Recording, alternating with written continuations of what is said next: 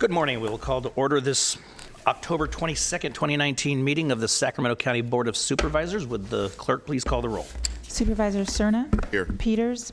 Here. Frost? Here. Natoli? Here. Kennedy? Here. You have a quorum. This meeting of the Sacramento County Board of Supervisors is cablecast live on Metro Cable 14, the local government affairs channel on the Comcast, Consolidated Communications, and AT&T UVerse cable systems. The meeting is closed caption and is webcast at sacmetrocable.tv. Today's meeting will be repeated Friday, October 25th at 6 p.m. on Channel 14. This meeting is also broadcast live on KUBU Radio on 96.5 FM. A DVD copy is available for checkout from any local library branch. Members of the audience wishing to address the board may fill out a speaker slip and hand it to staff. When the chair calls your name, please come to the podium. Also, please silence your electronic devices at this time. Thank you. Would you please stand and join me in the Pledge of Allegiance? Pledge allegiance to the flag of the United States of America and to the republic for which it stands, one nation, under God, indivisible, with liberty and justice for all.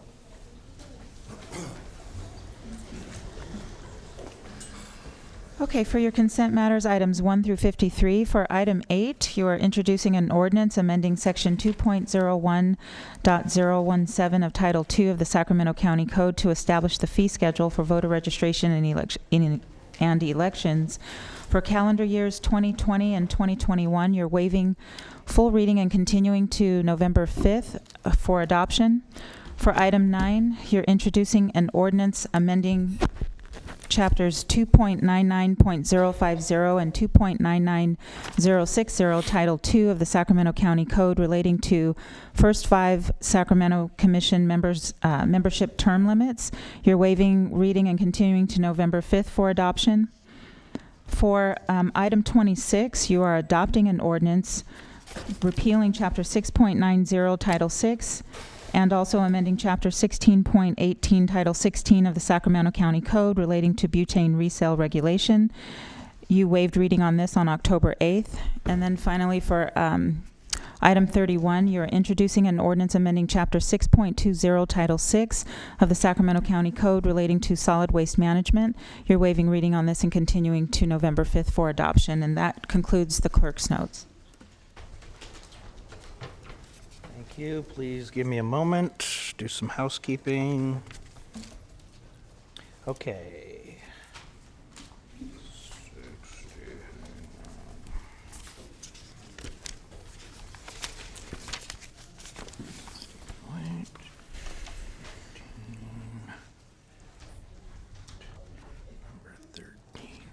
All right. Are there any members of the board that would like to have any questions or comments on items on the consent calendar?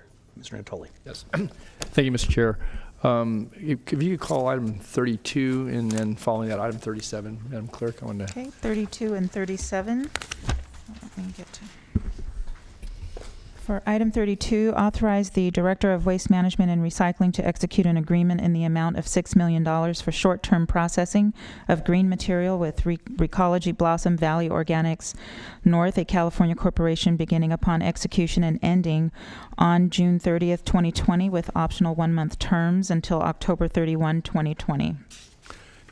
My question on this, and thank you, Nab, for pointing this out yesterday, in our briefing. So am I given to understand that for a 3-month period, it's going to be $2 million? So this is going to roughly run about $700,000 a month. Is that accurate? Again, it was kind of tough to follow as I went back through this again. That started out with $4 million. We're going to $6 million, which takes us from June 30th of next year through October 31st of next year. And I see Doug's in the audience too, so I'm trying to get some understanding about what this is roughly costing us per month with this extension. I see Doug's there. Have Doug answer that. Okay, thanks. Mr. Cerna? Your comment? Oh, I'm sorry. Yeah. Good Go morning, ahead. Doug. Go ahead, Doug. Yes. Doug Sloan, Director for Department of Waste Management and Recycling. Our costs are for green waste. We currently pay about $28 to $30 per ton. We did 2 RFPs. One was for short term for the next few years. The next one was a longer term. Those costs are running closer to $100 to $110 a ton for the short term. So our costs have basically tripled for getting rid of green waste. So I guess my question, though, Doug, is that from November 1st, next week, through June of next year, to the end of June, it's $4 million. But then from July to October, it's another $2 million.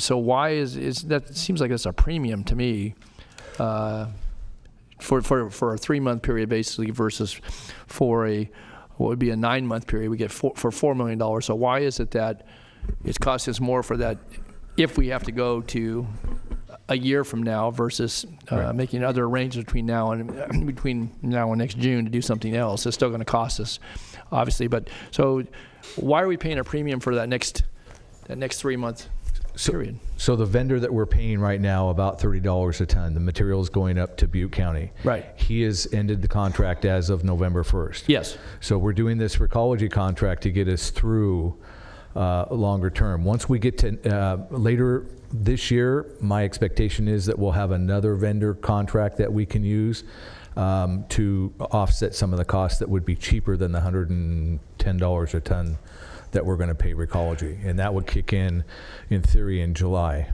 when we can.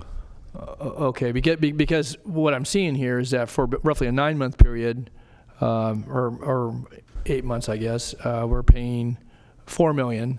And for I guess it would be a 4 months, so maybe it's equally divided here. I don't know. It just seems like it's a lot of money, and particularly for that last 3 months. Oh, I'm sorry, I didn't clarify that enough. I think there'll be a second contract starting in July. Yeah. So we'll send the material to 2 different vendors. The second vendor would be cheaper than this one. Okay. So we're only expecting to spend this much with Recology. So the optional term, you don't expect to, at least from what you know today, obviously those marketplaces can change. You don't expect that we're going to have to maybe, at least expend this amount of money. We're going to expend some amount of money, but it may be for 2 vendors and maybe be able to reduce some of the costs. Okay. All right. And we're still in negotiations on the longer term contracts. Right. Okay. Thank you. Thank you on that item then. That's all I had. And then item 37, if I could, Mr. Chair. Item 37 is the approval of compensation agreement in the amount of $96,000 upon demolition of 3299 Point Pleasant Road, located in the Beachstone Lake flood area. Okay. I don't know if somebody's here on this item. Michael, if you could come, please.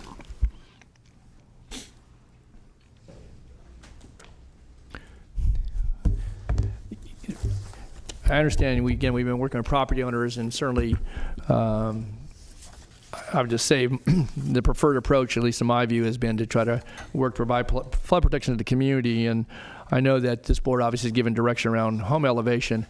I guess I want to just ring the bell just a little bit here that I understand what we're doing here. We have a looks like a modular home that has flooded on several occasions, and obviously the flood insurances, the premiums, as you pointed out, are significant for repeated flooding events that have affected this structure. What I don't want to get into, and very honestly, is that somehow we begin to buy houses in an area that is an established community, and yes, people say they're going to rebuild, but they've got to rebuild at a different elevation. It begins to change the aesthetic of the community, because then they pad up, and then these houses, a new house sits 20 foot higher, may not be quite that high, but let's say relatively speaking it's going to be a number of feet higher.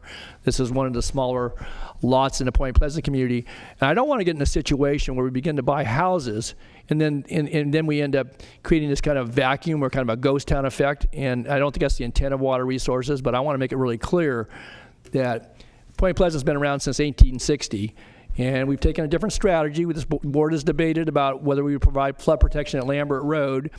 Direction has been given that we would provide flood protection around individual houses or support house raising.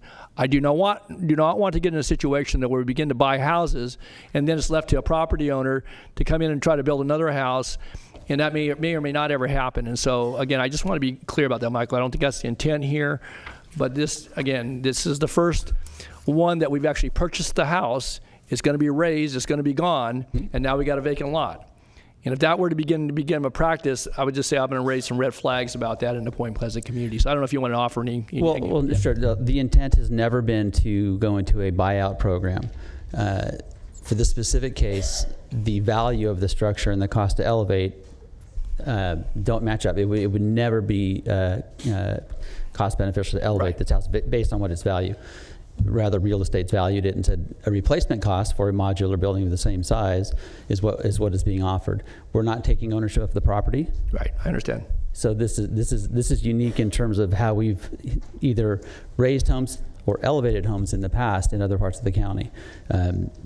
It's just simply the small size and the relatively dilapidated condition of this structure lend it much more to having it torn down and then providing compensation such that they can replace it with an actually a far better quality structure of about the same size, which is the intent. Okay. Well, and again, I wasn't reading anything into the intent here, and it may be a unique circumstance, but when we support house raising, it's with a AISE, not a AZING. So, yeah. Correct. Okay.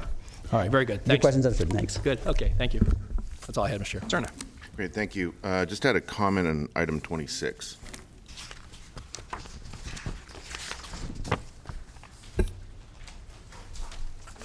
That. On item 26, you're adopting the ordinance repealing Chapter 6.90, Title 6, and amending 16.18, Title 16 of the Sacramento County Code relating to the butane resale regulation. Great, thank you.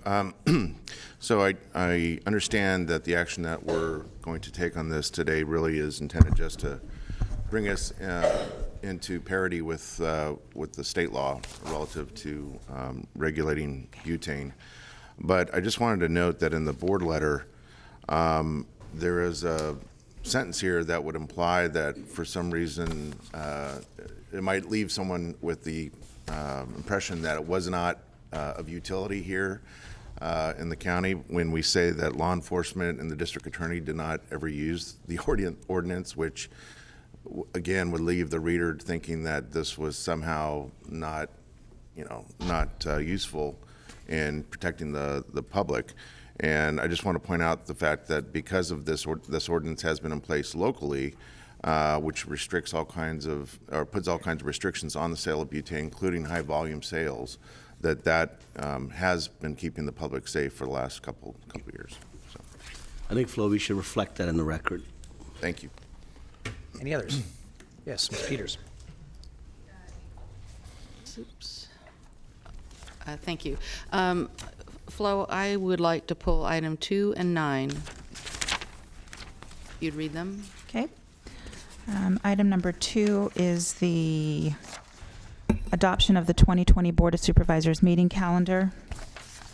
I would like to suggest a continuance on this item. There have been so many changes to the board letter, including just a little while ago, that I haven't had time to check my calendar or do any research on whether these dates work for me. So I'm going to move for continuance on this item.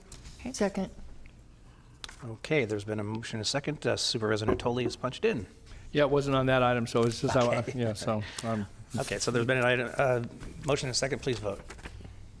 we'll continue to what date? Till the 5th, November. Continue to, November the 5th. November 5th? okay. Okay? That's fine.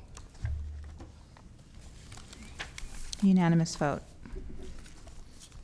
And then for item number 9, you are introducing an ordinance amending chapters 2.99.050 and 2.99060, Title 2 of the Sacramento County Code relating to first 5 Sacramento Commission membership term limits. Okay, thank you. I read this item. I don't really understand why we would want to extend the terms of these positions. I look at these kind of committees and groups as a way to educate the public on what's going on on them, and I don't see any need to extend the terms. So Ms. maybe Gala, somebody could answer that. I believe we do have someone here. Yes. Good morning, supervisors. Basically for 2 reasons. Introduce yourself, Oh, please. sorry. I'm Julie Golello. I'm the executive director of First 5 Sacramento. 2 reasons.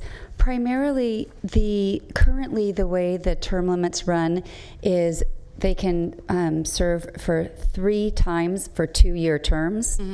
And I'm asking for 2 term limits of 4 years instead, because the every other year is just kind of chaotic, and then they have to reapply. And just for continuity, we do end up doing our strategic planning every 3 years.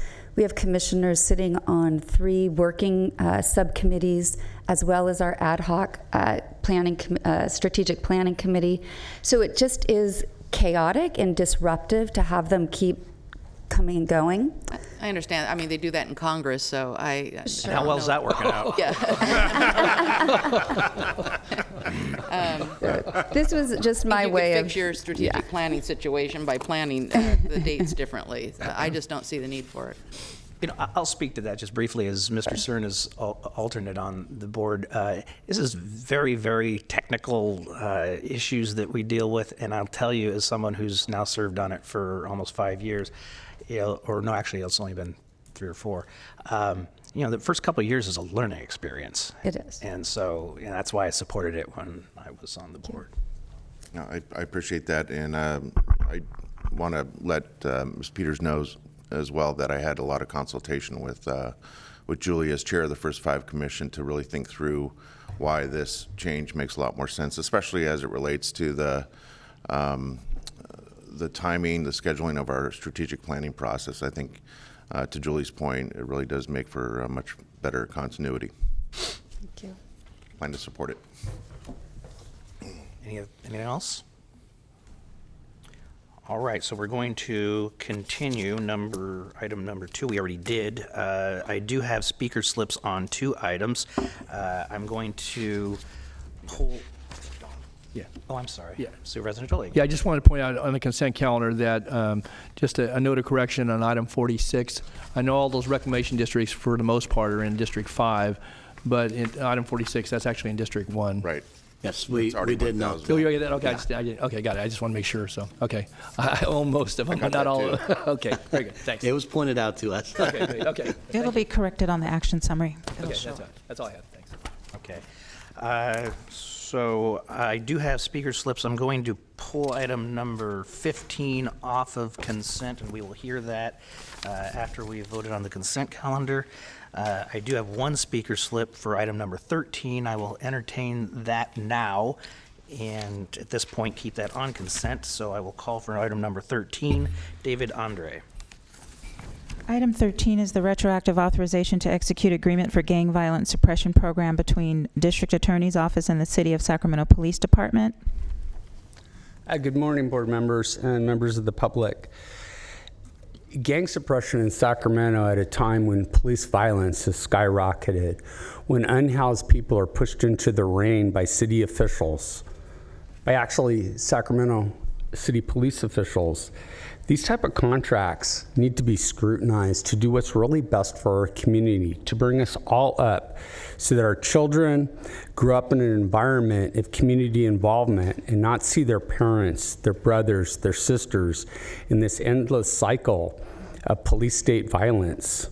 Please join with myself and others and vote no for one thing on this jail, and please scrutinize this legislation that you're talking about with a heart towards your own family members and the rest of us. Thank you very much. Thank you. Thank you. Okay, any questions of the board? All right, then I will entertain a motion on the remainder of the consent calendar. So I would move the consent calendar with the exception of item 15. Yes. Right. Second. And those have been continued. We have a motion and a second by Supervisor Frost. Please vote. Unanimous vote. Thank you. You ready for item 15? Yes. Item 15, authorization to enter into a memorandum of understanding with the Superior Court of California, County of Sacramento to accept funding from the Judicial Council of California for the pretrial pilot program in the amount of $8,159,903, retroactive to the term of August 9th through June 30th, 2021. Approval of appropriation adjustment request in the amount of $3,276,232. Approval of a salary resolution amendment adding 14 full-time positions, limited term positions, and 1 FTE permanent position, and approval of the 3 upgraded replacement vehicles. Okay, Mr. Wagstaff, if you could give us some brief background on this and get Absolutely. the opportunity for Thank you, board members to ask Supervisor. questions. Bruce Wagstaff, Deputy County Executive for Social Services. This item relates to the successful effort that probation, our Department of Probation, has been involved in with the Superior Court. They have received an important state grant to expand our efforts in a significant way to provide an alternative to incarceration for persons who are in pre-trial status. It would address the issues you're going to hear more about later this afternoon with the other initiatives that we have underway. But it also gives us an important head start on the bail reform efforts that are going on statewide. You've heard about this before with SB 10, the initiative that's on the ballot. This gives Sacramento County an expanded effort to get ready for all of that. And it utilizes an assessment tool for this purpose that is an evidence-based instrument that has been empirically tested and is viewed as a best practice. So we view this as a very significant initiative, and we look forward to your approval. Thank you very much. Is there any questions from the board? All right, then I will take public testimony, and I will say that I do have a number of comment cards here, and we, of course, welcome the participation of the public to speak on anything on the agenda. However, I ask you to keep your comments to item 15, and if this, if you start addressing an item that is on the agenda later, I will admonish you and ask that you appear to speak at that time on that item. So. I'm going to do something a little unorthodox and call for a pause on item number 15 because I just realized that I have 26 speaker cards, and we do have a few members of the audience who are here for item number 54, which will just take a very short period of time. Okay. Item 54 is the presentation of resolution proclaiming the week of October 20th, 2019 as National Friends of the Libraries Week.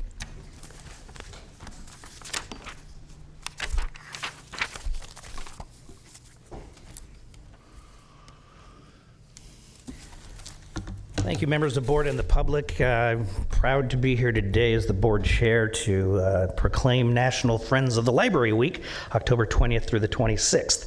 We all know the value of the library in our community. I think the library system in this community is really second to none in the nation. There was a time when libraries were all about people going, looking in card catalogs and finding a book, reading it, checking it out. That has transformed into what really is a full-service library that actually offers educational opportunities for people, opportunities to check out items that are useful in their daily lives. You can publish books in the library. There's so many things that we do in libraries now that have never been done before. And really, with the leadership of our library staff and the Friends of the Library, we really in Sacramento County have taken libraries to a really extraordinary next level. So with that, I'd like to present this to Rivka Sass and the Friends of the Library and give them an opportunity to say a few words. Wow, you said it all. Thank you. We're done. Good morning, everyone. You know, I truly, as a longtime librarian, believe that we are the last public square and the cornerstone of all of our communities. And I know all of you have libraries in your districts, and you know the value, especially when our libraries are under threat, which fortunately they're not right now. And I love that you said we're second to none, because we will shortly be making an announcement that demonstrates we're second to none, but we have to keep it under wraps for just a little longer. But that was very prescient. So I want to also mention that the Friends of the Library are not always seen, but they are always felt in our communities. Anita Scurry is our president of the Friends of the Library for the system. Karen Wilson is here. We hope that she will be taking on that leadership role one of these days. But there are little things that you probably don't even know about. There's a library in the youth detention facility, thanks to the efforts of the Friends of the Library. There wasn't one. We are now embedded there once a month, providing library services on a very, very small scale, but it was the Friends who bought the initial collections that make reading worthwhile for kids who absolutely need to develop those reading skills. Their average reading level is about 4th grade. So thank the Friends, even for those things that you don't always see. I'm going to turn it over to Anita. Hi. I'm happy to say that we appreciate all the support that we get for the library, and we view ourselves as a partner with the library. Friends' monetary contribution to the library isn't that great, but as Rivka indicated, it does provide for certain things, including the juvenile detention facility library, which I also personally support because I believe that incarcerated children really need that ability to improve their skills so that they can stay out of that system later on in life. We also provide over 56,000 volunteer hours to the library every year, which is valued at over $1.5 million. And I think it shows how much the community loves the library. And so we thank you for recognizing what we do to support the library. And Karen is currently our vice president and chair of our communications committee, and we anticipate she will be president next year. Thank you. All right. We got a photo? Yes, I want to take a photo of all of you. But what about you? I'm just the library director. Oh, yeah, that's Give it to our friends. Come on. Here we go. Thank you.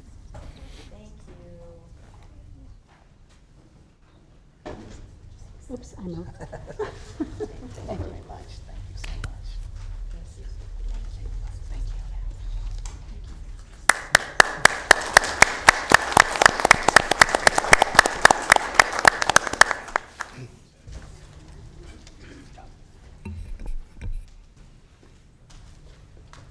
Okay, I apologize for that. Let's go back to item number 15, which we have read, and I have made the statement that please keep your comments to item number 15 and number 15 only. And with that, we will start with Claire Tauber.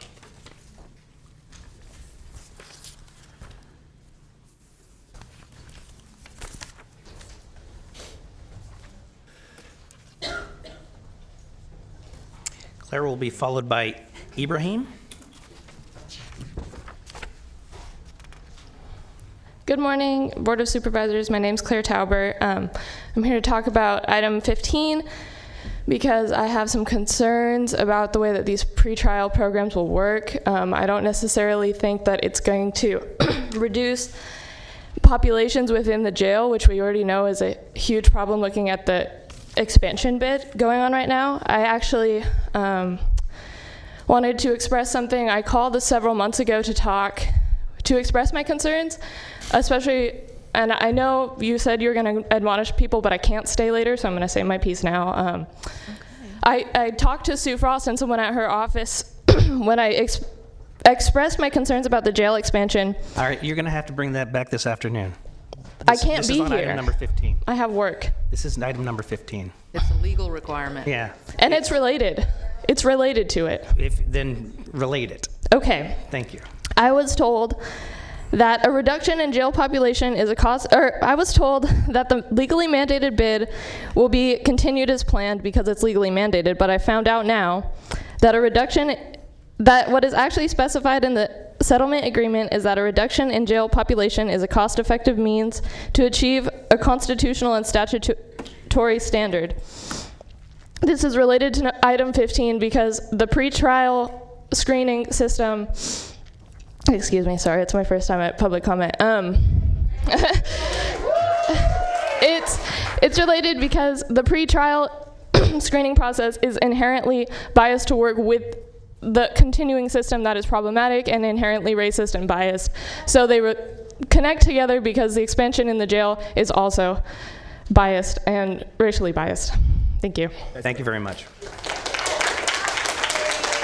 Ibrahim. Ibrahim? Okay.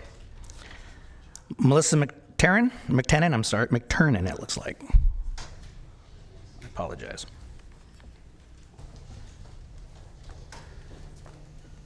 And after Melissa will be Kenji Tamari. Okay, thank you. I'm a huge data nerd, and I look at data for a living, so I've been looking into the past 10 or so years of the Sac County budget, and the numbers speak for themselves. The Sacramento Sheriff's Department alone, excluding costs related to the correctional health, makes up about 37% of the net county cost in this year's proposed budget. That's up about 8% from last year and makes it by far the most expensive county resource department and the fastest growing expense. The second and third most costly are probation and the district attorney's office, each of which only make about 8% of the county net costs.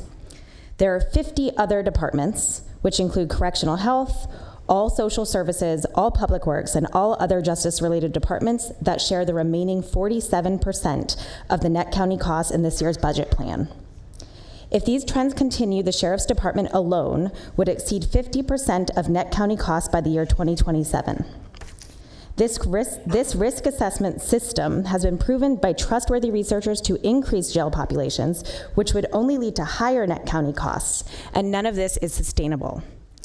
It is shameful that programs that could lead to lower incarceration rates, such as health services, regional parks, and fair housing services, are increasingly strained, while the Sheriff's Department, which has demonstrated no care or concern for community well-being, continues to soak up higher and higher proportions of our county funding.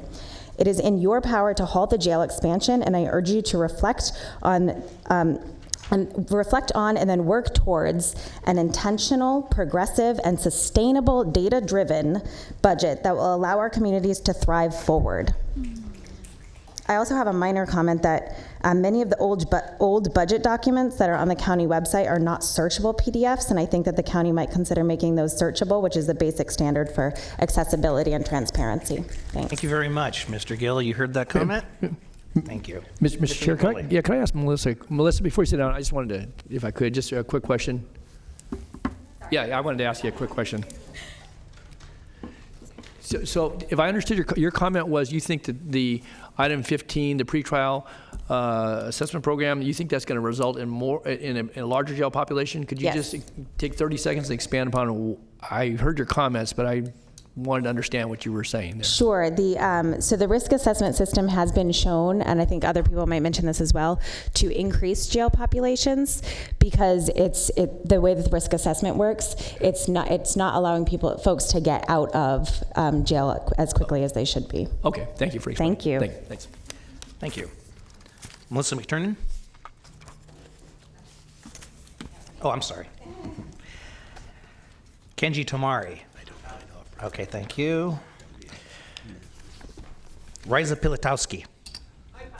Thank you. Amanda Denham.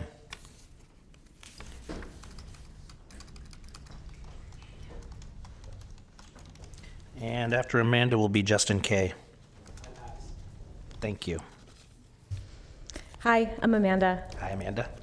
I'm just going to speak really briefly today about mental health in general. And specifically related to Sacramento County and the carceral system here. So according to the World Health Organization, adequate mental health is defined as a system that supports and fosters an environment that respects and protects civil, political, Amanda, are you going to tie this into item 15? How is this not related? This is about mental health support? All right. Yeah. Thank you. Thank you. Great. So I'll let you go over. Thank you so much. So adequate mental health support has an environment that respects, protects, sorry, I'm totally messed up now, that respects and protects civil, political, socioeconomic, and cultural rights. When people are being held in cells for 23 to 24 hours a day with no end in sight, it's impossible to say that their civil, political, socioeconomic, or cultural rights are being respected. So instead of spending money on this pretrial or jail expansion, it's time to be spending money more wisely in the county. It's time to finally support access to quality mental health treatment, access to nutrient-rich food, and reliable, safe housing. Thanks. Thank you, Amanda. Ryan McClinton?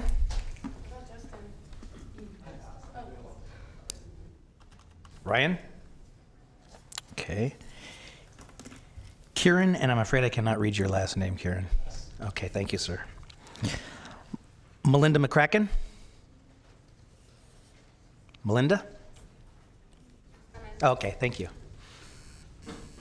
And after Melinda will be Tyler Jackson.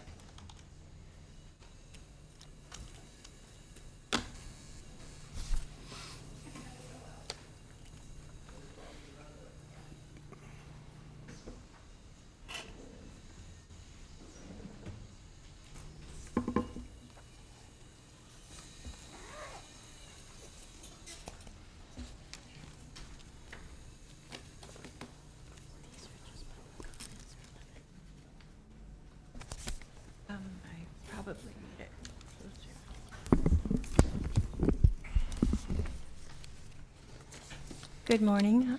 Thank you for giving me this opportunity to speak. morning. It is about this agenda item. Nearly 70% of the current jail population is awaiting trial. So this affects the majority of the population.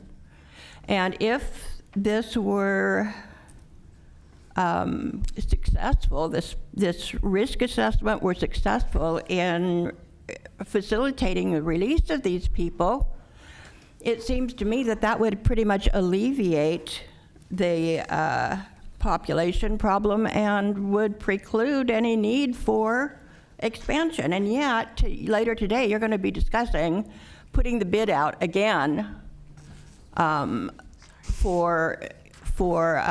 accept bids to expand the jail. So it sounds like you don't believe that this is actually going to reduce the number of people being held very significantly, and I have to wonder why.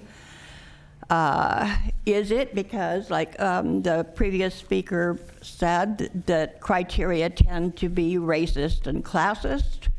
What will the algorithm consist of? Do we have access to that? I haven't heard anything about who determines the criteria. We're the population affected.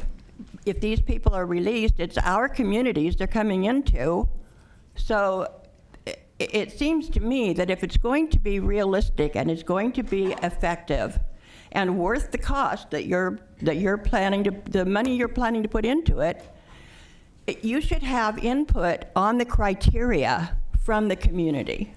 If you're just going to have some faceless corporation determine it based on their own biases or whatever they perceive as good criteria, with no consideration of our local community, yeah, you'll probably end up with most of them staying in jail. And with that, what's the point? Whereas, if you do consider our considerations, if you do take Please it wrap down up, Melinda. Excuse me? Please wrap up. If you do listen to us and put community people on whatever board or give us input, we can help you determine the fair criteria that will actually reduce the jail population, and you won't have to expand. Thank you. Thank you, Melinda. Tyler Jackson. Tyler is followed by Nikki Jones.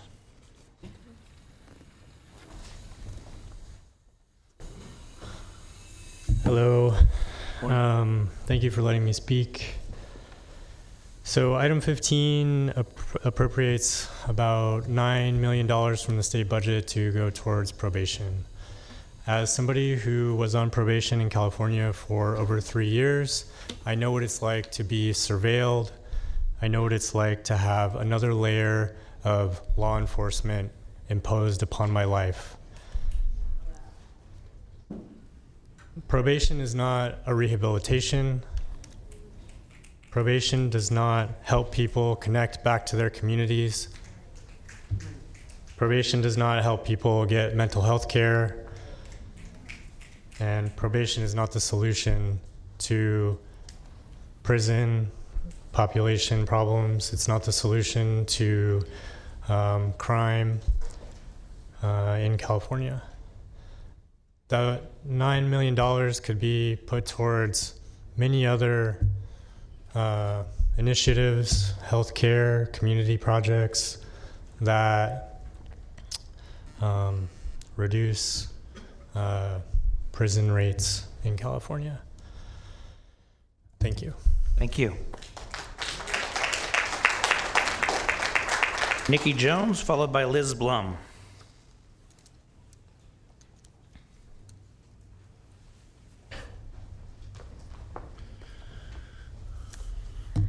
Thank you. So the county has kind of admitted themselves in various documents that they don't have a comprehensive plan to reduce the jail population countywide. And we're here to say that this kind of piecemeal attempt at reducing jail populations isn't going to work. We need to look bigger. We need other counties have moved forward with alternative to incarceration working groups so that we can have some real organized, strategized, and community and impacted people-led look at how do we reduce our jail populations fairly, justly, and in the best interest of our community, not at the behest of probation. So when we put more people in our community under the hands of probation, like my friend just said, thank you so much, another layer of law enforcement is not going to reduce the chances that these people end up incarcerated. We need real community solutions. If we take a look over at San Francisco, there's a reason another major county was not included in this Judicial Council $68 million where you guys are getting this money from. San Francisco County, because San Francisco County for years has run a community-based program called Pretrial San Francisco, and they do it without police involvement. They do it without probation, and they are able to, the courts are able to work with community-based organizations, and they get people out. And so that we really need to be looking at different models rather than these risk assessment tools. Some folks have already noted, but to your point, Councilmember Natoli, what the risk assessment tools do is most of them are proprietary, so we don't even get to know what goes into these algorithms. Furthermore, what's come out is that they reinforce long-standing classist and racist and sexist biases that our regular criminal justice system and that our society already hold. So when we use algorithms that use the same lens to look at our community members, the same lens that stigmatizes, criminalizes, and beats people down, we are going to get reinforcing of that. And not to mention that judicial discretion added in some places, 5 out of 6 of people that the assessment even recommended for release were still detained because judicial discretion judges aren't on the same page. So we really need a comprehensive county look through the court system, through our community-based organization, and led by people impacted by this torturous carceral system on how we are going to do this better and how we're going to do it with the people. These risk assessment tools, evidence-based, the last report that came out about it said research remains to be done, and that these Can you wrap up? And that these tools very likely have those biases in place, and they won't be able to tell till we flesh them out. So they're using Sacramento County and our residents as a guinea pig with which to flesh out if these are racist tools. They're racist tools. Shut them down. Thank you, Nikki. That's the first time "pooey" has been said in this chamber. Liz Blum. I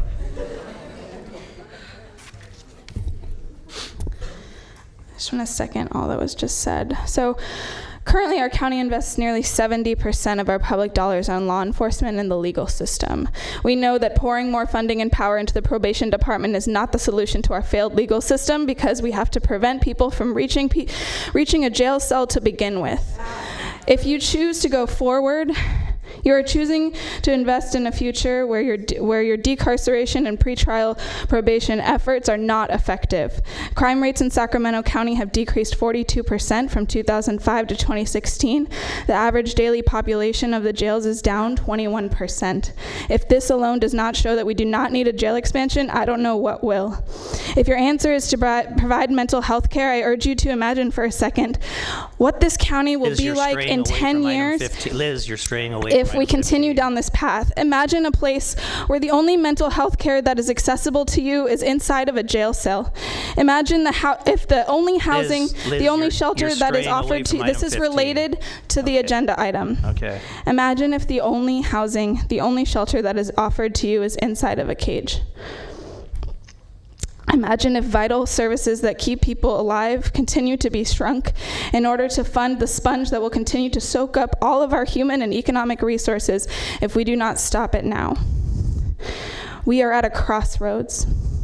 Going forward with this jail expansion plan sets us down a dangerous path, I'm almost done, a path that continues the extraction of resources from our county budget into an ever-expanding police and criminalization budget. We cannot police and incarcerate our way out of a housing and mental health crisis in Sacramento County. Thank you, Liz. Luke Bordendorfer, and if we can refrain from the clapping, it just makes things go slower. Luke Bordendorfer. And please keep your comments to item 15. Luke Bodendorfer is not here, I take it. Devin Jokerst. After Devin is Robin Ayers. Thank you.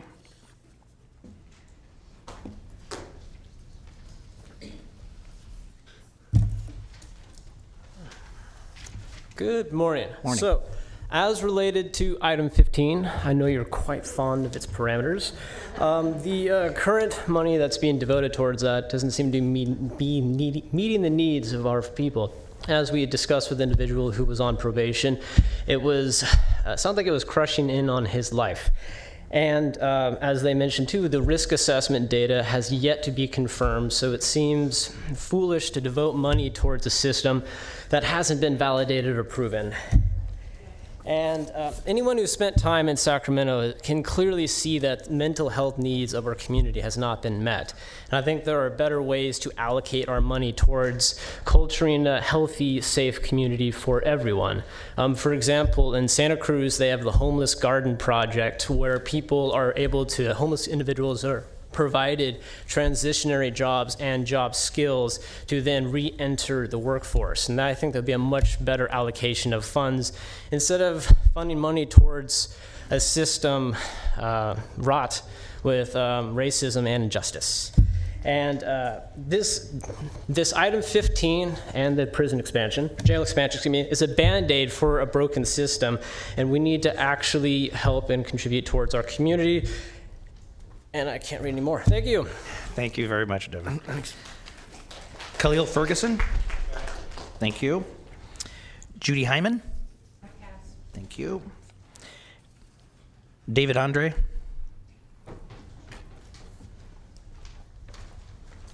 Good morning again, members of the board and the Welcome public. This judicial review, a lot of people are telling me that this is the same old racial and cultural risk assessment that keeps a lot of my relatives and my neighbors locked up.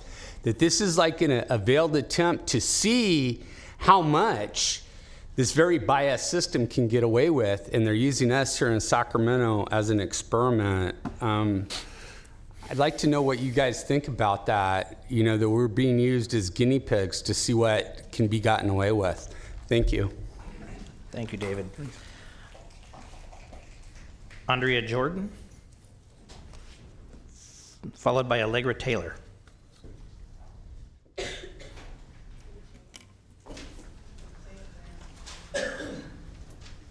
Good morning, board members. Morning.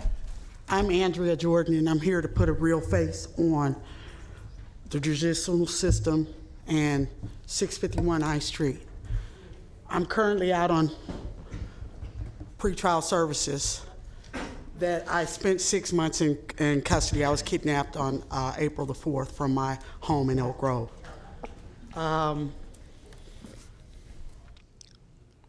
The system needs to be inclusive to everyone. I've enjoyed Sacramento. Sacramento has so much to offer. So many things are happening. The mayor said yesterday he was damn proud, damn happy about everything that's going on. The jail expansion is the underbelly of Sacramento, And we cannot, because the poor, the mental health, everything that's there is an abomination. And 651 I Street, we cannot expand it. And that's what I want to say. Thank you. Thanks, Andrew. Allegra Taylor, thank you. Followed by Fernando Nadal. Allegra Taylor, Sacramento Act, the Village Advocates of Sacramento, and BYLP. Listen, we're talking about money, and we're talking about money. When we're talking about money, we also want to talk about class warfare. Anytime that you take funds and invest into an already criminal justice system that is actually not broken, it's designed to do exactly what it's doing, to criminalize black, brown, and marginalized people. You have a system that you already know is not working, but you want to keep investing money in that.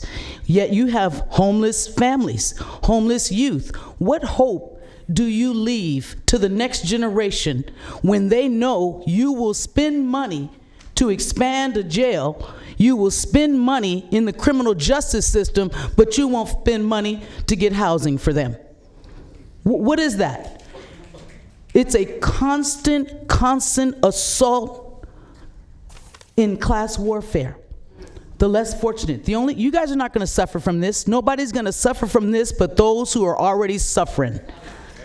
To further expand, use money to expand, or anything like that. Do you have a comment on item number 15? I have a comment on item 15. If you're spending money, thank you. If you're voting to spend money to expand the criminal justice system and you're not going to vote to spend money to house people, shame on you. Shame on every last one of you.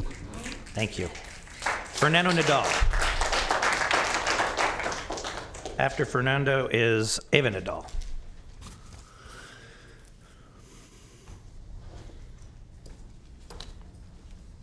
Morning. Thank you for allowing me to speak. My face, my name, and who I am is a total sum of part of the system that you guys represent. So I'm here to talk about fair representation. I don't see it up here, okay? I do not see it up here, so it kind of starts somewhere. Okay, you guys make decisions that affect people like me. I want to talk about your funding for this program here. I see it's pretty generous, but I also look at the rest of the agenda and some of the important items that affect people like me. It's very poorly funded. Where's the equity on that? So I'm hoping that you guys, it's more than just money. It's about mentality, okay? And your mentality is what allows you to make your decisions in regards to this situation here. So I want to talk about, and I want you to consider in your decision, prevention versus incarceration. Why do we want to add more people and increase the system when we don't want to do that in the community where it starts? I also want to talk about education versus institutionalization, okay? You guys want to increase your institutions, increase your programs, but I don't see you increasing your efforts in helping people to stay in their communities. That comes first before being put into the system. The other thing I want to talk about. Can you wrap up, Mr. Nadal? Yeah, I know you would like for me to wrap up because it's hard to accept the kind of stuff that I'm talking to you about. But you know, somebody got to tell you, you know. Sir, and I'm not trying to come and ruin your show, but I'm also here to represent the decisions that you make. I was incarcerated when I was a teenager. I seen institutionalization happen before my eyes, okay, perpetuated by the system that was supposed to help us. Okay, so don't tell me that increasing these programs is going to help people and young people like me. Look instead of how you can help them stay at home and how you can increase their wellness mentally, Thank you, Mr. Nadal. physically, emotionally, financially. If you're going to fund these programs, well, make sure that you fund. If you're going to, Thank you. No, you see, why you want to cut me off? I'm talking about the stuff you want me Out to of talk fairness about. for everybody else Oh, that's going to okay. speak here I know today. that you're rude. Thank I you. know that you're naturally Thank rude. you. Thank you. You know, it's built in this Thank you, Willie Mr. Lynch system that you represent. Thank you, Mr. Nadal. Thank you. No, you're not. I know you don't appreciate it. No, but we do. We appreciate you being here. Thank you. Ava Nadal.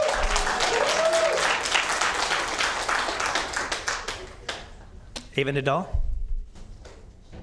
She couldn't stand it, so she took a break. Okay, thank you. Kalinda Jones?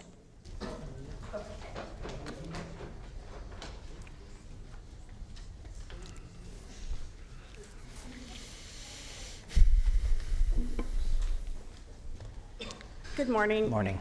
I'm Dr. Kalinda Jones. I, in my past life, have been a K-12 teacher. I'm here to speak on 15. A K-12 teacher, a mental health therapist, a school counselor. Currently, I was at a university as a professor. It's a 25-year career. And currently, I am a tenured professor at Folsom Lake College. What I do there is I teach in our prison education program at Mule Creek State Prison. What I'd like to speak to is about the use of money to continue to fund the criminal justice system or aspects of it versus doing things that we know research shows is effective. So first I'd like to speak a little bit about what I think is, so one of the things that people talk about is being tough on crime and reducing harm. One of the things that I think people are not aware of is how often harm is induced by this system. And I'm very concerned about the harm and the use of power that's occurring in this conversation today. So for example, the reason I'm here today is because the prison was shut down where I'm supposed to be teaching, showing you the instability of services offered in prison. And so I came here, and two of you are listening to me as I'm making public comment. In addition to that, my understanding was that you were well aware of the fact that we would be here to discuss later items in the agenda, and you put them later in the agenda. To me, this is a blatant use of power in controlling the narrative in a way that's harmful. So I guess what I would love to hear is that you're going to use your power to help the community, to help people. Evidence would suggest to me today that that may not be the case, but I'm still here to call you to try to listen to the public that you represent and to actually use your power to help people, to not harm people. Thank you. Thank you. Alma Lopez.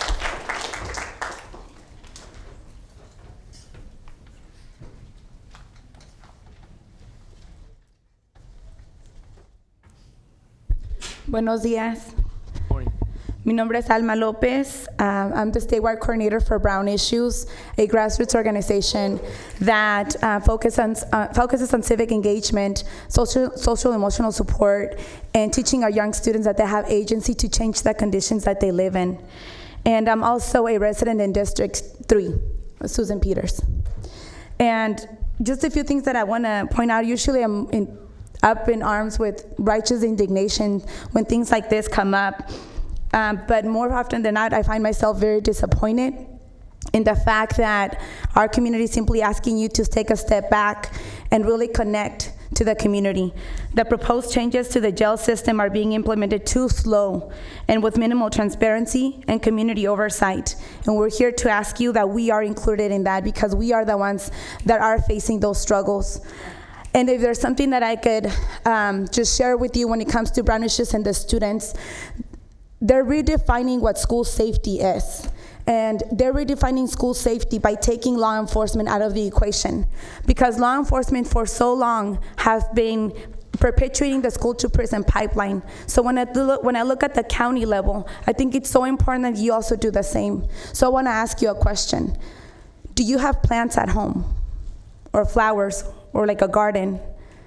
And if you say yes, then you would know that if your plant is not growing, if your flower is not blooming, you would change the conditions to make that plant grow and that flower bloom, whether it's sunlight, whether it's water, or it's even talking to them. So if I wanted to ask you to use that and take a step back, and why are we punishing our community for living in the wrong conditions when we can invest that money to truly, truly have them be empowered and just live with dignity and respect? And that's all we're asking you. So please include us in those conversations. Thank you very much. Alice Luna, followed by Courtney Hanson.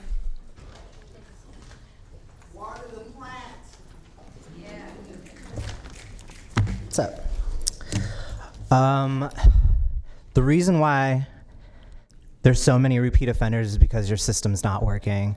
And for you guys to sit here and actually think that you guys can create some risk assessment for us is completely preposterous. And we as a community have assessed that you're what we're at risk of, because every day we're facing like police brutality or just like it's completely wrong, and y'all can't be doing this. Y'all are expanding jails, but at the same time, you guys are trying to put out this risk assessment that's supposed to bring down, the population in jails, but you guys are preparing for a larger population, which just doesn't add up. And the money that you're spending, the $80 million that you guys are spending to increase jails, are way better spent to go to our schools or go to our communities, because that's what's actually helping people not stay in jail. And I've been homeless out here for a pretty long time, and there's nothing really that the state's really done to really help me in that situation. And my risk of being incarcerated has only gone up, and just being outside, and it fucking sucks. So do something better, because shut this shit down.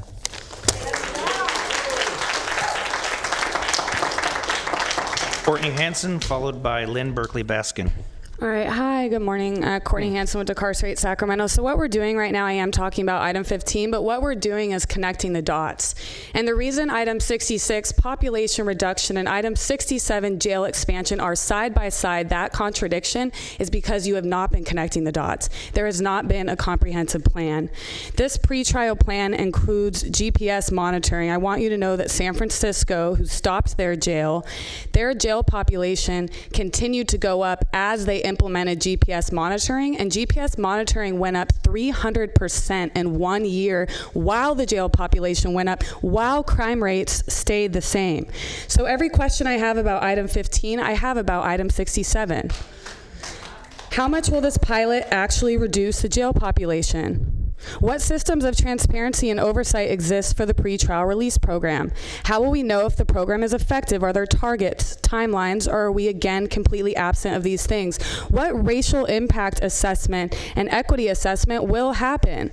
The data is out there. We don't have to give it all to you today. These risk assessments are based on the status quo. The status quo of the criminal legal system is racism and classism. Our jail holds 37% black people. Black people make up about 10% of our county. So tell me how that happens. In one county out of 1,000 people that got assessed, only 30% got a passing score, and of those, only another 30% got approved by the judge.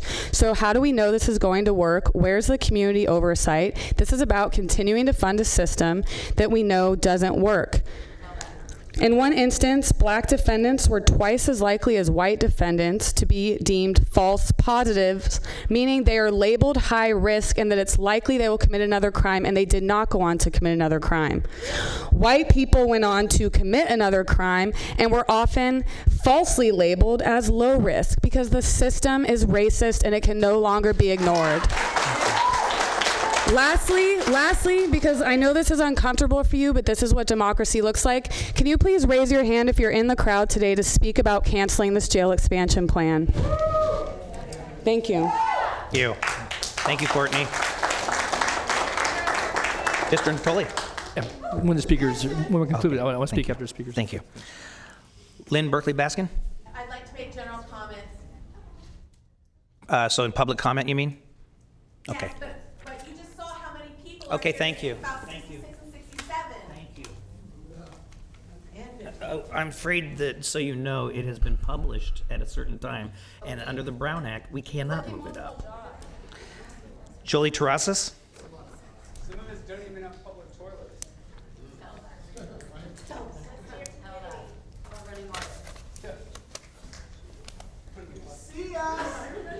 Jolie Terrazas, thank you. Good morning. My name is Dr. Jolie Terrazas. I'm a consultant and educator who will be teaching a couple of business courses at Sacramento City College this semester. I'm also a volunteer with SAC Act. I reside in District 2. My doctoral degree is in industrial and organizational psychology. When analyzing issues, this tends to make me look at things with a focus on human resources and efficient use of them. I'll return to this point in a moment. We're facing a climate crisis. The Union of Concerned Scientists predicts that if we do not dramatically change the human activity that is warming the planet, by 2036, Sacramento will begin to experience days as hot as 127 degrees Fahrenheit. Let that sink in. 127 degrees Fahrenheit. I don't know about you, but I'm pretty uncomfortable at 110.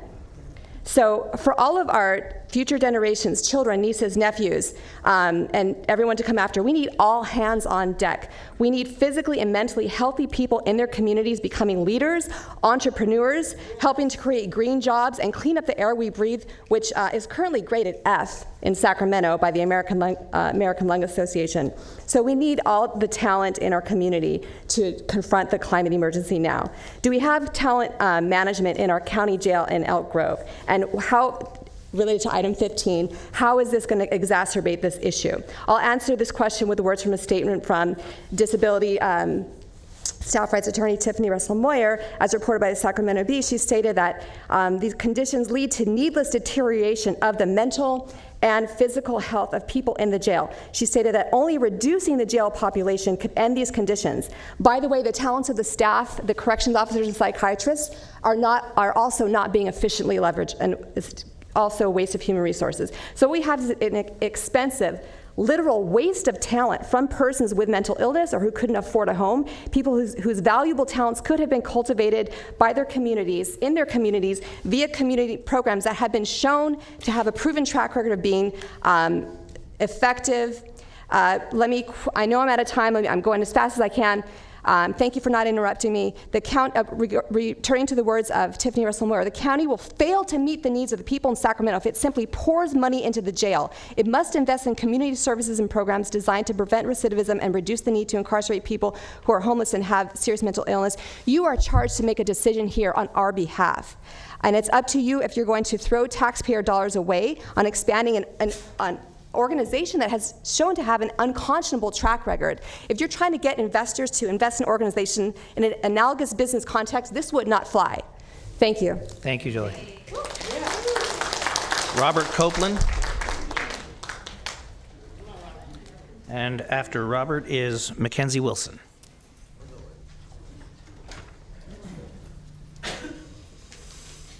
Morning, Robert. Courtney Hanson pretty much spoke what I was going to say. And I will speak on jail expansion later on this afternoon. Thank you. Thank you, Robert. Mackenzie Wilson.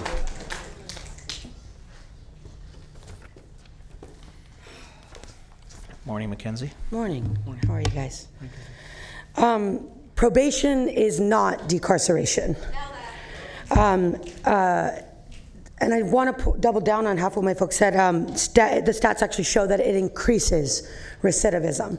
Just contact with law enforcement means that you are probably going to maintain contact, right? So how do we get in between that ever happening is really what we need to be talking about.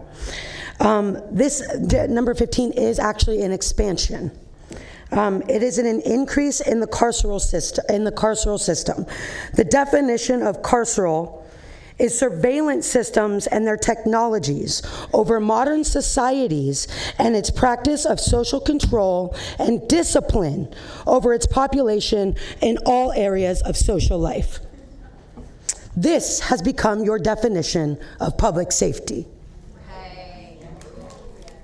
We consider public safety mental health services, family and children programs, parks and libraries, and housing. Number 15 is also a perpetuation of poverty. This is a cash cow for private corporations that put these costs on us and you fund it. They put these ankle monitors on folks who live outside and then re-jail them when they can't keep the battery charged.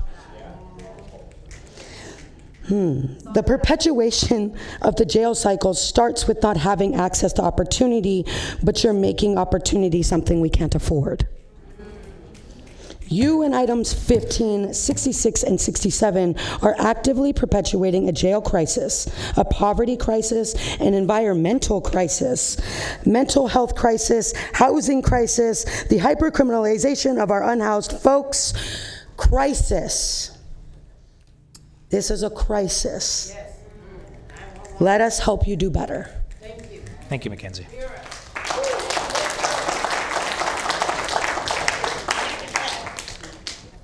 Supervisor Natoli. Thank you, Mr. Chair. Well, I want to certainly thank our speakers this morning, certainly for raising some very, I think, pertinent issues. I want to ask our staff a couple of things here that's certainly attached in the MOU, but also I think raised here. And first one I want to ask about is this, the public safety assessment tool. So is that a prescription that then we have to utilize, or is it a tool that we have the ability then to, I think, we're certainly working with the courts and obviously probation, the primary partners in this, to actually look at some of the things that were talked about here today as it relates to biases that may be inherent in that tool. And so I guess I'm curious about that, Bruce. And maybe you don't have the answer, so maybe we need to get more information. Well, but thank you, Yeah, Supervisor. yeah. Once again, Bruce Wagstaff, Deputy County Executive. And I will speak to that. And of course, later this afternoon, you'll hear from Chief Seal, who can say more. But the instrument being used is not proprietary. It does not use or collect racial data. It is a validated instrument based on arrests, failure to appear, and convictions. And it will be evaluated. Could we at least hear? I want to hear. You can all disagree, but let's hear him explain at least what he understands. I want to hear it, so that's why I asked the question. So please give us an opportunity. To your question about, to the other part of your question, data will be collected on its use, publicly shared with the Judicial Council to see how that is playing out. But probation has carefully looked at the experience with these projects in other jurisdictions, has looked carefully at the different instruments that are used in other jurisdictions. One of the reasons why they were successful in partnering with the Superior Court in getting this grant is because the approach they are proposing to use. So I would just say that this is an important part of our overall effort to have alternatives to incarceration that you're going to hear more about later today. And a lot of thought has gone into it. This is the alternative to the cash bail system that, of course, we have had discussion about as well. So the instrument is a solid one. Okay. Well, let me ask about that. So I heard two things that kind of, at least in the response, that I think are important. You said it's non-proprietary. So that means it's not a consultant that's bringing this to us. This is through, as you were describing, that working with local law enforcement. Is there, and I assume the public defenders a part of that equation, but is there opportunity for public involvement at any level as it relates to the utilization of the tool that's utilized? Thank you. Certainly, as I said, the data is going to be shared on the experience.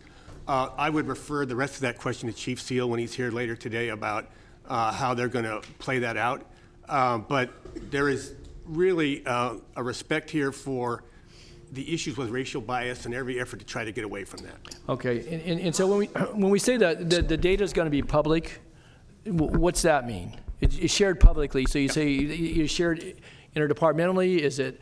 Does the board have access to it? Do folks in the audience have access to it? The public will have access to it. Lee can speak specifically to how it's going to be made available.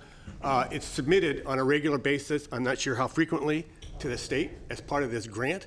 But in doing so, it is a public piece of information for everybody to see. Okay, I have some other questions. I think Supervisor Cerno wanted to ask about this particular piece of it, because I have some other questions I want to ask about. Yeah, just to follow up on line of questioning by Supervisor Tolley.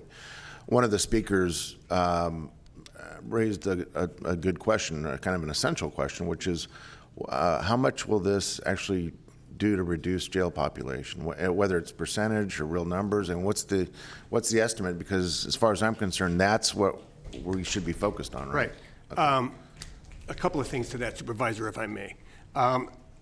Lee will have the actual numbers in terms of how many people they are targeting for this. I don't have that.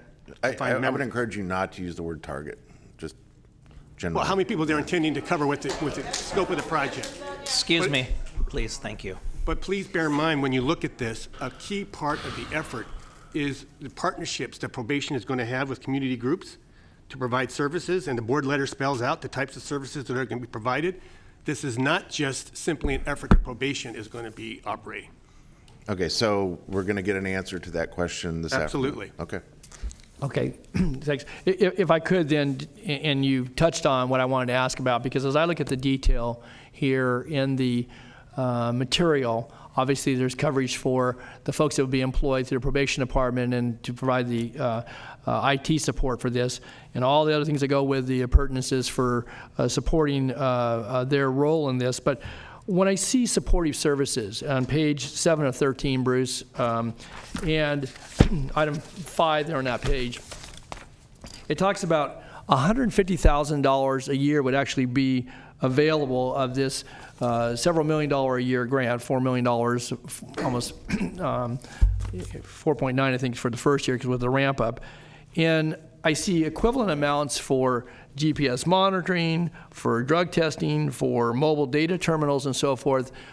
Why is that number so low? If we are, in fact, again, what people may think about this particular program, but if we enter into it, why then wouldn't we invest more than that amount in supportive services? I mean, that's roughly $12,000 a month, and if you have, so okay. Now, I understand your question, Supervisor. Yeah. I would ask your indulgence on that. They have Chief Seal speak to that, how they come up with those numbers. Okay. But I would refer also to page 4. Okay. That talks how the grant will be used in a contracted way with community-based organizations. I saw that. And that speaks to the types of services. How they came up with their number, yeah, I wouldn't want to guess. I mean, but I think that's a fair question, and he should speak to when he's here. I'm going to offer a suggestion. Without belaboring this morning, I'm going to suggest that we put this over to this afternoon, Mr. Chair. If Chief Seal can be here, maybe we get some better, clarification, because I would just say that particular issue as it relates to supportive services, again, I understand the concerns that have been expressed here about the assessment tool. Certainly I'm not as knowledgeable about that as maybe others in this room, but I would say when it comes to supportive services, that to me seems to be a very key piece of this. And if it's only $12,000 or a little more a month, that seems to be very insufficient if in fact, the whole idea is to not only divert, but to provide a level of support within the community framework to hopefully people to achieve that sustainability, whatever that is, so they aren't incarcerated. And so I guess I'm gonna ask that we have this put over this afternoon if my fellow members concur. Are there any other comments or questions from the board? If that's the form of a motion, or if we need. We don't need a motion to put it over. Okay, then we will put this item over until the afternoon. When would you like to hear it? With more public comments, please. Public hearing has been closed. When would you like to, before? Well, I guess we've got items 66 and 67, so I guess it's related in some sense. I would say probably after that. That's probably a good idea. Okay, we'll hear it after the item 67 then. Okay, thank you. Thank you for the public comment. Any? Now, Madam Clerk, next item, please. Okay, so for item 55, you are introducing an ordinance of the Sacramento County Code repealing Chapter 2.96, Title 2, related to the Sacramento Metropolitan Arts Commission. You're waiving full reading and continuing to November 5th for adoption. You're also adopting resolutions regarding county administration of arts-related functions and California Arts Council funding. Yes. Presentation?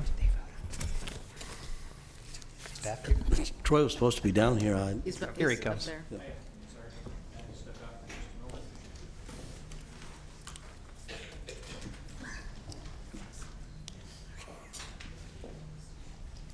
Weren't planning on being on at 11, Troy? Thank you. Good morning, members of the board. My name is Troy Givens with the Department of Economic Development. Today's presentation, we're going to cover a few items, a brief overview of the Sacramento Metropolitan Arts Commission, the dissolution process, a brief description of the 3 programs impacted by the process, next steps, and then recommendations for the board.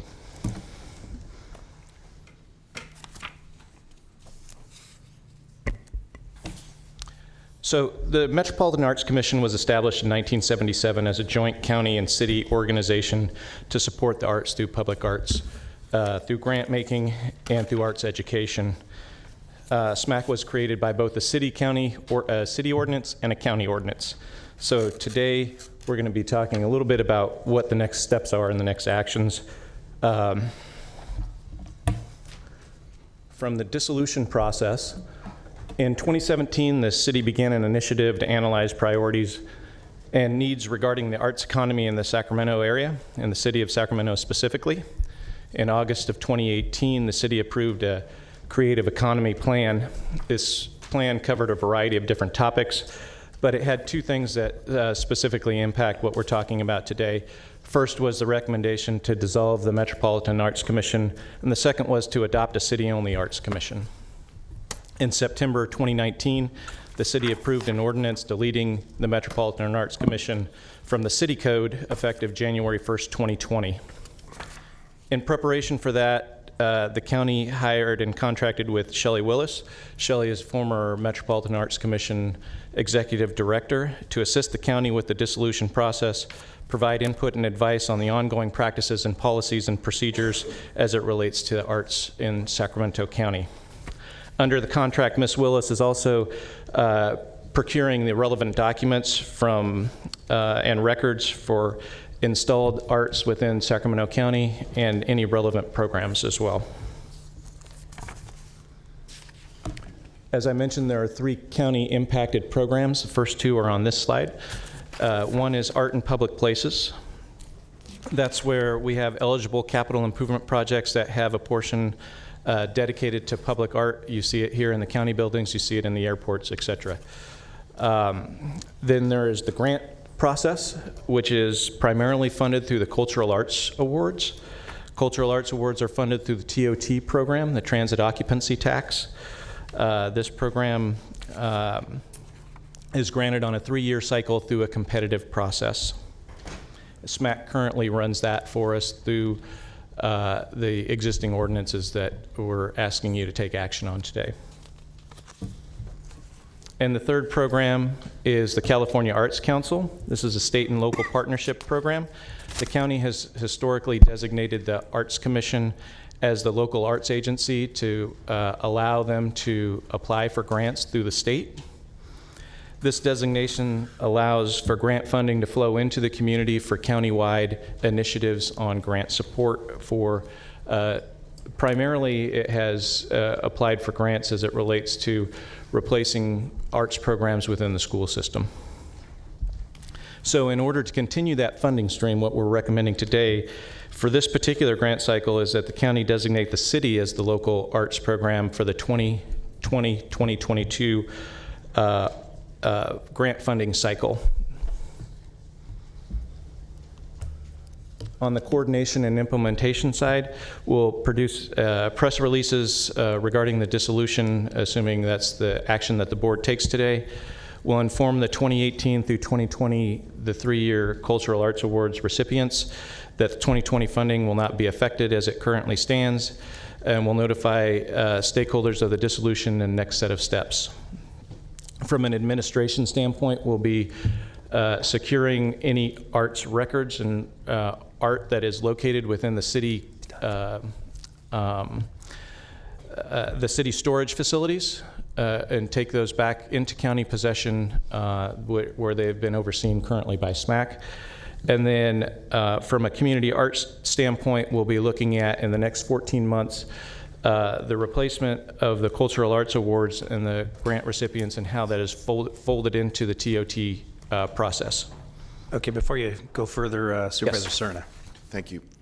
Just before you leave this particular slide, Troy, on that last point about the process that we currently have for TOT using that as a kind of an architecture for how we eventually do this. Does that mean that we'd have the same supervisors involved in reviewing and vetting?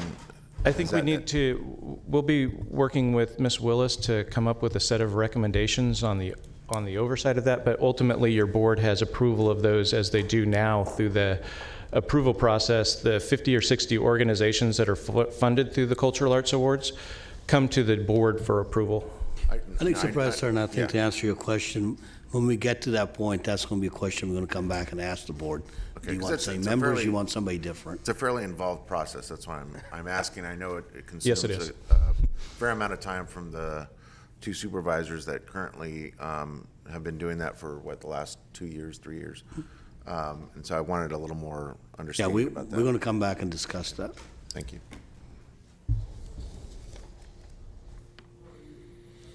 So our set of recommendations today is to repeal County Code Chapter 2.96. This recommends that the board approve the timeline that also matches the city's effective date, which is January 1, 2020. The second item we're recommending is the authorization of the county executive to execute or negotiate or amend and terminate agreements that are affected by this dissolution. And the third would be to take action to designate the city for the 2020-2022 grant cycle for the California Arts Council to support arts and education throughout the county.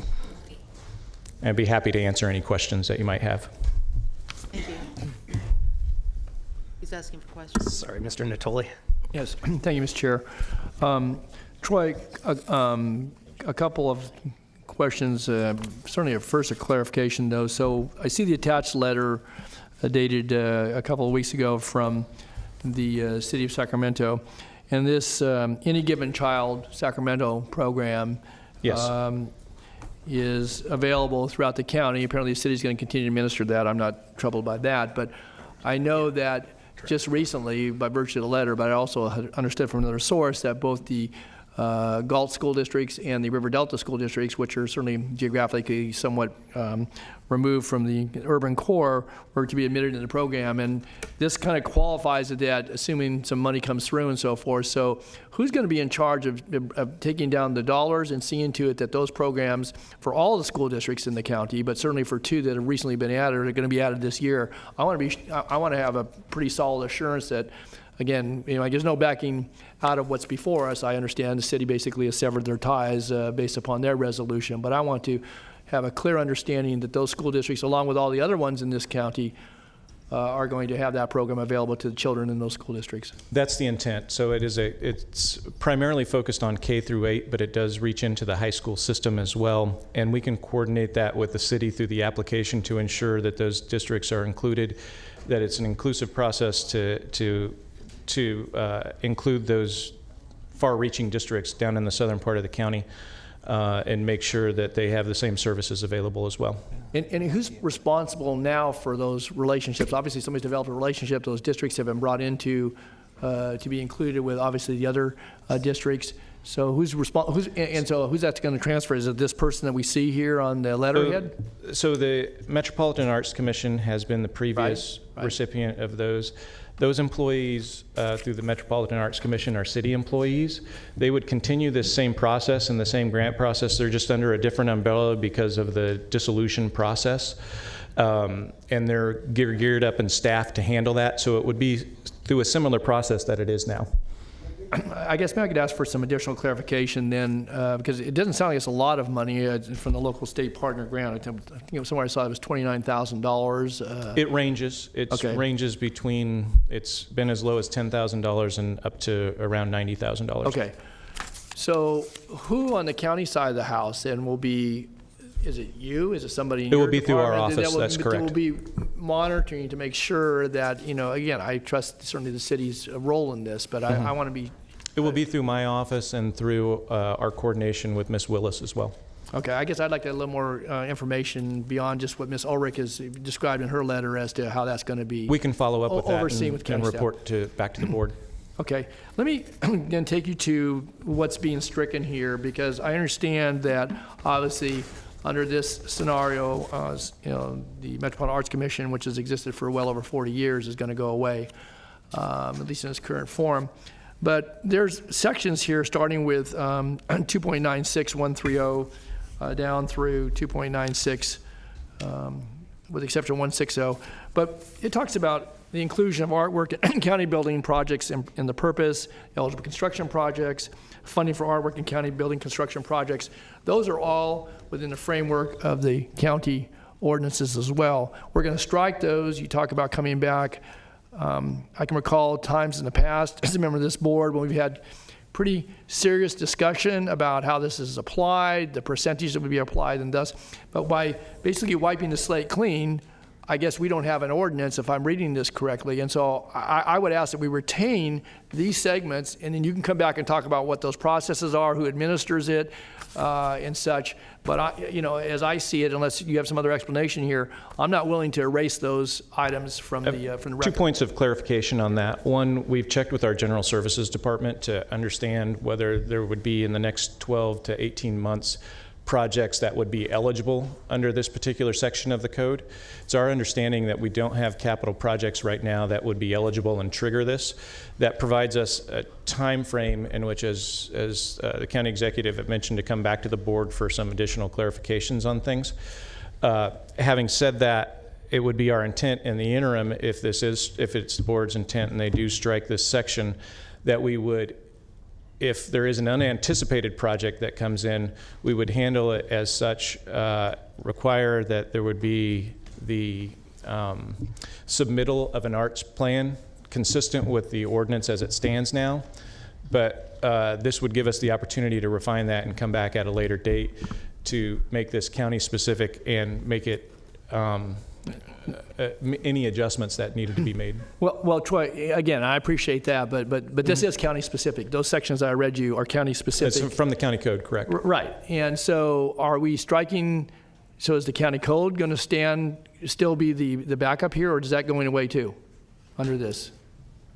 Looks like you're looking at me, but Yeah. from my understanding of this, the entire county code, that section or those applicable sections are being deleted. So there would not be a county code requirement to fund for eligible construction projects. But I think what Troy's saying is that if there happens to be a project that comes up in the next 12 to 18 months, they would put that in the specification. So the intent of the county code and the result would be the same. Well, I heard it correctly. I'm not willing to erase these sections. And so if you want to come back with some replacement and or something in the interim, but I think what is, if I could offer this, is that the whole section 2.96 really gets into SMAC, and it talks about how we're going to work with SMAC and the city of Sacramento.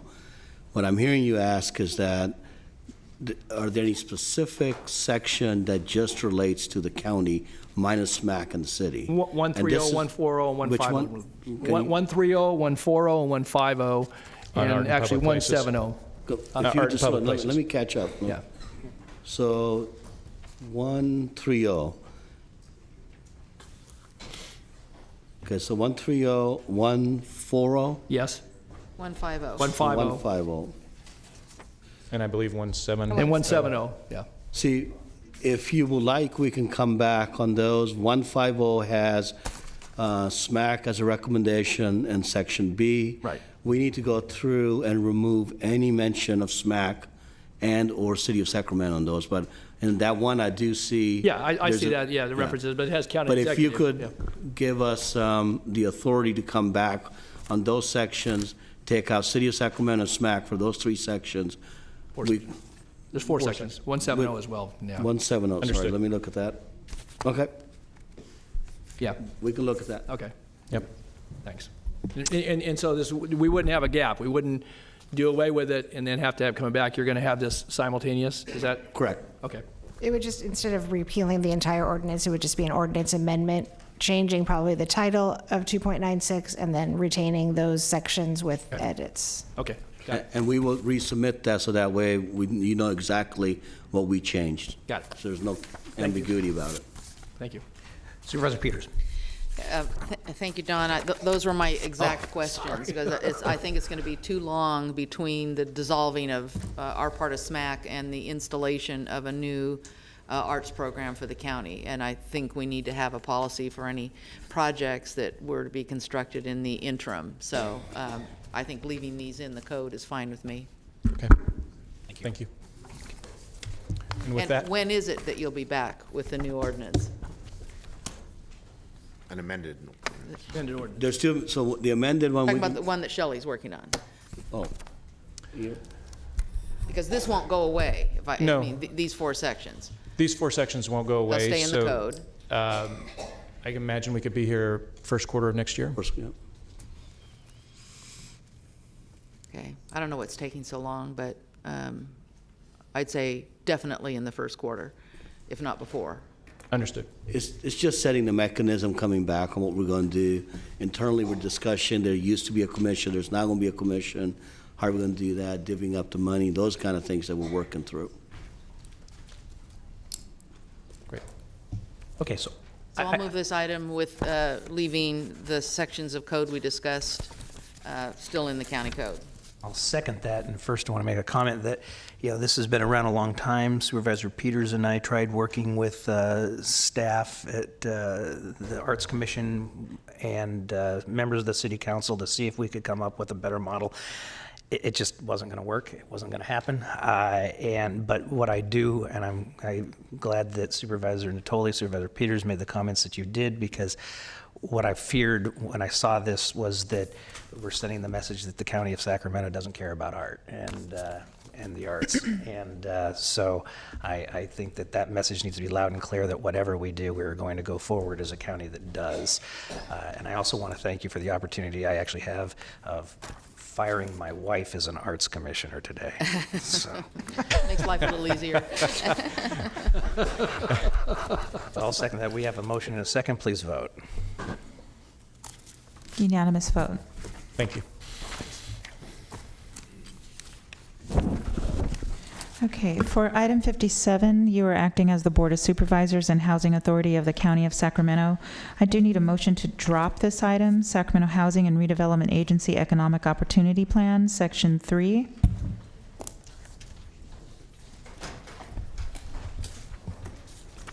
Why is it being dropped? We're going to find out. Why is it being dropped? Redevelopment Agency wants to drop it. 57.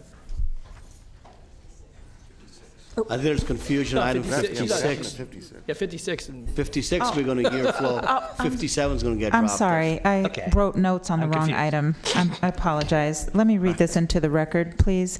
Item 56 authorizes submission of the analysis of impediments, adopt the 2020-2024 consolidated plan, approval of the 2020 one-year action plan for the Community Development Block Grant, Home Investment Partnerships Program, and Emergency Solutions Grant funded projects and programs, amendment of the prior year's action plans, amendment to the Sacramento Housing and Redevelopment Agency budget, authorize cooperation agreements with non-entitlement jurisdictions for the CDBG, home, and ESG activities, and the consortium agreements with entitlement jurisdictions for home activities, execute a memorandum of understanding for the one-year action plan allocation process. Okay, now before we get started, yes? Yes. I'm unclear as to whether I have a conflict on this or not, so I'm going to step out. Okay, thank you. And before we do get started, I appreciate your waiting for a moment. I do want to make the announcement that I do have a number of public speaker slips who have asked to speak on items not on the agenda. However, a number of them do mention jail expansion, and we're not going to, particularly since we have now combined, for all practical purposes, item 15, 66, and 67. We're not going to take public comment off agenda because it's on the agenda, and we'll be hearing those items in the afternoon. So if you specifically want to talk about those, I would encourage you to come back this afternoon when they are actually on the agenda. Yes, please proceed. Proceed. Good morning, Celia Iniguez with the Sacramento Housing and Redevelopment Agency. As I'm not going to repeat, so a lot to do this morning. So I'm going to start with a brief overview of those 3 documents: the analysis of impediments, the consolidated plan, and the action plan. So the analysis of impediments is essentially a planning process to identify fair housing barriers and those factors which contribute to those barriers. It also includes goals and objectives to address those barriers. We have to do this as required by the Department of Housing and Urban Development HUD every 5 years. Additionally, there is the consolidated plan. Again, we do this every 5 years as required by HUD, which establishes the vision, goals and objectives, and to allocate our variety of federal funds, Community Development Block Grant, ESG, and HOME. Much of the strategies from the analysis of impediments are incorporated into the consolidated plan.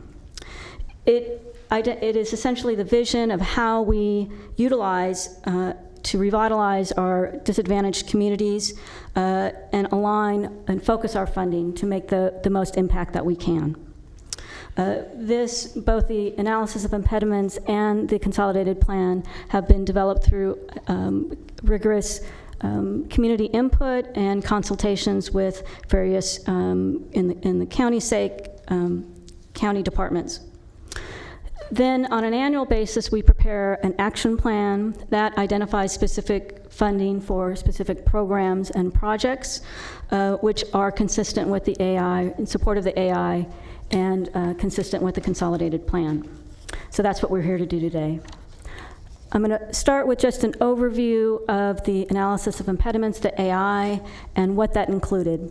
This was a new effort in that it was a regional effort in which 16 jurisdictions came together to identify regionally what the barriers are to housing. And that's really quite intuitive because it is people don't just stay in the city, but may move throughout the region. So it was very important. This slide is an overview of those efforts. I'd just like to list who was in this group of 16. The cities of Citrus Heights, Davis, Elk Grove, Folsom, Isleton, Galt, Rancho Cordova, Rockland, Roseville, Sacramento, West Sacramento, as well as Woodland. The housing authorities, the YOLO Housing Authority, as well as the Housing Authority of the City of Sacramento and the County of Sacramento, and SHRA. So we embarked on a lot of engagement with our residents throughout the region and a variety of interest groups. We did this in 3 broad ways. We had focus group interviews and stakeholder interviews. We did pop-up events asking short surveys, and we also did a lengthy resident survey, all trying to engage our residents in those disadvantaged communities where they live and in the languages that they speak. This slide sort of talks about, addresses who from what jurisdictions, what their housing situations are, as well as ethnicity. Yeah, Supervisor Serna. Real quick before you leave the slide, I'm just curious, what constitutes quote unquote precariously housed? So that may be somebody who is, say, couch surfing. Couch surfing, living with friends but not on a lease, as well as literally homeless. Okay, just want to make sure I got that right. So that's, excuse me, that's Jen Gardner. She's our consultant that helped with this, so just make sure. Thank you. All right. So the regional needs, I'm going to go on to the regional needs that were identified, and just hitting the high level of some of the results of the analysis of impediments. So about 39,000 people who are in that very low income, between 0 and 30% of area median income, those renter households are severely cost burdened. So that means either they're paying more than 30% of their income to rental to be housed, and or maybe in overcrowded situations. We know other regional needs, more than 5,500 folks are people experiencing homelessness. That's for our last point in time count. We also know that our elderly have barriers. Over 10,000 elderly renters and more than 11,000 elderly homeowners are severely cost burdened. And the other important fact that we found was 1 in 3 households with a member of a disability that home is not meeting their accessibility needs. The housing barriers. So this first one is difficult. I'm born and raised in Sacramento, and I love how diverse it is. But the reality is, we are also there is segregation that still exists, and it's not existing just from the last few years. It is from decades of policy from both local, state, and federal, as well as institutions. So it's important to note that it's been here for a long time, and what we do in the 5-year action plan, or the 1-year action plan, or in the consolidated plan, it is addressing it, but we know we can't address it all within the 5-year time. So again, the segregation has led to disproportionate housing needs as well as disproportionate economic opportunity. Other findings from regarding fair housing barriers, affordable rental options are becoming increasingly limited, and we know that on a daily basis. Residents with disabilities lack access to affordable housing, and affordable housing that is accessible, as well as services. Due to stricter rental policies, such as criminal background checks, it is further limiting rental opportunities. Homeownership continues to be a disparate impact on those disadvantaged communities, those people of color. Public transportation is a barrier, limiting access as well as cost. I will say that much of the research was done prior to regional transit's change, real significant structural change in their routes, but we will keep an eye on this as well. Additionally, educational inequities continue to exist in the region, as well as disparities in the labor market. So all these, as part of the AI and the consolidated plan, developed these 5-year goals and priorities. Comes down to housing. We need, as we all know, we need to preserve the housing that we have, and we need to expand what we have, and it needs to be accessible. Special needs, we know that the elderly and those most vulnerable, we need to continue to try to address their needs, and that we need to create equitable neighborhoods across the region. So again, it's addressing neighborhoods, addressing accessibility, and preserving and expanding affordable housing. So the last piece I'm going to cover is the proposed 2020 action plan items. Oops, sorry. We have the capital improvement projects include an additional phase of LED streetlights in the Florin area near 43rd and Stockton. A new project is the Watt Avenue Complete Street Improvement Project, the first phase, which is on Watt Avenue between Winona and I-80. This is a complete street project. We'll be providing funds for design, engineering, and right-of-way. The other project is the Arden Way, another complete street project. Again, for design and engineering, both trying to provide more access again for pedestrians and bicycles along these major corridors. And Arden Way is between Watt Avenue and Morse. And the last one are the addition of ADA curb ramps in districts 2 and 3. We also will continue our variety of other programs for home repair using CDBG, funding the multifamily program for rehab with CDBG, and for home new construction, services for fair housing services, as well as services for our homeless folks. So this concludes my one piece that's not here is our small area notice of availability of funds, which is funded at $150,000 for next year. I do have Jen Garner here from Root Policy, who was a consultant that helped us prepared the analysis of impediment in the consolidated plan. For the DOT projects, we do have representatives from DOT if you have more detailed questions on those. Finally, at the SB2 meeting before you, there was discussion around what funds could be used for SB2, ESG, and CDBG with regard to Mather. So if you see in attachment 6, there's a side-by-side comparison, and county staff will be addressing any of the questions you may have of those. So that concludes my presentation. Thank you, Supervisor Natoli. Yeah, thank you, Mr. Chair.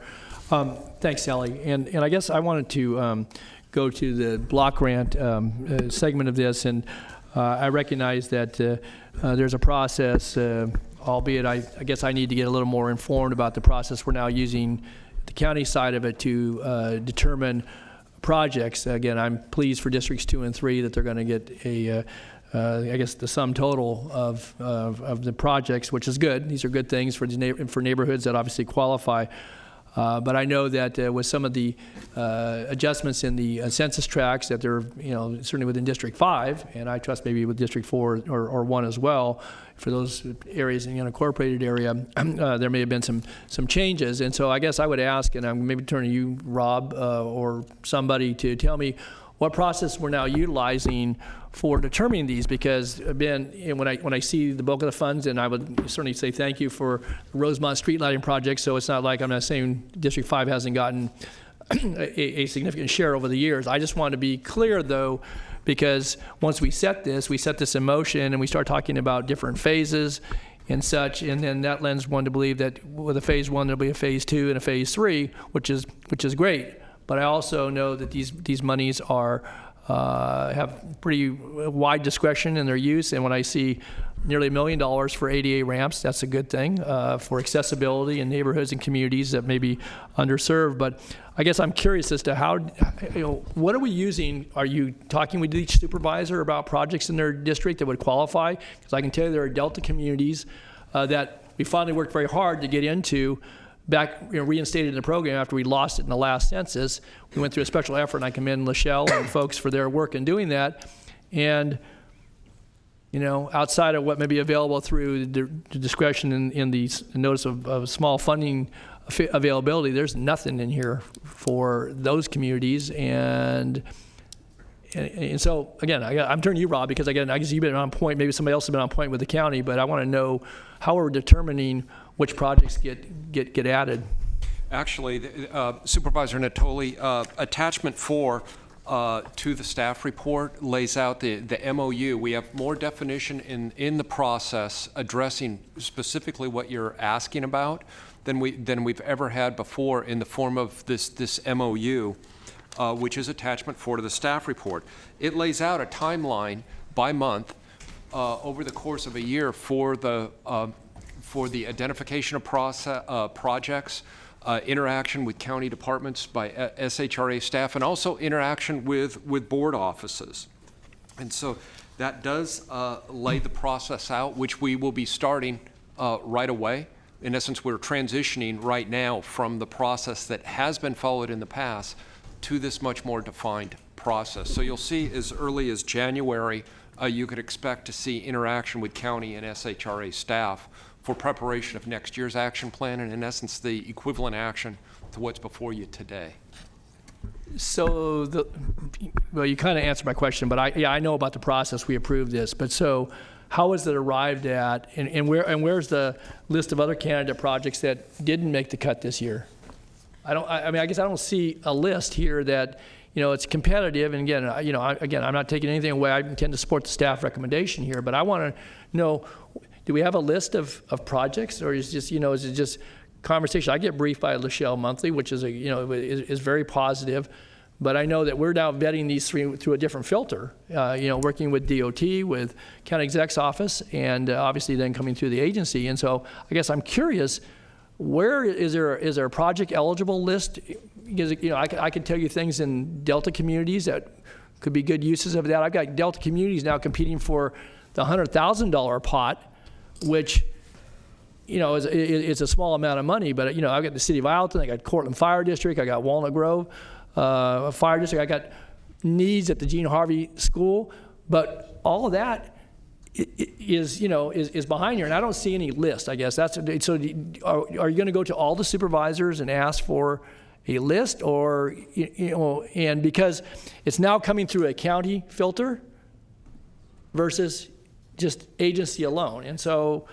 Again, I guess I want to know what that is. What's the process? If it's just all of us meeting, and I'll give you a long list, and then we'll go through that.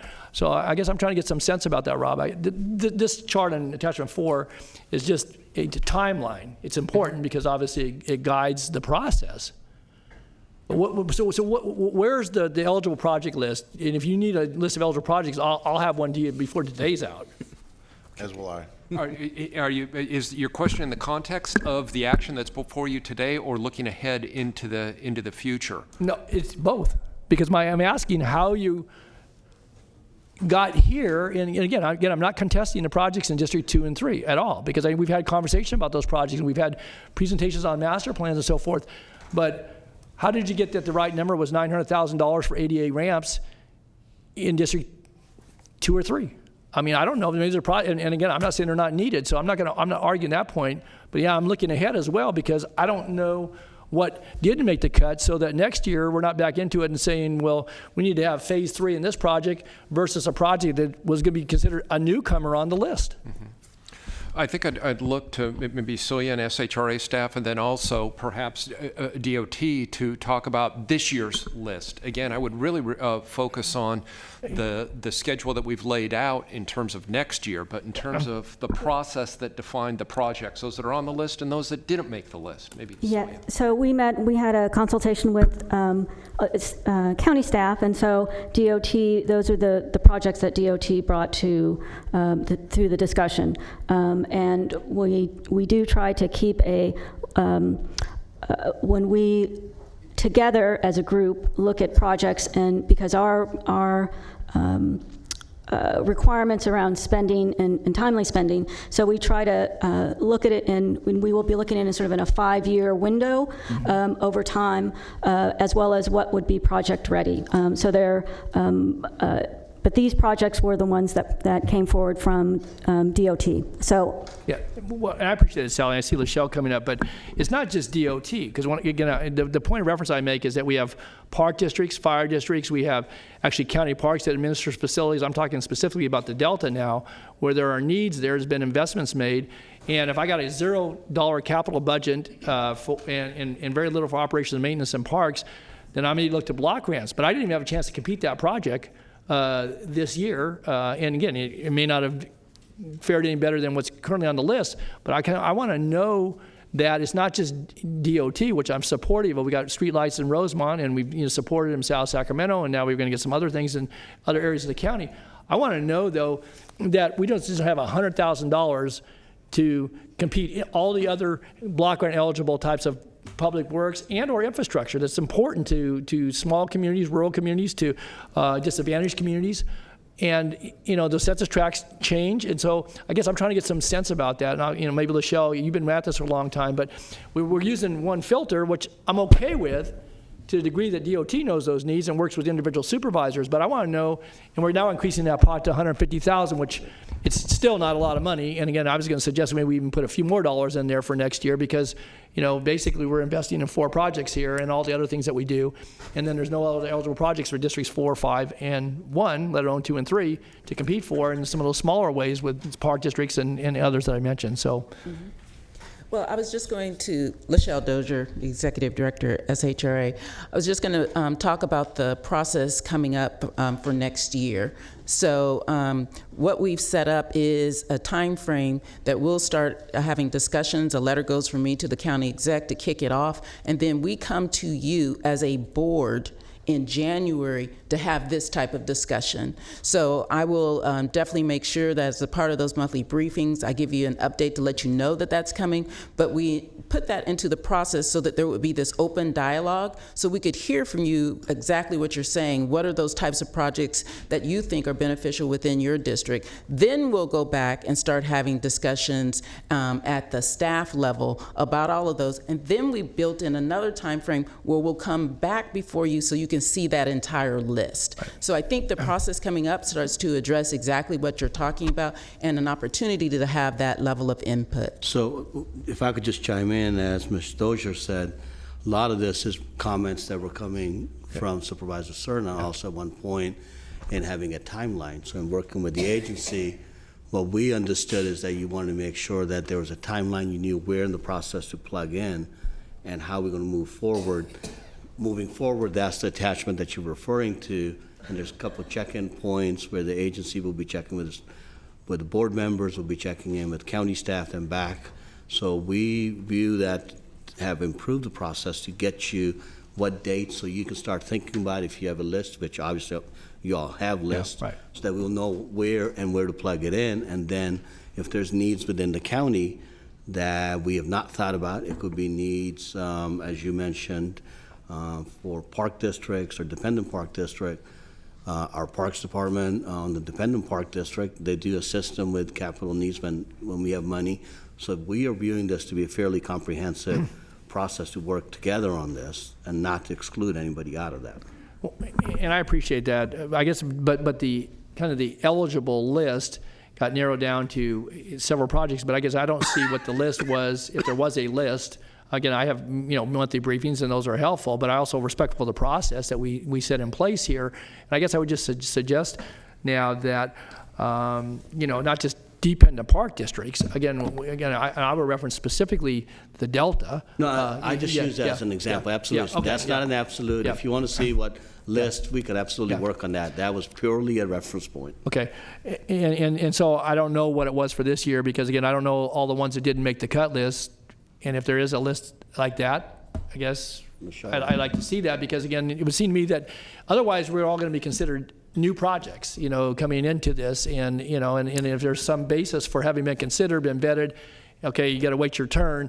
I get it. But now if we're all just, kind of lumped in there, and to my point on the NOFA, and then I'll let some other folks speak here, is that I think we ought to increase that since we have such a limited, pool relative to those that are going to get funded here in significant amounts. I'd like to see us at least increase the NOFA. We talked about this earlier, about the 150 to 200,000, because that is right now the only pool for the next year anybody gets to compete for in some of those other areas, whichever district it is in. So, and they're small projects. They're limited to, I guess maximum whatever the amount of funding is, but they're requests that are fairly urgent in some cases. So I'd like to see us take that into consideration before you act on this today. Thanks. Supervisor Frost. Hi, Lachelle. I'm just kind of tagging on to what Supervisor Natoli is talking about. We've had some conversations regarding my district, and so I'm a little bit sensitive to what he's saying. Should we assume that the projects that we've talked about and that we've been working on are kind of working their way through the system as far as, I had requested a project in Rio Linda. Correct. I don't think we should make that assumption. I think that those are projects that need to come back before in January and be discussed here at the dais. So the project that you're referring to in your district, the lighting project, that is definitely something that should be raised in January so that it becomes a part of the consideration for funding for 2020.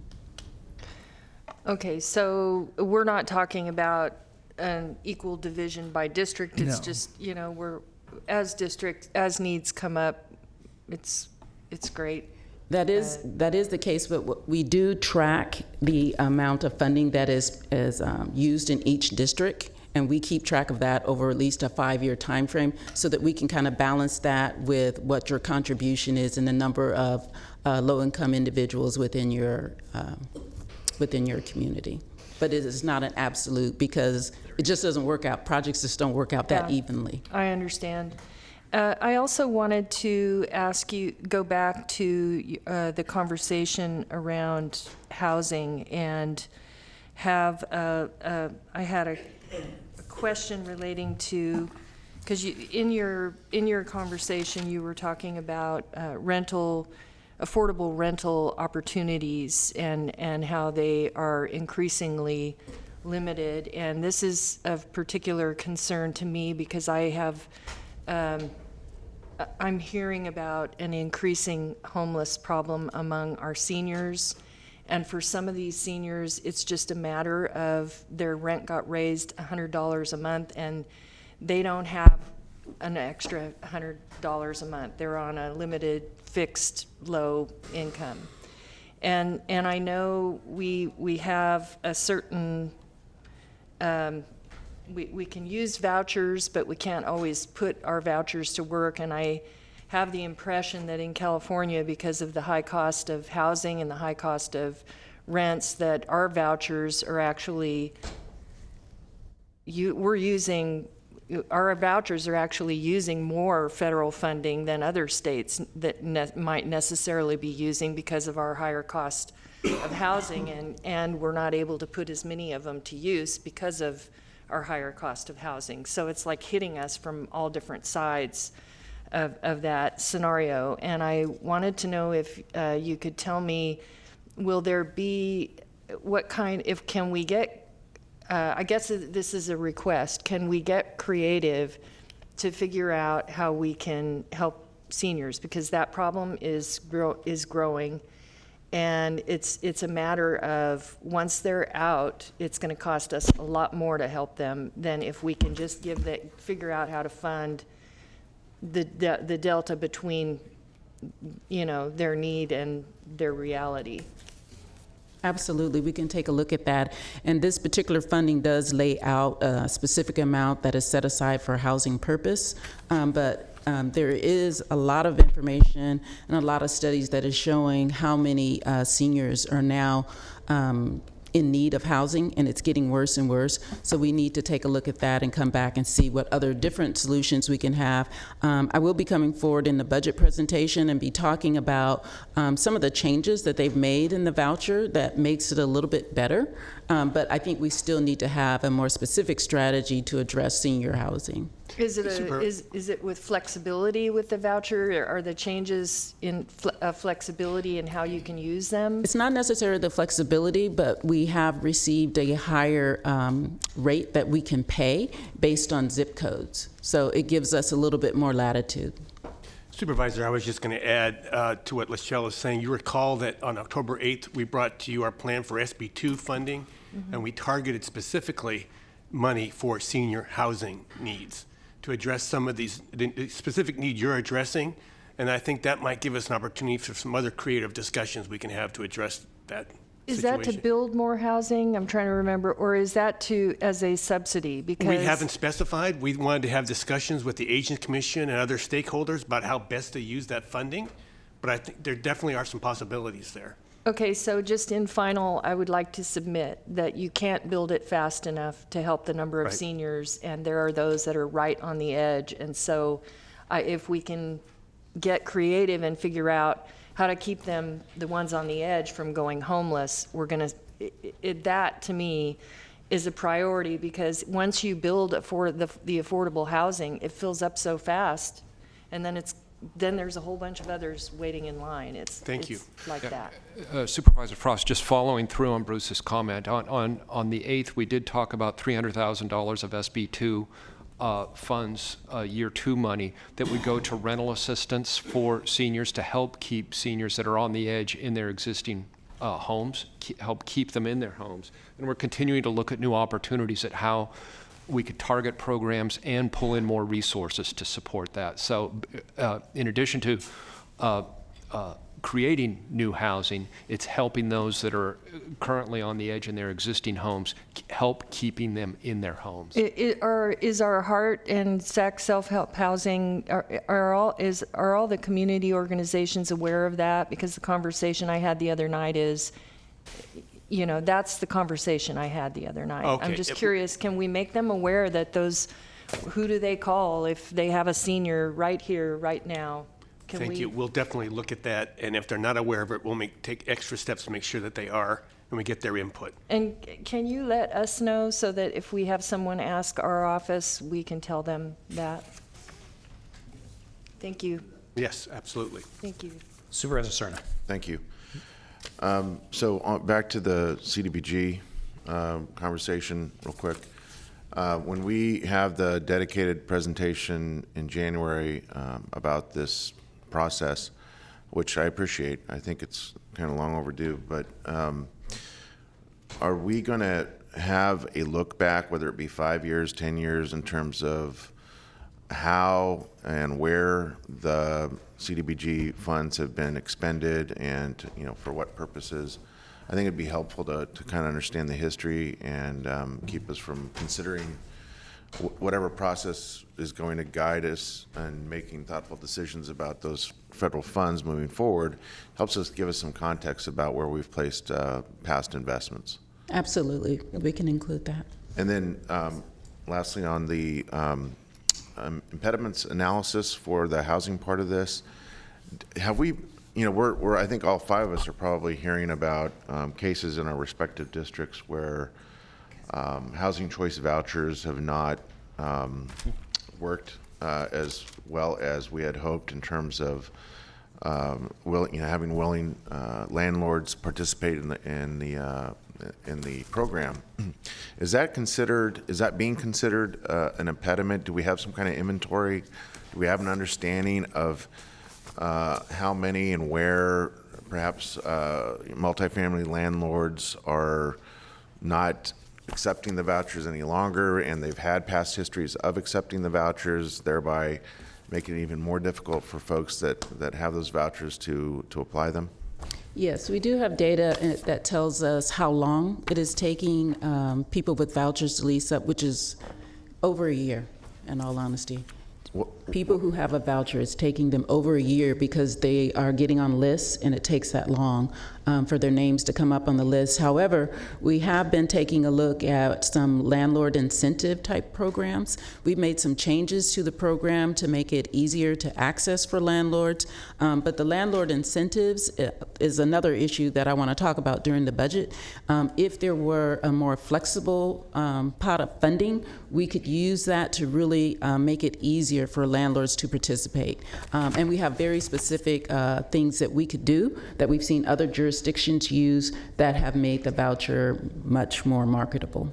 What about, and I appreciate that, but what about a data set that gives us some idea of whether or not you have some participating landowners that have or landlords that have accepted the vouchers for the last 10 years, 20 years, but you know, given economic conditions, given rent increases, given pressures that are outside the control of the board or SHRA, have decided not to accept them any further, thereby making it even more difficult to use the vouchers as a key component part of our strategy to address homelessness. Okay, we'll take a look and see if we can pull down that data, because what I hear you saying is those landlords who are going off of the program. Correct. Yes, we can. Yeah, because that functionally constricts the capacity for us to use them as intended, right? It does. Okay. It does. And is that, so that's not considered in this AI? It does. It does? So it sounds like we actually have some of that off the shelf. That's something I'd like to either see individually, or perhaps the rest of the board might also be interested in, and the public as well. It might be something worth agendizing maybe early in the year. Okay. Okay. Thank you. Thank you. I have no further questions from the board. I also have no speaker slips. Is there a motion? Mr. Chair, I would move the item, but I would with one modification that and again, maybe Sally could speak to it, to move, I guess, 50,000 from maybe the reserve to put into the small grant notice of funding availability for next year to increase the amount from 150 to 200,000, which is a competitive grant process for, different entities within our respective districts in qualifying areas. Is there the sufficient dollars to do that? Yes, we can do that, certainly. Okay, so that would be my motion. So to move the staff recommendation, again, with our thanks to all that contributed to it, with that one modification. Chair will second. Please vote. Thank you. And the motion carries with Supervisor Peters recusing. Now, item 57. I will call the correct item now. You are acting as the Board of Supervisors and the Housing Authority of the County of Sacramento. I do need a motion to drop item 57, Sacramento Housing and Redevelopment Agency Economic Opportunity Plan, Section 3. So move. We have a motion and a second by Supervisor Serna. Please vote. The reason for dropping? Michelle can address that. There's some additional information that we want to bring, so we want to bring back a more robust report, and so it will come back on the agenda. Okay, very good, thanks. We Thank like you. robust. Robust is good. Thank you. Unanimous vote with those members present. Item 58. Item 58, now you are back as the Board of Supervisors. This is the designation of an underground utility district on Hazel Avenue from Sunset Avenue to Madison Avenue, the environmental impact report. They don't tell me what it is. Yeah, you're going to have to raise that. Good morning, Chair Kennedy, members of the board, Steve White with the Department of Transportation. The item before you is the creation of an underground utility district on Hazel Avenue from north of Sunset to Madison. And this district will be an extension of the district that you created a few years back for the Phase 2 project. I do have a couple of slides. Whoa.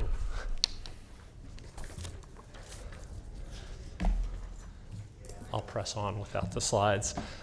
It's a very brief presentation. There are some benefits to creating this district. First off, it'll obviously improve the aesthetics on the corridor. By creating the district and moving the undergrounding forward with the roadway project, we also get some economy of scale savings. There we go. By constructing it with the roadway project. Really the key element of this item is it enables us to seek reimbursement in the neighborhood of $1.2 million for the joint trench substructure that would go in with the roadway project. So we will be seeking reimbursements from SMUD through their system enhancement program, from AT&T under Tariff Rule 32, and also from CCI and Comcast. Other obvious benefits, the creation of the district eliminates the ability of utility companies to place utility poles there in the future. And on pretty much every public meeting that I go to on any roadway project nowadays, the public wants utility undergrounding, so has strong public support. Just a couple of last-minute additions to this presentation. Late last night, we did receive correspondence from AT&T, basically not contesting the district as I read it, but contesting the allocation of costs. We received a similar letter from Comcast this morning. Again, the key element of this item is by creating the district, Tariff Rule 32 applies, which gives us the ability to seek reimbursement from AT&T. We understand that they're disputing the allocation of costs. We will work with them for an equitable solution. And there is some history on this. From the first phase, they took a similar position, and the staff report outlines the results of that, which was we did recoup payment from AT&T. So this step today enables that process to get started. Similarly with Comcast, both of these companies, we have very good relationships at the staff level, and we're confident that we will be able to work out an equitable solutions with both of them. But again, this action today really enables us to initiate those conversations. That concludes my presentation. I'd be happy to answer any questions the board might have. Supervisor Frost. I just want to make sure I understand. The letter from Comcast intimates that in the past that we have covered the capital cost capital improvement cost. And so we're proposing now to change the way we've done it as we're moving forward. And we're voting now to just allow you to begin to have those conversations on how that will look. That's correct. When we first got into the undergrounding business about 15 years ago on Fulton Avenue, there have been some changes to Public Utilities Code Section 5885, and we've become aware of these, and Council has advised us that does give us an avenue to seek to recoup these capital costs from CCI and Comcast. Essentially, they're subject to the same requirements as AT&T. So if we're able to prevail and get reimbursed by AT&T, we would expect to prevail with CCI and Comcast as well. Supervisor Peters. Yes, I guess my question is about the same thing. There seems to be are you responding to a change in the law? Is that what you're saying? That's correct. As far as AT&T, Is this a state law? it is a Public Utilities Commission action. So it'll be state. CPUC, yeah. So what you're saying is, typically we've come to an agreement with them in advance of this kind of thing. So is this the first project that we are going in this new direction under the new PUC law? This is the first time we're going in this direction. That's correct. Okay. AT&T, it's the same. At AT&T, it'll be the same discussion that we had during phase 2. But with CCI and Comcast, this is uncharted territory, yes. Did AT&T contribute last time? We filed a complaint with the CPUC. We entered mediation, and they did eventually pay us $315,000. And what percentage of the total cost was that 315? So the 315, that basically represented the cost it would have, AT&T would have incurred had they put their own substructure in with their own contractor, which is a little bit less than what it cost the county's contractor, but it was, 2/3 to 75% of what our costs were. Okay. So did you attempt to recover costs from Comcast and the other one? We did not after that phase because we were not aware of the changes to 5885, and they did happen some time ago. We just became aware of them recently in working with council. Okay. I have copies of emails from AT&T now and this letter from Comcast. How long have you been in discussions with them about this subject? So with AT&T, we've been having informal discussions for at least 6 months on this. Comcast and CCI, we just sent a notification out to them about a month ago that this was going to be our approach, that we were going to be seeking reimbursement. And I think that letter went, I don't have the date, I think it went out probably about 3-4 weeks ago, and we just got the response earlier today. But we have a good relationship with their staff, and this starts the dialogue. I'm trying to relate it. Would it be like starting an eminent domain case so that you can have discussions? Is it, well, maybe we shouldn't compare it? I mean, essentially, they have a different interpretation of, AT&T has a different interpretation of Rule 32 in their tariff, and CCI and Comcast, CCI hasn't weighed in yet, but Comcast has a different interpretation of 5885 in the PUC code. You said you've been in conversations with AT&T for 6 months approximately, but only 1 month with Comcast. Why the difference in the amount of time you spent on it? We just sent them the letter out, and we've been working with council trying to figure out exactly what 5885 means, and the interpretation was that we could seek reimbursement, and that's how we've moved forward. Okay, maybe Lisa could, County Council could shed a little light on this. I'm actually going to have to ask Katrina Nelson to come address it. She's in the audience. She represents Department of Transportation and has been working with them on it.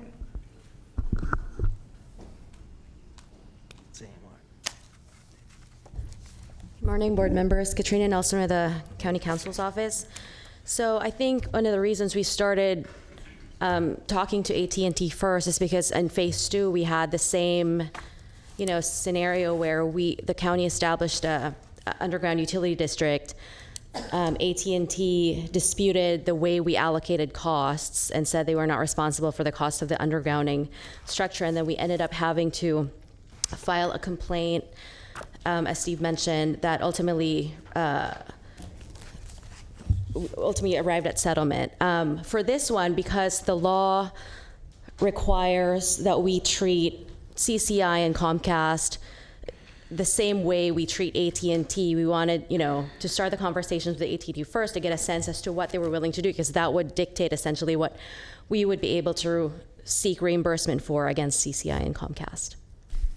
So if we pass this today, all three of the utilities that you described still have the opportunity, you're going to still have the opportunity to have a discussion and dispute or not dispute, and yes, it's just kind of a different process than going to court. They go to the PUC. Right. No. So right, our county code gives us the ability to establish an underground utility district, and then the rules that apply to AT&T state that when a county does this, then there's a discussion and determination as to whether they pay a portion of it or not at all. And so that's the kind of discussion we're wanting to start.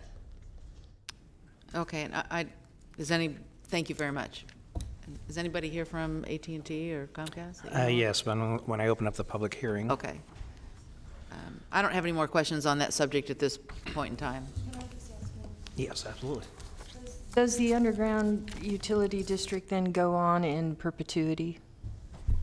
It would go on until the board took an action to dismantle, that may not be the right term, but to eliminate it. Okay, if there's no other questions, thank you very much. We will open up the public hearing. Is there anyone that would like to address, actually, first, we do have one card, but I don't see him here. Is Philip Arndt here? He was here earlier. I haven't seen We it. have a letter from him. Yeah, we do have a letter from him, so that is a part of the record. And the public hearing is open. If there's anybody that would like to address this issue at this time, please come forward. Seeing none and having no cards, I will close the public hearing and bring it back to the board. I'm going to move the staff recommendation, given that the statement from County Counsel's office is that the utilities still have the ability to negotiate and come up with whatever suggestion, whatever number it turns out to be. So that doesn't seem unusual to me. So that's my motion. Okay, we have a motion and a second. No comments. Please vote. Unanimous vote. Is this the first district, or was Fulton the first district? Is this the first one of its kind? No, there was one previously on Hazel. Okay, previous, okay. Yeah. Thanks. I think we didn't know about this rule Got it. recently. Okay, thanks. Item 59, please. Item 59 is the Water Forum Successor Effort Update. May I have the PowerPoint? And at this time, I just wanted to make a brief statement, and that's that apparently my comment earlier about public comment was misconstrued by some. I did not say that we will not take public comment. Absolutely will take public comment. What I said was I'm going to take public comment that is specific to the issue of jail expansion in the afternoon because we have now consolidated for all practical purposes in the afternoon items 15, 66, and 67, and it makes more sense to take those in the afternoon. So there will be public comment that will not be hindered. So thank you. Go ahead. Please proceed. Thank you. Good afternoon. It is afternoon. Mr. Chair, members of the board, I'm Tom Goring, Executive Director of the Water Forum, and I'd like to give you a quick update on the status of the forum. Some of you may recall that the forum was first created through a set of discussions that happened over 25 years ago. At that time, it was well understood that water was an issue related to growth and to economic health of this region. And we were having some water issues. In particular, groundwater volumes were being depleted. In some cases, groundwater levels were dropping as quickly as a foot per year. And at the same time, there was a recognition that some of our valued environmental resources were in decline. And so environmental resources that are related to water, in particular fish population, were in decline. So a group of folks came together representing water districts, businesses, environmental groups, and public agencies, and they negotiated something called the Water Forum Agreement. The agreement was signed in the year 2000. It expires in the year 2030, and it is dedicated to two co-equal objectives. Providing a reliable water supply for the region's economic growth and protecting the resources of the Lower American River. Really quickly, I'd like to click through the actions that are bulleted at the bottom of the slide there and talk to you a little bit about things that have been accomplished in each one of those categories. First of all, in general, some of the water-related accomplishments in the region since 2000 include optimization of upstream reservoirs through relicensing, both on the SMUD side and the Placer County Water Agency side. We have new FERC agreements that optimize those flows and provide resources for the region. We have banked a significant amount of groundwater in the underground. It's been estimated at up to 200,000 acre feet. It's 20% of the total volume of Folsom Reservoir.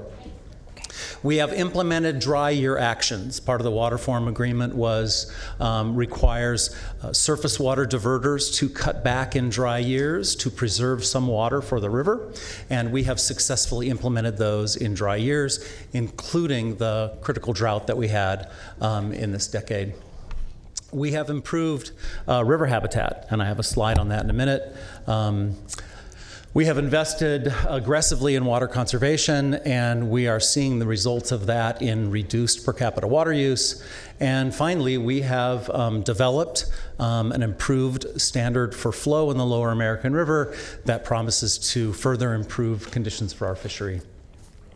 Many of our agency members, including Sacramento County, have had the opportunity to build a lot of infrastructure projects related to water without contest from our environmental colleagues. So, how are we doing with increasing our water demand? Well, back when the Water Forum Agreement was signed, we had estimated that water use in the region would approximately double. This is surface water use in the region, would approximately double between 1995 and 2030. And for the first 8 years or so of this century, we followed that line almost exactly.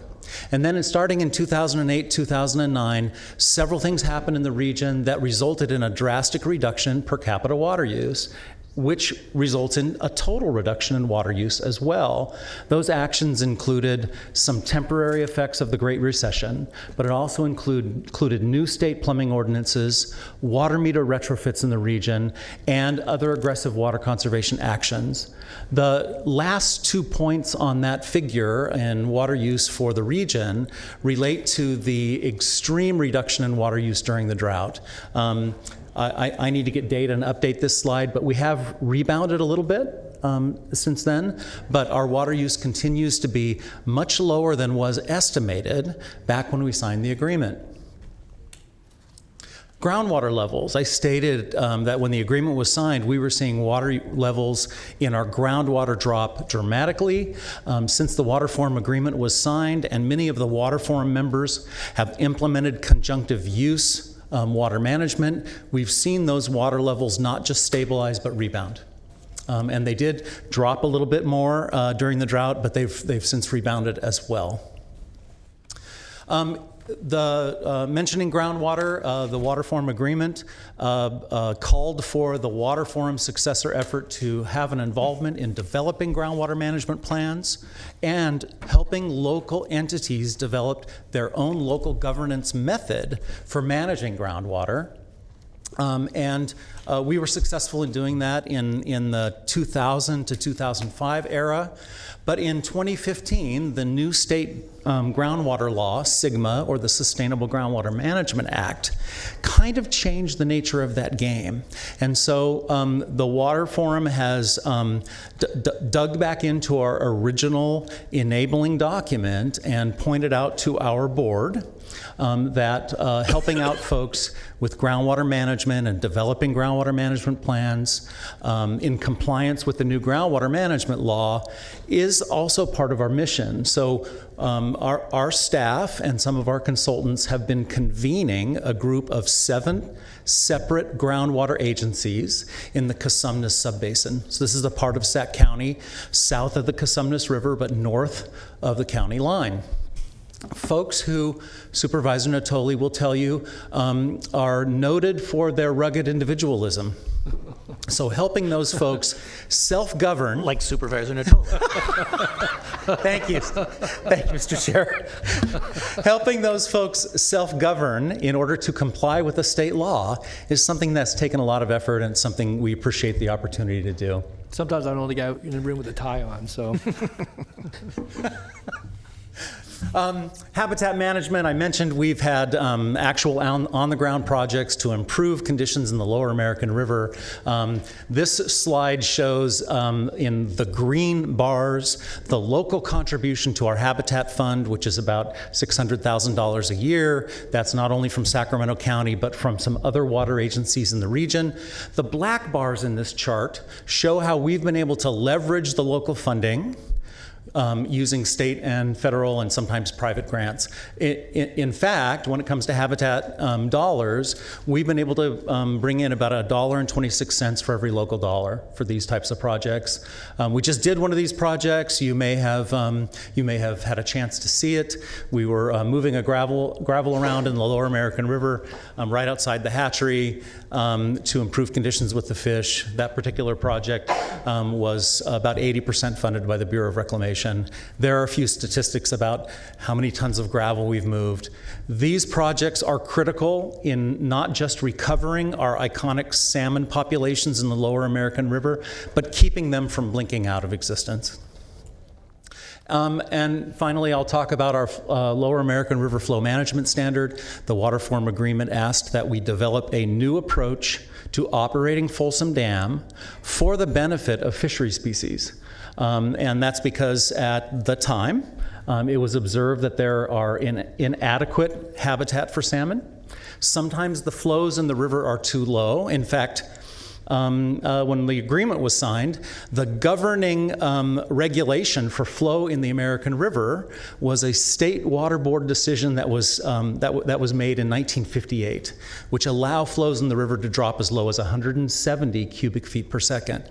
We're at 2,700 out the door today. So 170 is pretty devastating for our fisheries. Oftentimes, water in the river was too warm. Warm water temperatures have been noted by scientists as the single greatest limiting factor to continued survival of salmon species in the American River. And finally, because we do expect to have additional extractions of water from the Lower American River system, going into the future, things may get worse, so we need to have some protections in place. On that, so yes, sir. Does the joint federal project at the Folsom Dam, does that make that more doable than it has been in the past? It does. Okay. It does, because the joint federal project results in a modest, like less than 20,000 acre-foot increase in yield on an average annual basis. It increases storage in the reservoir, which also increases cold water pool in the reservoir, which helps the temperature conditions. Thank you. It's not enough, though. We do need to do our flow standard and some hardware improvements as well. Our latest flow standard has been accepted on a tentative basis by the U.S. Bureau of Reclamation.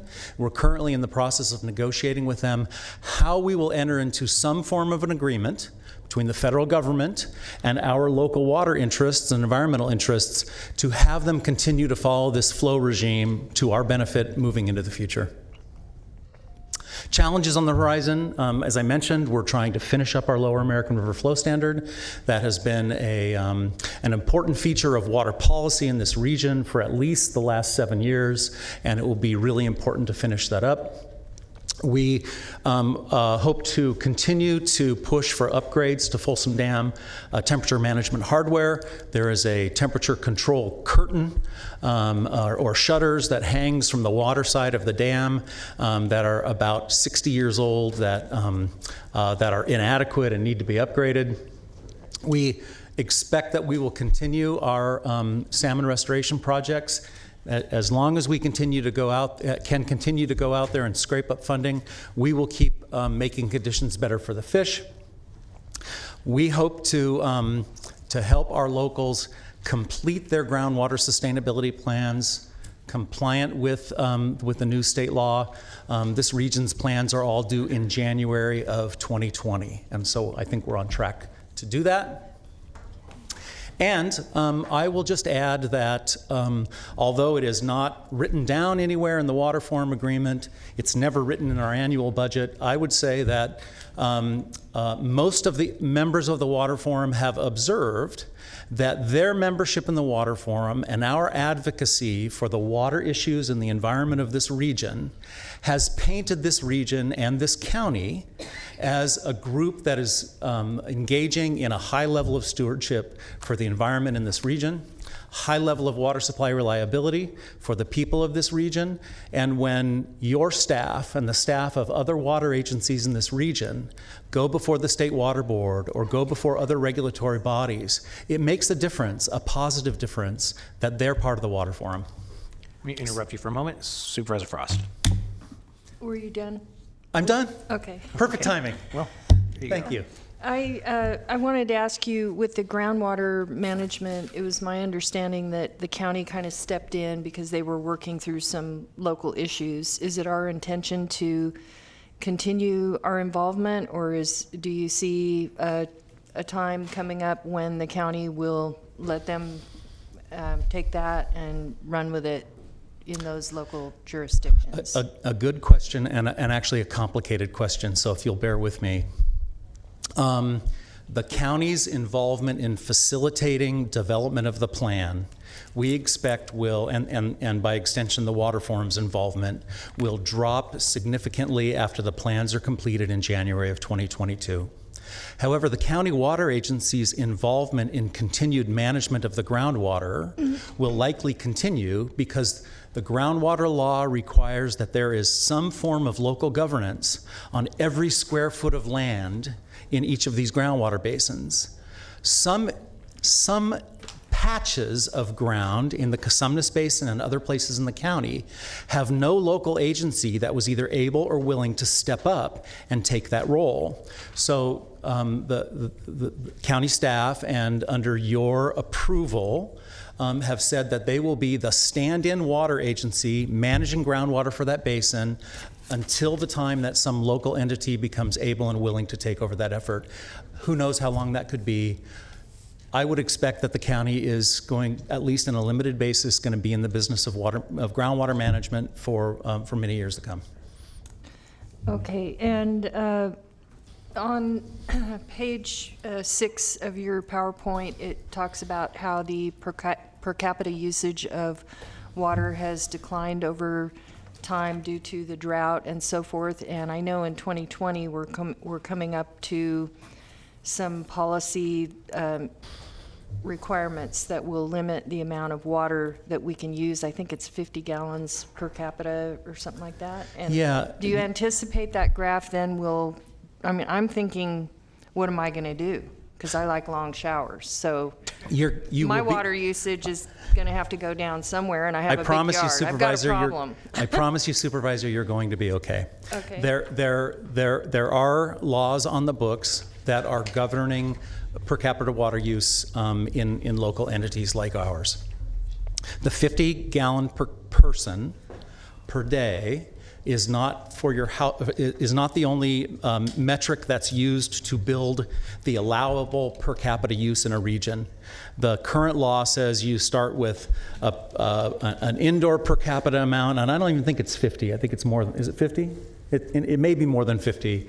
50 times the number of people in a household, plus a reasonable amount of water for landscaping. And there are no plans on the books. There are no plans under consideration in this region to mandate that water budget on any individual homeowner. It's just a best efforts type thing. It's best efforts, and I can tell you that at our current rate of consumption, this region is in good stead to meet the mandate on a district-by-district basis. Oh, okay. So do you think that line will go down then? Is that going to reduce continue to reduce, or do you think it'll impact water usage in California? I think the new law will impact water usage in California. Previous laws have as well. A reduction in per capita water use can actually lead to economic stimulus, but if you overdo it, you can actually harm our local environment, our trees, for instance. Property values. That's right. But because of current trends in increased housing density, increased standards for available plumbing fixtures. You can't buy a high flow toilet anymore, right? There will continue to be somewhat of a natural trend downward in per capita water use that I think will not be an economic harm. I just have two more quick questions. The upstream reservoirs, you talked about those, and I know with the fires, we've had some impact on the rivers and the streams with, silt that is being washed down the hill into the rivers and streams and actually reducing the capacity of our rivers and reservoir. I'm assuming, is that going to be impacting our reservoirs? Yeah, you bet. And how will we deal with that? First of all, yes, it will impact us. It is not going to impact us significantly in the next 50 to 75 years. There have been some fires in the American River watershed, significant fires. There have been some extra debris loads that have come into some of the reservoirs. Some of those have been mitigated by something they call a forebay, which captures sediment and then you can dredge it out. So is it possible that we could have a humongous, devastating fire that would put a bunch of debris down into our reservoir system? It's possible. When it happens, I'm confident that we'll have the tools to deal with it. Can't tell you what those tools are right now. Okay, and lastly, I have a question relating to river habitat, and I have received, feedback, and I read articles about the E. coli in the river, and I wonder if you can comment regarding that, the river habitat and how that impacts it, and what are we doing anything to ensure that people on the beaches know the condition of our water in the rivers? So let me start with, are we doing something? There is a need for additional action, but it's a really complicated problem. This is a problem that affects water quality, homelessness, state sanitation, recreation. My observation as someone whose job it is to care about stewardship of the Lower American River Parkway is that our parkway is being damaged on a daily basis by the presence of persons experiencing homelessness. As a human being, I can't advocate that we go out and just yank those human beings out of that environment. So we have a problem, and it's a complex problem. As for E. coli, there have been hotspots in the American River. There's been a hotspot in Steelhead Creek, which is, for you flood control advocates, is called the NEMDEC. And the uptick in E. coli levels is very closely correlated with an increase in homeless person presence in those environments. It has not been proven that E. coli is directly related to human waste. It's likely. What do we do about it? I don't know. There are some who would suggest that sanitation and restrooms would be useful. I will direct you to your parks director, Liz Bellis, who is on this problem and I think is working tirelessly to try to address this problem. It's bigger than water, it's bigger than parks, It's bigger than government services. And we're all going to have a hand in this if we're going to fix it in the future. I know we have some signage. I've been told the signage is not prominent, as prominent as it could be, and there were concerns regarding language disparities. I want to throw that out as, for those hot spots. Yeah. If there's a way we can, I don't think it costs that, I don't know if it costs a lot of money, but, it seems like if we're going to have the signage, if it can be prominent and we can at least try to make sure as many people as possible understand. Okay. Thank you. Thank you. Happy to take that message back. Supervisor Natoli.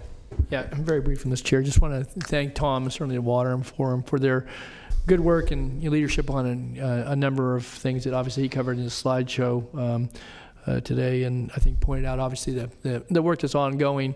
I just would note too that certainly the efforts of the forum. I want to thank Michael Peterson and Kerry Schmitz and folks with his department on some of the work both in the Central Basin, South American Basin, certainly Cosumnes Sub-Basin.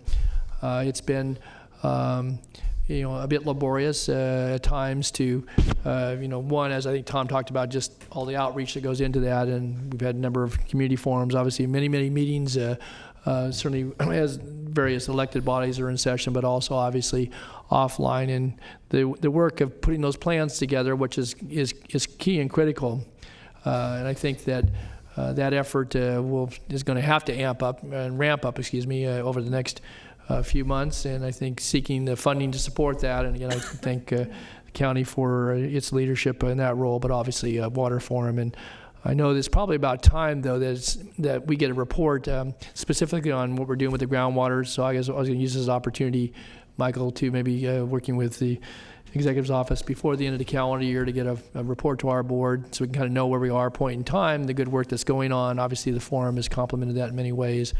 But we have some grant applications that I think one's due here in just a few days. And so I don't want to interrupt any of that work, but I would think it would be timely for this board to understand where we are, point in time, the work that's been undertaken, as well as some of the challenges that still lie ahead. But I think there is a good, strong commitment, albeit with some difference of opinion at times, to actually getting us to that goal, because obviously I think we prefer to, in many different manners, to have the county and the local agencies, the local governments do the work and meet the commitments rather than have the state step in. So I think that's been our goal all along. And I don't know if, Michael, you wanted to add something.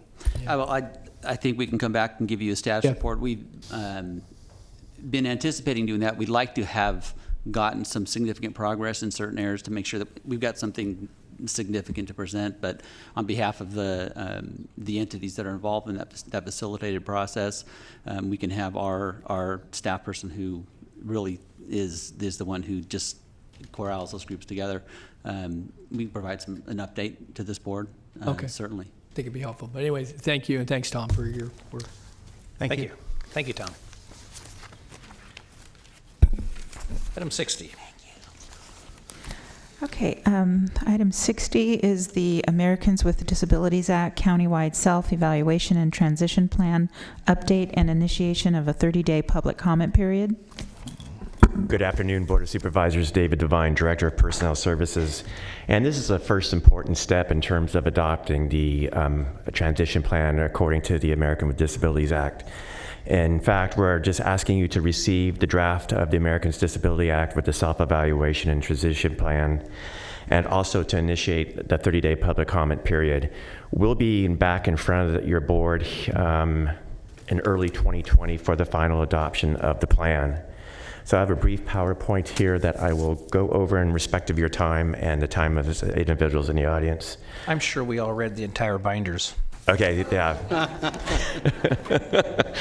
They were pretty lengthy. Why are we doing this? The Americans with Disabilities Act requires it underneath the Code of Federal Regulations. The reason we have to take a look at this is to provide any barriers to county services and also to the physical environment. So this is something that we've undertaken. To identify potential barriers, the ADA requires a self-evaluation of our current services, policies, and practices. and also to remove any other physical barriers. This has been a concerted effort between the Departments of Personnel Services, General Services, and Transportation, as well as with the Disability Advisory Commission. So we've been working on this. What we've done so far is we've done surveys and interactions with county departments regarding programs and services, policy review, and the ADA self-evaluation report. Also, we did a survey of the built environment, which included county buildings, which was like over 160 county facilities. We took a look at both owned and leased, and then looked at the public right-of-way, looking at sidewalks, curb cuts, bus stops, and any other public infrastructure, and then looking at the ADA transition plan. So the key elements is a survey of the built environment, which we said we've conducted, a survey of programs, services, and activities. Coming up will be a plan for barrier mitigation, a schedule for barrier mitigation, and the appointment of a county official to administer the plan. And that will come when we do the adoption of the final transition plan. Also, I want to say during this period, we retained the services of Sally Swanson Associates, and they're in the audience today, and they helped us with a great deal. And then we've been doing this since August of 2017. So what we're asking today is the ADA requires that interested persons be given an opportunity to participate in self-evaluation process by submitting comments, and request opening of a 30-day public comment period. We have a portal on our website. Also, we're doing outreach to the Disability Advisory Commission and stakeholder groups in terms of getting the word out in terms of comments. David, just so I'm clear, does the board have to take action to open that 30-day public comment? Yes, that's that's the action we have today. Next steps is like open the 30-day comment period, to integrate the final county and public comments, finalize implementation plan, and return to you in early 2020 with the final transition plan that would contain any comments that received. I'm here to answer any questions. We have the Director of General Services, Jeff Gassaway here, Ron Vicari, and also we have from Transportation, and also we have representatives from Sally Swanson. Thank you. Thank you. Are there any questions? If not, we do have public comment. Thank you, David. Helen O'Connell.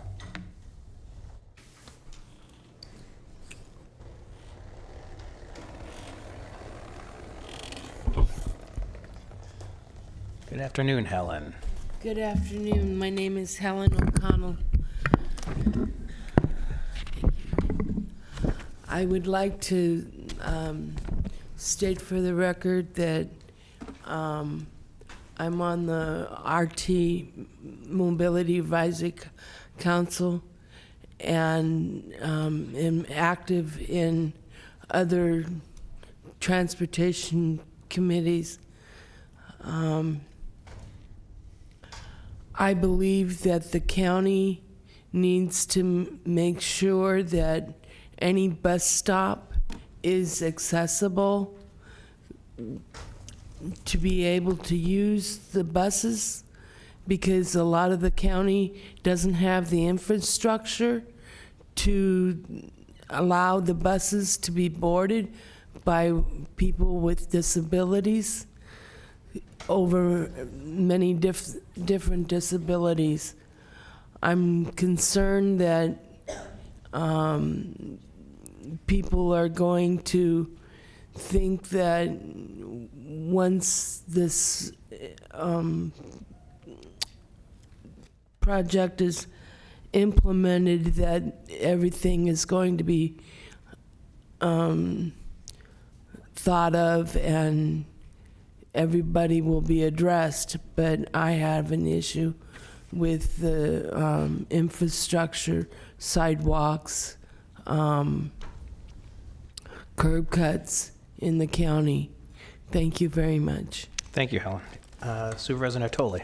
Yeah, just briefly, Mr. Chair, I know we're going to have a chance to have this come back to us since we're going to open the public comment period, but one of the things, and again, I certainly haven't had a chance to pile through all the binders yet either, but I know this has been a significant body of work, and there's been a good deal of self-evaluation, both departmentally, but certainly as it relates to facilities, which would be some of the compliance activities that would require the investment. But when I see at the end of it kind of the financial analysis that is laid out here, and it's almost $2 billion in the public rights of way to obtain compliance, at least under the standards as they currently exist, and a little less than $100 million.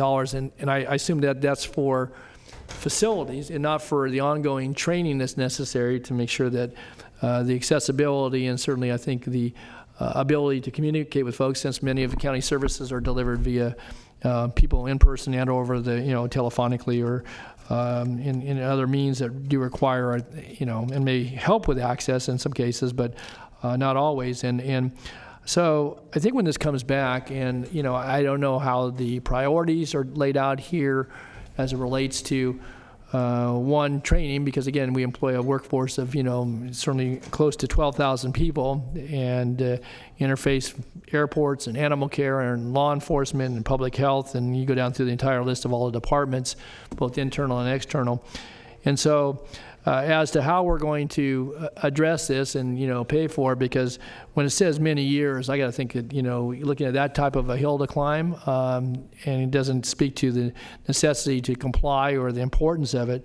But I got to imagine, you'd say many decades to get there. And so I think we need to be realistic, but we need to be, and I think we've done a number of priority improvements over time. Certainly, I'm familiar with them in this building and other buildings when it comes to physical access, but I think it's going to be important to, really prioritize and recognize that, changes that come in the future as it relates to maybe delivery of services, how those are made accessible, and we build those right into the costs of both planning, but certainly the way we do business, and to the way we employ people and or technologies to assist us in that regard. And so I would hope that as we open, the public hearing here and get comments back from people like Helen and others who have experienced the challenge, difficulties in their day-to-day lives, but also as we look to plan for the future, because again, this is going to be one more item that we're going to have to, we and certainly our successors over the decades to come are going to have to grapple with, and I think it's important, and I think how we might address that in a meaningful way and continue to make improvements that show progress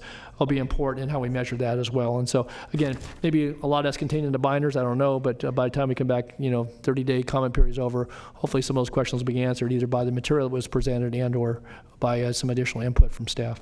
Thanks. Thank you. Michael Paravagna.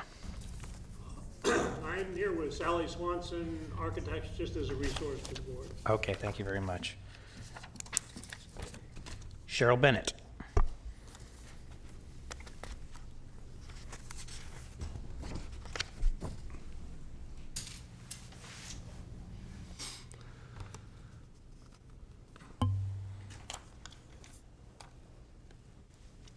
And after Cheryl is Jean Lozano. They're both coming down.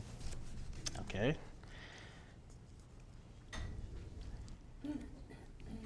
Followed by April Wick.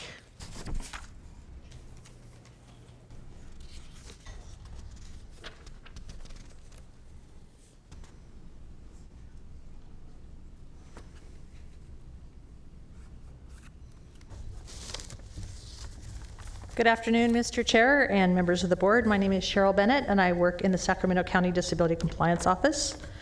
In that role over the past 19 years, I have had the privilege of providing staff services to your Disability Advisory Commission. We fondly call it the DAC. It is in large part due to their volunteerism and advocacy that we are here today presenting you with the ADA Self-Evaluation and Transition Plan update. I want to thank the board for taking this big step forward for access. This is a very exciting day for our office. And I want to thank all of the dedicated county staff that assisted with this process. And there are two individual volunteers who deserve special recognition today. I'd like to introduce the two gentlemen whose pictures are on the cover of the ADA Self-Evaluation and Transition Plan reports. They were chosen for a very good reason. Long before I was here, long before even there was an ADA, they were working with county staff in transportation, general services, and parks, providing professional level technical expertise that has helped us remove barriers in the built environment and create accessible public spaces going forward. Mr. Jean Lozano is your current chair of the Disability Advisory Commission and its founding father, going all the way back to 1978. Mr. Scott Harger has been an active member of the Physical Access Subcommittee of the DAC for over 40 years as well. Their 80-plus years of combined service, volunteer service, included thousands of hours of meetings, reviewing policies and regulations, performing site visits, and coordinating closely with staff to determine workable solutions to access problems. Jean and Scott, Sacramento County is a more inclusive place to live because of your work, and I just wanted to say thank you so very much for your dedicated service to our citizens with disabilities and their families, and to Sacramento County. Thank you, Jean and Scott. Thank you so much.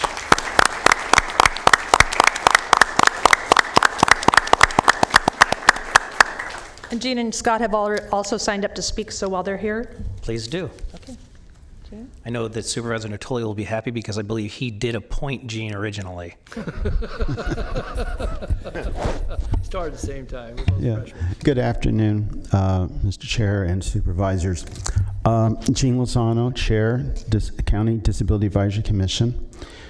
I wish to first say that we've had a preliminary, it's been a great opportunity, an honor for us to be involved from day one on having this plan developed and brought to you. And that we've been involved all the way, including helping with the decision on the choice of the consultant team, and then laying out what should be done in the process internally and the drafting of the documents, and to provide guidance even to the consultant and county staff throughout. As you've noted, the binder is rather thick and highly technical, and I'm certain you're going to find that it's something that you will understand very easily, things that you do address in your various other adventures with pursuing the betterment of the county as a whole. I just want to say that we are going to continue being committed to be involved. We will be reviewing the document more thoroughly, going over the technical things and making recommendations. I do want to just note that next year it's going to be brought to you for your approval, and that we really hope that you will consider the central authority for the county-wide implementation of this plan to be designated the County Disability Compliance Office. They are the hub, the cohesiveness that brings all the different departments together when it comes to compliance with the Rehabilitation Act of 1973 and the ADA. To do that, they are going to be needing additional allocation of staff and other funding resources to be ensured that they can monitor and perform other tasks that are needed. They will be needing the distribution of information to countywide to the staff, including the grievance process and other policies that for access that will have to be developed that do not exist right now.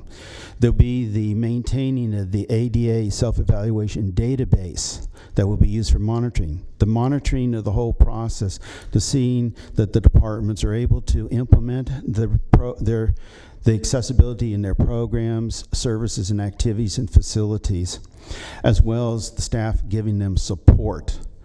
And of course, the writing of these policies, and most importantly, the training that will have to be involved. And you have staff right now that are skilled and very knowledgeable in the subject matter, but they can't carry the load on their own. They need additional help. The other thing would be for the DAC, the Disability Advisory Commission, to still continue to be involved in this process, to be it's yours and the county's staff advisors on those disability-related issues, including the implementation of this plan. The thing that we have been those of us that are on the commission right now and do hear from our peers in the community that they want to be certain that those of us that are on it are skilled and knowledgeable and have understanding on the various aspects of disciplines that need to be considered when implementing this plan, like how to do plan evaluation, understand program evaluation, doing document assessment, having some knowledge on the federal and state regulations and laws pertaining to access for people with disabilities. So this will, and others, these areas, we are trying to have the expertise, keeping our skills up to date, and we ask that when you are considering the appointing new members to the commission, that these be some of the factors you consider. That do they have these backgrounds, these skills and knowledgeable, so that they can, as those of us are currently on the DAC, provide the quality advisement that is needed, so that we're an equal player at the table. And so I would thank you very much of this time. Thank you very much. Thank you, Gene, and thank you for all your work. Yes, sir. Yeah, my name is Scott Harger, and as Gene was the adult in the room, I'm the man that occupies the kiddie table.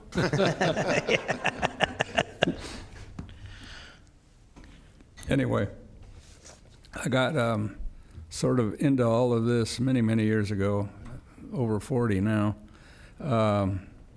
because I was an architect, and I'm also a licensed contractor.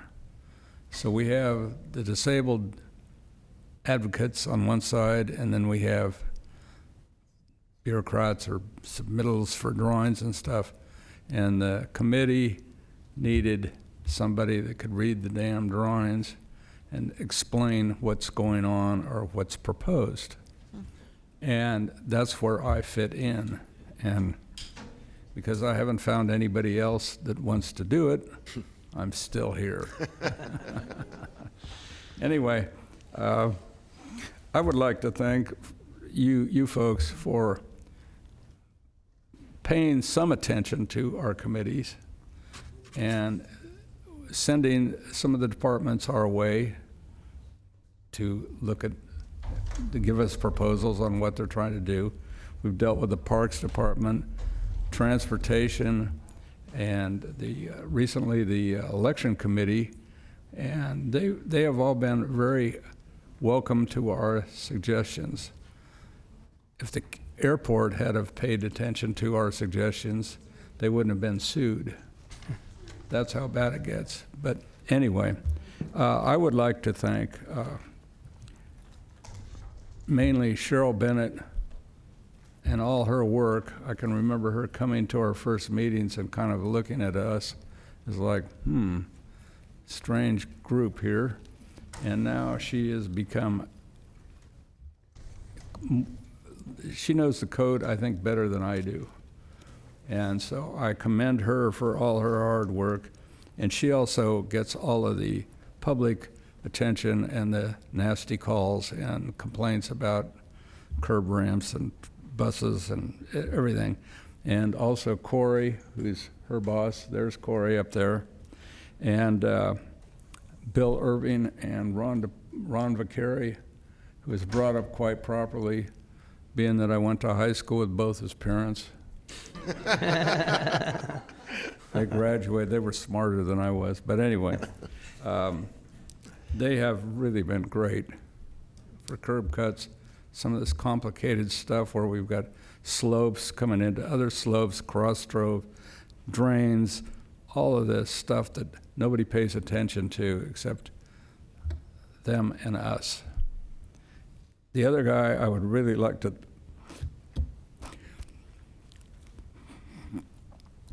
thank is Gene Lozano. And for all his work and dedication, he's called me up on like Saturdays at 4 in the afternoon and saying, I need you to go look at this intersection. And I'm going, huh? Do I need to do it now, Gene? And he says, yeah, I think the height of the buzzer is off, Oh, okay, all right. So out we go. Anyway, I have been on some real adventures surveying different buildings, Memorial Auditorium being one while they were under construction, and they were demoing stuff in the room next to us. Oh, it was exciting. Many other, the old auditorium that's now going to be the new auditorium. We must have surveyed that thing 3 different times. Anyway, thank you, Gene, for being my friend and putting up with my bad jokes. Thank you. Thank you, and I just want to say a special thank you again to Mr. Harger, Mr. Lozano, for all your service to this county, and to the people of the county who would otherwise not have quite the voice that they do without you. So with that, I'd actually like to give you a round of applause.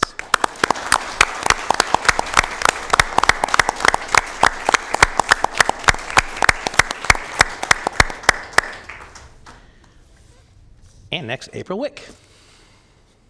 Welcome, April. Did you, I don't recall that you voted on the 30 period comment. I think you actually have to take action on that. No, we'll hear this item. Yeah, go ahead. Oh, sorry. I'm not going to be opposed to that, so it's okay.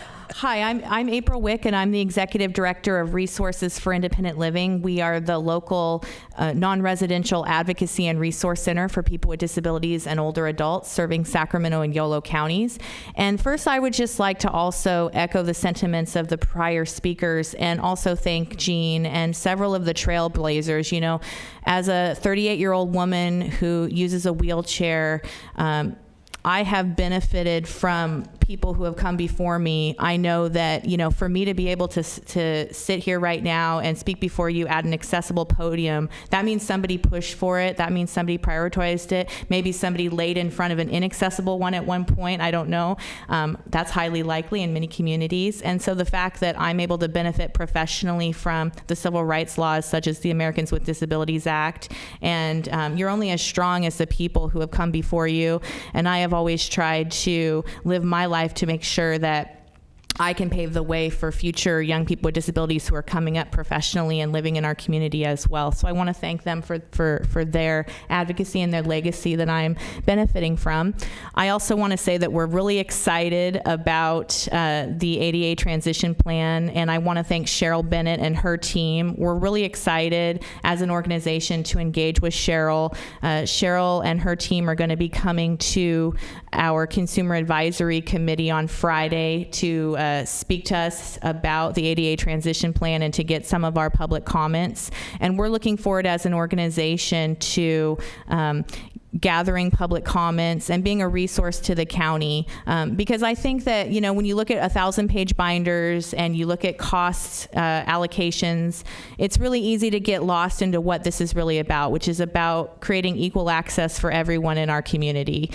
People with disabilities, many say that we're the largest minority group in the United States. What I like to say is that people with disabilities are a part of every single group in the United States of America. So we're women, we're Hispanics, we're Latino, we're Black, we're white, we're every single group has a person with a disability in it. And whether or not you think that, you may think, well, I don't work with people with disabilities, or I don't live with people with disabilities. Yes, you do. You just may not know it. People may just not have disclosed that to you. And so I'm really excited for our organization to be a partner with this body, with the county, with Cheryl's office, and I'm also in support of what Gene said about elevating the Disability Compliance Office. I think it's a mistake for the lens of a Disability Compliance Office to be so nested in risk management, and I think that that's a mistake that a lot of communities make, and we need to really elevate this as a social issue, a social justice issue, and and make sure that we're giving the adequate amount of resources, both staff time and financial, that this issue deserves. So thank you for your time, and I look forward to coming back when this is brought before your body again. Thank you, April, and thanks for everything RAL does. Okay, that is the last public speaker slip I have. So with that, do we have a motion, which is typically how we do it, clerk? I thought I didn't see her back there. I'm sorry. The item. Second. We have a motion and a second. Please vote. Unanimous vote. Thank you. Okay, for item 61, I do need a motion to continue this to November 5th at 11 a.m. This is the 2019 Domestic Violence Death Review Team Annual Report. So moved. Second. Second, please vote. Unanimous vote. All right, with that, we do have off-agenda items, speaker slips. Again, I will say that we will hear anything pertaining to jail expansion in the afternoon. So if you're here for that remaining, we will meet afterwards, after closed session. Les Light. I did see a number leave recently. William Barnett. Chad Osborne. Debbie Stollery.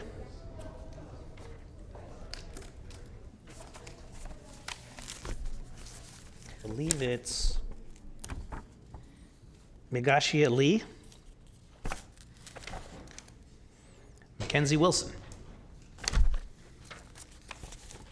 Robert Copeland. I saw Robert leave. Jacob Buckley. Raquel Seltzer. Thank you.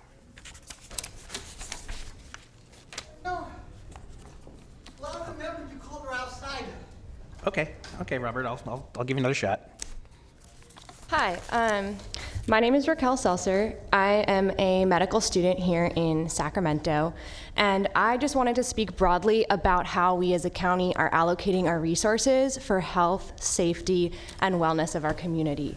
So I know there are many agenda items that are specific, and I want to bring us back a step to talk more broadly about how we're investing in providing resources and wellness for our community. So I work in student-run clinics, and unfortunately, the most difficult part of my job there is not learning the medical technicalities, but the lack of resources for our community. I've sat with people and tried to call many shelters, many food banks, tried to get them enrolled in health, and to have access to health insurance, and no one has picked up the phone. Essentially, this means that our county is underfunding these crucial resources for people, and that leads to poor health outcomes. That leads to people on the street. That leads to people with substance use disorders that are not being treated. That leads to people who cannot take care of themselves because they have a mental illness and they are not afforded resources for that. I have called to try and get someone into a therapist, into see a psychiatrist, to no avail. And this leads to people, increasing numbers, on living on the streets unhoused against their will, and this leads to incarceration. This leads to people's possessions being taken away. This leads to their medications being taken away by the police. This leads to problems for our community at large. And so I just want to put before the council that, and the Board of Supervisors, that I wish we could, as a county, come up with a comprehensive plan to move away from incarceration and move towards healthier outcomes for our communities and towards investing in public services that the community says they want and need. Thank you. Thank you very much. Okay, with that, I'm going to go back because I think some of the people returned, so indulge me. I will read these names off again. Les Light. Here we go.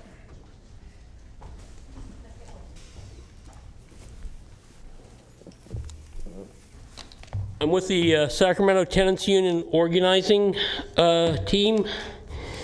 Okay, we're actually doing public comment finally. That's good.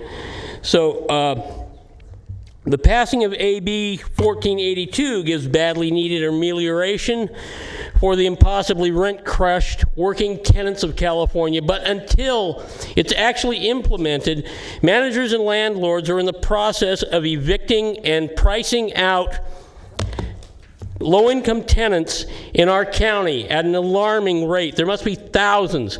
And these people have no way of getting down here to talk about this issue. What we are pleading for would be a moratorium on these no-fault evictions and a cap on these hikes in rent until 1482 can be implemented and give some relief for people. Now, there's probably thousands of people who are right now wondering if they're going to have a place to live in a matter of weeks or days. They have no way of getting down here. These meetings are held in the middle of the day. These people are working for a living. These people are going to schools. And we brought people down here expecting that they would be able to, who came here at great inconvenience to themselves, and they were hoping to be able to get up and talk about this and what we can do to resolve the situation, and they waited and waited and waited, and I think most are gone at this point. And these are just the people who managed somehow to actually get down here. You have no idea how hard it is for them to get here. So please, would you consider, would you do this? Would you give us a moratorium as they have implemented in Los Angeles County to relieve the situation until we can have 1482 implemented? Thank you for your time. Thank you. William Barnett.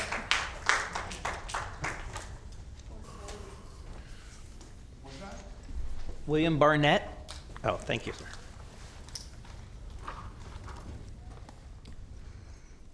And William is followed, if here, by Chad Osborne.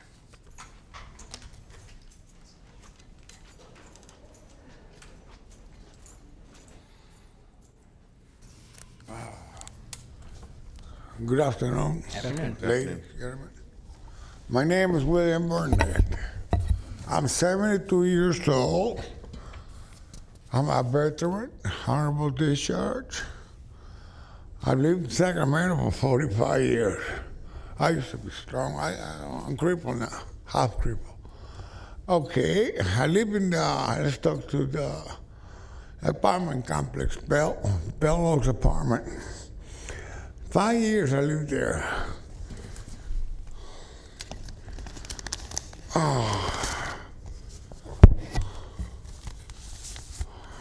My rent for October, this month,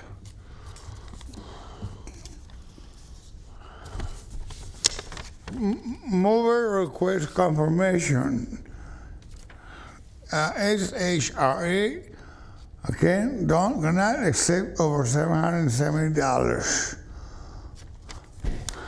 And they told me to get a voucher, which I did, it's over here. Okay. 90 days notice of termination of tenancy. William Burnett. Okay, I wish you guys a Merry Christmas because mine's gonna be hell. I gotta move to 26. Christmas is the 25th. And I gotta be out of that apartment, I'm gonna call the sheriff.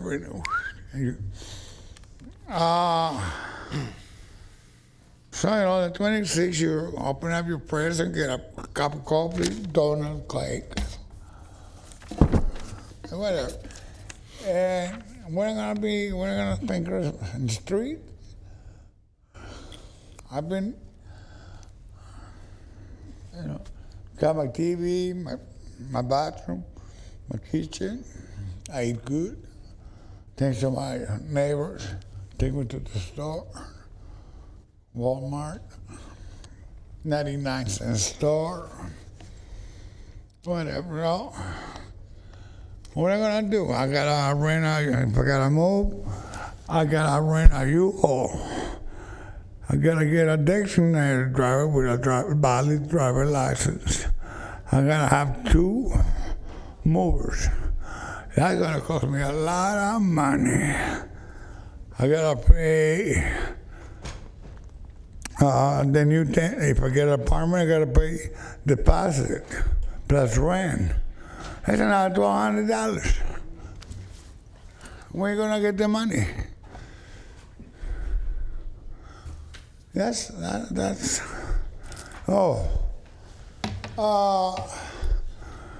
Ms. Greer, the last landlords, and Ms. Bill, they were nice people. They sold the place. I don't know how many millions of dollars. Mr. Barnett, can I ask you to wrap up so that others can speak? Huh? Yes, if you don't have to just wrap up. You don't have to leave her at this moment.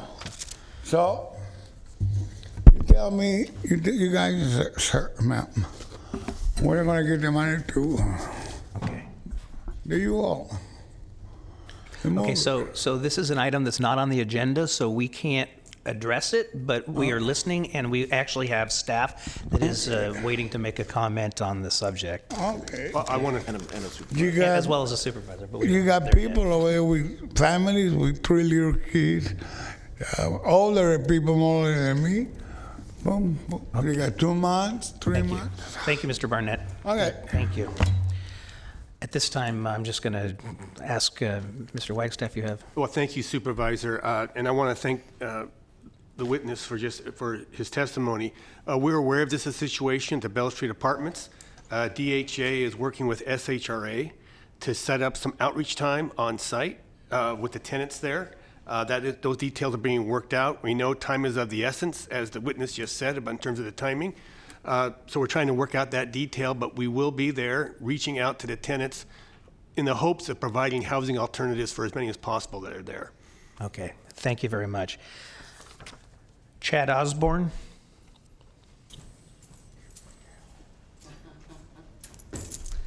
Hello, my name is Chad. I'm with the Sacramento Tenants Union. Each of the Board of Supervisors should have gotten a copy of the motion that was recently passed in the City of LA, a retroactive no-cause eviction moratorium. And that's what we're asking for folks who are getting evicted in the County of Sacramento. I'm here with some people from Bell Oaks Apartment. 54 tenants got 60 and 90-day eviction notices. That means that they will be kicked out right before Thanksgiving and right before Christmas. So we kind of have a moral obligation to make sure that these folks aren't being put on the street, because a lot of these people are handicapped, on Social Security, fixed incomes, and we need to do something about it. So this is happening across the state. Greedy and predatory landlords are evicting their tenants in order to evade the tenant protections that go into law January 1st under AB 1482. And this county has a humanitarian obligation to protect tenants between now and January 1st. We have examples from Burbank, Stockton, Daly City, Los Angeles, and of course all the other apartment complexes and single-family homes that we don't hear about these evictions happening, that we don't have data for. So in LA, their council members voted unanimously voted 13-0 to pass a retroactive no-fault eviction moratorium to protect tenants now who are being evicted by landlords who want to get rid of them and jack up the rents before AB 1482 goes into effect. The tenants at Bell Oaks have lived here for decades. One tenant has lived here for 38 years. They've never broken their leases or been late on rent. If we do nothing, the end of 2019 will see a surge in homelessness because of landlords trying to evade these new protections. And so today we're urging the County of Sacramento to follow LA's lead and protect tenants by passing a no-fault eviction moratorium. And I would add that I would like this to be agendized for the next meeting. Thank you. Thank you. Mr. Kennedy, me and my patient have to pay for parking. I don't know if you called our names yet, but just in case. I'm sorry. I believe I did call you. Mackenzie, I did call you, but I'll get to you in a moment. I'm calling everybody that was not here when I called them. Okay. Okay. Debbie Stollery?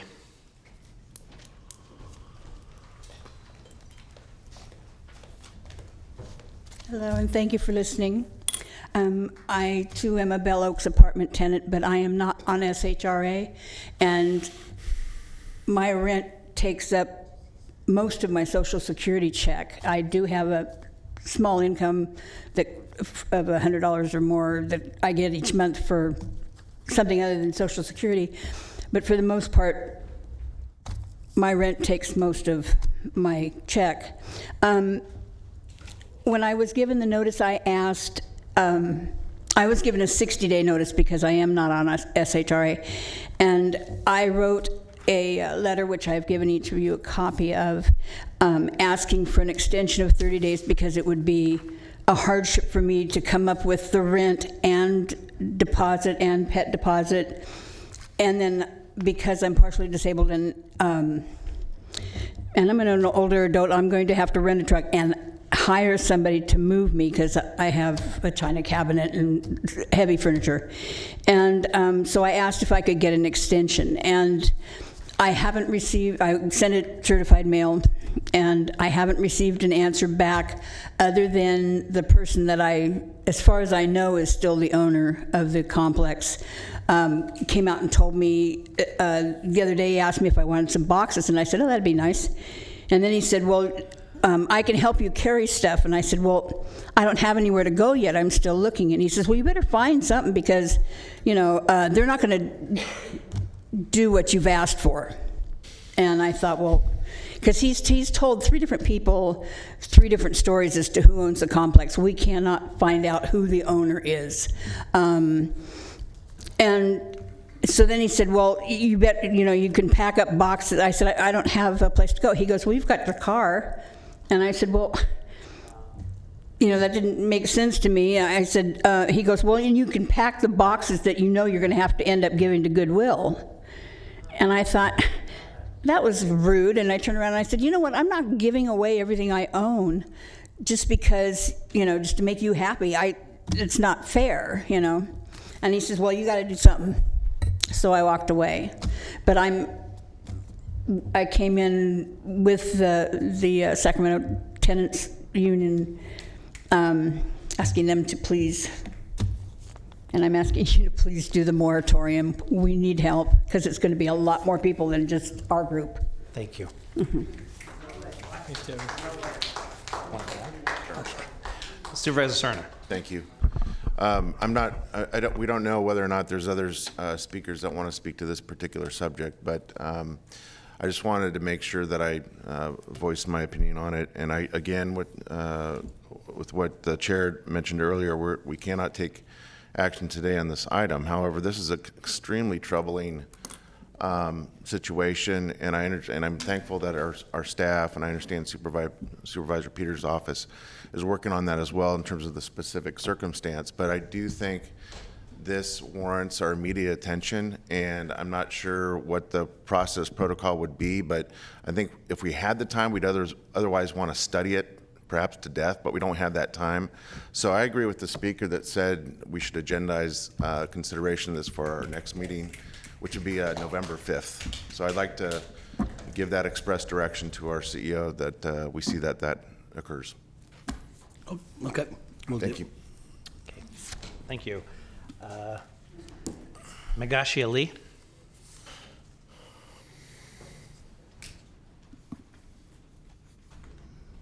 And Ms. Nadal, we will be hearing testimony on item 15 in the afternoon. Hi, good morning. Go ahead. Hi, good morning, everyone. I'm new here. I just came out here from Alameda County. I'm a tenant at Bell Oaks Apartments, and I've actually been there only 5 months. 5 months. Within that 5 months, I'm on a 1-year lease with Sacramento Section 8. My lease is up next year in April, but this same thing will be happening to me that's happening to my fellow tenants. We're like a family there, everyone knows everyone, we look out for each other. And to see everyone walking around like a cloud is over their head every day, to see people crying because they have to move their families, especially ones that's been there for 30 years, that's never missed a day of rent, that's, always smiling no matter what. Kids that are going to the nearest school that's been there since they were babies and now they have to go. My daughter goes to Sacramento State right now, and she wants to stop her education her education to help me. That's not right. And I'm asking you guys, it is important, and we're not really looking to stay. You know, these are our homes. We're looking to stay.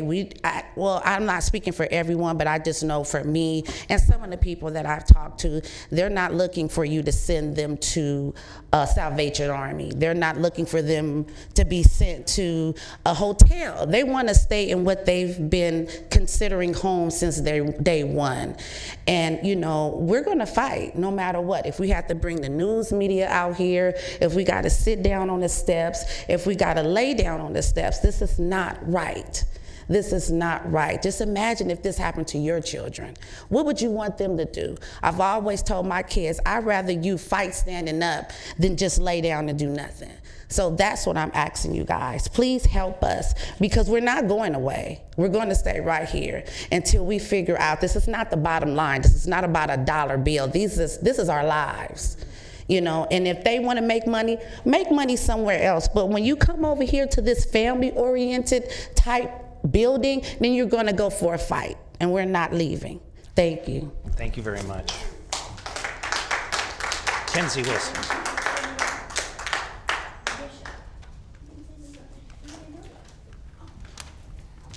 So I'm also an organizer with the Sacramento Tenants Union. I think I've said that. And I seriously welcome to the campaign for a moratorium. I want to double down and add that we're also going to come at about a rent increase moratorium as well. Because what we are seeing is en masse, landlords are trying to get rid of tenants before 1482. We already know that here in Sacramento, our lowest income renters spend more than 50% of their money on their income. We know that more than 50% of Sacramento County rents. Right, these are actual numbers that have been given to us by SHA, SHRA. You guys have the same numbers. We all know what's going on here. We do know that this is just the start, right? This is the beginning of our campaign, so we're going to be asking more and more tenants across the county to come and tell us when they've been getting these 60-day notices and these rent increases. And I guarantee you what we're seeing in LA, Daly, Stockton, Modesto, it's going to just get bigger and bigger. So we want to be really proactive here, and we're bringing this conversation to you now because LA has just set precedent for what we should be doing. We need to protect our community from poachers. That's what these folks are. These are real estate poachers. These are folks who are literally capitalizing off of our poverty. So as a community who's not only just demanding services and for us to be able to connect the dots, I'm telling you that even the folks that are going to be experiencing this, I'm scared shitless for them to become in contact with our law enforcement system because they might end up outside. Right? So it's like extreme proaction. I see the date August 1st, 2019. This is what we discussed as a date to have gone back to a retroactive date for this moratorium.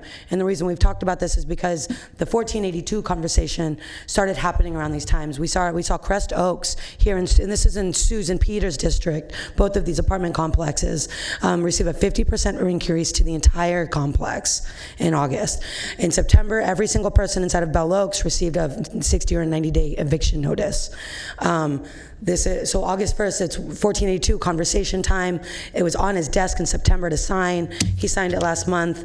We need to really be aggressive on this, you guys. And Gil, I'm going to come over and give you our email address and stuff and our phone number, so that way we can begin to maybe set up some meetings with y'all and have this agendized. Thank y'all. Thank you, Mackenzie. Robert Copeland.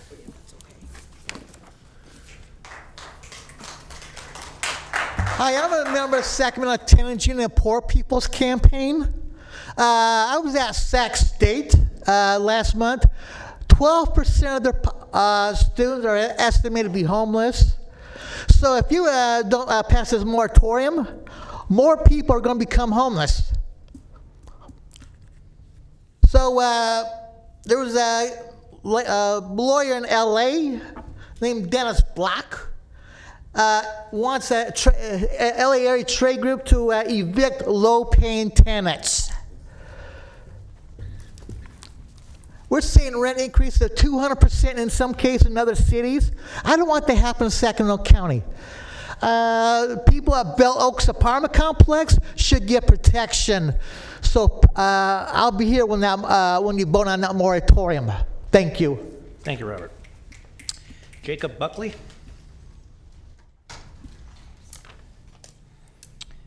Angela Sardo.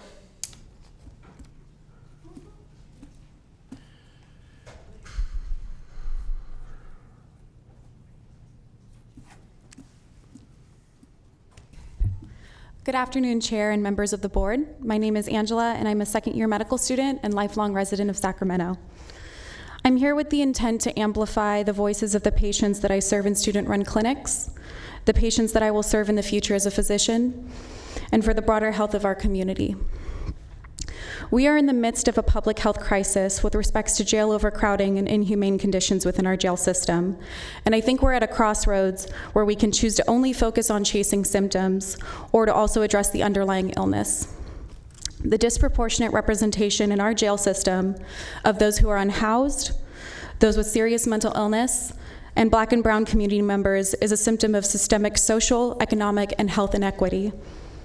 The item discussed this morning is an attempt to manage the system, but misses the mark without the incorporation of proactive diversion programs, mental health services, and substance use treatment. And again, we still need to keep our eyes on the goal of treating the underlying cause, which is the social, economic, and health inequity. Thoughtfully decreasing the jail population works towards that. Reinvesting in social services, including housing, mental health, and substance use treatment, works towards that. It's a choice of who we want to be, because how we make policy decisions and allocate our resources reflects our society's values. I urge you to prioritize the health of our community and all of its members by investing in solutions that heal us rather than punish us for our circumstances. Thank you. Thank you. Caitlin Esparza.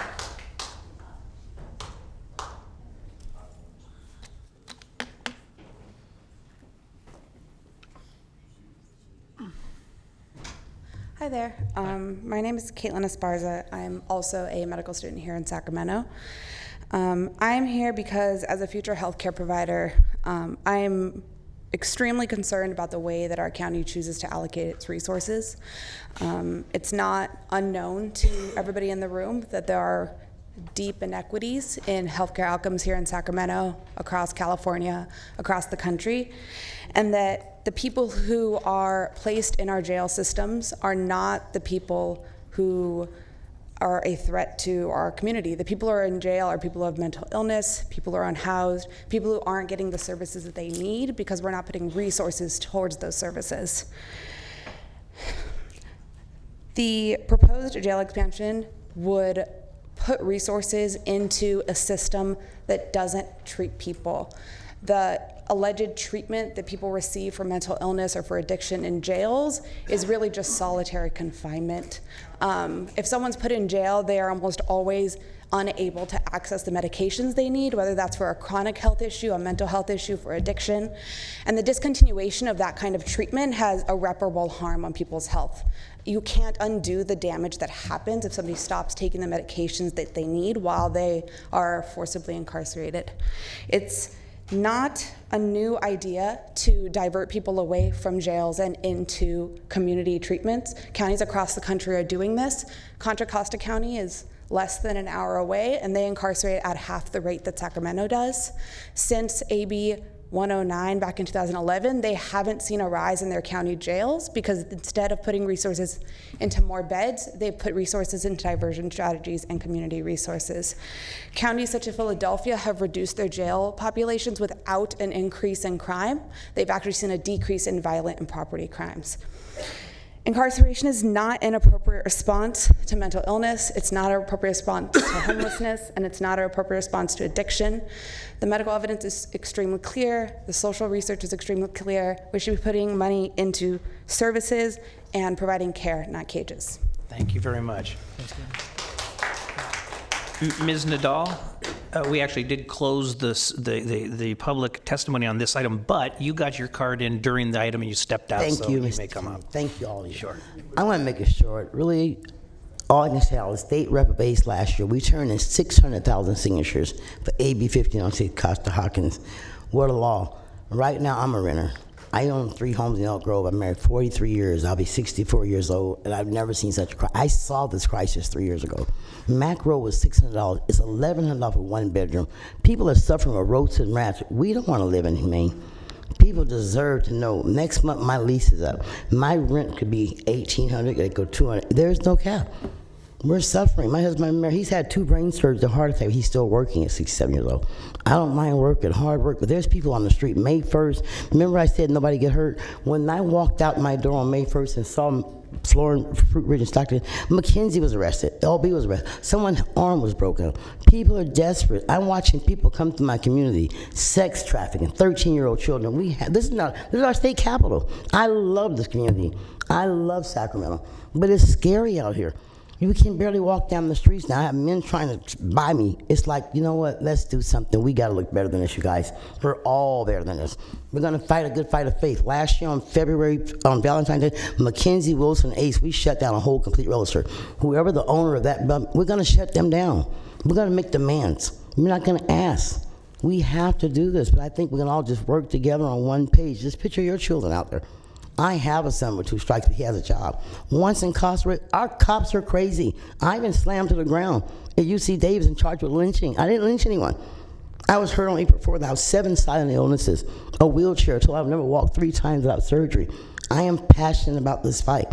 I've touched every mother who's had a child killed by gun violence. We have a lot of issues, you guys. We don't expect you guys to fix this by yourself, but together as one, united as a community, we can get this job done. You know your children aren't going to go to jail. We have cops on the streets that are road dog. I'm watching 4 and 5 sheriffs watching little girls get pushed out their cars. I'm watching pimps push little girls out of cars. We have a crisis. We have a 911. Our whole country's in crisis. We're just one small city in a big old country. But let's look better. I love California. I came from segregation in 1963. In high school, I had a 4.0 at 17 years old. I chose to survive. I choose to fight hard. I'm in pain right now, every day of my life. But no opioids. You know what? Acupuncture work. Get up, because we're going to shut whoever owns that apartment complex up. If I got to hit it myself, let's get together and let's do something. We can do it the right way, or we're going to have to shut them down. We will shut them down. Thank you, Ms. Nagle. Excuse me, sir. I was with my wife, and this is, I have really wanted to comment on this. I just went on 15 because I think we were... Well, if you want to comment on something that is not on the agenda, you still have an opportunity to do that. Just fill out a card, and I'll call your name when it comes up. Okay. On this agenda here, right? Well, this is not agendized. This is off the agenda. Judy Hyman.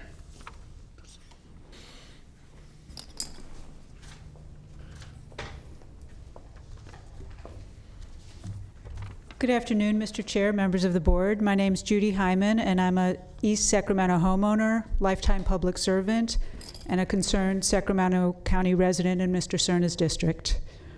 My comments really relate to several issues from this morning and this afternoon, and don't fit nearly neatly under one issue, so I appreciate you hearing me out during this general comment period. I've never been to a supervisor's meeting before or spoken to the board, but I came today because I'm alarmed that the county is moving toward expanding our jail system when that's the opposite of what experts say makes for a healthy community. I urge you to instead invest in education, healthcare, and alternatives to incarceration to strengthen our community. I urge you to instead reduce our jail population. It's unnecessary, unproductive, and unconscionable that 6 out of 10 of those held in our jails haven't been convicted of a crime and are just awaiting trial, mostly because they're too poor to pay bail.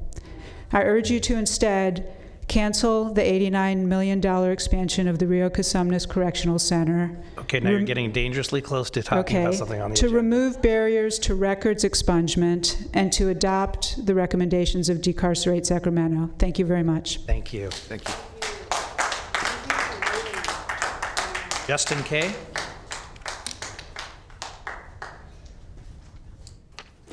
Okay. Riza Pilatowski. Riza here? No. Kenji Tamari? No. Kalinda Jones? She had to leave. Thank you. Kieran?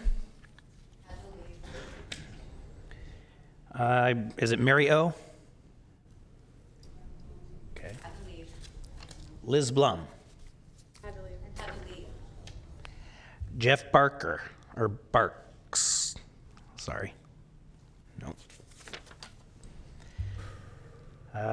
Naya Moorweathers, it looks like. you. Question looks like. Kian Bliss. J.D. Hodge. Mr. Hodge. What? He's here. He's here. Yeah.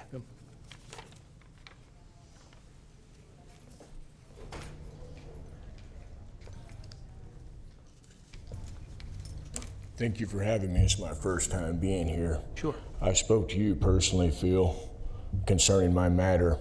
Assault on a disabled person goes unwarranted.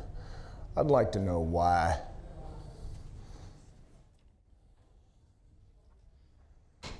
Because I have a email from the following board members talking about that we can't help you, assist you in this matter because this is a criminal matter. Take it up with the sheriff's department. I went to the sheriff's department. I've been 86th out of the sheriff's department. So to me, assault on a disabled person goes unwarranted. No justice. Sorry, I don't see any mouths moving, no ears, no nothing. Well, sir, just again to explain, when you're talking to the Board of Supervisors on an item that's not on the agenda, by law, we can't interact on the subject, but we listen and the staff is listening as well. Well, I just want to know why it's a criminal matter and all of a sudden nothing's being done. Because I have his email from the Board of Supervisors, Mr. Chong, talking about this is a criminal matter. It needs to be investigated by the Sheriff's Department. But like I said, I've been 86 out of the Sheriff's Department, so I can't get any investigation. Can you tell me why? We cannot have a dialogue back and forth on an issue that's not on the agenda. Well, we need to make an agenda. Apparently, assault on a disabled person doesn't need to be thrown to the wayside. It needs to be a Class A felony.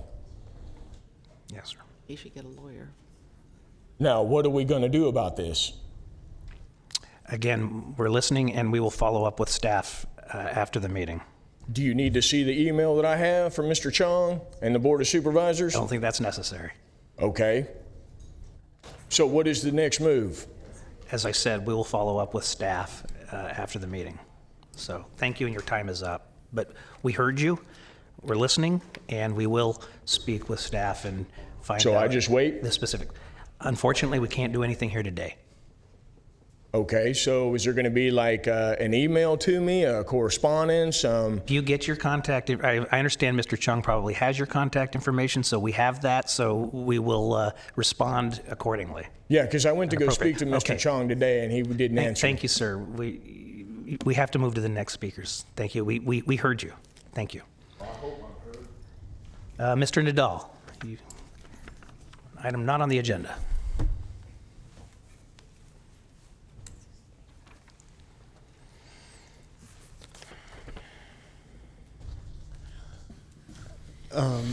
Thank you for allowing me to speak. Hopefully I can make it on time. The reason that I oppose the funding of $89 million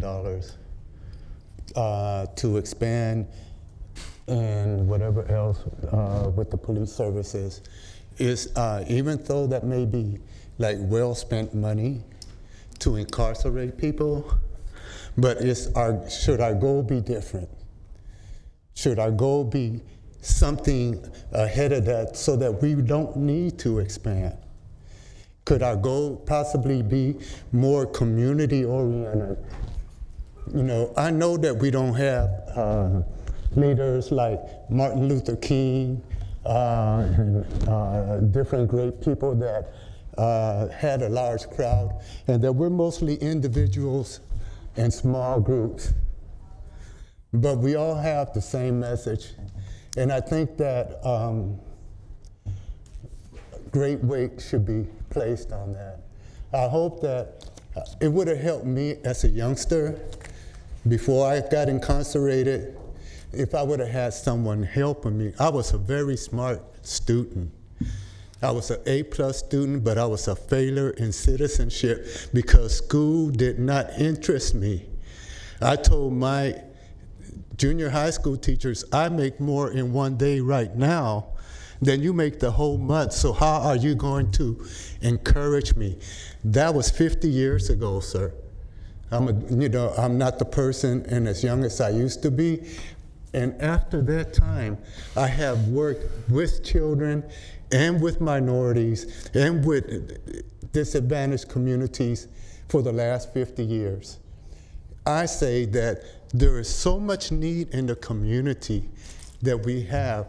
I hope that you can take more of a preventative approach rather than trying to go in the back approach by filling the jails. Put that same effort of trying to keep them closed, of trying to put that money into the community where it hurts. We now have other issues in regards to the rent increases and stuff. I am affected by that as well. Okay. My landlord straight up told me, Fernando, I don't know what to do. I represent a lot of people. They're all small owners, and they haven't raised rents on people for years because they have good people living there. They don't want to lose them. Can you wrap up, sir? But now he's telling me we have to consider increasing rent because we haven't do it, and it might be a dramatic increase. And I try to tell them, don't count on that money right away, because what happened in LA hopefully will happen here, and we can put a moratorium on those increases before. Thank you, sir. Thank you. Thank you. Excuse me, we had a Jeff Barca. What's that? We had a Jeff Barca on the. I believe I called it earlier, so yes. If, that's fine. That's fine. I apologize No, to no, the no. board. I'm Nope. a high school coach. No problem. And I had to go have a preseason meeting. Okay. The reason I come in front Good of you... luck, by the way. I'm sorry? But good luck with the season. Thank you, sir. The reason I come in front of you today is talking about a moratorium on no-fault evictions. AB 1482 was passed by the governor recently, and throughout the state you're seeing a large increase in no-fault evictions and raising of the rent. I'm presently on Section 8, and I've been out there looking, and there's a 2-year waiting list for nearly every location that takes Section 8. Down in Los Angeles, as I'm sure you supervisors are aware, they put a moratorium on no-fault evictions through December 31st, with the new law taking effect on January 1st. And I'd like to urge you, board, to consider this and to put this on the agenda for next Tuesday so that it can be explored further. It's a real hardship trying to find some place to live in Sacramento. And I'm not even talking rent. I'm just talking as someone who is involved in the SHRA program. And I really urge you, supervisors, to consider putting this on the agenda for next Tuesday and allowing us to explore it further. Okay, thank you. And just, I don't want you to come down here next Tuesday because we don't meet next Tuesday. Oh, but okay, I got that information. We have given the direction to have an item put on the next agenda. Could you tell me, sir, when the next... Which is November the 5th. November 5th? Yes. Thank you. I Okay. appreciate that to all of you. Thank you very much. That's all the cards I have right now, and we do have a closed session. So we will recess into closed session.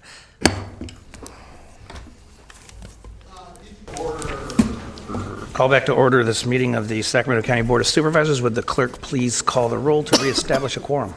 Supervisors Cerna. Here. Peters. Here. Frost. Here. Natoli. Here. Kennedy. Here. And you have a quorum. Item 62, please. Okay. Item 62 is the vote for Reclamation District Number 1000. Trustees. Good afternoon, Michael Peterson, Department of Water Resources. Today's the opportunity for your board to vote on candidates for the Reclamation District 1000 board. The election occurs in odd-numbered years, and it will be occurring this November. As a landowner, the county has the opportunity to provide votes based on the number of parcels owned.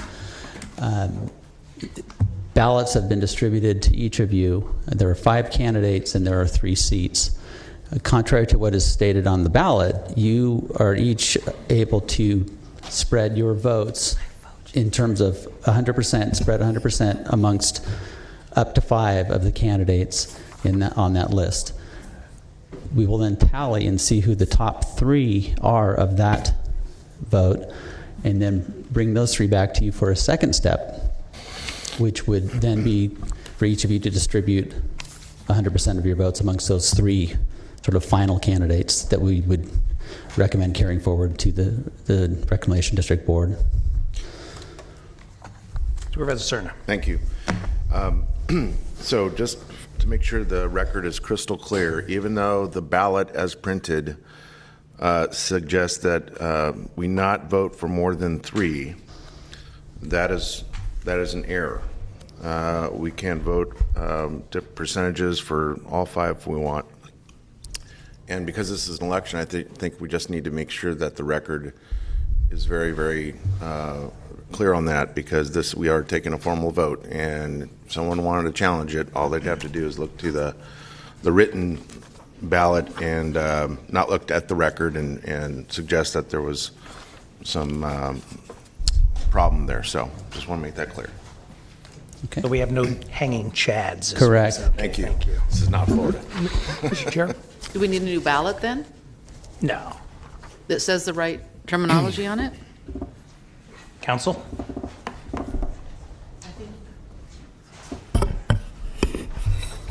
You can amend the ballot that you have before you by indicating that for this first round, it will be 5. For the second round, it'll be 3. You want us to write that on here? Yes, please. Give us the language exactly.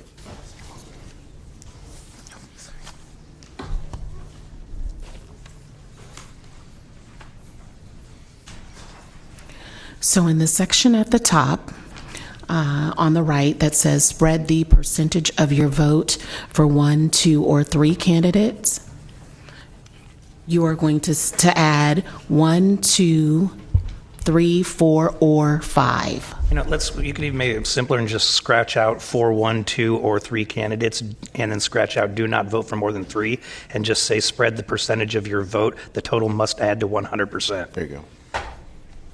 That's acceptable too.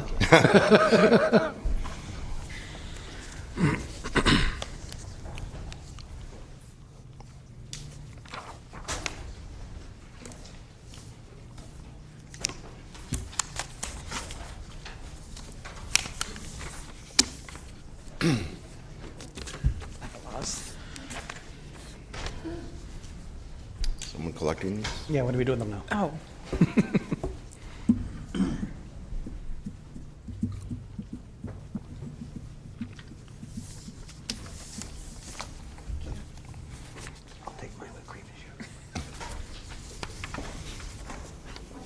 Where are you?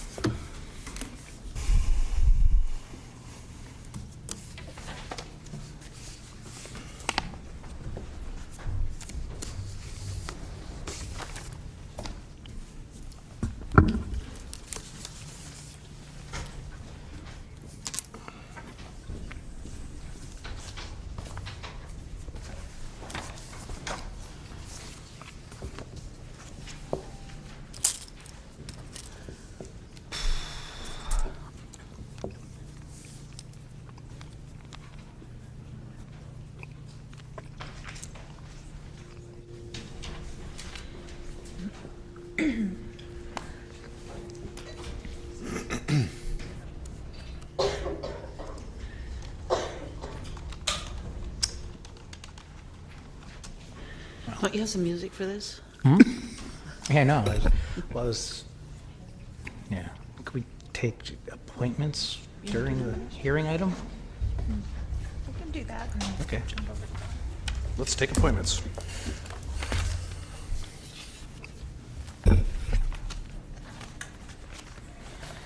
Okay, so we're going to take item 68. While you're tallying, we'll take item 68 for the nominations. Let me know when you're ready. Oh, they're actually ready now. Oh, okay. Okay, so based on the tally, the top 3 votes carried forward, or candidates carried forward to the second step of the process are Thomas Barandis, Frederick Harris, and Jerome Smith. So now, the second part of your voting is amongst those 3 candidates, Thomas Barandis, Frederick Harris, and Jerome Smith, distribute 100%. And that's how the voting will be carried forward to the reclamation For one district. person For now? one? Just one person. You can, again, Spread it out. You can do spread it out. 33.3. There's only Yep. going to be one You will distribute appointee? You can distribute 100% amongst those 3 candidates because there are 3 seats. Okay, I'm sorry. I just got my ballot. What were the names again? Thomas Barandis, Mm-hmm. Frederick Harris, Mhm. and Jerome Smith. Thank you. And we will take those results and carry that forward to actually cast those votes in the election in November.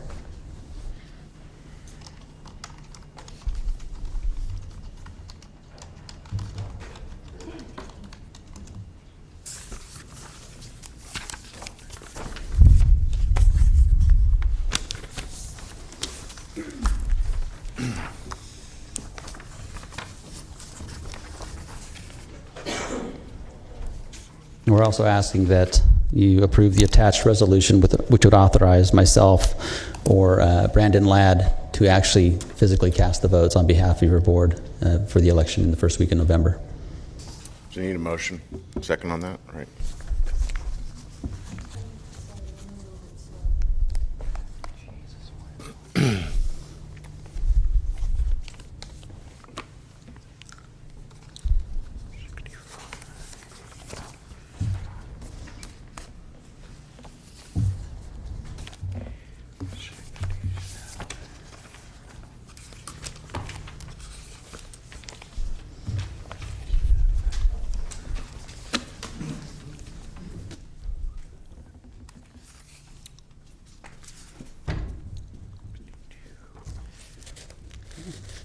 Okay, I have a wrinkle.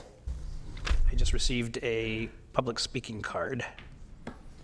On this? Yes, on this item. So I'm going to take that right now before we turn in the final ballots. Elena Lee Reeder.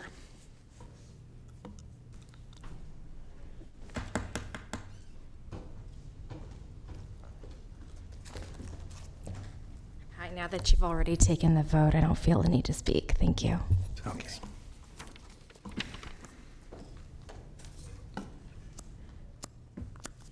I made the resolution. Now second. Is he not going to make an announcement? But regardless, we still need to Yeah. pass the resolution. I'm going to take these votes forward need to- Yeah. to cast in the election. Yeah, okay. Just a little editorial. This is an awfully clumsy process. We're voting on Reclamation District 1000, which is a flood protection district in the Natomas Basin, members. And the reason that the board votes is because it's based upon property ownership and the county owns property in that area. So with that, do we have a motion and a second? Please vote. Unanimous vote. Thank you. Okay. Unanimous. Item 63 is the 7-Eleven use permit amendment. This is a use permit amendment, special development permit, and a design review for a property located at 3449 El Camino Avenue in the Arden Arcade community. The environmental determination is exempt. Good afternoon, members of the board. Leanne Moffett, Planning Director, here to give the staff presentation, and I do have a PowerPoint on this item. This is a use permit amendment to allow the construction of a new 7-Eleven. The site is at the northwest corner of El Camino and Watt Avenue in the Arden Arcade community. There has long been a gas station at this location. The intent is to tear down that old facility and build a new facility. So they are amending the existing use permit. There's also a special development permit, design review, and as a separate subsequent item, there'll be a PCN alcohol hearing. Starting with the site plan, the aerial on the right shows the existing facility layout. You can see with a large canopy in the middle and a small convenience store building on the left. The new site plan is drawn up over on the left. It will enlarge the convenience store building and with an office. There will be a new car wash on the north side of the property, and there are 2 vacuum spots associated with that car wash. There will be additional landscaping along Watt Avenue, refreshed landscaping along El Camino, and new landscaping on the southwest corner of the site adjacent to the building.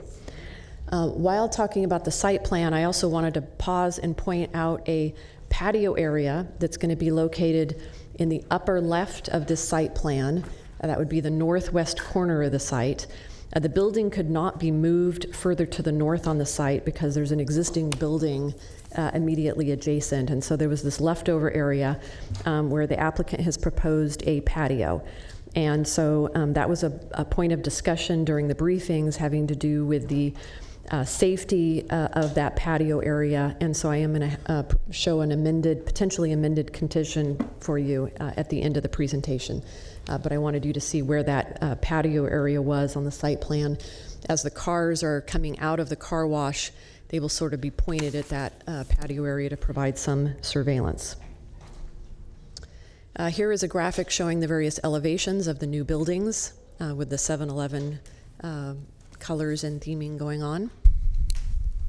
So the key points are, this is a use permit to allow for new site development. We will have a new set of conditions superseding those associated with the prior use permit. The special development permit will allow the continued use of the existing non-conforming driveways, will allow a deviation of the side yard setbacks for the convenience store, a deviation of the required distance for the drive-through exit, and a total sign deviation for the primary service station. And there have been significant modifications throughout the process, including on the design to the satisfaction of the design review administrator. So with regard to the conditions, let's see, we have the Arden Arcade Community Planning Advisory Council met in January and made an advisory recommendation for you to approve this. During that discussion, the landscaping was a point of topic there, and the landscaping was enhanced and added to after the CPAC meeting so it fully meets the zoning code standards. The Planning Commission met in July and recommends approval, and staff is also recommending approval. I was going to show on the overhead a potentially amended condition addressing the safety and security associated with that patio area. So if I could have the overhead. There was already condition number 8 that defines the hours for the car wash as being limited to 7 a.m. to 10 p.m. The entrance and exit areas, as with many of the car washes, have to be closed and secured during non-operation hours. And then there was a condition also that already existed that required the fencing and gating of the patio. But we do have problems with homeless and security in the area, and so we wanted to add and enhance that existing condition to say the fenced and gated patio shall be closed and locked between 10 p.m. and 7 a.m. while the car wash is not in operation, and in order to dissuade loitering or camping in the patio area, install a noise frequency device known as a mosquito that can be operated by the attendant on an as-needed basis. So that use of that mosquito had come up in another 7-Eleven where we had an unsupervised area, and it basically allows the attendant to cause a very annoying noise to be played to sort of dissuade people. So we're hoping that in addition to the fencing and the gating and closing it, that could be as used for security. So that concludes the staff presentation. I don't have any questions right now. Does the applicant wish to speak?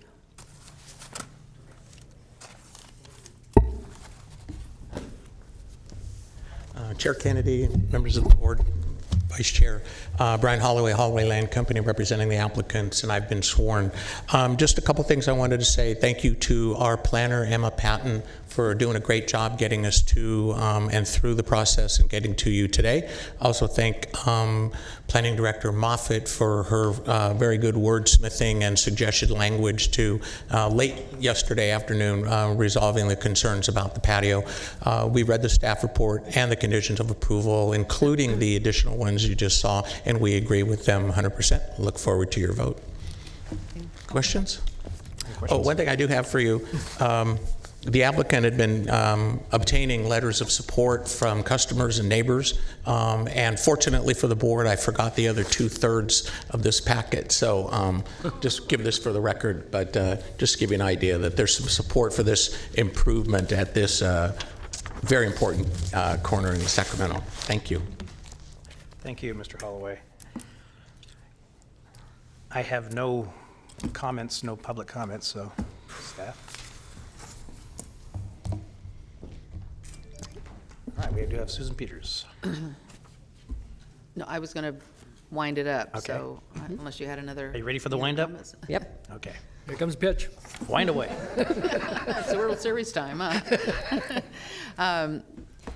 I'm going to move for approval of this with the amendments to Condition 8, and I just want to say it's a big improvement over what we've had on that corner that my office has been working on for 10 years probably, so I'm very happy about this and hope that you're very successful so it'll keep looking nice.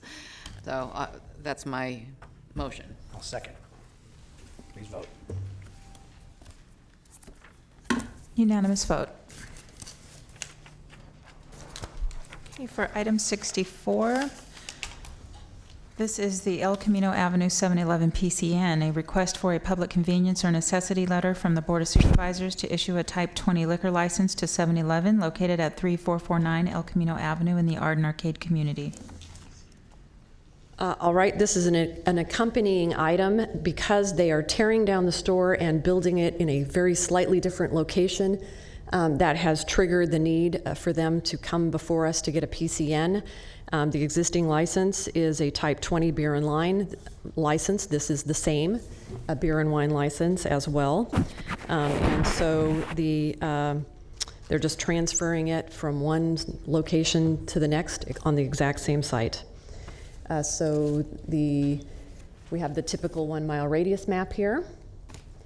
We have the key points. This is in an over-concentrated and high crime reporting districts, which triggers the PCN. It's not a new license, it's just a transfer. We total the number of licenses that there are for your background information. It allows for 2. The census tract currently has 6. There's 13 in the 1 mile radius, and the Community Planning Advisory Council did unanimously recommend approval. So staff is recommending approval as well. Thank you. Supervisor Peters. I didn't see any other questions. This passed the CPAC unanimously, and it's kind of an odd situation that you have to have this PCN hearing when they already own the license, but that's the downside for the applicant. The upside for the county is that the new license accepts all the sheriff's conditions about hours and security and all the things that we're used to seeing. So I'm going to move approval of this also. Second. We have a motion and a second. Please vote. Unanimous vote. Okay, for item 65, this is the City Food and Deli PCN, a request for a public convenience or necessity PCN letter to change from a Type 20 beer and wine liquor license to a Type 21 beer, wine, and spirits liquor license located at 7076 Bowling Drive in the South Sacramento community. Ms. Moffitt. All right, I also have a PowerPoint on this item. So this is the City Food and Deli request for an alcohol license. The location is generally east of Franklin and north of Florin. It's specifically on the southwest corner of Bowling Drive and Williamsboro in the South Sacramento community. They currently have an existing Type 20 beer and wine license, and they want to change that to a Type 21 beer, wine, and spirits. The next graphic shows the 1 mile radius map, where there are a wide variety of places currently to purchase alcohol, many of them along Florin and a few along Franklin. As I've mentioned, it's a change from a Type 20 to a Type 21 license. It is in both an overconcentrated area and a high crime reporting district. The census tract allows for 3 off-sale liquor licenses. There are currently 7. The total number would remain at 7 because it's not technically a new license. And within a 1-mile radius, there are a total of 19 establishments detailed there. The South Sacramento Community Planning Advisory Council initially heard this item on June 19th, and they continued it because the applicant was not available and did not attend the meeting. It was then heard on July 17th. Originally at the June 19th meeting, they had 1 member of the public in opposition speaking with a concern. There were no members of the public in attendance on July 17th. The applicant did attend and gave a presentation, and ultimately the CPAC made an advisory recommendation for denial on a 2-to-1 vote and expressed concerns regarding overconcentration, potential nuisance, and a lack of defensive improvements on site. The sheriff's is willing to withdraw their opposition if the recommended standard conditions are added, and those are in attachment 9 to your materials. The site is located in one of our determined environmental justice communities, and staff is concerned that it lacks improvements that reflect a commitment to the community prevention and design through design principles. I'd say the key point here, staff is recommending denial. And one of the key points is we have identified 4 sensitive uses within 500 feet of the site that are listed on this slide. There's Strategies for Change, which is a substance abuse counseling and treatment center, Mexican American Alcoholism, a substance abuse counseling and treatment center, Wellness and Recovery South, a mental health counseling and rehabilitation center, and the Sacramento Drinking Driver Program that offers DUI classes to past offenders. So we did feel that the proximity of this facility to those sensitive uses were a concern for staff, and so staff is recommending a denial of the finding for PCN with these findings listed on the slide. Okay. And that concludes the staff Questions of the presentation. board at this time?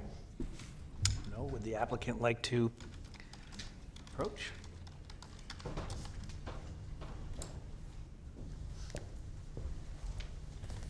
Good afternoon, everyone. Daniel Sabala, Paul Budwall. Paul Budwall, representing the applicant today. I've got quite a few things to say about the presentation and the application, but I'll try to make it brief and get right to the point. I'll start with where we ended off on the map that's attached that discussed sensitive uses.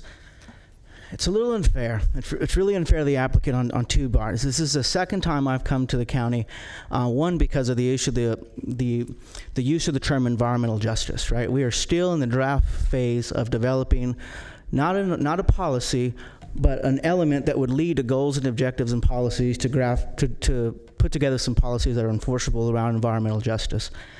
As applicants who've got the staff report just a day before, we don't even have a real defense for that, right? There's nothing in the code to prepare us for something like that. But what's even more troubling, and I'd like to see if I can get an answer, is if you zoom in to the proposed sensitive uses, I scoured through the county's website and through the code on how we identify sensitive uses and what they are, and obviously restrictions and processes to make sure they're away from equal distance from sensitive uses. I couldn't find any of these uses on the list for sensitive uses, right? So there's no separation requirement. Neither one of these nonprofit organizations, who 2 of them I know well, are fantastic organizations. They don't have children present. They're mostly heavy on the administrative office standpoint. I just find it unfair to the applicant that we've highlighted these in real big and pink and identified them as sensitive uses when they're not. If you'd like them to be, they should go into the code, and so that we should know this early on as applicants before we waste time and money going through this process. So I want to get that out of the way because it's really tough for the applicant. But why we're here is you have an applicant today who's owned a store in the Bowling Green neighborhood for about 15 years. Mr. Charan Budwall, his son Paul, owned 4 stores total in Sacramento, some in the city, some in the county, with combined 25 years of experience as a business operator. No ABC violations. If you look closely at the map on who he serves, You do have 200,000 more plus square feet of office and business space. You've got, 430 something odd single family homes, and you have a huge apartment complex across the street that serves the neighborhood. I just hope that you would take in consideration kind of the contents of the makeup of a neighborhood when you have convenience stores that do business there and that will continue to do business there long after today's hearing. Yes, there are other licenses within 1 mile and within the census tract. However, focus on the context of the neighborhood that we serve. You have huge artificial barriers like the 99 freeway, major arterials like Florin Road and Franklin Boulevard that make it really hard. And it's unfair to say that there's a convenience for people to get from the Bowling Hood neighborhood who want to purchase household items or beer and wine or distilled spirits that have to go to Walmart on Florin Road or make a trip almost a mile away to another store. Yes, there's an overconcentration of licenses in this community, but I want you to take a look at the context of the neighborhood that we serve when you make that a consideration. And lastly, this is a family business. As I said before, Mr. Budwal and his family have owned 4 businesses in Sacramento, 4 convenience stores. No violations at this one. There were 2 violations at 2 other stores, and I hope Paul will be able to clear up any of the questions that you have about those. But today what we're looking for is just a fair opportunity to take a real assessment of what this family wants to do, the business they want to, type of business they want to operate, and consider that in the neighborhood context, this is a neighborhood that they serve. And also lastly is that when it comes to environmental justice and the sensitive uses, to please recognize the unfairness. I have one last slide, and so I have it here. This is something I made for a presentation I did for some high school students on environmental justice, because I'm an environmental planner, and environmental justice is a huge part of who my ethos. And so I was very excited to hear about, obviously SB 1000, but there's where we are, right? It's a great tool that at some point will allow the county to adopt policies and ordinances that help achieve some of these things that affect neighborhoods that I've grown up in Sacramento, right? Aging infrastructure. You look at if crime and nuisance activities around convenience stores are a problem, you can then use these ordinances and policies to help steer resources to your budget, to make sure you have prosecution, to make sure you have code enforcement officers. There are ways to use this environmental justice framework and to achieve some of the goals we have. We're not there yet. And as we move forward, I make myself available, as well as the applicant as an experienced owner, to help the county draft an ordinance that really looks to achieve the goals that you want to set today. So any questions? Mr. Charan Budwal's here, and so is Paul. Yes, it's a family-run business. We have the store before we owned it's been there since the late 1980s. We have no violations there, and the ones he spoke of, one was in 2011 where a couple of teenagers stole some beer. We didn't sell it to them, but later on they were apprehended with the alcohol in their in their backpack. Other than that, we're with the community there. A lot of the people, they don't like to leave the local area to go on to Florin Road. It's a lot of traffic over there. They want, they get their grains, their dairy products, their other meat and poultry stuff that we sell. They just want to be able to have everything in one stop instead of having to leave the area and inconvenience themselves. Thank you. Thank you. Any questions from the board? Just one question, Mr. Chairman. So what kind of foodstuffs do you carry, and how broad? Because I read your letter, and Daniel obviously sort of summarized it, but that you need to have distilled spirits because of the margins. But so you carry full range of vegetables and and breads, or you just have a couple of, again, I'm not going to portray it. Tell me what you. Yeah, for the grains, we have different types of bread, hot dogs, sandwich buns, the regular wheat and white bread, then other stuff in the grains like oatmeal, cereal, stuff like that. And then in dairy, we have the milk products, butter, cheese.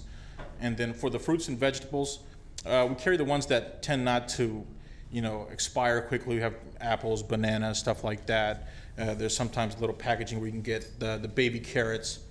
And to mention, once in a while, we'll get a big, a sack of like onion, stuff like that. We put that out on the counter. Stuff that's not easily perishable. Okay, thanks. Okay, any other questions? Thank you very much. Ms. Moffett, anything else? Okay. Well, I will say that this is a very, very sensitive, very distressed area, and considering that, the surrounding area, the availability of alcohol elsewhere within the near vicinity, and the surrounding occupants, I think it's an inappropriate location for a license like this, and I will move staff recommendation. Second. Unanimous vote. Thank you. Okay, let me do a little explanation on this next one, because it's a little unusual. We put item 15, though we already heard public testimony on it, over from this morning to give Chief Seal an opportunity to answer some questions that the board had at the time. And I do believe that Chief Seal saw the hearing as well. So what we're going to do, kind of unorthodox, is we're going to combine numbers 66 and 15 because there's great crossover there. But we will take obviously separate votes. So the clerk will actually read into the record both items.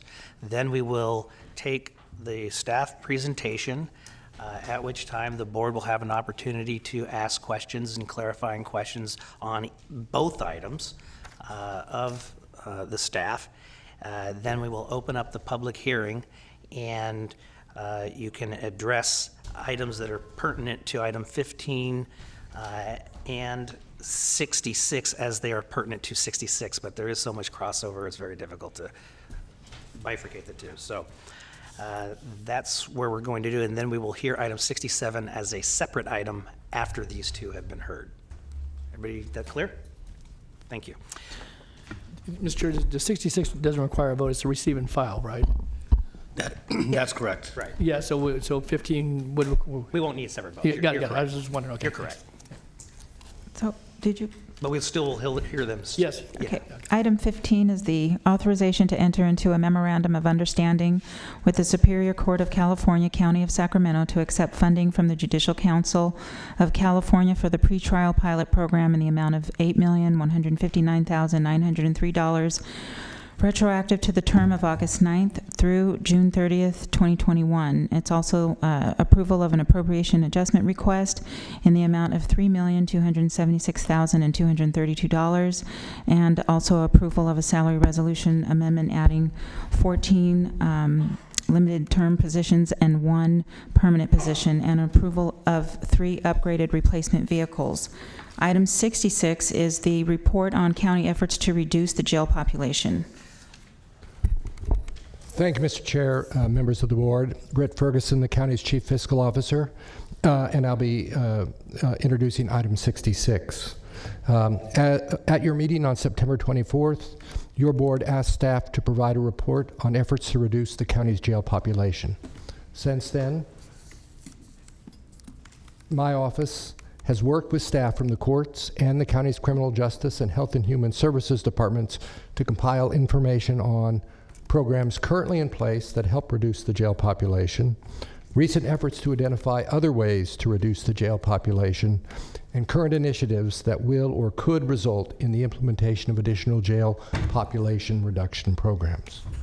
With me here this afternoon are representatives from a variety of agencies, including Judge Lloyd Connolly, Court Executive Officer, Jennifer Freeworth, Chief Deputy Sheriff in charge of corrections for the Sheriff's Department, Chief Probation Officer Lee Seal, Chief Deputy District Attorney Steve Grippy, Steve Garrett, our Public Defender, Ryan Quist, Deputy Health Services Director for Behavioral Health Services, and Ann Edwards, Director of Human Assistance.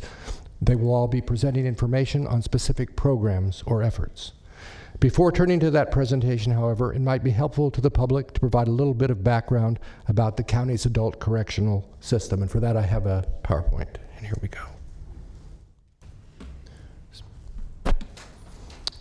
As your board knows, the county operates 2 jails with a total rated capacity of 4,005 beds. Those 2 jails are the main jail, located here in downtown Sacramento, which opened in 1989 and has a rated capacity of 2,380 beds, and the Rio Cosumnes Correctional Center, or RCCC, which opened in 1960 and is located in the county's rural area south of Elk Grove. The RCCC has a current rated capacity of 1,625 beds. The jails house both sentenced and unsentenced inmates. In recent years, the ratio of unsentenced to sentenced inmates has averaged about 60%, 40%, so that's 60% unsentenced, 40% sentenced, as shown in this slide that reflects the last 3 years of average daily population, monthly average daily population, or ADP data. The unsentenced offenders are in blue, and the sentenced offenders are in orange. As this slide shows, after climbing to a peak population level of 4,768 in 2008, the jail's ADP declined until 2011 when, following the passage of public safety realignment, which transferred responsibility for certain convicted offenders from the state prison system to counties, and many of those offenders had sentences well in excess of the 1 year that was the case with the sentenced offenders before realignment in the jails, the population began to grow again. In 2015, following the passage of Proposition 47, which reclassified many nonviolent felonies to misdemeanors, the ADP once again began to decline. Recently, the ADP seems to be holding steady at about 3,700, a decrease of approximately 21% from its 2008 peak level. The decrease in ADP over the last 10 years appears to be driven largely by a 38% decrease in jail bookings over this period, as shown in this slide. This in turn tracks with a 31% decrease in reported crime and a 26% decrease in arrests. The impact of the decrease in bookings, however, is partly offset by a 30% increase in inmates' average length of stay, or ALOS, as this slide shows. It seems likely that part of the reason for the increase in ALOS is the impact of public safety realignment. The impact of realignment on ALOS is illustrated by this slide, which shows the ALOS for jail inmates released in the second quarter of 2019. And this is pretty typical if you look back over recent quarters, not just that quarter. And as you can see here, the ALOS for AB 109, or public safety realignment inmates, was 137 days. The ALOS for all sentence inmates, including those inmates, all sentence inmates released during that period, was 63, less than half the ALOS for AB 109 offenders. The ALOS for all releases was 37 days, and the ALOS for unsentenced inmates released during this period was 27 days. The FY 2019-20 adopted budget for the jails totals $258.9 million. The other major component of the county's adult correctional system is the probation department. That department is responsible for supervising offenders who have been sentenced to that program either in lieu of jail or after they have been released from jail, or in the case of realigned offenders, state prison. Currently, probation has a caseload of approximately 22,000. Most probationers receive a term of 5 years, but under the probation department's adult supervision model, which they adopted a couple of years ago, they target their supervision on those most in need, and during the first year to year and a half of the term of probation, based on research that shows that's when most offenders are likely to reoffend. This means that approximately 4,500 offenders are under active supervision at any one time.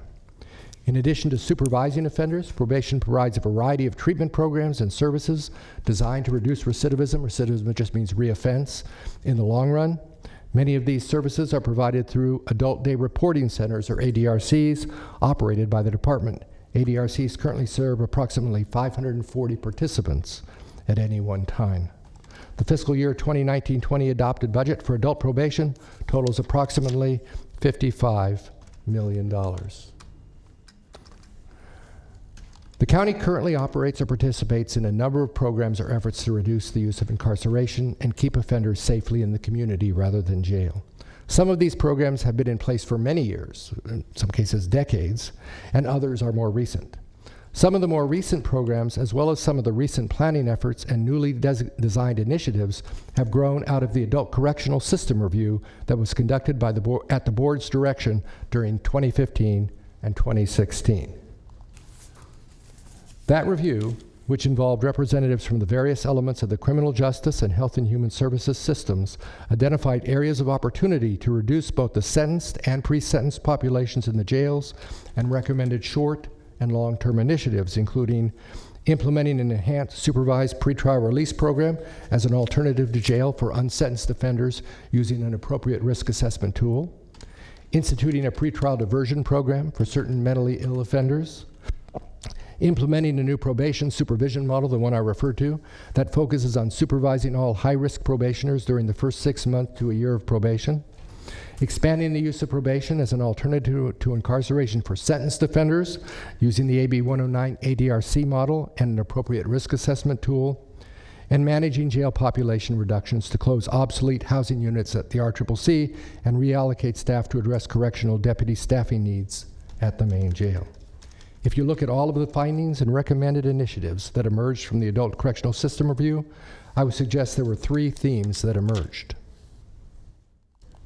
The first is the importance of using validated screening tools, that is, screening tools that have been shown to be reliably predictable, to help identify arrestees or offenders who can most safely be kept or released in the community. The second is that it is important to provide levels of supervision or monitoring and services that are evidence-based, which means credible research has shown it to be effective in ensuring compliance and reducing recidivism. And finally, though not shown here on the slide, the need to build consensus concerning the initiatives among the various elements of the criminal justice system. This reflects the reality that no one person or agency is in charge of the criminal justice system, and agreement among multiple parties is often needed to move initiatives forward. Representatives of the Superior Court and some of the county departments involved to reduce the jail population will now provide a brief overview of those efforts. The programs are organized by presenting departments, but it's important to keep in mind that in many cases they actually involve a collaborative effort among many different agencies. And so now I'll turn the podium over to Chief Freeworth.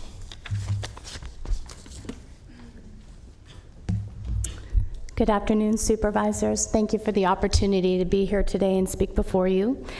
My presentation will be to offer you some insight and perhaps some education about some of the programs that we have had in place for many years to help reduce the jail population.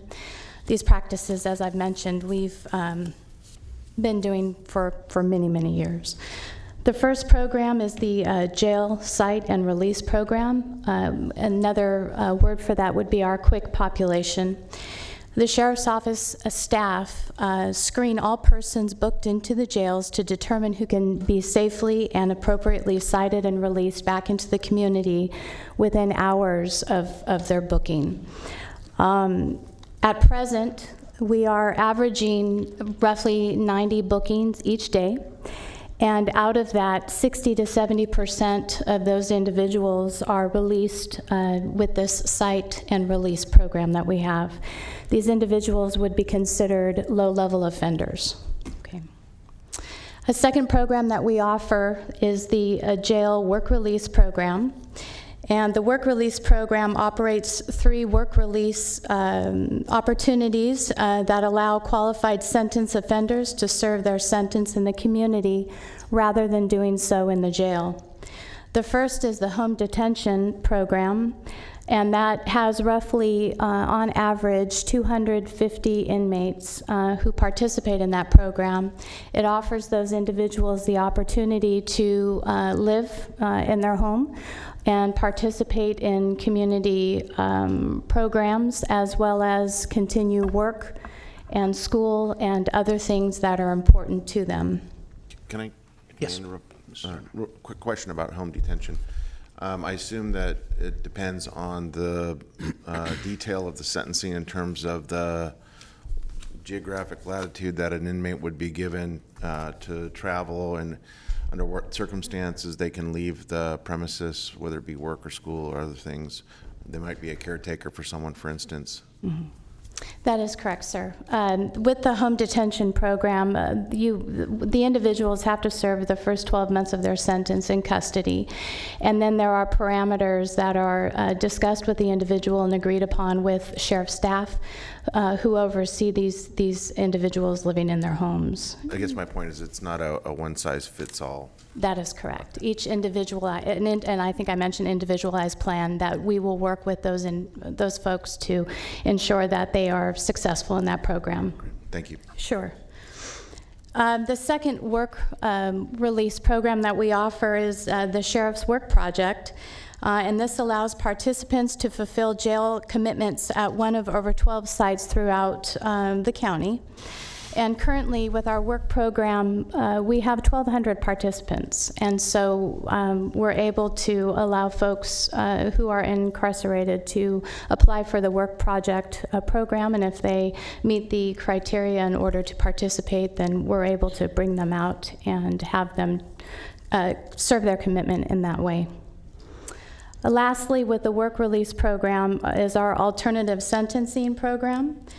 And this participants are able to fulfill either jail commitments or pay fines by completing community service hours through one or more of the 50 plus nonprofit organizations within Sacramento County.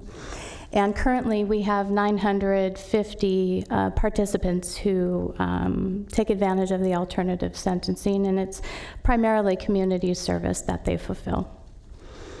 The third program that I wanted to bring to your attention today is the Sheriff's Pretrial Release Program, and this is in cooperation with the courts. There is a pretrial release assessment tool known as the Virginia Pretrial Release Assessment Tool, and the acronym is VPRA.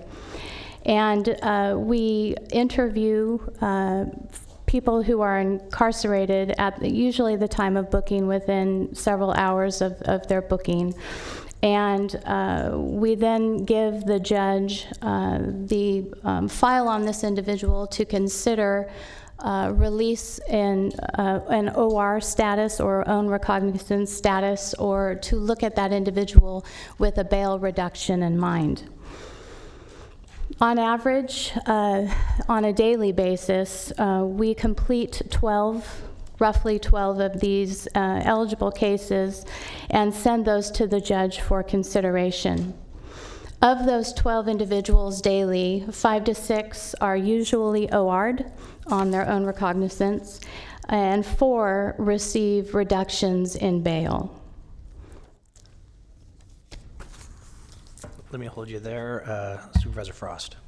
I just want to make sure I understand. So while they're waiting for their trial, you're assessing them in the jail and providing information and recommendations to the judge. And so this is an ongoing program, that there is bail, that their bail is adjusted based on that person and the case. That's been going on. So there's not one set bail for everyone. You're saying it's already individualized, the amount of bail that is required per individual? So the courts establish that the bail, and with the VPRA, which is the assessment tool, individuals who are booked into custody do not, this happens before the arraignment period. So an assessment by sheriff's staff is done of individuals who meet the criteria for this particular program with the courts. And if they meet that criteria, the assessment tool is done on the individual.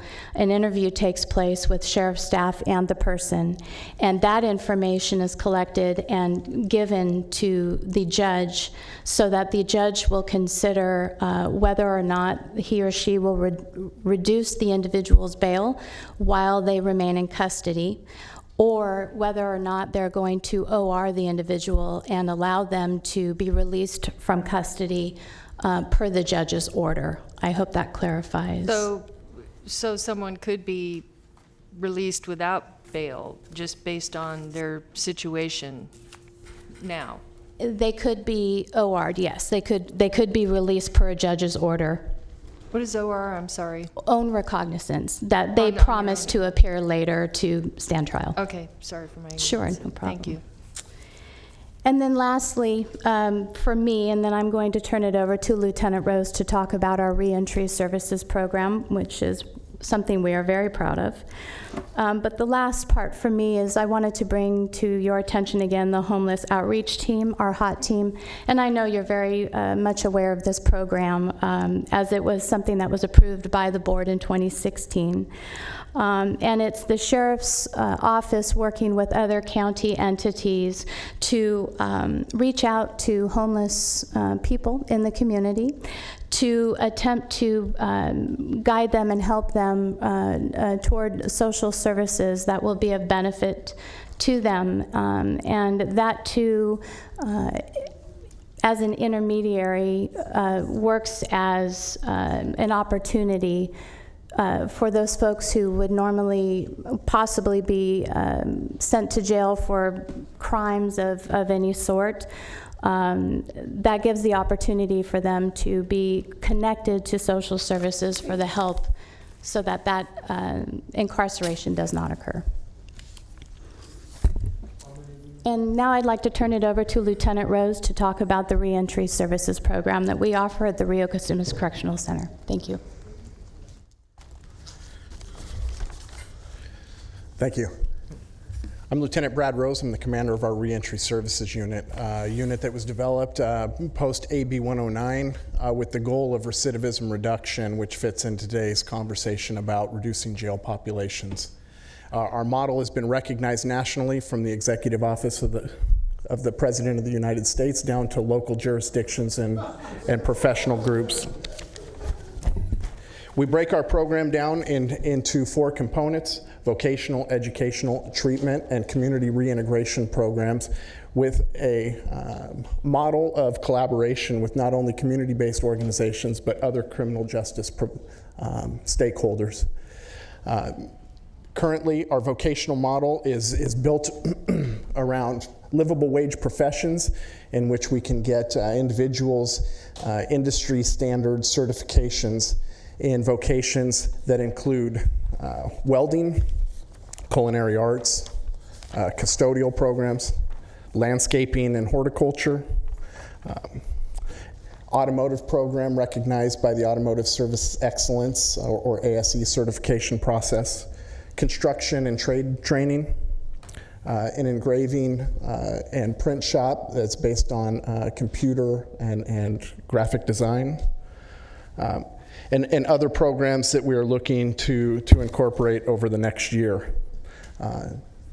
Currently, one of the most popular programs we have is our Wild Horse program that provides relief to the Bureau of Land Management for overpopulation of wild Mustangs, which are then trained by offender staff and sold at adoption to the public.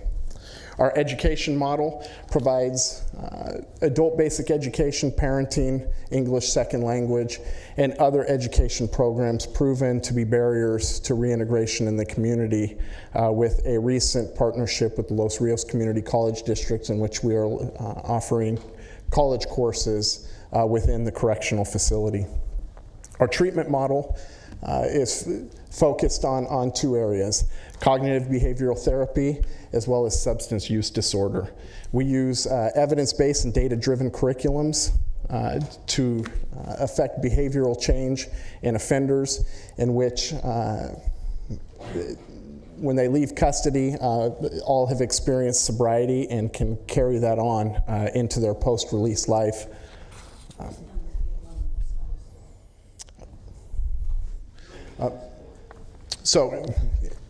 Moving forward, beyond our treatment program, we have a national model that's recognized throughout the country in medication-assisted treatment for treatment of alcohol use disorder as well as opiate and opioid use disorders.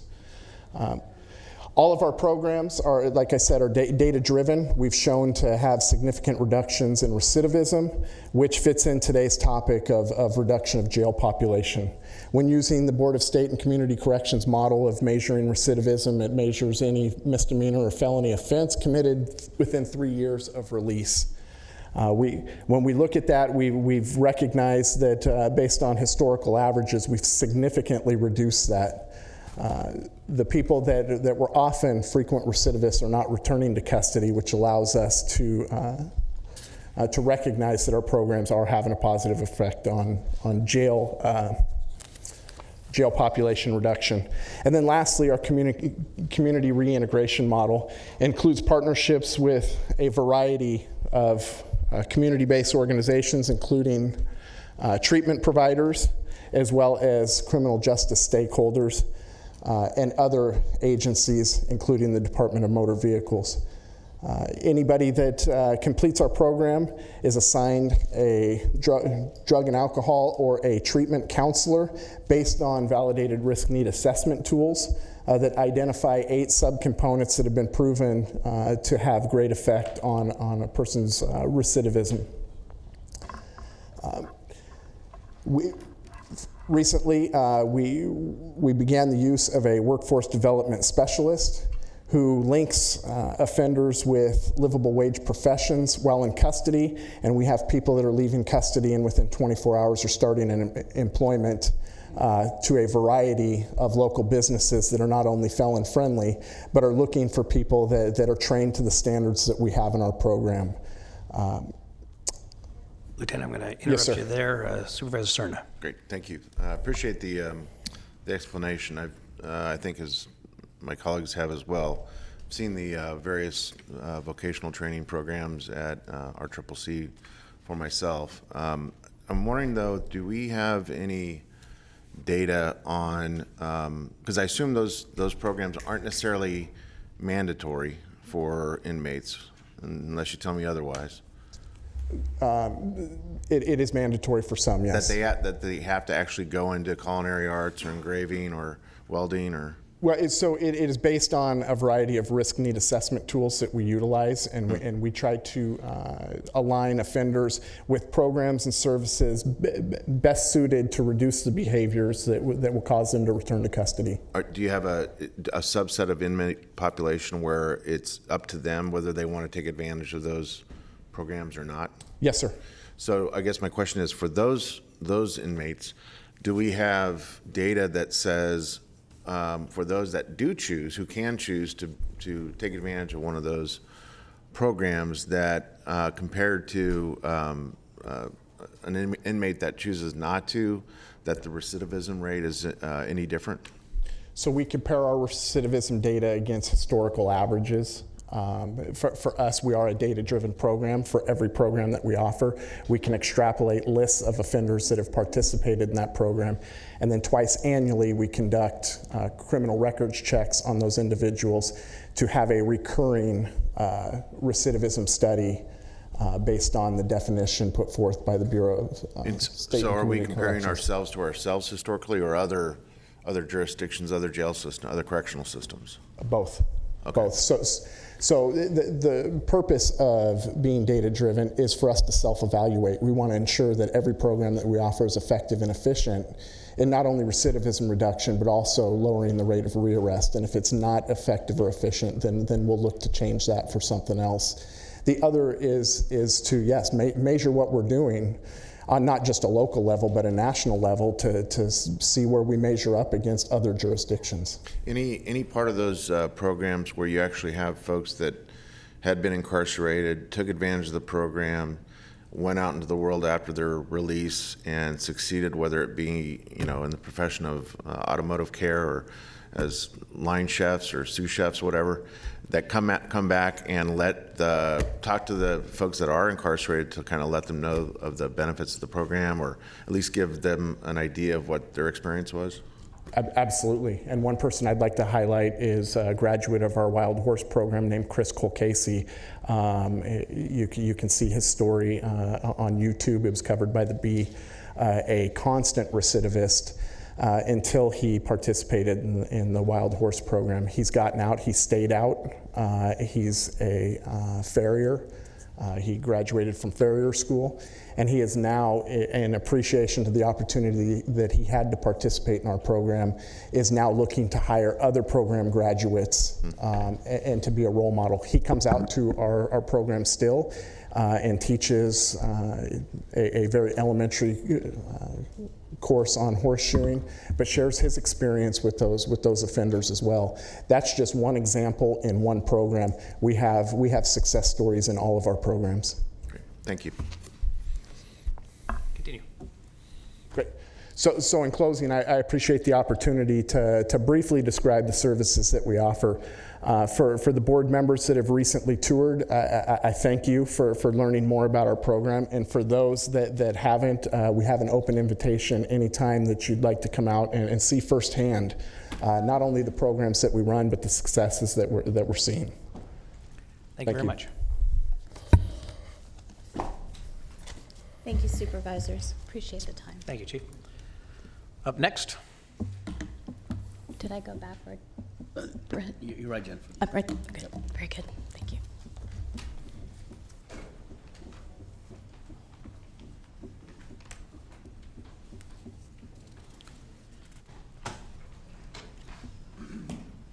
Welcome, Judge Connolly. Well, good afternoon to you all. It's good to see you again. I brought with me today Kelly Sullivan. She's a director of operations in all of the courts which cover criminal law are under her jurisdiction. So she's like the real expert here. I intend to speak very briefly. I've been asked to come with regard to collaborative courts. I'm being speak briefly because I know all of you already know quite a little bit about collaborative courts, and there's just a time issue here as well. In the simplest sense, the court started about a decade ago very slowly in this area and started to increase them based on their success. The dominant factor of success was the recidivism rate in terms of measurement, and also the direct court experience. So we've been doing mental health and drug courts for a long time. More recently, we're doing courts that address prostitution, DUIs, and the like. The fundamentals of all these courts is the same. The person's afforded the opportunity to enter a plea, the sentence is suspended, and then they enter a program. The program is tailored to them as individuals and obviously the subject area of their need, whether it's mental health or something else. The programs can include initial residential care, drug monitoring, or not. It can include some very unique programs and involvement. Prostitution would be a good example, where you frequently have a mix of dependency upon the trade, so to speak, for income, on drugs, and you're controlled by a pimp. So you have three significant intervening forces that you have to deal with. And in all of these courts, we have a pattern of success, and they have been expanded as the services have become available. And when we look at the data, they continue to be successful. Drug court has about a 40% lower recidivism rate than similar crimes outside of that program. It's about 20% in mental health, and so it goes down the line. So the relevance to the topic here is obviously if they're involved in the program and not in custody, they're not in jail at that time. That's 500 to 600 people at any given time. Second is if you reduce the recidivism rate, as I've indicated, while you get the ongoing benefits of that. The court's committed to this. We're proud of it. We're growing them all the time. We're looking and doing new ones all of the time because of the impact it has. And it's a gift to the court to be able to have these options as opposed to just saying 90 days or 6 days or 6 months or all the other things that are typically said, which one we know have less actual impact than some of the others. But just in terms of what's right, these programs are closer certainly to what's right than a plain sentence in most situations. That's all I have for you. Thank you, Your Honor. We have questions. Supervisor Natoli. Yeah, Judge Connolly, thanks for being here today. I know that the chair indicated we'd kind of weave together 66 and 15, the items. I just wanted to ask because, and again, I don't want to get off the presentation portion as much as I just want to get some understanding. I know Jennifer mentioned it in her presentation on some of the sheriff's programs. The instrument that's used, the tool for the pretrial release. This morning, and maybe you heard that some of the testimony that we heard was from folks that there were inherent biases built into that, and that Bruce Wagstaff responded, and obviously he seals here, but that it's non-proprietary and it's a matter of information, I guess, could be made public. I think it's between the courts, obviously, and there's certain protections for folks that are involved in the justice system. But I guess I would just go to you, someone who obviously has been a member of the bench for a long time, certainly has deep roots here in this community, and has been a legislator as well as obviously a member of the judiciary.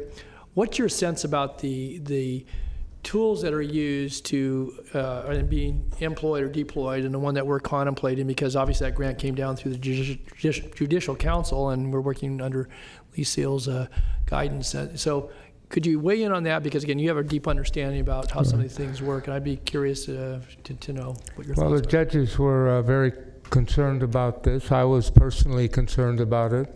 There are many tools in use throughout the country, some in this state, that we think are improper. They'll ask about ethnicity, and that becomes a variable in evaluation. They'll ask about economic status, and that will become a variable in the evaluation. The reason this particular tool stood out and was accepted both by the Judicial Council, even with the request that we do this, is it's blind. It's blind. It relies blind. on the person's record only and age.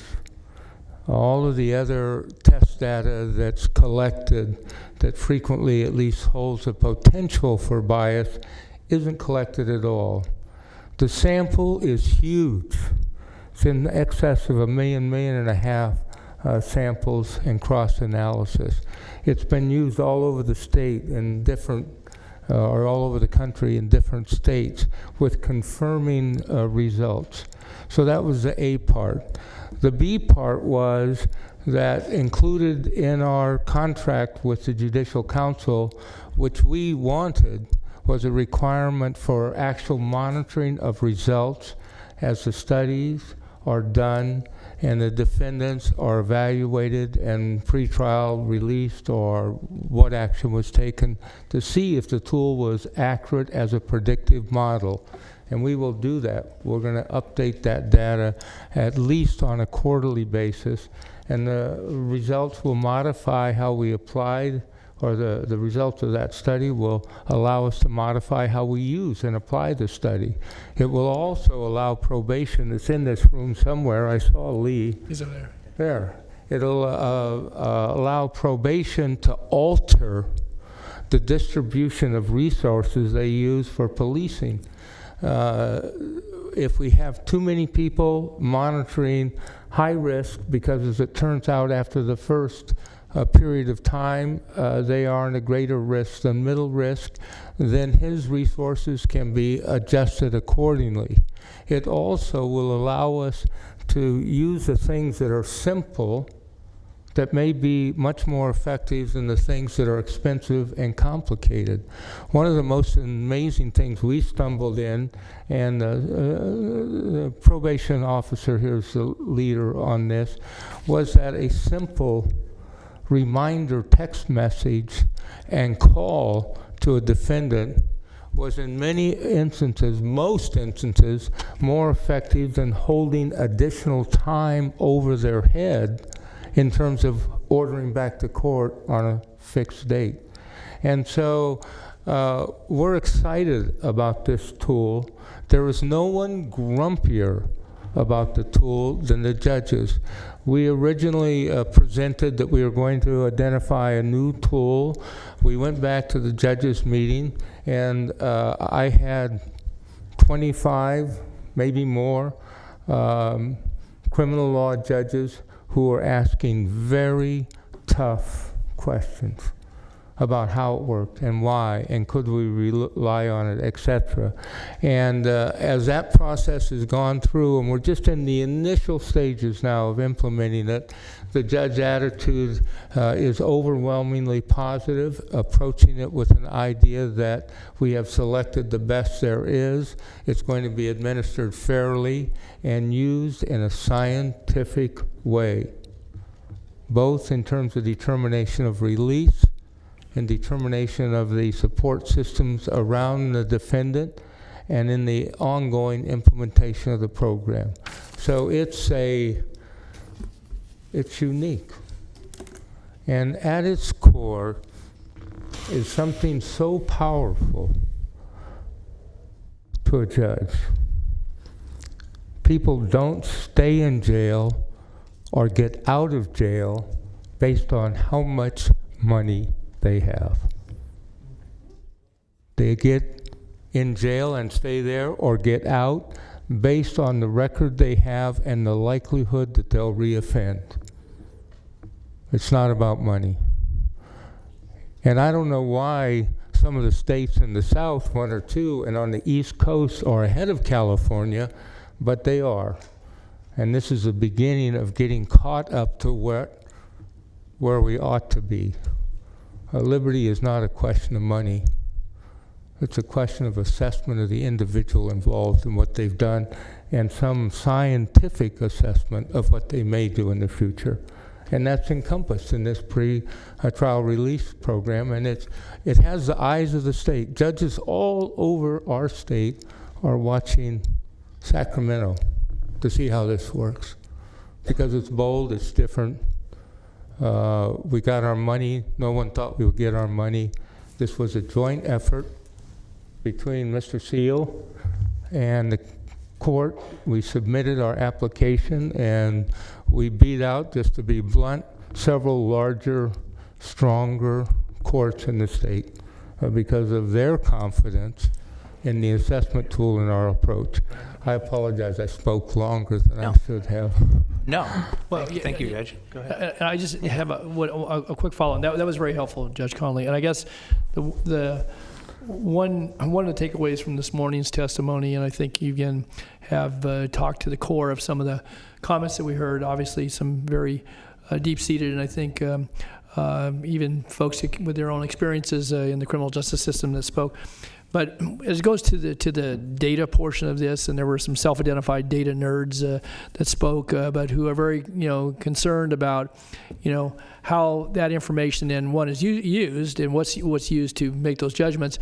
But I think then how is it that respecting people's privacy and their individual situations, that information, we can gain confidence from the public in a way that shares information that's relevant, so that those folks who wish to analyze it, to either dispute it or agree with it, can get some sense of it. Because again, I don't know what that mechanism is, and I don't know if it's through the courts, through probation, through reports to this board, through some other advisory body of some sort. But that seems to me, if we're going to build confidence and trust, obviously people have their own individual takes on this, but to the point you just made very eloquently, the basis by which judgments will be made about who will be incarcerated and who won't in a lot of cases. How do we share that information in a meaningful way? Or what's your thoughts about that? Maybe it's already been thought of, and there's a process where somebody's going to utilize to do that. Well, I think it ought to be shared two ways. One, in a cumulative sense, without names. There ought to be a report to the community on the data and whether or not the results is consistent with what the data would predict. And I think there's a fundamental right to know for that. When the person's name is attached to it, it should not be shared.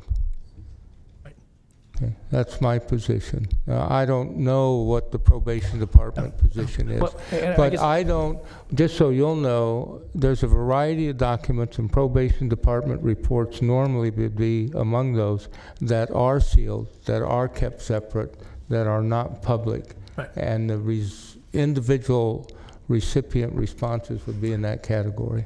I guess I'd like to see as an outcome from, assuming we embark on this program, and obviously that's one of the items before us, is to, give the go-ahead, that there be, a process developed that's clearly understood about how that would, what would be available and how it would be available. Because again, I don't know who's going to take responsibility. We can talk about that. It's good to do that without having individual circumstances related in any report.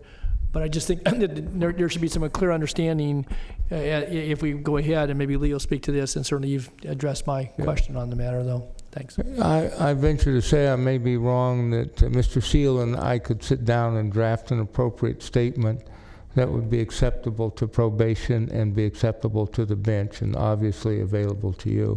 And I think writing it in a unified way that's understandable and making that public makes sense based upon what you've told me you've heard. Yeah. Okay. Thank you. Mr. Cerna has a follow-up, I believe. Yes, I know Supervisor Frost is in the queue, but I just had a quick follow-up on Supervisor Tully's question, your response, Judge, and I want to make sure I heard you clearly. Are we being watched across the state here in Sacramento County because of taking an innovative, bold step to actually apply measures to reduce the jail population? Is that what you're saying? I'm talking in response to that question. I was talking specifically about the pretrial program and this assessment tool. I think inherent in this approach about looking at everything and finding places where people are being incarcerated when they shouldn't be makes a lot of sense, and that crosses lines. So we reorganized recently our entire home court system in the jail to maximize time availability for attorneys and their defendants. We merged department functions or subject areas, and we did all that to maximize the opportunity to settle cases, to talk early on, to work solutions out, because most of these things settle anyway, and you get them to settle on day 2 as opposed to day 10 is from, where'd Britt go? That's 8 days of time for Britt, but it's also 8 days of time for the defendant. The process whereby people are charged on the arresting crime automatically, as opposed to a process where you look at the actual conduct as it develops, means that they're almost always overcharged. And so, when that error occurs, then there's an injustice to that person in terms of the process. They get on the wrong track. So we've made changes where we think we have essentially eliminated that. So the arresting crime is just not automatically the charged crime. And the judge looks at it in that context. I mention that because this is on the other end of the scale. This is not a $10 million additional probation officers, computer analysis, all of that which we are going to do. This is just an administrative process. And we're vigilant on that. But everybody's got improvements in the game. And I'm arm wrestling with this gentleman who's not arm wrestling with me to fix another one I won't raise today that we've kind of stumbled into that is not right. It's just not right. And we're attacking that, and I believe we'll fix that. Thank you, Judge. Thank you. Your Honor, we have one more. Supervisor Frost? Good afternoon, Judge Connolly. Hi, how It's are you, good to see you. Supervisor? Good to see you. I wanted to just ask you, so what you have been doing, this restructuring of your administrative processes has been ongoing. It has nothing to do with bail reform. No, No, we don't know. We're like you, what's going to end up with SB 10, and we're working within the context of the laws we have now based on the Supreme Court case. And so we're not, we're out here on our own a little bit, right? So so looking at these things do not come from SB 10 or anything like that. It comes from Kelly, in part, and it comes from me, and it comes obviously from our judges who are sympathetic to this issue. And so that's where that comes from. And the DA and the PD, I assume they're both here. I saw Grippy. I haven't seen Garrett. Is he here? Oh, well, he's hiding somewhere. But I mean, these folks are unique in their approach. I want to just tell you, I'm going to go back to the subject here that speaks to the DA and the PD. Historically, they were both extremely nervous about collaborative courts. And, it really takes the two sides to tango in order to get to it. And they have evolved to a situation they work jointly, constructively, resolve conflicts, and make it happen. And that's to the benefit of a large number of defendants. And they both of them, I can't catch them as quickly as I like with my eyes, deserve commendation. So that separates us from many counties. We just take it for granted. I must admit, I have to word this with some tact, I was surprised that there was so much movement and cooperation in this area. Because I started even 4 years ago with some of these courts, there was still a lot of pushback, and it's moved from pushback to, oh, well, how do we make this work? And that's a tribute to the county, which is not the courts per se, it's the atmosphere the board set, the judicial community, obviously, law enforcement, and the community as a whole, so it's a good thing. Yeah, I've heard that we're ahead and people are watching us, so. Yeah.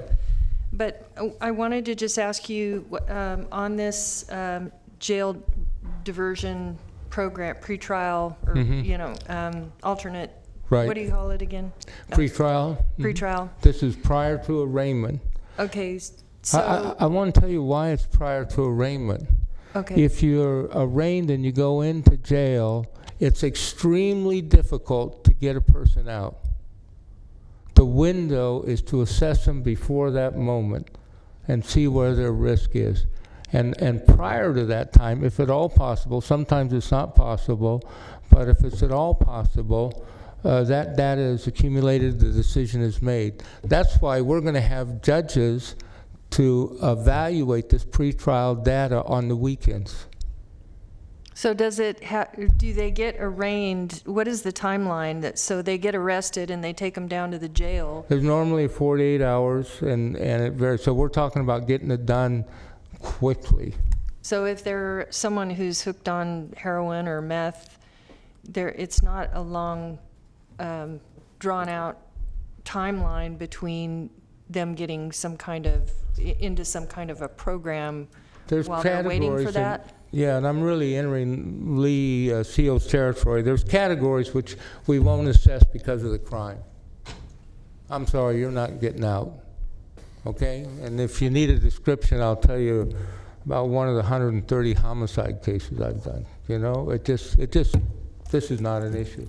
There's other categories, and law enforcement, the good captain and others, they get most of these, where, whoa, this is not a jail case or person. What are we doing here? And get them out. And then there's this remaining, it's a pretty good sized middle, and there's, it's in that context that the pretrial assessment using the data we've indicated here, the assessment tool will be made. And then judges will be in a position, there'll be probation recommendations in every instance, but judges will be in a position to timely implement those. In some instances, because of health, mental health, drug addiction issues, we won't be able to make that pre-arraignment determination. But that's the goal, and that incidentally is a requirement in our contract that the county and the court jointly have entered into with the Judicial Council. And to get this grant, they had to be persuaded that we had the ability to do that. That's why in the interview, we had IT people in the interview, because they wanted to be convinced we had a process in development that would allow that to occur. And we won't know will we know, do we have any idea of the percentage of people that then are diverted fairly quickly away from the jail? I only Out of have those that qualify? I only have rough estimates. Lee will have better estimates, so I'm going to defer to them. I have no excuse because I've asked that same question myself. I just can't remember the number with precision. That was what I was all getting to. So. Yeah, so he can help with that one. Okay, thank you. Thank you, Your Honor. Thank you. I am quite happy that retirement did not suit you. Yeah, I'm here for a while. Stuck with me. We'll see. Thank you. Now that I have tossed the hot ball now to...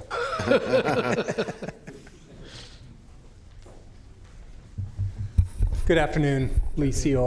On behalf of the Probation Department, appreciate the opportunity to be here. I would like to say right off the bat that I did watch the entirety of the proceedings this morning. I know that a number of the speakers who are still here today spoke earlier. We heard from the entirety of everyone who spoke earlier today, not just me, but my team as well. I say that because among, obviously a diverse range of perspectives today, and I don't pretend that we will be able to address all of those perspectives or put everyone's mind at rest. But I am very optimistic about a number of things. Number one, I think we're doing something important here.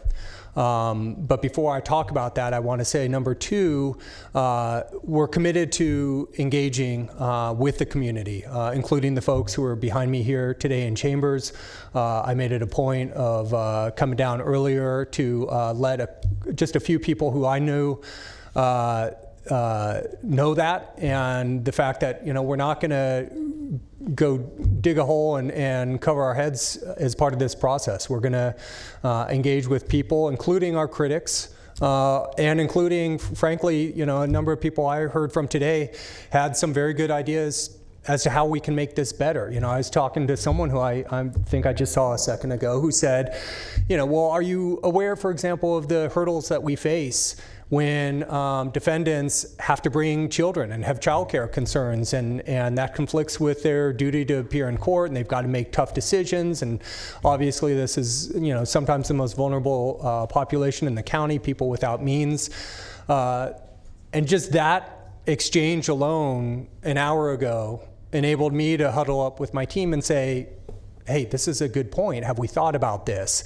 And thankfully, someone had said, that is a very good point, and it is something we should think about. No, we don't have a fix for it, but there's some things that we think we can do, and we think that there may be some money that we can set aside, not to try to do everything ourselves, not to say government, all of this money is just to go into the pocket of law enforcement, their probation department, or wherever it may be, but to really partner with the community and ask, if you're willing, please come to the table and help us do this well, help us do this better, help deliver some of these services that I know you're willing to tell us are important to this population and will make something like this successful. We know the kinds of hurdles that stand in the way of people in the justice system. It's transportation issues, it's access to treatment, it's housing, it's sometimes just support systems, sometimes it's childcare systems. We know that the more we can do as part of this pretrial project to address those hurdles and realize that not everything requires a law enforcement response. It's not all going to be probation officers or sworn officers or any law enforcement that delivers these services. But, as the judge said, the lightest touch possible. Maybe it's just a simple phone call. Maybe it's partnering with an entity, and to Supervisor Natoli's point, I'm sure you'll come back to it, we were one of the few, as a matter of fact, I'm not sure any other entity out there set aside money for CBOs, but we earmarked $150,000. I'm the first to say that if there's more that we should or can do, I'm open to that. And I'll add also that this is state money that we're talking about, so it really is, I think, behooves us to utilize it to the fullest extent. But what can we do to make those services available? For us, one of the things that we thought of right off the bat is working with a group that we had in mind, but we'll probably put it out for a competitive process, but specifically formerly incarcerated persons who might help others who are in the justice system or facing the justice system navigate some of those hurdles. And we thought maybe even a ride-sharing program. If it's just a matter of getting someone to court on time, and that's going to be the difference between an arrest and a warrant and a stay in custody and all the downstream impacts that flow from that. Separation from job, employment, housing, vehicle, payments, housing, social supports, faith-based supports, all those things that come from incarceration. Now, sometimes that's what's necessary, and we know that, and we're not going to please everyone in chambers by saying that, but it is true. But the goal of this program, the reason we undertook it, and I say this with a lot of passion, is because we believe that there is more we can do to help provide support and services to people awaiting trial and keep them connected in the community out of incarceration. That's the goal of this program. It was a competitive process. I'll add that obviously it's been observed, but I just want to underline it. This is state money that we're talking about. So, if we didn't do this, if the board decided, we just don't want to do this, and I trust that won't be the vote today, I hope. But if that were the vote, that money would go back to the state. It wouldn't create more social services in this county. It wouldn't create any of the things that I think some people might advocate for. It's just going to revert back to the state. So this is an opportunity to use this state funding for this specific purpose and do something which I think is really important. And I do think that there is a social justice component to it, because it is about providing, and the judge said this very well, it's about providing an access to release from incarceration that has nothing to do with money. We're attempting in a pilot form, not whole scale, not entirety of the system, but just in a pilot form, make opportunities available and take money out of the equation so that we can deliver those opportunities to the rich and the poor and everyone in between, all alike.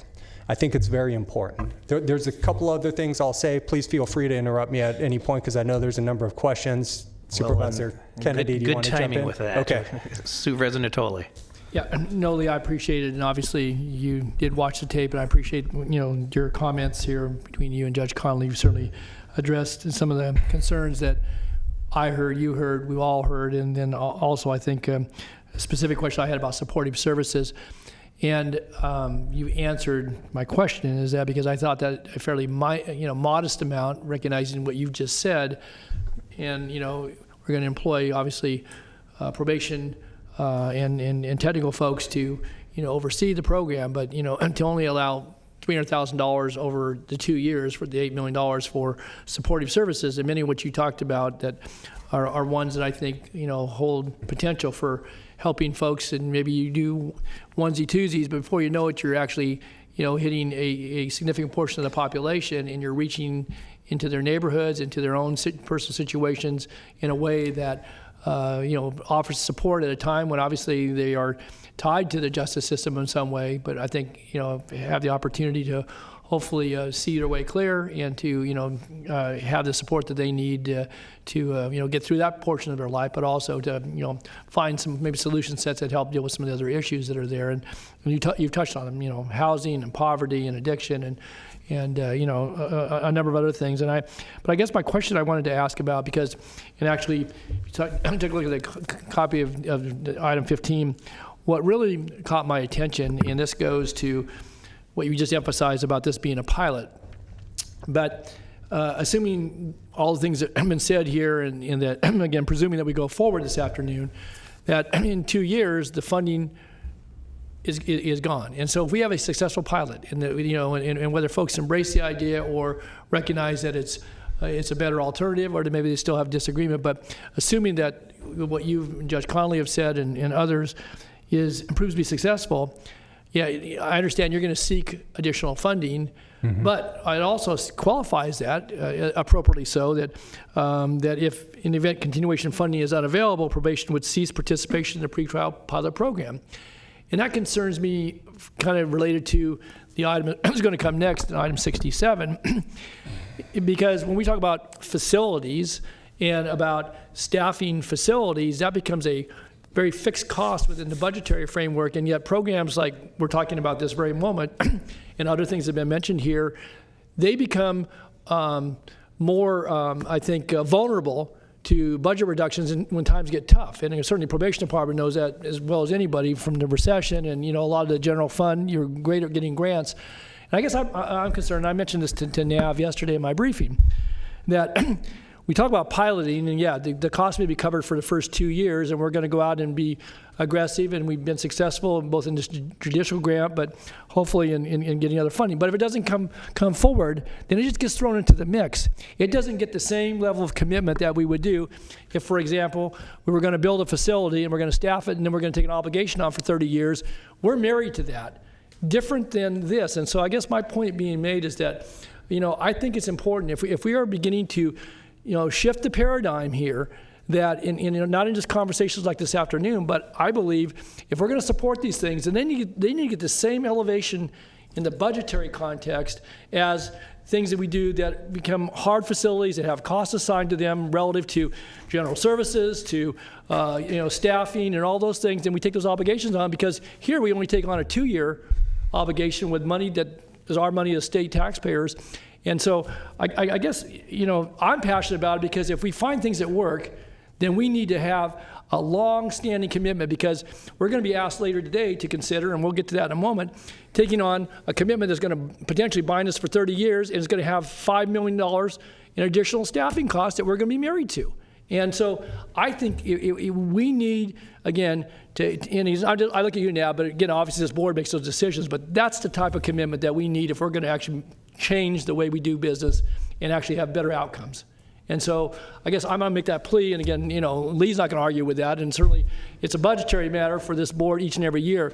But otherwise, again, my experience tells me I know what happens when budgets gets tough. The things that you're married to that have those hard commitments, they become the mandates, or they become the things that always get funded. They may get some nibbling around the edges, but it's the things that we know, preventative and interventive, that may actually make a difference, that become very much at risk, both in health services, social services, probation, whatever it might be. And so I think that as we're talking about building budgets now and looking at this, that needs to be a real framework for decisions like we're being asked to make later on today. So I point that out, and you understand it, but to me it's important because we can have the most successful program going, and this pilot could go away in 2 years. It could have community support. Obviously, people would come down here and support it, but it will always be at risk unless we do something different relative to budgeting. So I think that needs to be, and there's some other things in here as well that I want to talk to later on, but to me, that's very, very important. If we embark on this and it's successful and it's doing the job, then it needs to have the same commitment we would put into something like we're going to talk about on item 67. Thanks. Supervisor Cerna. Thank you. First, let me start by completely agreeing with the observation that I think Supervisor Tully rightfully makes, and I couldn't help but think the parallel that I draw is Title 4E waiver. That was turned out to be kind of a pilot. We only used it for a few years because of the federal mandate to do so, but it gave us the flexibility to really manage our foster care system in a different way that was really focused on being over and above kind of the status quo in terms of how we measure success, and now we're having to adjust because that's going away. But I think to Supervisor Tully's point, when we're looking at operational costs, we're looking at what investments we need to make early. It is kind of a shame, in my opinion, that we're just talking about this right now in the context of it being a pilot. But what I wanted to really get to with the chief here at the podium is I'm looking at the MOU, and in the MOU under the description of purpose, it mentions least restrictive interventions.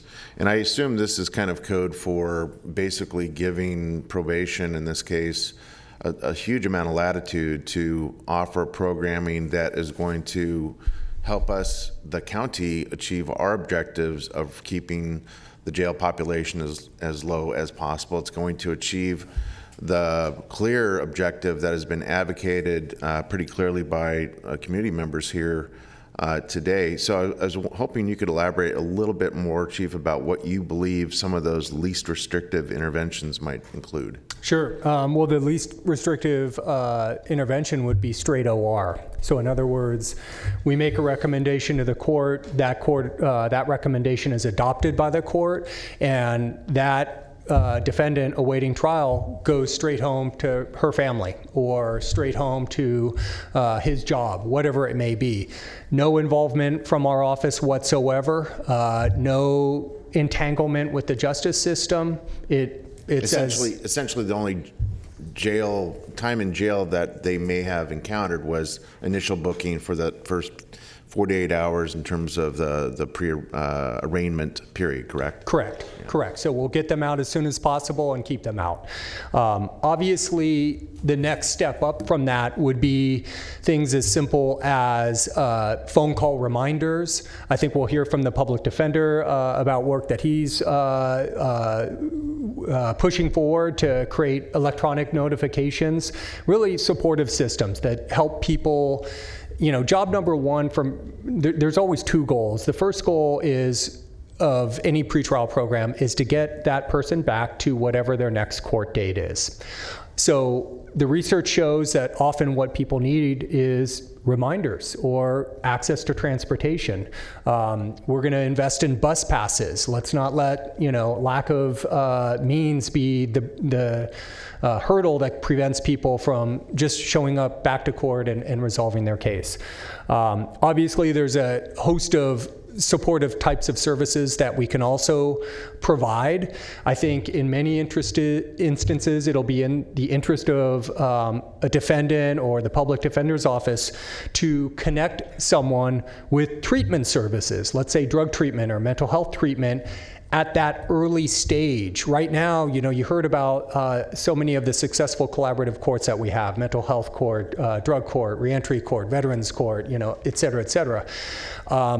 For many of the people in those collaborative courts, they have spent some time in custody before being assessed, deemed eligible, and then released to the community to participate in whatever underlying treatment modality that may be.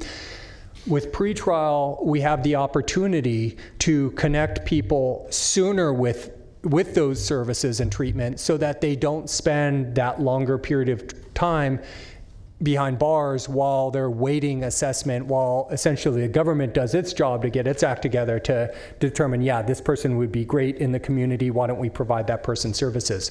So we can close that gap sooner and keep people in the community connected with services. I imagine for those who are successfully undergoing drug treatment, let's say, that's going to provide not just the public defender, but I'll speak for the DA's office, I'll speak for judges, the entirety of the justice system. We want people to be successful. So if we see that person who, the public defender can point to and say, this person has been showing up for court, participating in treatment, and meanwhile connected with all those things that he or she needs to do in terms of job and life and all those other things, then that's going to surely result in a better resolution of that case for that defendant. And that's a win for everybody in the justice system. That's something we all want.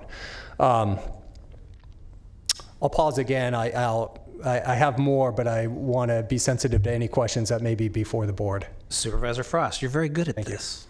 Chief Seal, I wanted to ask, with this screening tool, is it possible, I know this is a pilot, and I'm assuming there's going to be a lot of communication between you and all the, the judicial and DA and sheriff and jails, But is it possible that a tool, this technology, can actually create some efficiencies when we build that, that extra small tower where we're going to have, a special place for mental health and medical? And, one of the things that we're being asked to do with our consent decree is to provide a better screening, a better screening process, so we make sure that people who enter the jail go to the appropriate place. Is it possible to use that or think about that technology possibly fulfilling or creating some efficiencies there that would maybe reduce the number of people we need for screening because we're able to use that technology? Well, I think the general principle is that the entirety of the justice system, including the probation department, including the sheriff's department, you heard from the captain and Lieutenant Rose that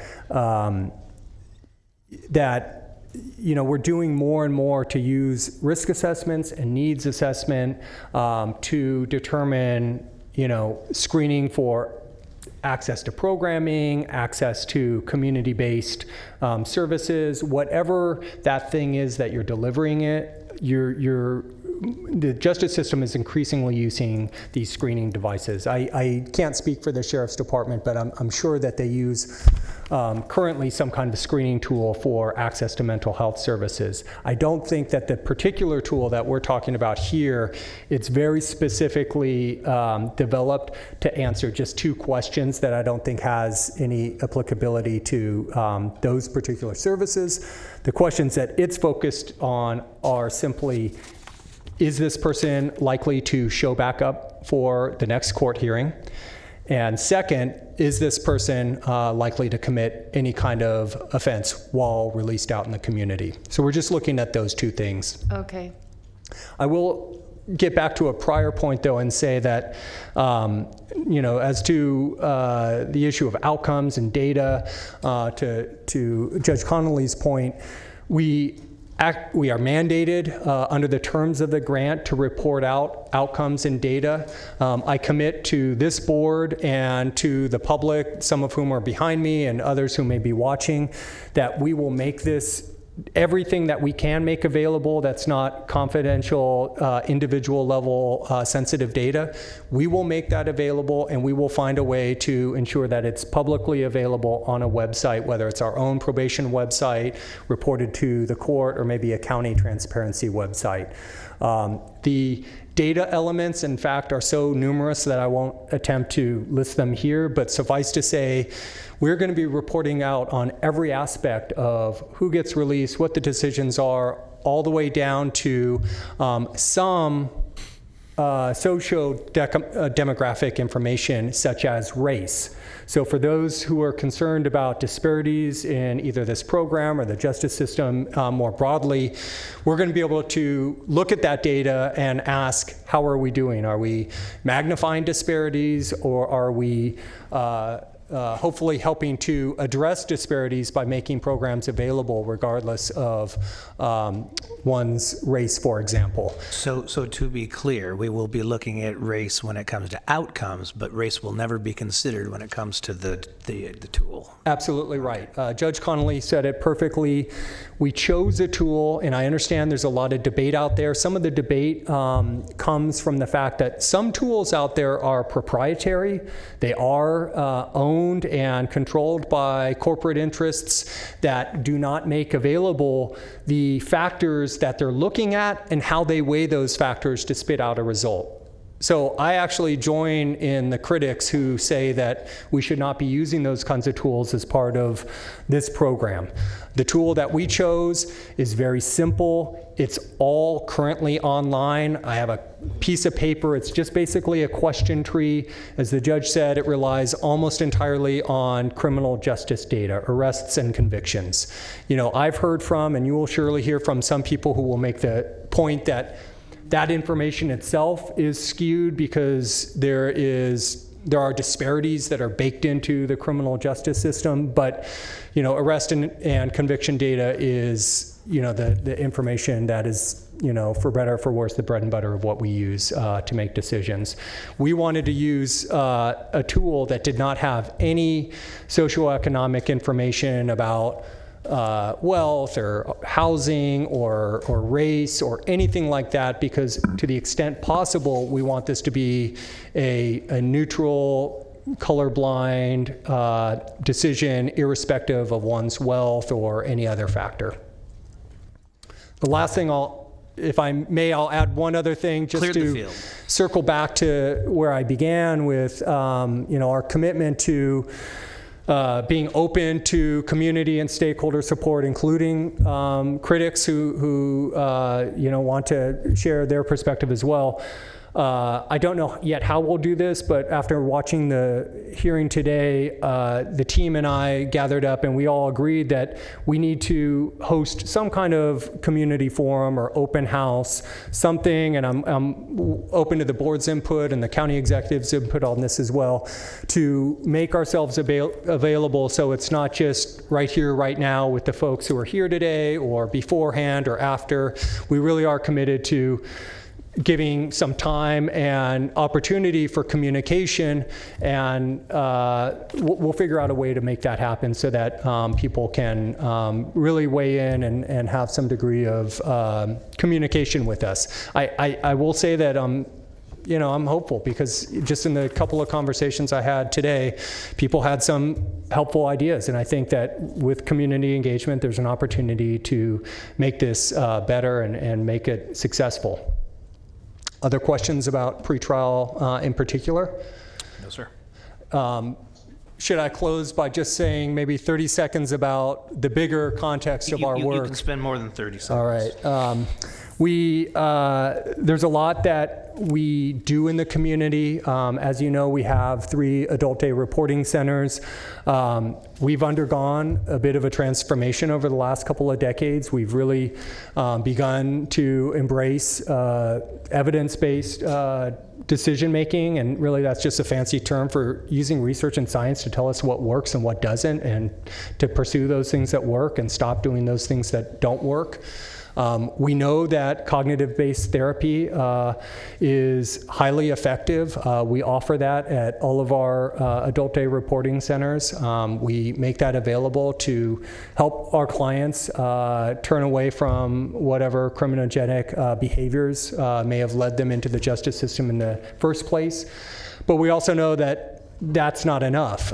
There's a lot of services that we provide, everything from vocational treatment, educational assistance. We have GRE programs. We have connectivity to college.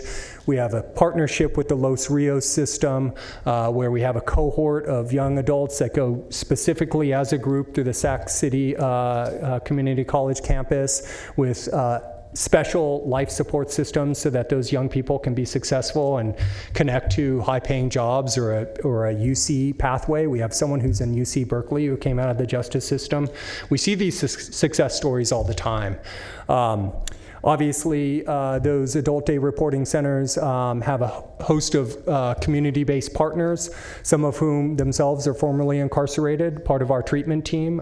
We employ them and put our money where our mouth is, that, you know, we believe that they can be a part of the team and turn their lives around and you know, help others as they help, you know, they're on their path themselves.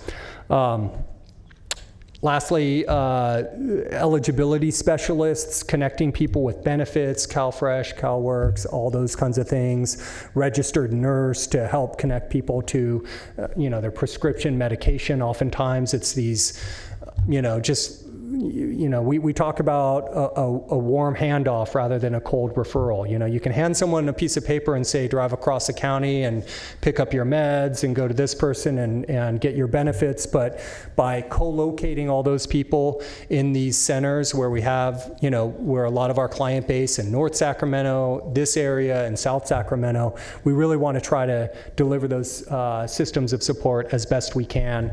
And we're proud of the outcomes that we see. We certainly certainly are the first to agree with some of the sentiment expressed this morning and some of the sentiment I've heard from the board that, the social services network and support system is essential. We couldn't agree more. That's why we've partnered and taken some of our budget to expand those services. Supervisor Cerna. Thanks, and thanks for those concluding remarks, Chief. And in that same spirit, I would like to share some more sentiment real briefly in the form of a suggestion. Since you've already mentioned that you've been maybe just having some hallway conversations with some of the advocates in back of you, I would like to suggest that that you offer an open invitation to the folks here and that might be watching, that might be interested, who have not had the opportunity to participate or witness, it's a better verb, an ADRC graduation, to be there, because I've seen a number of them, and it is a pretty remarkable thing to witness in terms of the investment that our individual probation officers make of themselves and in the folks that they're assisting, and it's reciprocal. You can see the relationship that's been developed between the probationer and the officer, and really there's, I don't think they even kind of look at themselves as either of those kind of characterizations. It really is something to behold, and to me that is probably the easiest way to understand the profession that you and your staff are in. Thank you. I second that. These are open to the public. They're often family affairs, they're community affairs. You see multiple generations of people whose lives are impacted when, a mom or a dad turns their life around and connects with education and job training and services. And, you don't have to hear it from me, you can hear it directly from the clients. I want to turn that around and thank the board for its continued investment in this approach. If I may, thank you in advance for taking what is an ambitious and courageous step to engage in pretrial assessment and services. I think it's absolutely the right thing to do.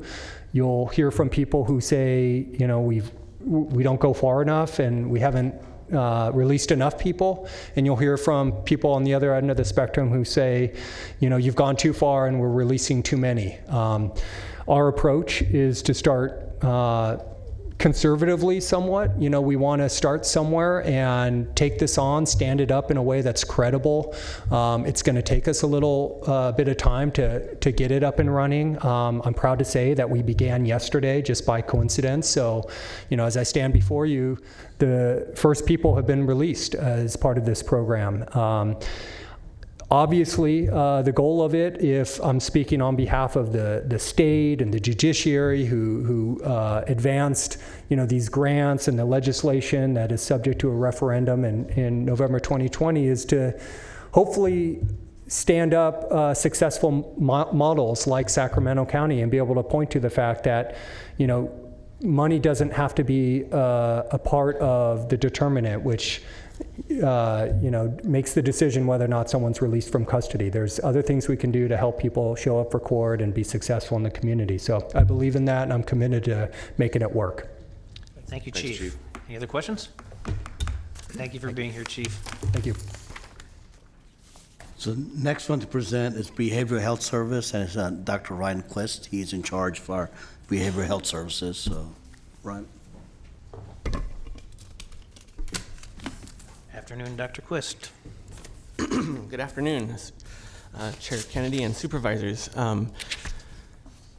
Of course, I feel that behavioral health is essential to pretty much everything, and could talk a long time about all the great work that we're doing and all the initiatives that we're working towards. Today, I'm going to focus on some initiatives that are very specific to the topics being discussed today. First, you've heard a lot about our collaborative courts, and I need to add my voice to that conversation and just recognize what an amazing initiative that is. We really have a great leadership coming from our presiding judges. We have demonstrated commitment from district attorney, public defender, courts, and probation. And this is what's needed in order to have such a successful program.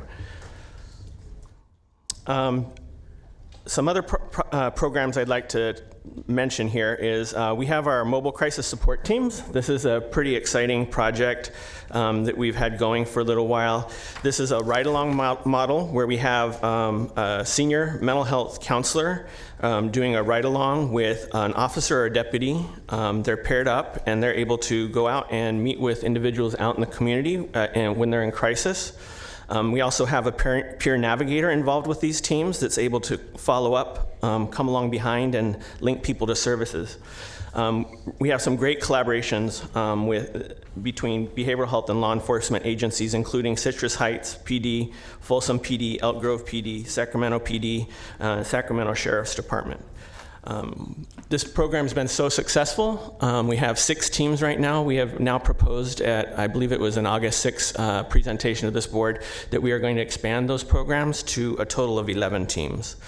The goals of our teams are to provide safe, compassionate, and effective responses to individuals with a mental illness, to increase public safety, to decrease unnecessary incarceration, decrease unnecessary hospitalization, and link individuals with our services. Last year, our mobile crisis support teams had contact with 4,755 individuals, and only 58 of those resulted in a trip to the jail. So we feel this is a very effective team approach towards working on these important topics. In addition, this was before I got here, but our criminal justice partners, so this again is the courts, probation, district attorney, public defenders, sheriffs, human assistants, health services, and police departments all recognized that we need to really put a focus on mental health. So criminal justice and mental health work group was assembled. First off, looked at what behavioral health opportunities are already available to address needs in the community. As a part of this work, there were 2 proposals that were developed and submitted to the Board of State and Community Corrections for Prop 47 funding. Fortunately, these initiatives were not selected for funding, but it does demonstrate a commitment to continuing to expand services that are available. These proposals were focused on community-based alternatives to jail, looking at expansion of our mental health court, and looking at our forensic outpatient treatment resource center in partnership with probation.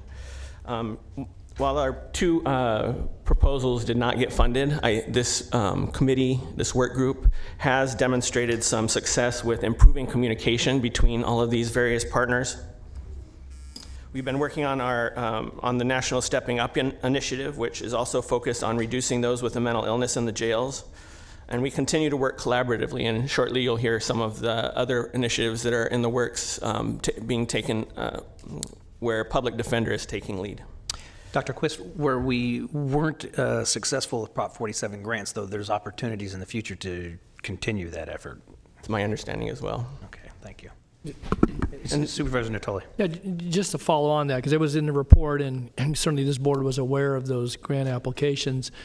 And I guess, Ryan, and this again kind of draws it back to this comprehensive approach. And, another item, we're going to talk about, money to build facilities from the Bay Story, the Board of State Corrections. And yet we go to them for Proposition 47 funding for mental health court, and then a subsequent to do community-based alternatives to jail. We take criticism for not doing enough. And it seems to me, though, $6 million is not, an excessive dollar amount. When it comes to it, I don't know, I'm sure somebody scratched their head and said, well, why didn't we fare as well as maybe others who got funded? It doesn't preclude us from applying again.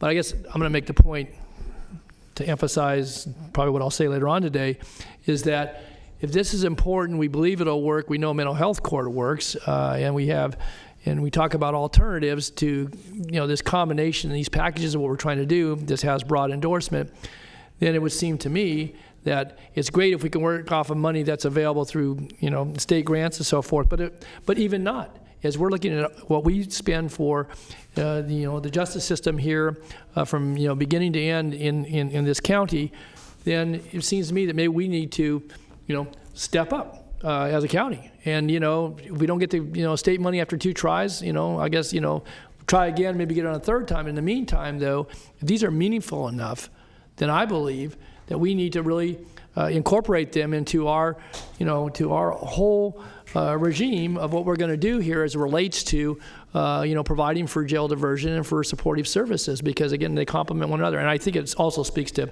something at the end here about comprehensive, a comprehensive plan and approach. But if it merits us making an application, we believe it'll work, then we ought to have enough faith in ourselves to fund it. That's my view. So. Brief editorial. County Behavioral Health Directors Association. We take issue with how the Prop 47 grants were structured. The criminal justice population was realigned to counties. It doesn't really make sense to do this as competitive grants for time-limited projects. We really need projects that are allocated based on need and that are sustainable. So we're advocating for legislature to think about this and try to come up with some solutions that might be able to provide a long-term fix to this. Okay, thanks. Was that prescriptive in the proposition, or did it come after following legislation as to how that was done?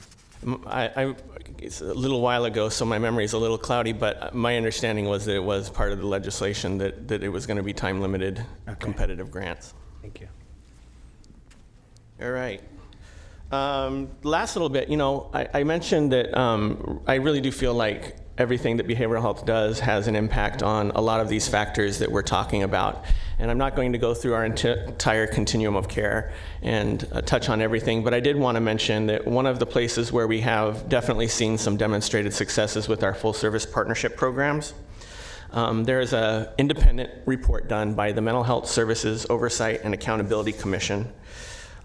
They did independent evaluation using data, so not self-report from the counties and not based on what people think or anything like that. They actually went to the Department of Justice databases, and what they found is that across the state, participation in full-service partnerships resulted in a reduction in arrests. For Sacramento County, they actually split out our data alone, separate, and they found for Sacramento County, we saw reductions from 36 to 50% in arrests for individuals who are involved with our full service partnerships. For those of you who aren't familiar with full service partnerships, it's probably our most high intensity program. It's a do whatever it takes sort of a model. We do a lot of field-based work where people go to the consumers rather than make them come to us. And currently we serve about 2,000 individuals a year in this program. With the support from this board, we are increasing that with another program we're hoping to open early next year in 2020 to add on another 200 slots. So this is another area of initiative that we're working on. Supervisor Natoli. Yeah, Ryan, was it your department? I see that probation may carry it to the next round, but on page 12, we had this County Jail Diversion and Treatment Resource Center proposal. Was that a health department application to the California Health Facilities Financing Authority? Somebody help me out. I'm not quite sure. That was before I was here. April. So once again, that's a collaborative effort, but the probation department has taken the lead on that particular program. And in that case, again, 1.7 million may be a lot to this county, but I got to imagine in the scheme of things, so why didn't we get funded? Again, if we're attempting on these fronts, I guess I'm curious.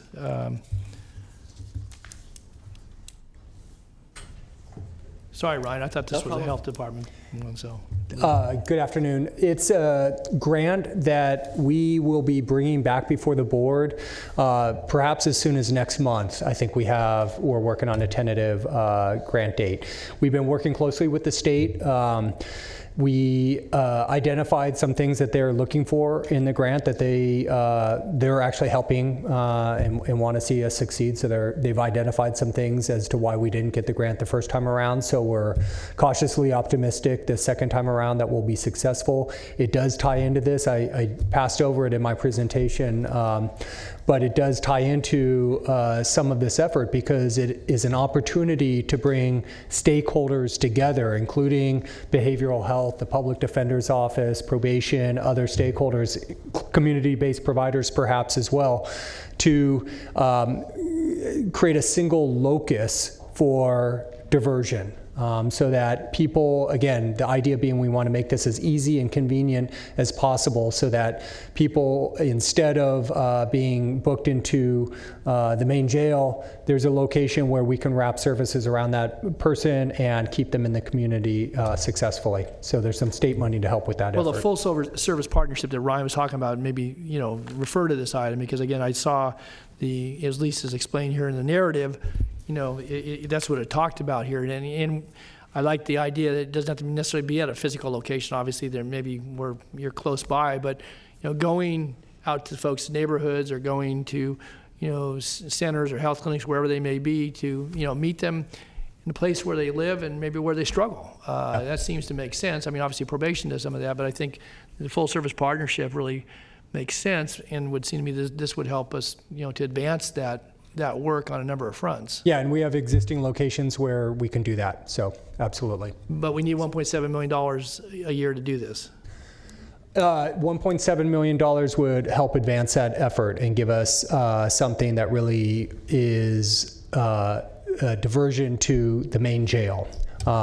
We absolutely can and do this work absent that, but it's something where, I can tell you, having been with the county for 6 years now, that there's increasing partnership between behavioral health and justice stakeholders. I think we're doing more, and we'll continue to do more with or without that money. We're going to push and pursue this. Okay, thanks. Thank you. Are you done? And I'm done. Thank you. All right. Thank you very much. We have no more questions.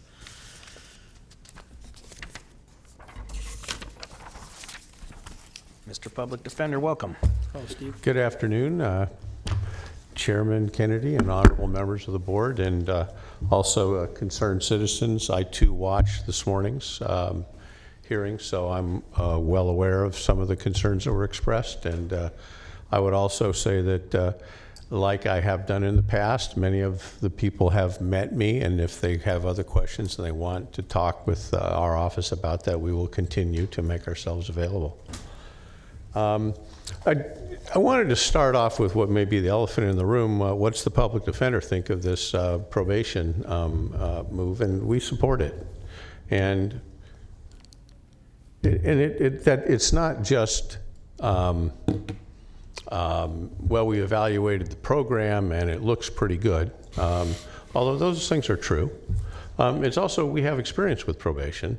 We watched probation. I was the supervisor in our juvenile unit when we had over 400 people, I think, were in the juvenile hall.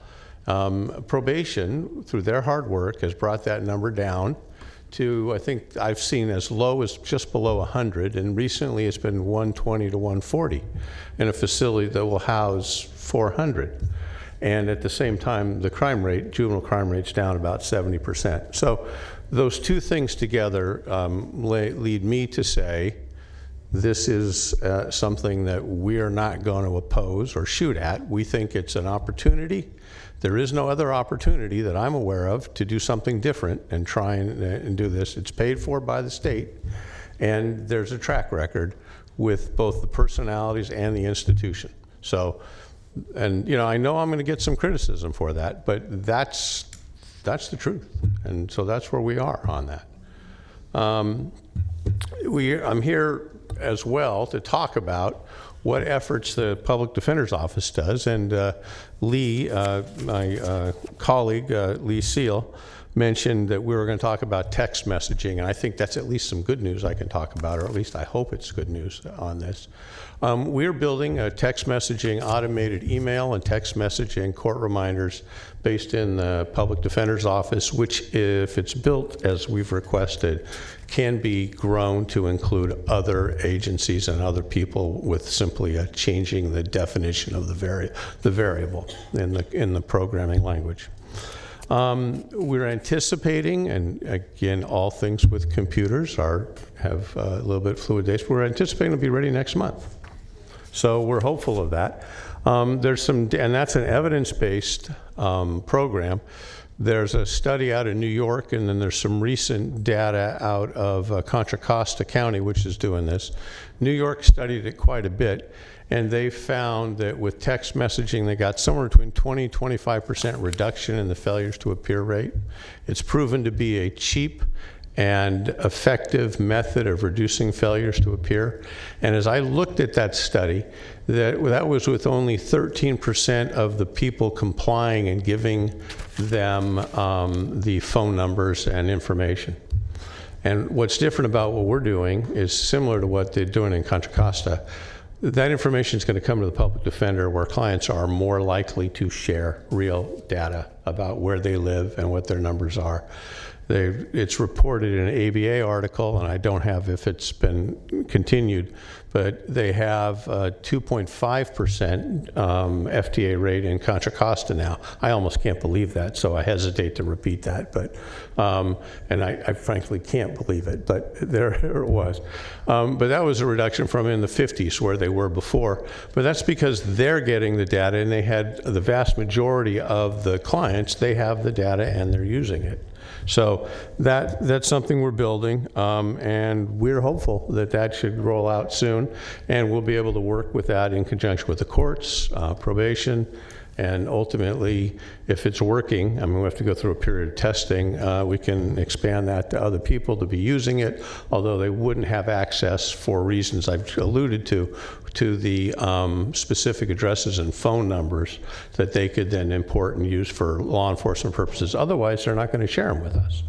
So we're excited about that. There's also, you've heard a lot about the collaborative courts. We're intimately involved with those, of course, and it's difficult to count how many. We probably have as many as 7 lawyers who work on various collaborative courts. It's a very intensive thing for our office, and we spend a lot of time on that. In addition, we talked about what warrant and charge resolution programs. We're working with DHA. They've identified their 250 most expensive people in the county. And in the past, there was a problem. People would go into custody, and it's like, it's a black hole of we're not sure what's going to happen, and everything just breaks down. And since we've, with Ms. Edwards and my office have been working together, and now they make a call, and they say, hey, is this person in? Can we help? Can you help? And I don't want to say every time, but if depending on why they're in, we can get them out or at least provide information so that there's a warmer, I don't want to say warm handoff, but a warmer handoff. The situation is improved. We have a Public Defender of the Day program. That's basically every Friday.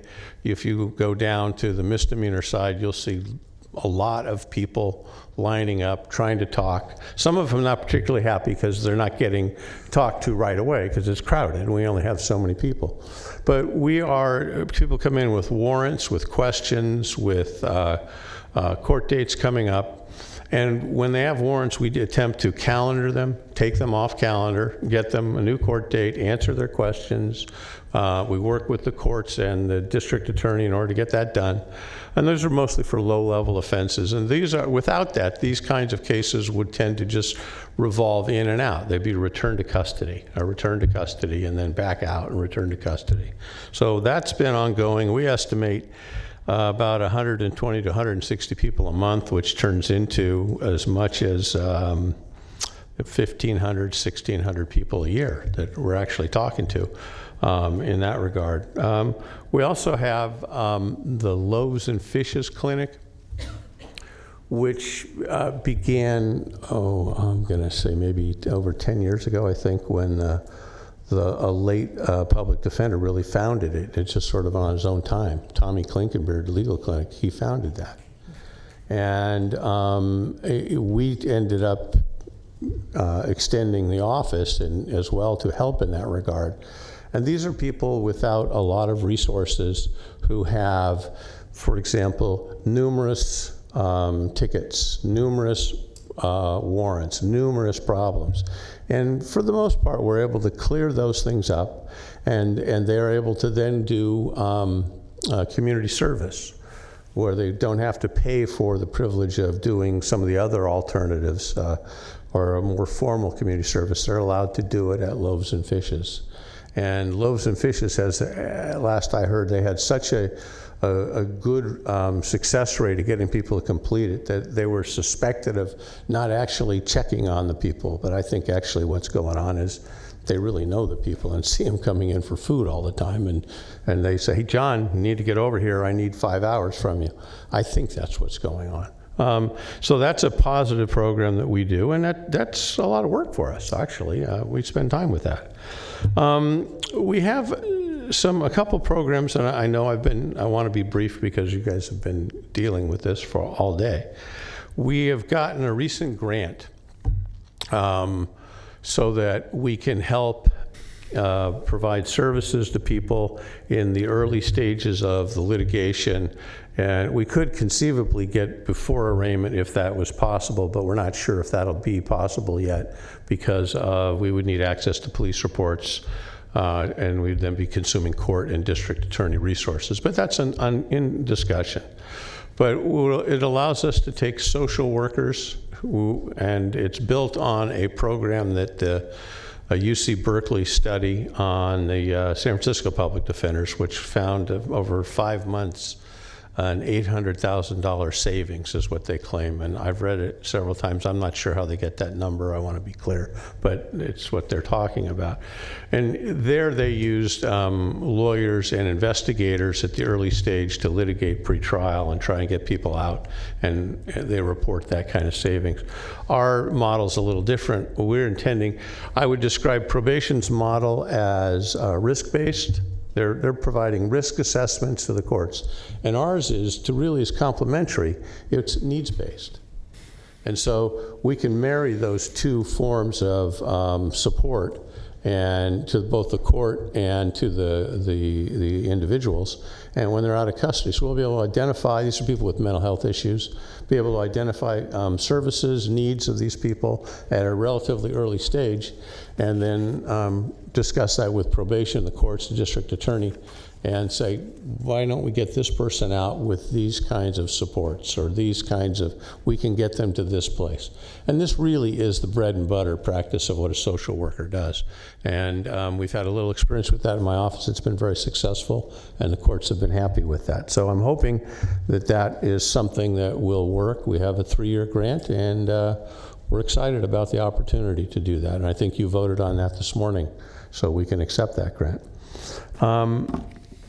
In addition, our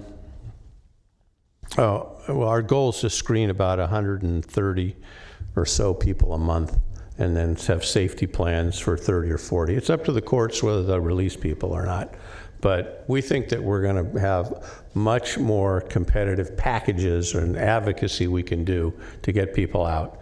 And at least in the UC Berkeley study of San Francisco public defender, that was successful. So we anticipate that the judges will be responsive to that. Finally, I'd talk about the mental health diversion. We are a leader in the state on mental health diversion.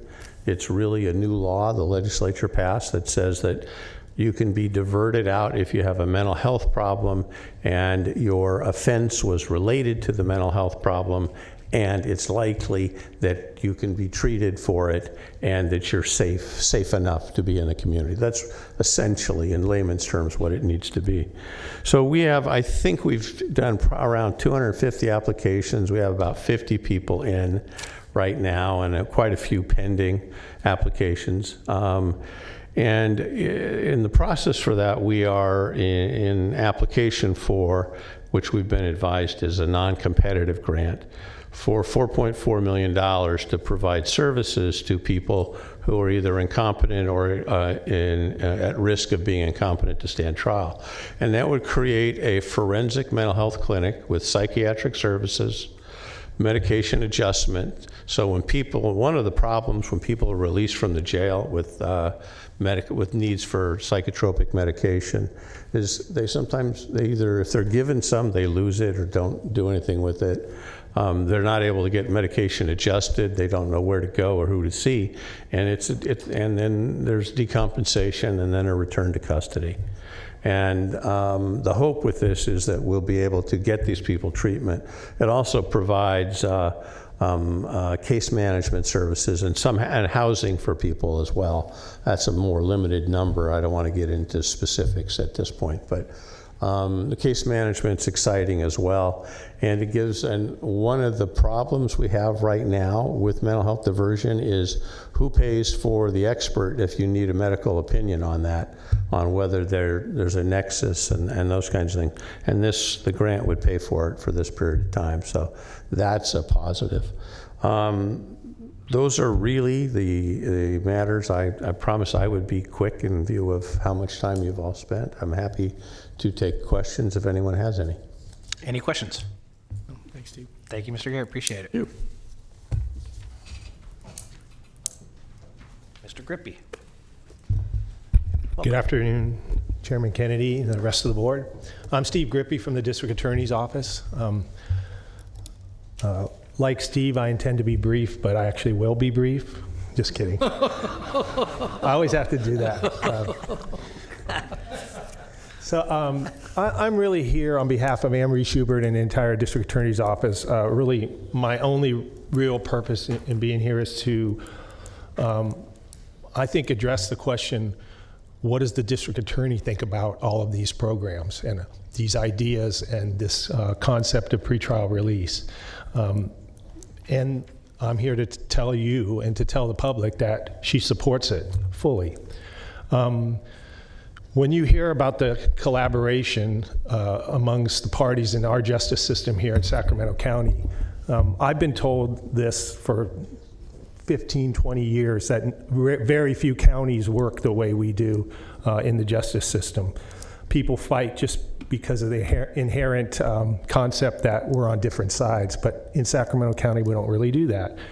And so since the very beginning, when we talked about a pretrial release pilot program that was to be run by the sheriffs over probably 2 years ago when we started talking about that, we've been involved, we've been at the table, we've had a clear voice in what we think, how we think it should be run, and to the credit of all the other parties, I feel, I've been the person mostly at those meetings, and I feel that our voice is heard. So if there's public out in the community saying, hey, what about public safety?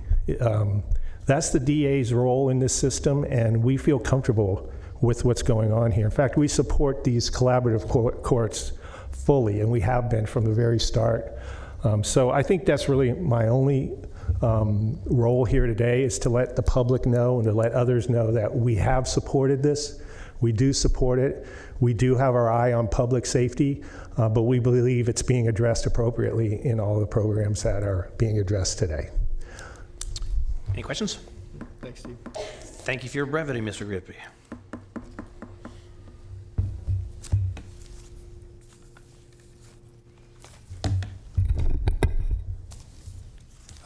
Your board will recall when I discussed the Adult Correctional System Review, and you may recall from the presentations that occurred during that process, that review recommended looking at alternatives to incarceration, both for pre-sentenced and sentenced jail populations. You've heard a lot so far, mostly, though not entirely, about a number of the major initiatives related to the pre-sentence population, and I'm going to talk briefly about one of the things that we're just starting to do now that's focused on the sentenced population. What we've done thus far is we've hired a consultant to work with the various components of the justice system, the court, the district attorney, public defender, sheriff, other police agencies, behavioral health, to assess and, if appropriate, recommend non-jail sanctions and services that could be provided either in lieu of jail or after shorter jail sentences. You'll recall one of the major factors that has led to the jail population not reducing as much as it potentially could is the length of sentences for sentenced offenders. The consultant is currently in the process of gathering and analyzing data on sentenced inmates to assess their risk to reoffend and determine the number that could be safely released from the jail. Once that information and the profile of those offenders, and once that information is available, the consultants will work with the various criminal justice agencies to determine the types of programs and services appropriate for these offenders, based in part on what research shows has shown to be best practices, and taking into account the concerns and issues that the various elements of the justice system have. This process, as I said, is currently underway. We expect it to be completed within roughly the next 6 months, and once that's done, we'll have a sense of where we can go from in terms of the programs that might be implemented, specifically as an alternative sanction to the jail for sentenced offenders. Supervisor Natoli.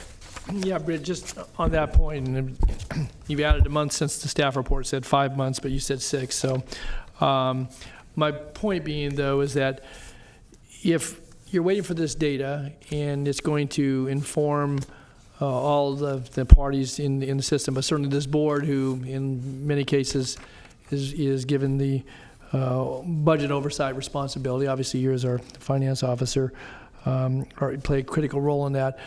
So is it safe to say that by spring, prior to next year's budget consideration, that we would have at least the preliminary recommendations, the findings, the data collection? What is it that we could expect to have in 5 or 6 months? So I think what we will have, maybe not before next the June budget process, but what we expect to have at the end of the process is a profile of the sentenced inmates in the jail, an understanding of the types of programs and services that could potentially be provided as an alternative to incarceration, and an estimate of how many people might be impacted by implementing those programs and services, and a sense among the members of the justice system what is likely to be able to be effectively implemented. So is it fair to say, and again, I don't want to bleed ahead too much to the next item, but that in light of what you just said and how you've responded obviously to what you're looking at, did that inform the recommendation you guys are bringing forward on item 67? As it relates to looking at ways, looking at sentence population, at, but the 60-40 split, and, long-term where we're headed, because again, otherwise, if it didn't inform it, then we're being asked on the next item to basically consider what's being recommended and a host of other options that are available to this board. But we really don't have the benefit of that data. We have the benefit of what we heard today, and I think this has been a very good summary of what we're doing, and a lot of good effort. So I guess that's my question. So how, if it did or didn't, did that inform what we're going to talk about next? So the way certainly it was taken into consideration, as were all of the various efforts that are underway to reduce the populations of the jail.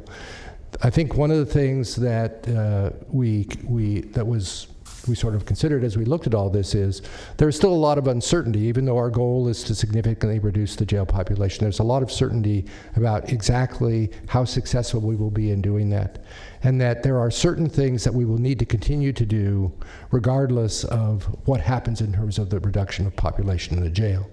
Obviously, if we reduce the population of jail enough and in the right areas, because jails are obviously divided into different housing units with different types of offenders in different housing units. If you reduce the population of the jail enough, it might be possible to close certain housing units in the jails. Whether or not that's possible, it will still be necessary to continue to provide, or important to continue to provide, many of the services to those people who remain in the jail, whether that's services that have been addressed in the consent decree that's been negotiated, or the types of reentry services that were described, and programs that were described when the Sheriff's Office made their presentation. The recommendation before you, the other recommendation regarding the SB 1022 improvements to the RCCC, as you know, that grant, it's somewhat mislabeled. It's labeled in part as an expansion, but it's really not an expansion of the jail's capacity. There are no additional beds being added as a result of those improvements. Those improvements are all related either to infrastructure and ADA improvements, which will need to be done regardless. They're related to various programming space, related to some of the programs you heard about in terms of the various training and vocational training and stuff that's related in the jail. They're related specifically to medical mental health clinic and bed space in that jail. Not necessarily adding beds, but providing more appropriate design of beds. Some of you may have visited the medical facilities out there and seen the nature of those facilities. And the truth is that we're going to need to provide those services to whoever remains in the jail. If we don't do it out at the RCCC, it's going to add to the cost of what we have to do downtown. So there's a lot of factors in that. None of this precludes us from, if in the end we reduce the jail population enough, closing certain housing units, whether at the RCCC or wherever. But it does mean that we sort of, as we considered that, said these are needs that are going to need to be out there. The other issue out there is the intake facility.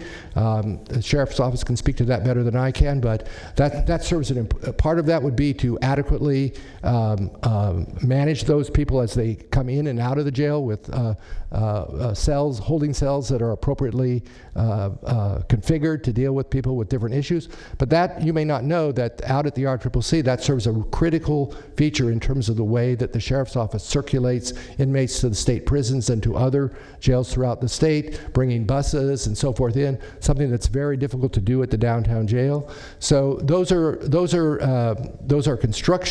facility issues that will need to be addressed one way or another. And so as we looked at all those and took them all together, as you can see from our recommendation, we felt that it made the most sense. All things considered, the prudent decision was to proceed with those improvements, notwithstanding all the efforts that we're making to try and reduce the population of the jail.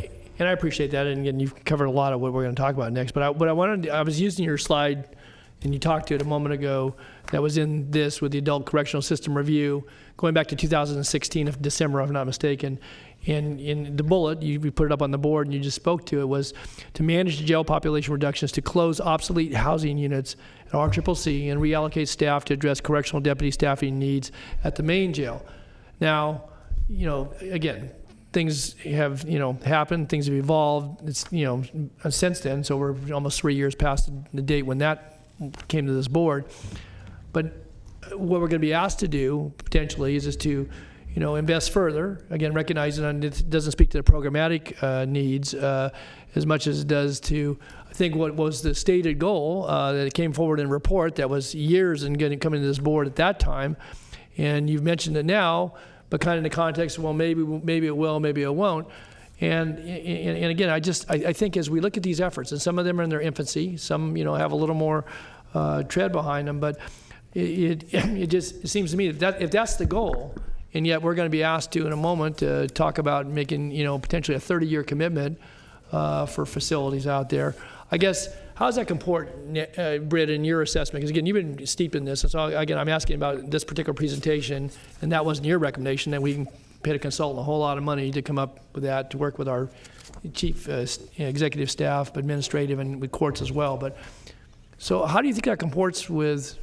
Again, I don't want to bleed too much over to the recommendation. And I'm just curious about that, because that's a stated, goal by the committee that made the recommendation to this board at least accepted. I don't know whether we passed on them or not, but how do you think that fits? So again, I think that remains part of our sort of understanding of what the plan would be. To remember that the RCCC has a mix of housing units out, some of which are clearly adequated and some of which are not. I agree. And so the idea was not necessarily at the time totally close down the RCCC. Not what that says. It was focusing on if we're able to get to the point where we can actually close housing units and reallocate staff so that we can do the things that we need to do without adding staff as opposed to reallocating staff or less adding staff. If we're going to do that, the initial focus should be on those housing units at the RCCC that are, frankly, probably the most appropriate to close first. Okay. And I think that was the thought behind where that would go. And that still remains, I think, sort of where we think it makes logical sense to look. Okay. Let me ask you one other question, and this is just the last one on this item. But it goes to basically the summary in the 14-page report. And it's the last sentence. It says, one thing that is lacking, however, is a comprehensive adult correctional system plan that would help ensure there's a coordinated approach to these efforts.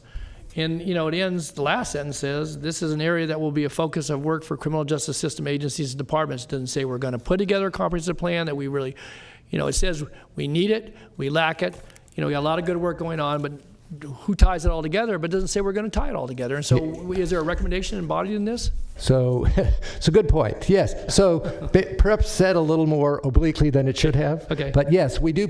And I think, it's maybe a little strong to say there's no plan. There is no capital P plan, but clearly you can see from all of the initiatives that have come out of that there was a sort of a roadmap that continues to be followed. But we do think now, having a couple years having passed since this review was completed, that we do see a need to bring things together now in a more focused and coordinated way as we continue along that process, and we will be moving forward on that effort. So is that something, this is a receive and file report, but is that something that we would then give direction around to do that? I mean, I hear you. I think we're motivated to do it, and we will do it without your I think we direction. have the direction. Perhaps in hindsight being 2020, we could have written that a little bit different. As you can see the presentation, we have one more to go.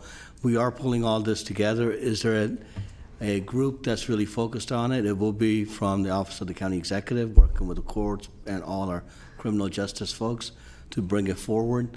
I think what we were acknowledging is, again, hearing in this chamber is that, is there a comprehensive plan, or is there like a document you can go to? I think that's what we were trying to get to. We're not there. We're working towards having that. We will pull it together and we'll bring it back to the board so you have that document. So there's not, as I actually like Britt's words, there's not a big P plan, but clearly there's coordination in a plan. I mean, we've had every one of these department heads come down here and talk about coordination. So it's happening. It's just not packaged in a way that's, We are going to get this packaged the right way. Okay. Any other questions? No. Next up, Ms. Edwards. Oh, yeah. Good afternoon, this is our last presentation? Yes. Correct, for us, yes. And I promise I will be short. I'll try and be short.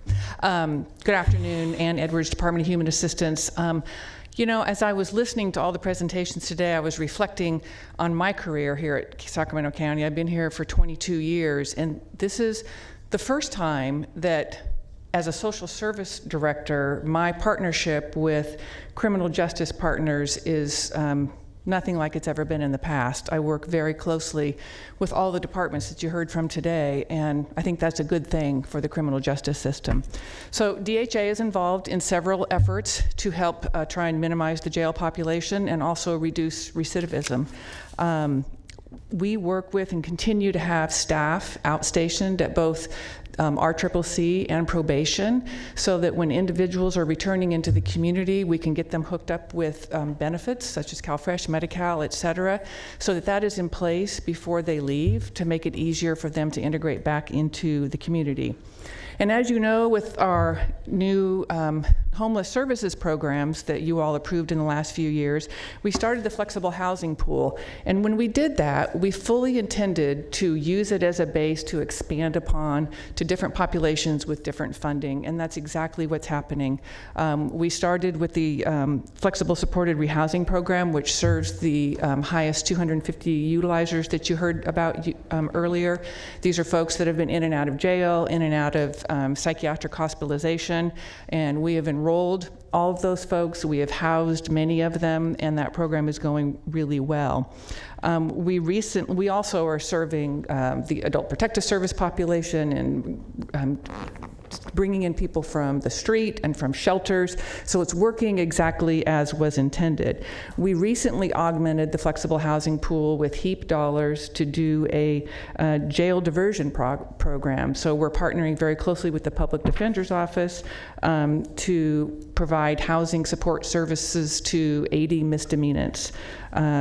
We also, you just recently approved, I think it was this week, the $6 million from the Mental Health Services Act funding will be coming to DHA. We'll be providing housing subsidies and supports for individuals suffering from mental health issues, and we're going to serve an additional 400 with that funding. And so all of these programs really serve to help people when they get out of incarceration so that they can be successful, and also to prevent incarceration. So I am very happy to be part of these initiatives and look forward to continued partnership with our criminal justice partners. And happy to answer any questions. Any questions? No. Thank you, Ann. Thank you. Thanks. Chairman Kennedy, members of the board, that's the presentation we have on the county efforts.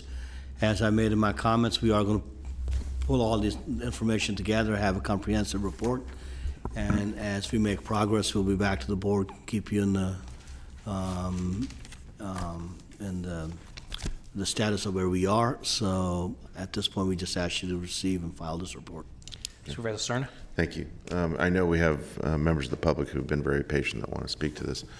But I also want to thank our CEO and our executive team for obviously taking very seriously the interest by this board to have this kind of in-depth examination of what we're doing in very different corners, varying different corners of the county, all with the same intent, which is to not just look at a balance sheet in terms of average daily population at the jail and try and keep it as low as possible, but in achieving that objective, we're also, more importantly, making sure that those folks that have been incarcerated or would otherwise be incarcerated, or who are as much our constituents as anyone else, have every opportunity to succeed. And I think it's clear by way of the multiple hour presentation now that we've heard from multiple agencies that intent is at least clear for this supervisor. I hope it is for others in the room. But of course, I'm eager to hear from the public. But I wanted to express my thanks to you and your team. Thank you. I was remiss in one more comment. Judge Connolly did mention that unfortunately the state of California has fallen behind in this issue. We were at one of our NACO urban conferences last year, Supervisor Serna, and we had sheriff from Suffolk County that has some of the probation types organized a little bit different, but they're doing a lot of things that you heard today. Mm-hmm. With that in mind, there's a few of us that are going to Virginia to visit certain counties that are, if you will, more in the forefront of these programs. Mm-hmm. They've taken the leap that we're taking, and we want to hear from them what worked, what didn't work. So we are going to incorporate that in our thought process, and Chief Lee, Ann Edwards, Bruce, myself, we will be going back and we'll be giving status reports back to the board on those visits too. Good. Great. Thank you. Robert Cummings. Followed by Mackenzie Wilson.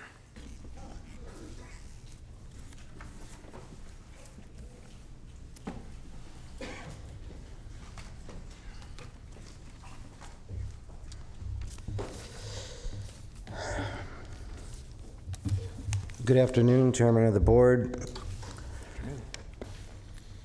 Board of Supervisors, staff, and all in attendance of this hearing. My name is Robert Cummings. I'm 53 years old. I have lived in Sacramento all my life. I'm a journeyman printing press operator. I've been in the industry for 30 years.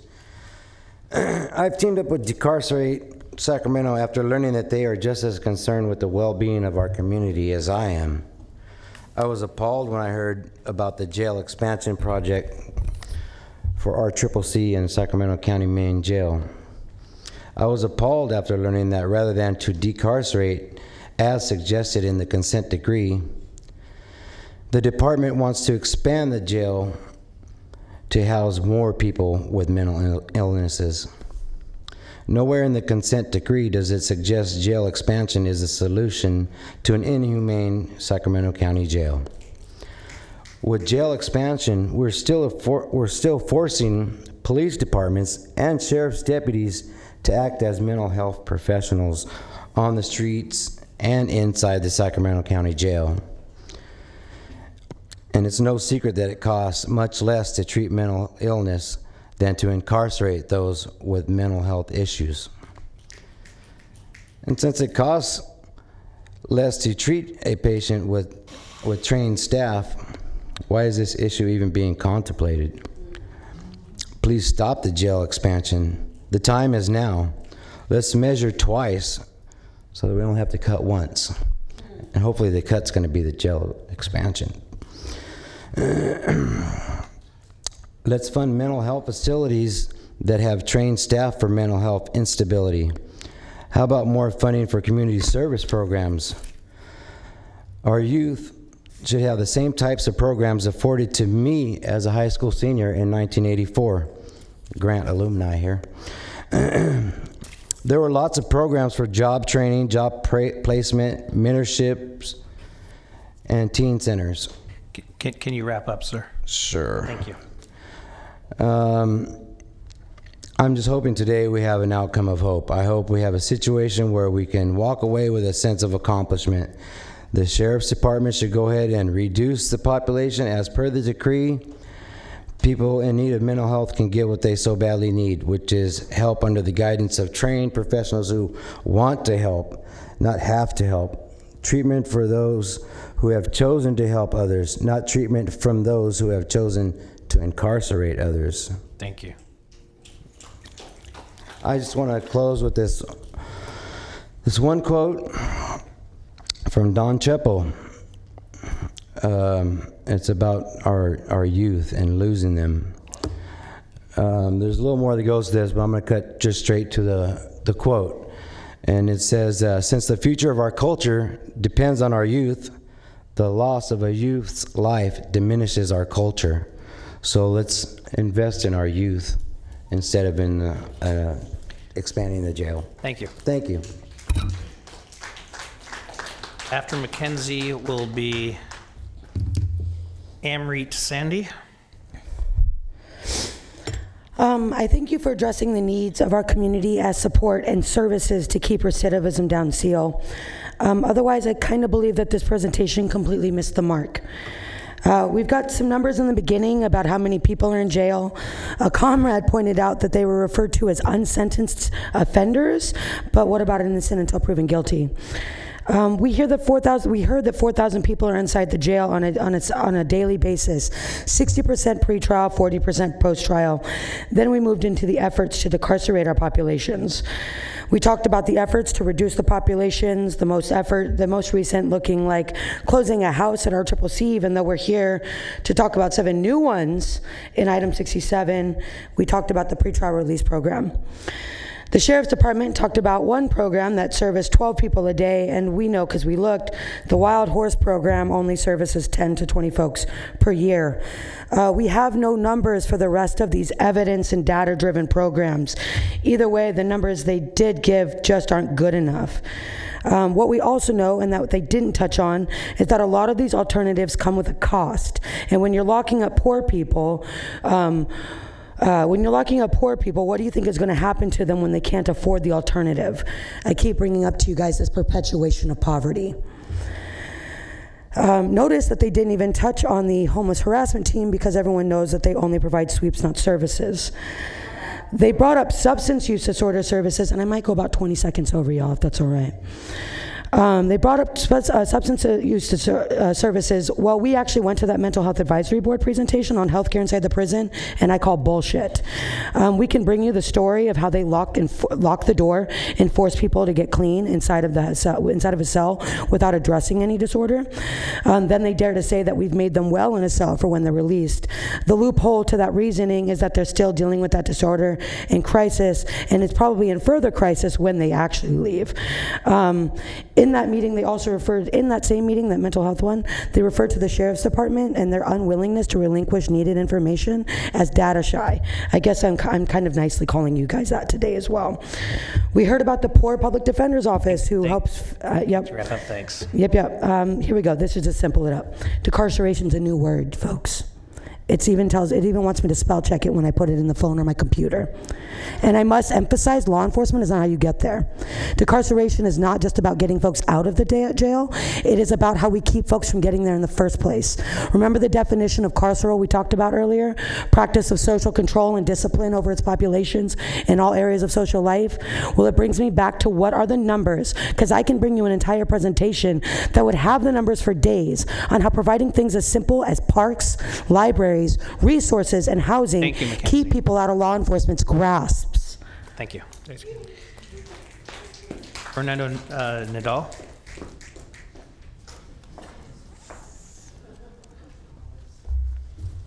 I'm sorry.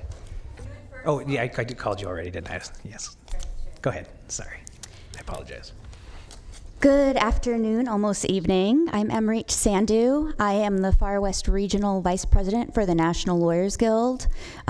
Chapters in my region are in Hawaii, California, Nevada, and Alaska. So it's my duty to let you know that we did pass a national resolution in 2006 to abolish prisons. And in that resolution, which I won't read, but I'll incorporate by reference, it's at nlg.org, many of these recidivism issues are addressed. I realize you don't need me to tell you that jail expansion is wrong. I know you already know that. Our group of lawyers, legal workers, activists, and jailhouse lawyers know that it's not the law that empowers the people, it's the people that do. And I really want to thank all the people who stayed to testify. Given that who we should turn to is the people, here's what I've heard from the people. One, there's a need to diversify your stakeholders. I see no voices for inmates, former inmates, or families of inmates involved in the formal presentation. There are groups who do this work. I encourage you to link with them. 2, reevaluate the decision to begin your analysis at pretrial. Let's start with the decision to arrest.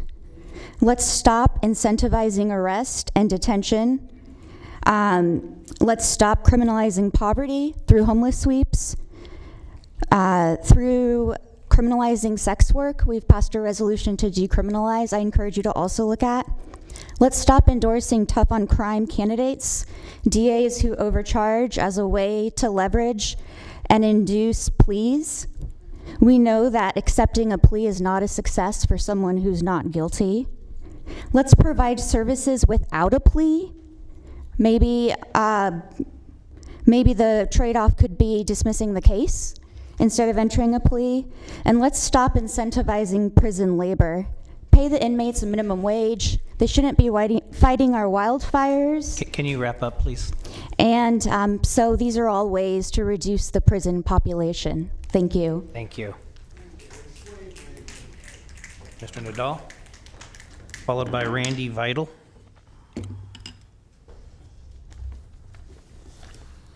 Thank you for allowing me to speak again.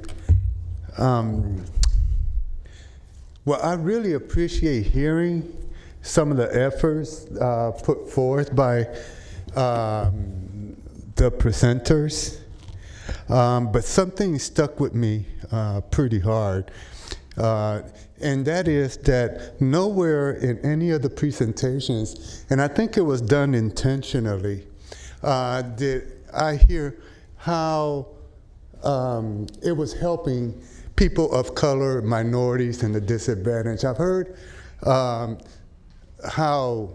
you want to decrease things, but I didn't hear anything that was pertaining to that particular population.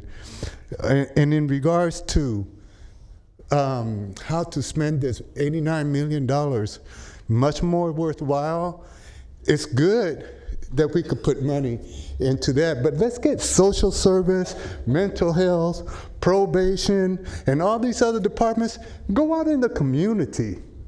Okay, go to the schools, go to the senior centers, go to the places where people are at, and offer these people some of the stuff that you guys want to do. Incentivize people by providing training, helping people to maybe become probation officers or other type of social services or mental health workers. Put that money into helping people to better their lives instead of helping the system better itself by incarcerating more people. It don't make sense. Let's keep them out. So put some effort before they get to the court, because of the fact that you need to train officers, not just the DA's office for overcharging, but the officers, because they create a system where people can't get out because they can't afford an attorney because they've been so overcharged and hardly charged that they stay stuck in jail. Thank you. Thank you very much. Randy Vidal, followed by Robert Copeland.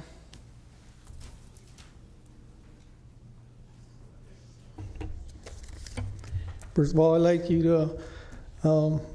to welcome myself here. I'm a transient here from another county.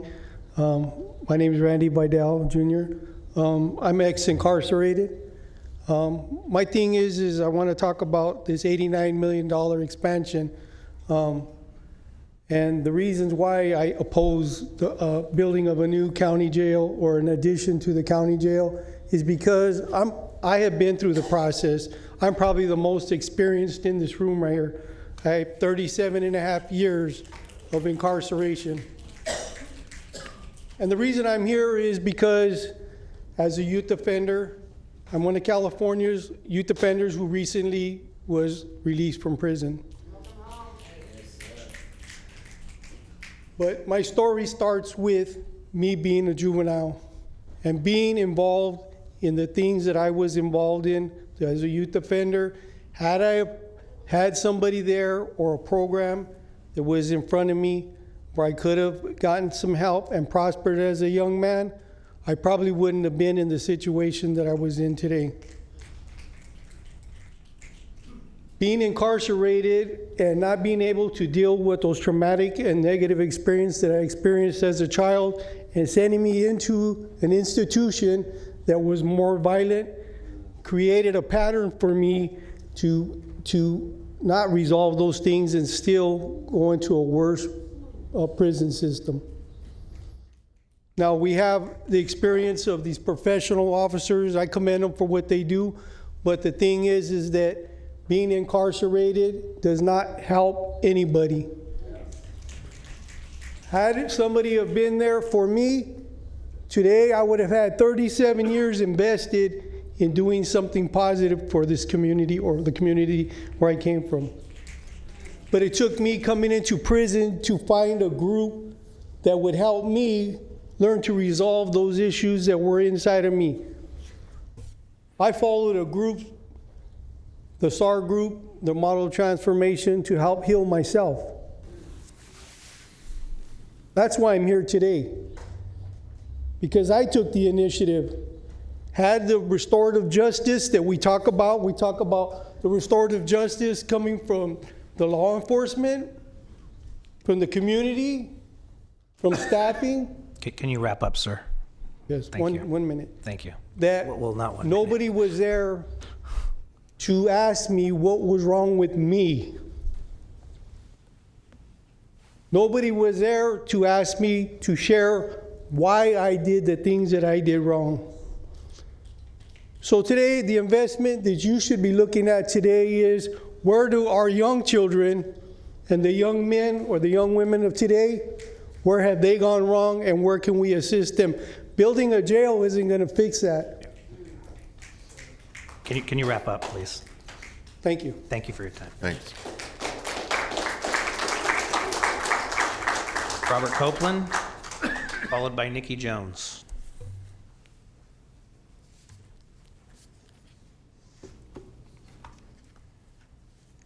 Well, I would like to see right here at the County Board of Supervisors in that 6-month period an update on how the program is working. That should be mandatory right there. We want to know if the money is being spent wisely, people are actually getting help. You can't get help in a mental. You can't get well in jail with mental health. You need to do it outpatient style.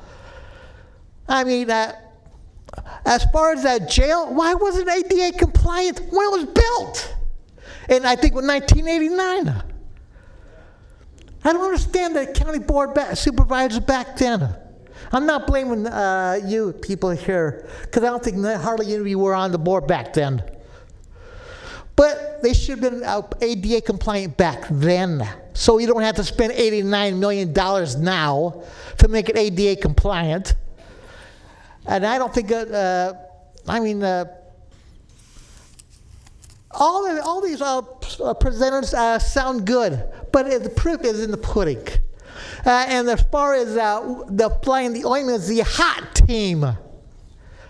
I mean, does 5700 Stockton Boulevard mean anything? Where people got arrested, one of the homeless population got a broken arm because of the sheriffs?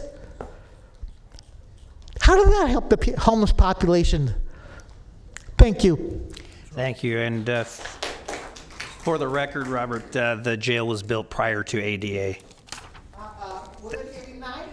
It was built prior ADA to, was 1990. It was built prior to ADA. Thank you very much. Okay, we are now, he was talking about the jail. About RCCC specifically.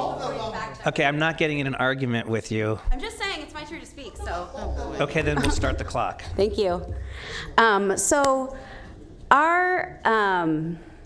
I just want to thank folks who spent the time and who've been doing the work to build in programs in the county, in the public defender's office, even in the sheriff's department, who are working to meaningfully reduce the jail population as it is, or meaningfully. What I could say is that they're working to meaningfully improve the quality of life for the individuals that they touch. Now, the problem that I see with the presentation that they made is that the percentage of people, they say all these very beautiful things that they're doing, and they are, but the percentage of people that actually get to participate in those programs versus everyone who is inside the jail is very small. And so I want to reiterate what Natoli said about if we're investing in these programs, why are we not investing large scale the way we are in a massive jail expansion? Why aren't we investing in a way that's sustainable, that will actually take all of our individual goodwill and turn it into a comprehensive capital P plan to reduce our jail population, to have meaningful and significant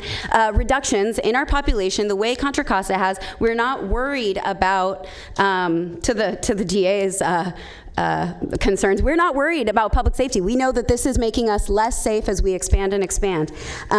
So thank you to that work, and let's see more of it, and let's make it a real thing that works, that's connected to the community of people who are impacted most. I want to reiterate, if we do not have experts who are formerly incarcerated or who've been through the system or have been through these courts, we're not gonna get it right. And so, they talked about 130 people or so a month in the mental health program, approximately 500 to 600 at any specialty collaborative court. We know that there are 700 to 800 new mental health referrals in the jail every single month. What is that? What is that? 7 to 800 every single month. And so I want to also bring it back to this point where we spoke out against the assessment tool earlier, and the kind of, by not asking about race, you do not erase the existence of it as a factor in their life ongoing, and particularly in their life as it relates to criminal justice engagement. We know, Seal mentioned that some folks will say that it's baked right in, racism is baked right in. He didn't really have a response. He said, we use that bread and butter. We use the bread and butter that's been baked with these toxic and devastating legacies. And so we are not colorblind. We are not picking a tool that is colorblind. We are picking a tool that is amnesic about the history of the criminal justice and legal system. Can you wrap up, Nikki? Absolutely. So if we decide to move forward in all these wonderful ways, and we continue to use this tool that reinforces that bread and butter, what we're going to see is more of what we've seen in the past. And to the buzzword of the day, evidence-based, the reality of the racial disparities that we see from our criminal legal system is very, very clear. Those are evidence-based. That's happened. The research is done. Y'all are doing it, Thank you. discriminatorily, and that's not going to stop if we don't use another idea, use another tool, anything else. Criminal history is racist. Thank you, Nikki. All right, that's the last card I have on this item. We will bring it back to the board. Of course, the report was just a receive and file, and thank you very much to staff for that. But we do have item 15 on the Is there any comments of the board? Oh, no comments. I'm ready to make a motion. If I would move approval of item 15. There's a motion and a second. Please vote. This is on item 15. Yeah. Yes. Okay, thank you very much. Unanimous vote. Sorry. Item 67. Item 67 is the Rio Cosumnes Correctional Center Expansion and Infrastructure Improvements Project. Reject all bids, reduce project scope, and authorize to re-advertise. And the environmental document is previously approved negative declaration. Good afternoon, Chair Kennedy and members of the board. Jeff Gasaway with General Services. On April 23rd, 2019, your board approved plans and specifications for the project authorizing bids to be received. On August 1st, a total of 2 bids were received. The bid of Roblin Contracting, Inc. was the lowest bid received, but this low bid is approximately, or is $14,511,000 over the engineer's estimate. After review by DGS, County Council, Sacramento Sheriff's Office, and the architectural engineering consultant, it was determined that given the differences in the bid amounts, it would be in the best interest of the county to reduce the project scope, to bring the project within budget and rebid the project. The most significant change in the project scope is removal of support buildings as shown in site plan and attachment 2, which includes maintenance, warehouse, and laundry. I think it's also important to mention that in the project, there's vocational shop, culinary arts kitchen, classroom and support space, central control, clinic, infirmary, pharmacy, and intake building with secured parking, Americans with Disability Act exterior path of travel, parking lot for staff and public, infrastructure improvements, which include a new well and backup generator. The project does not include any additional general housing units. The facility's rated capacity will not increase by the result of this project. We are recommending that the board approve the attached resolution authorizing rejection of all bids, reduction of the project scope, contingent upon approval from the state board or state community corrections and the state public works board to re-advertise and rebid the project. I can answer any questions regarding the project. The sheriff's office is here to answer any questions regarding programming or operation of the facility. I think it's also important to mention that the $80 million is a grant from the state, and the county, the only funding that the county would have to provide is staff time to operate the facility, and we already have a significant investment in this process of $8.8 million. Okay, Mr. Gasaway, we do have some board questions. I have one question, there's kind of a threshold question, is does this project add one more inmate to our jail population? Does not. And Does I think not. Britt already spoke to that. I'm just emphasizing the point. It does not. Okay, but does it serve, will the result of this serve inmates who are already incarcerated who have mental health problems? Will it serve them better, the goal is, than they are currently being served? Yes, it will. Okay, thank you. Mr. Natoli. Yeah. Well, thanks, Jeff. You've been before this board a couple different times as we've talked about this project going back to the summer of 2017, and I know that some of the other folks in the audience have been here as well from the Sheriff's Department.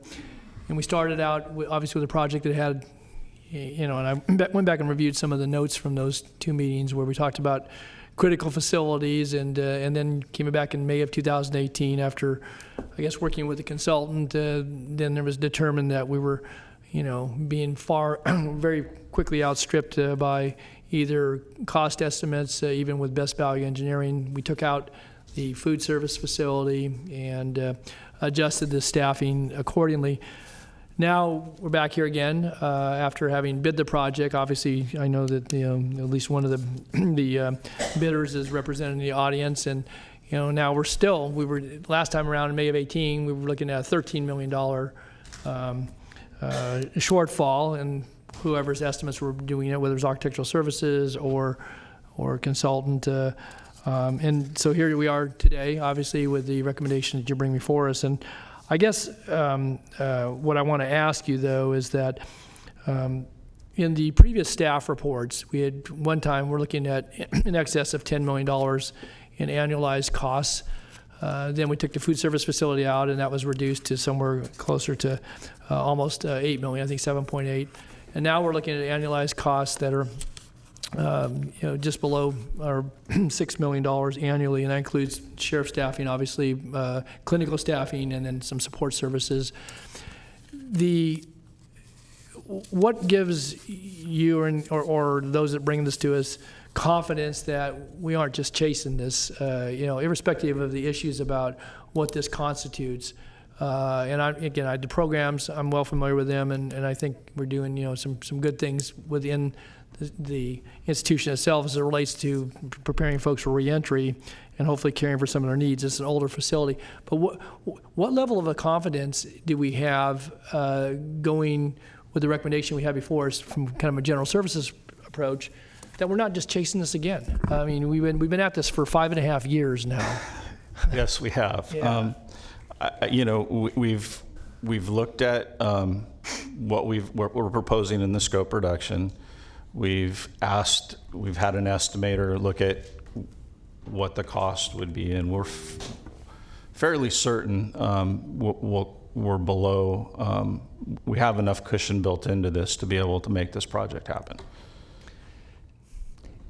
Other counties are giving their money back, that either sought AB 1022 and or after examining whatever cost, for whatever reasons, they're giving the money back. We benefited, I guess, at least on paper, with the, from the initial round where we got the 56 million, then we had the additive that took us up to the 80 million. We've invested a good deal of county resources thus far. I guess most of those on. I want to turn your radar down, please. We've invested, significantly in, preparing for bids and so forth. But to your point, I guess that, what we're seeing to be critical facilities, keep getting pared down, but we keep in the elements of, obviously, the circulation on site, the well, which was $4 million. The support facilities, obviously, for the classrooms, which I think certainly fit with the programming, and then the medical facilities. And yet we're going to absorb, on an ongoing basis, first-year costs, as I still see it, $6 million. Is that an accurate number, about 5.6 million? That would be correct, yes. And then I don't know about the second-year costs, because those had some additional build-ins. We were going to have savings for warehouse space, which is going away. The laundry was going to have savings. From either energy costs and or other costs that were factored in. Does that number reflect then those adjustments, either pluses or minuses, as it relates to staffing and things that were built in? We were going to save $347,000 because we weren't going to lease warehouse space. That goes away. Yes, I would say that would probably go away. We haven't really discussed that at this point. Yeah, and I guess, and this is not being critical as much as it is obviously bring us a rebid, but the analyses that was provided both in May of 18 and in the summer of 2017 did factor those things in and talked about the criticality of those facilities.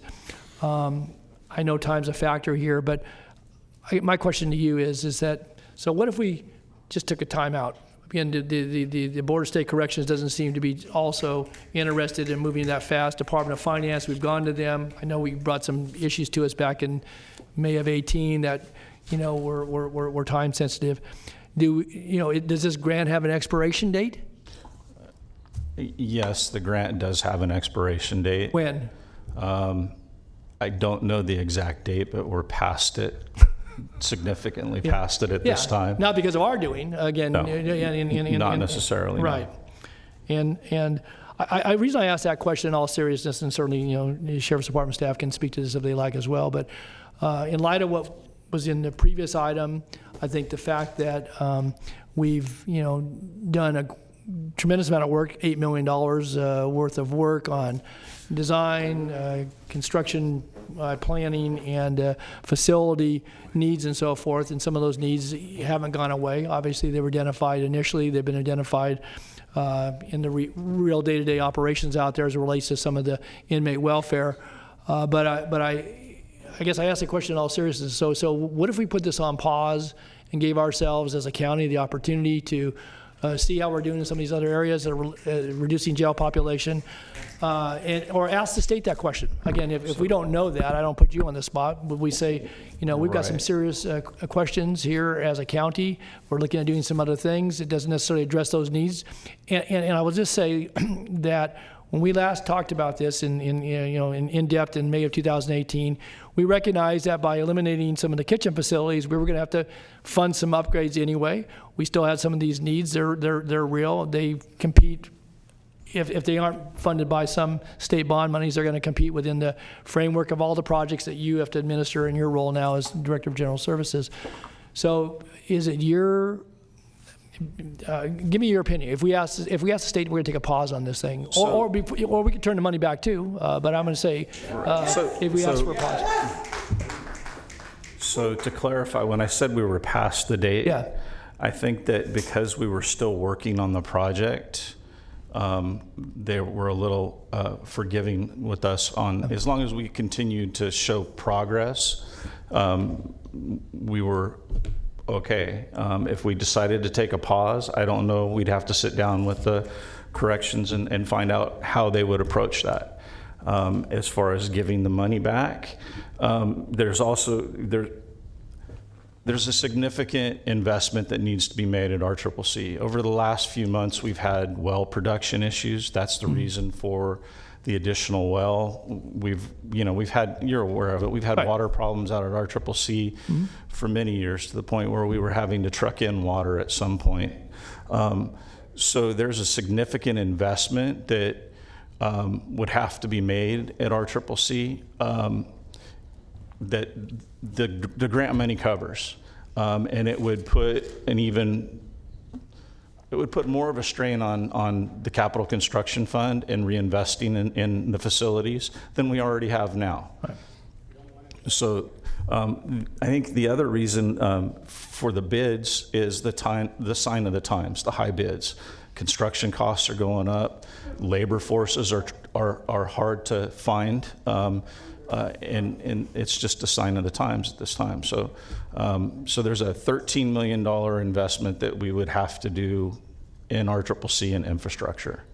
So what if we modified our proposal to accommodate those things? Again, I'm not disputing the additional classroom space wouldn't be beneficial to folks who are there and participate in some of the programs that were described earlier. But what if we took the critical, the ADA and the well, and maybe as it relates to the operations for the safety, both of those that are there, but also that, because of the movement of folks in and out of the prison and jail system.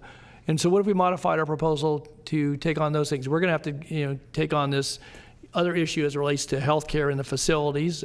Granted, those facilities down there, I would say they are inadequate, so I don't think that's a, overstatement in any part. But so what if we took those things that that are critical to day-to-day operations as it relates to potable water and sufficient water for all the various attendant needs for the, again, the care of the folks that are in custody there. So could we modify our application to do that? So, because otherwise it's expansion. It may be a misnomer to the questions here, but it's still, we're going under jail expansion. That's the grant. It is, and in hindsight, we probably should have recharacterized the board letter to reflect program expansion and infrastructure. I think the grant funding is, the purpose of the grant funding is to expand those programs.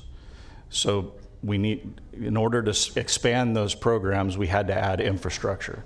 So if you take those programs out, the grant funding would go away. So could I follow up? That program space. I just wanted to follow up on Supervisor Natoli's question. So you said that this covers a lot of the infrastructure changes or modifications or improvements that we have to pay for anyway. That would be correct. However, if we were to make those infrastructure changes that, like Supervisor Natoli's talking about, they wouldn't carry with them the ongoing costs of operations that we're seeing here. That Is would be that- correct. That's a good point. Yes. Okay.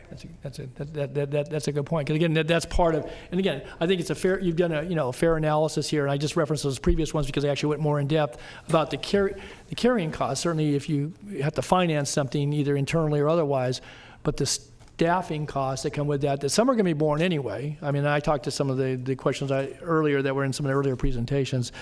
But what you're saying, Jeff, is that if we resubmitted with just those most critical infrastructure, it doesn't meet the, I guess, don't whatever believe it the would state meet the grant grant, guidelines no. are, so. No, it would not meet the grant. Okay, so we'd have to self-finance them, but they don't have, as Supervisor Kennedy pointed out, then we don't have to have those costs associated with And I think staffing it's those. also important Yeah. that the medical facilities and the improved medical care that comes in this project, the new medical facility, is also needed. I think you've all seen the current medical housing unit out there. It's antiquated and needs to be Included in the retired. consent decree. Yeah. Yeah. But is it there, or is it do it somewhere? Have to expand Here. across. Yeah, we have to do, somewhere, you gotta do it somewhere, right, for your Yeah. population. Right. That's all the questions I have right now. I Thanks. think also that if we were to move forward with this project, there would be some relief as far as some of the medical facilities in the adult system 2 years sooner than we would have at another location. It would come sooner. The relief for that would come sooner, so. Right. Okay, Supervisor Frost. So I think my question goes to you, Jeff, and also to County Council. This relates to, I know the grant, we've been working on this for a long time, and in your report, you mentioned that the bid, the lowest bid came in about 22.4% higher than what the engineering report had anticipated the cost should be. And I'm pretty sure all the bidders were well qualified, and the person the bidder that had the lowest bid is well qualified. But I also know that I believe the cost of construction is going up around 15% a year. So if we pull back and we reduce our scope in order to, meet our cost obligations to what the county can do, so we're basically getting less for the money that we're going to spend, and while we're pulling back and asking all the bidders to rebid, which is a cost to them, which is ultimately going to go into the cost to us, and the cost of construction is going to go up, potentially it puts the whole project forward about a year or more, potentially at almost the same cost, and we get less. Okay, that's that's what I'm thinking. And so my question to you and County Council is what is the rule regarding these bids? Couldn't we approve the lowest bid? Can we approve the lowest bid and then reduce the scope in some way after, during this course of the work, so that we can get started now and be off and running? No, Or I is don't- that not allowed? That is not allowed under the Public Contract Code, and I believe that Department of General Services has worked extensively with our office on an opinion on that. So that is, the result is that that they are recommending rejection of all the bids for that reason. I mean, they could award the project, but they would have to do the project as currently designed. But it's going to cost us the same. Well, if we don't know that almost for sure. Well, we kind of do. Essentially, it seems like, if we just approve the lowest bid now, even though it's higher because the cost is more. Supervisor Russell, bids are based upon a given project. If you change the scope of that project, the bid changes. It's not as if I you know, take but a part out and it's. Right, I'm assuming we're reducing the scope because of the cost. Is that correct? Correct, because the bid came in And so over. we're not going to get as much as we were going to get because we're reducing the scope, but we're going to end up paying the same amount for a smaller scope of work. So Well, I think the That doesn't intent of make the, sense. I think the intent of scaling down the project and rebidding is so that you can get a lesser scope and lesser cost to come within the grant funding. What she's saying, the lesser cost won't necessarily come in because of construction cost inflation. If it takes a year to go around and construction costs are Right, going no, up I that understand much. that. That's but- exactly right. I mean, I understand the theory, and I guess time will tell, but unfortunately, because the way the public contracting is, laws are written and the process to go through it, that's where we are at this point. So we can't accept a project that's over what the engineering had anticipated. We can't accept the lowest bid at this You point. can accept the lowest bid, but you will be getting the project as currently designed and specified and at the cost currently bid. So if they say they can deliver it at that cost, and they guarantee that they can deliver it at that cost, at their cost to deliver at that cost, wouldn't that seem logical? Well, I think if we were to award the bid as it went out and as the bids were received, we would need to come up with $14,511,000 for the project. Oh, so this gets down to, we don't have 14 million. That's correct. That's correct. Okay, Put more equity in it. that's what I needed to know. Thank you. Supervisor Cerna. Thank you. So, looking at the site plan and understanding what is part of the reduced scope, and given what you've already explained is the purpose of the grant in the first place, and some of the general parameters, if, just hypothetically, if the project was further reduced to include the clinic, infirmary, and intake pharmacy, and the well, and further reduce the scope by eliminating the vocational shop, the culinary arts classrooms, and support, would we be able to, in your estimation, meet the intent of the grant with that further limited scope? I don't believe so. Because you have to have programmatic space? It's the program space that's the key. Is the clinic and the intake pharmacy, do you know what the operational cost delta is associated with that? I specifically, no, I don't. Is in the roughly $6 million, there's $2 million for per year for medical health systems. I think there's a 2 point. And this is coming from what, our general fund, presumably? Almost $3 million for sheriff's staff, Right. and then there's roughly $600,000 for general services staff to maintain the facility. Mm-hmm. And we would presume that if the board were to approve the scope as is, that the ongoing operational costs would likely be sought as an increase to prospective future sheriff budgets that would be asked to approve each June, correct? I mean, in other words, we don't. I know it's a foggy crystal ball that we'd be looking into, but I would have to believe that the sheriff probably wouldn't reduce his budget otherwise by that amount to keep us even. In other words, to absorb the net county costs out of this. I would have to defer to the sheriff's department on that. Okay, thanks. Supervisor Peters. Along the same line, Jeff, you've had a chance to look at this and you've had a chance to talk to the department and the CEO. What is, if we wanted to do just the programmatic space and the medical facilities and the infrastructure and ADA, have you come to a number that I'm not going to hold you to it, but that's substantially less? I mean, do you think we'll be able to get this if we just did the bare bones? Yes, I think we qualify? we have a viable project with the reductions that we're recommending. And it's going to be, what, half the price or what? It's going to, it'll be an $80 million project. We're going to attempt to use all the grant funding. But with the scope that we've reduced, we've tried to build in a cushion in case bids come in. We have a little bit of a cushion. You mean you've identified pieces to eliminate? Yeah.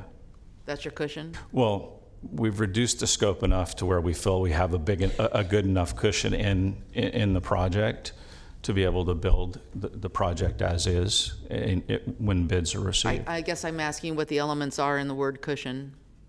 So we reduced the scope of the project significantly to where,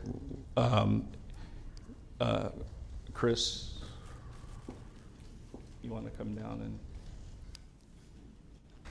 Chris Bryson's the project manager, so. Good evening. We've reduced the scope of project enough that we feel that we have a large enough cushion to absorb any escalation between now and bid day. The state won't allow us to do any additive or deductive alternates with this money. Oh, that's you why we haven't done that. It's a little hard to hear you because you're not speaking sorry. into the microphone. So are you I'm saying? not quite as tall as him. Yeah. Yes. If you reduce the scope too much, then we don't qualify for the money, period? Is that what you said? No, we working with the sheriff's office, we reduced the scope, keeping in I guess, concert with what the money was about, which was program related. And so looking at the lesser of all the evils, we looked at removing building 1 as we know it, of the shop, the maintenance shop, those items. There, yeah.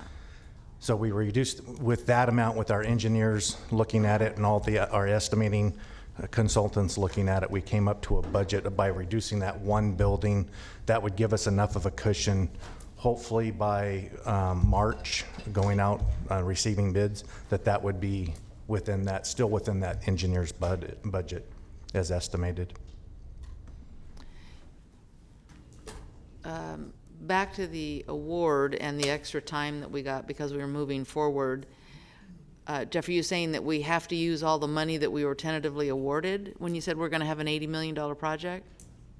So if we reduce the scope drastically today or some other day, we wouldn't get any of the money? And, let's say we came up with a $50 million project. Would we get the money from the state then?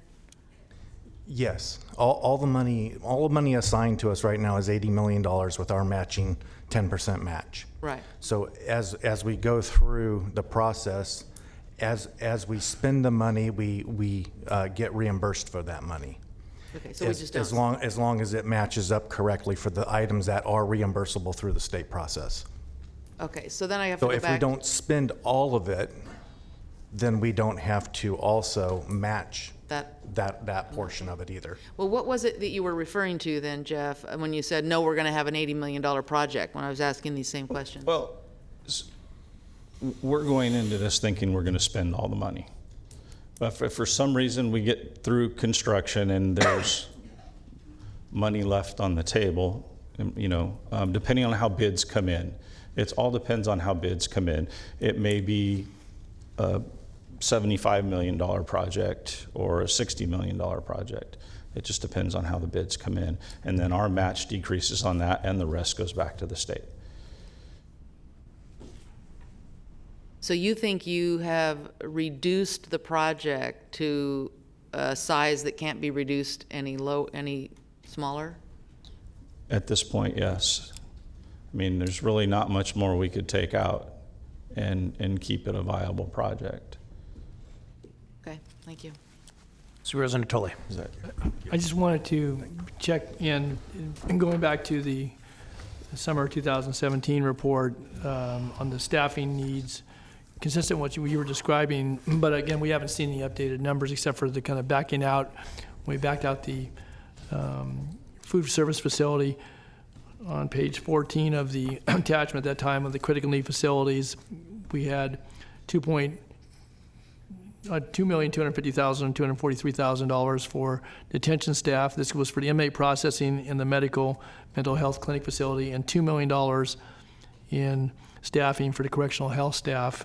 Included 12 either deputy sheriffs and or records officers, 1 JPS staff with 5 registered nurses and 6 licensed vocational nurses. Is that still the staffing model that's being considered here? And I would assume we'd have to adjust for inflation relative to any salary increases, but is that consistent with what was being?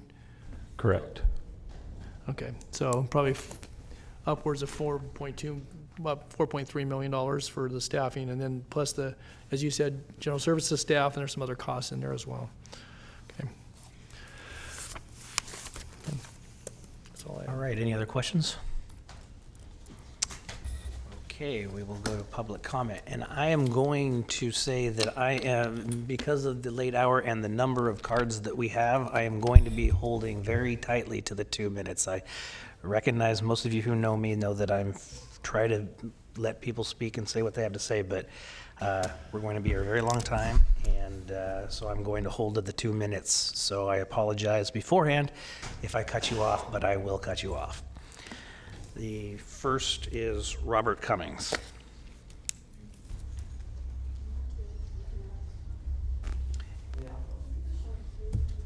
And next is Tiffany Riesel-Moyer. And if we could, to the much as we can, come forward as I call your name, so there's a queue. It would also expedite things.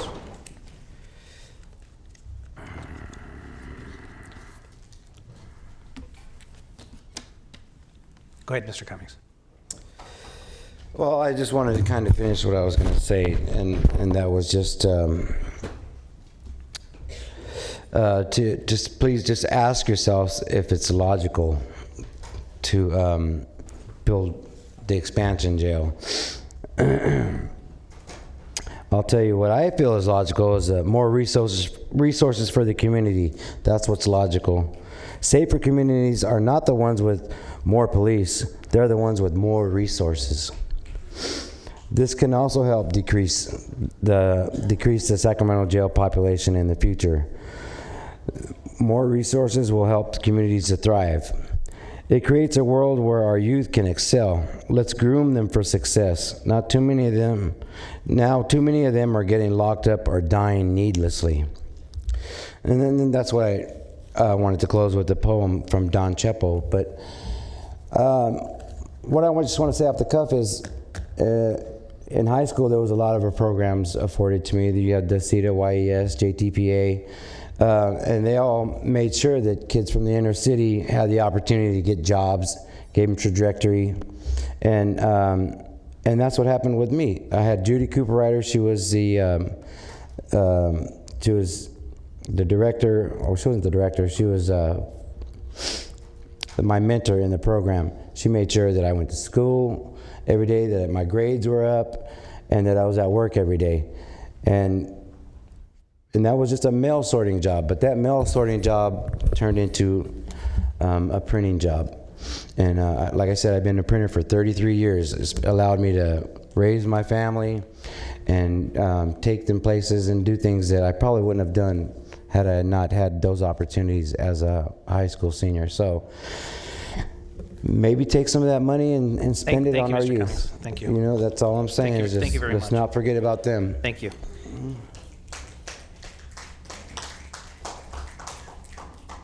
And Mackenzie Wilson will be next. Good evening. I know that we have met in a different capacity of mine as an attorney, but today I'm here as a Sacramento resident. And in fact, Mr. Cerna, you are my representative on this Board of Supervisors. In reviewing this recommendation, it's clear to me that the county has put a lot of resources into the plan over the last years. But it's not clear to me that an equal amount of thoughtfulness has gone into it. It's not clear to me how this is to reconcile with the county's global efforts to reduce the jail population and increase vital community services. In fact, the recommendation itself suggests that one reason to keep the expansion plan is because the county might very well fail to reduce the population. It reasons that we might as well keep the space open and ready, and I find that outrageous. It is easy to interpret that the expansion plan is an actual plan to fail in your population reduction efforts.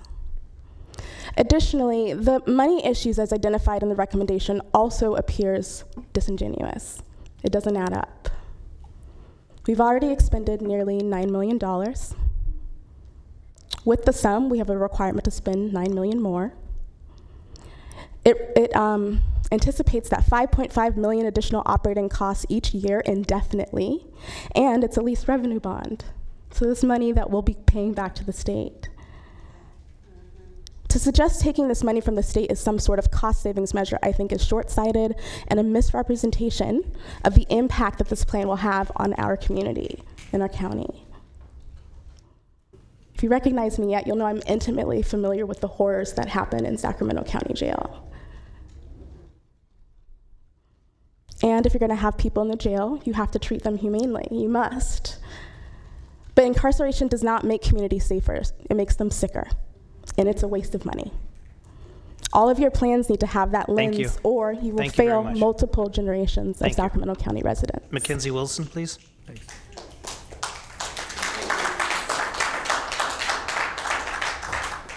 I'm just going to pick up where I left off at the last one. So in that last presentation, we heard about the Poor Public Defender's Office, who gets to help up to 1,500 people per year, and they do that with only 6% of the funding their general fund gives to the criminal justice arm. That arm already gets 70% of that fund. It's weird that everyone except for the Sheriff's Department brought up services being available based on the contingency of funding. Right? That's a problem, y'all. We also learned that mental health services are still going to include law enforcement, and I'd like to give a moment of silence for Joseph Mann. This was not a presentation on incarceration, and I'm really excited that we're having a conversation about possibly rejecting this bid. Decarceration is a new word. It even wants me to spell check it, like we said, when I put it in my computer on my phone. I must emphasize that law enforcement is not how we get there, folks. Decarceration is not just about getting folks out of jail, it is about how we keep them from getting there in the first place. The definition of carceral we talked about earlier, practice of social control, discipline over the population of all areas of social life. It brings me back to what are the numbers? Because again, we can bring you those presentations that will have numbers for days on how providing things as simple as parks, libraries, resources, and housing keep people out of law enforcement grasps. I believe today was not good enough for its ask and for what Sacramento County community is demanding. I implore you guys to see it the same way I did, and I implore you to stop this jail expansion, and for you guys to let us and you talk about the real ways to decarcerate this community together. This jail expansion is not the way to go about it. I'm interested in these costs to make these facilities what they need to be, right? Because I want our folks inside to have everything that they need. You called them tenants. So respectful. I really appreciate that, Don Natoli. We can do this together. I know that we can. We need you guys to reject this completely.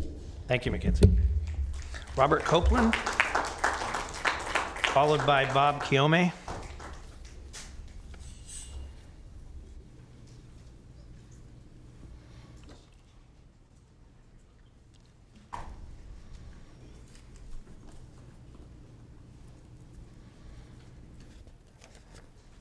Well, one, I'd like to know how many other counties apply for this program and how many of them rejected or turned the money back.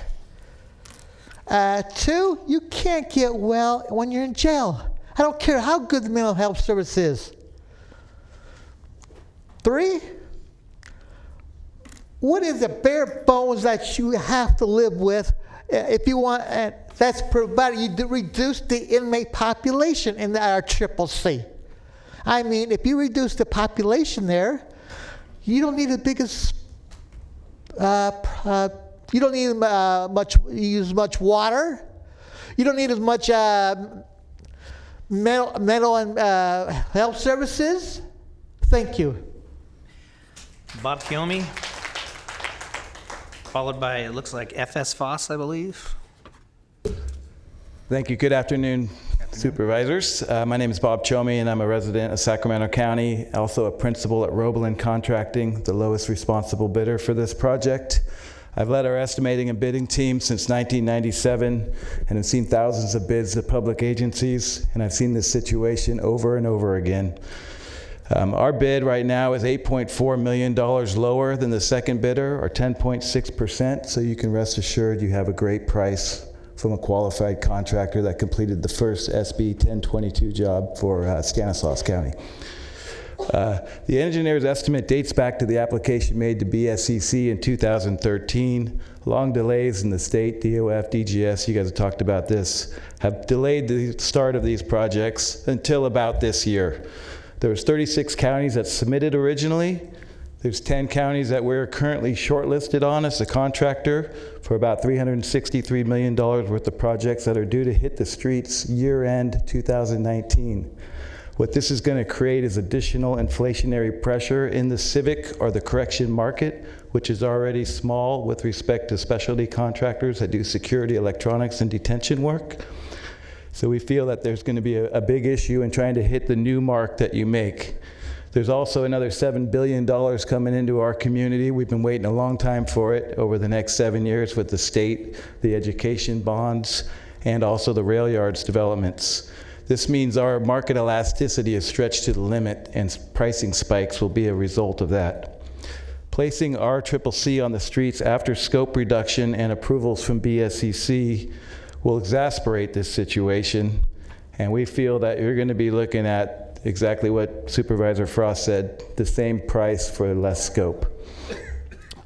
Time is money. If you do not award this project today, we suggest you carry scope reductions out to about 120% of the needed budget fall to account for inflation. Thank you, Mr. Kemme.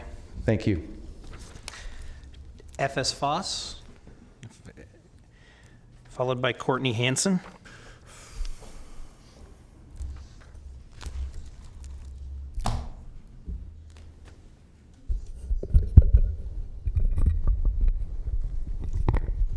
I have no new information to lay before you. None of you are ignorant. History will remember how you vote. Thank you. Thank you. Courtney, followed by Justin Kay. All right, I'm going to talk real fast. This is how much we care about this topic. Maybe it will incentivize some of you. There are people working right now across the state to legislate how we could use SB 1022 funds differently in non-carceral ways. So we really need to look at the bigger picture today, and we are at a crossroads. I hope you feel the weight of your decision making today, and Serena, you are my representative, which might factor into this. The good news is we are not alone.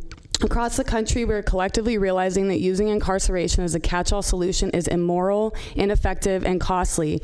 We are in the era of canceled jail plans. San Francisco stopped their expansion plan, and they're working on closing one of their jails. LA stopped their expansion plan, and they're focused on building up localized mental health treatment centers. How can we assess a jail plan when we have not had a comprehensive and coordinated plan to reduce the jail population? Instead, we have had scattered and haphazard efforts without vision or oversight.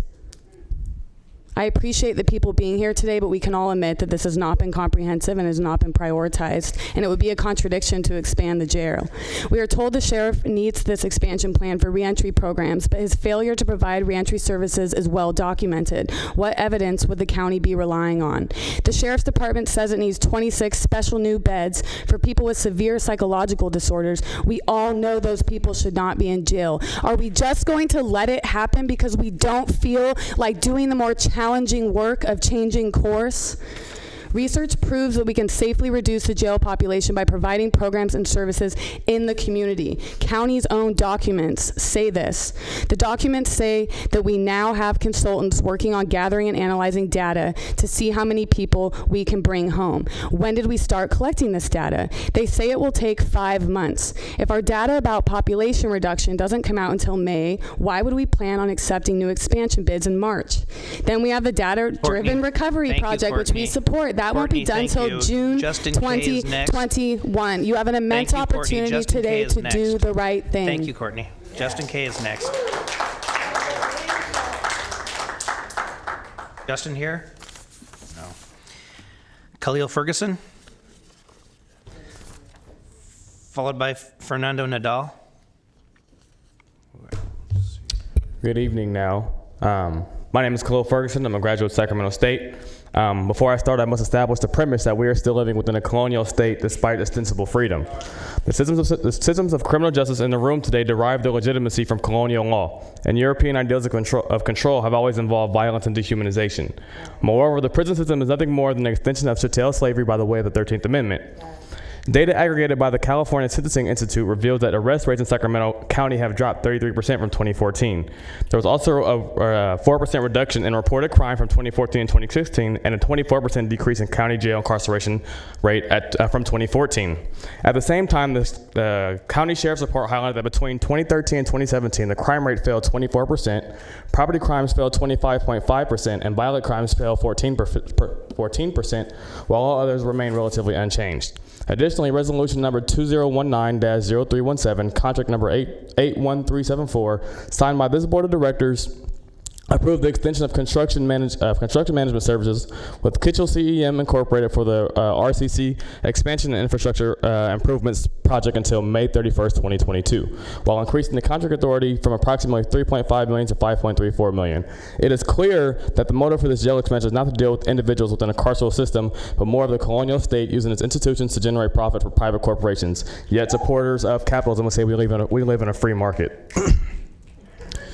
If county officials are serious about progressing society, then we should be focused on decolonizing our state, if that's even possible. However, the first step would be to become preemptive in our efforts to reduce the prison population instead of being reactive by expanding the jail and perpetuating the colonial state.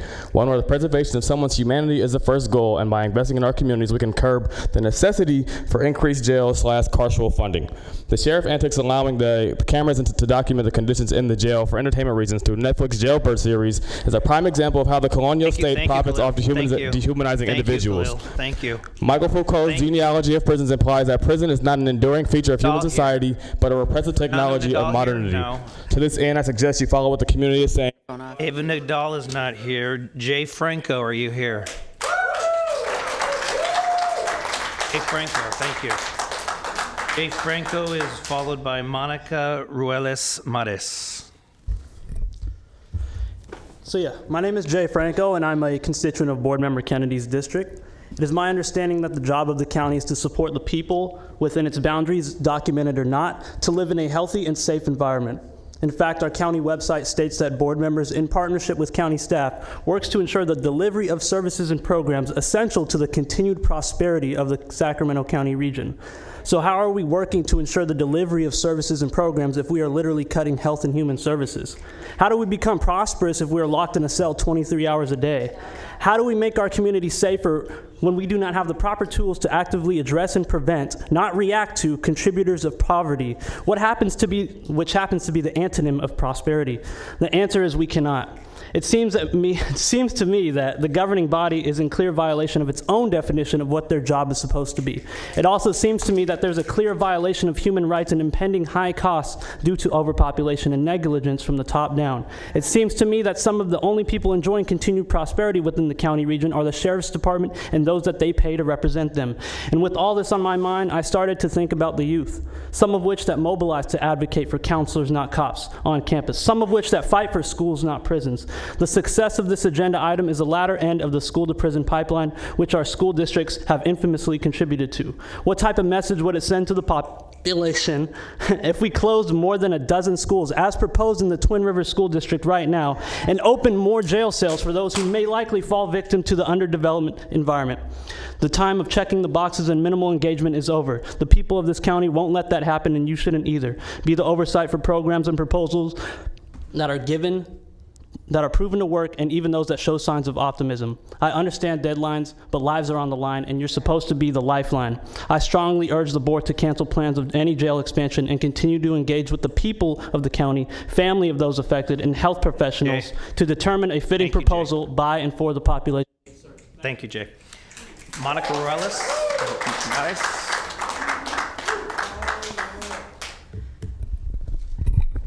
Hello and good evening, representatives. My name is Monica Ruelas Mares. I appreciate you for trying to pronounce it as it's supposed to be pronounced. And Mr. Kennedy, you are actually my representative, if that serves as any indication on what I'm going to speak on.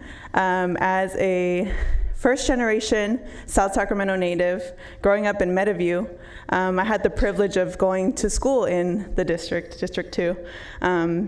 Graduating from high school, being able to then further educate myself into a university setting, and then coming back to Sacramento to serve my community. I do work in a state advocacy space at the nonprofit level, policy advocacy, but by nighttime I'm a community organizer at heart, because I really hope that it is ingrained in us that it is our duty to serve our communities when we come back to them. So I hope that you understand that expanding the jail and this project is conducive to incarcerating more folks. I know that you asked the question of a certain person in the room that has maybe their own opinions, given that they would be receiving the funding, but you can't necessarily say for a fact that the services that they're trying to improve will help people, because they haven't been helping people to this day necessarily.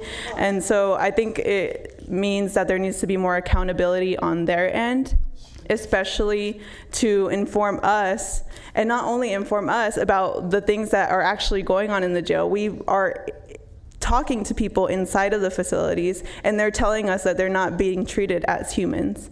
And so it's important for us to be here representing them, as they obviously cannot be here themselves. I do have a couple of loved ones that are currently in Sacramento County Jail, and you know, it pains me to see and to talk to them about the opportunity to expand the jail, and I hope that you really consider not doing that. Thank you. Alma Lopez. Followed by Spencer May.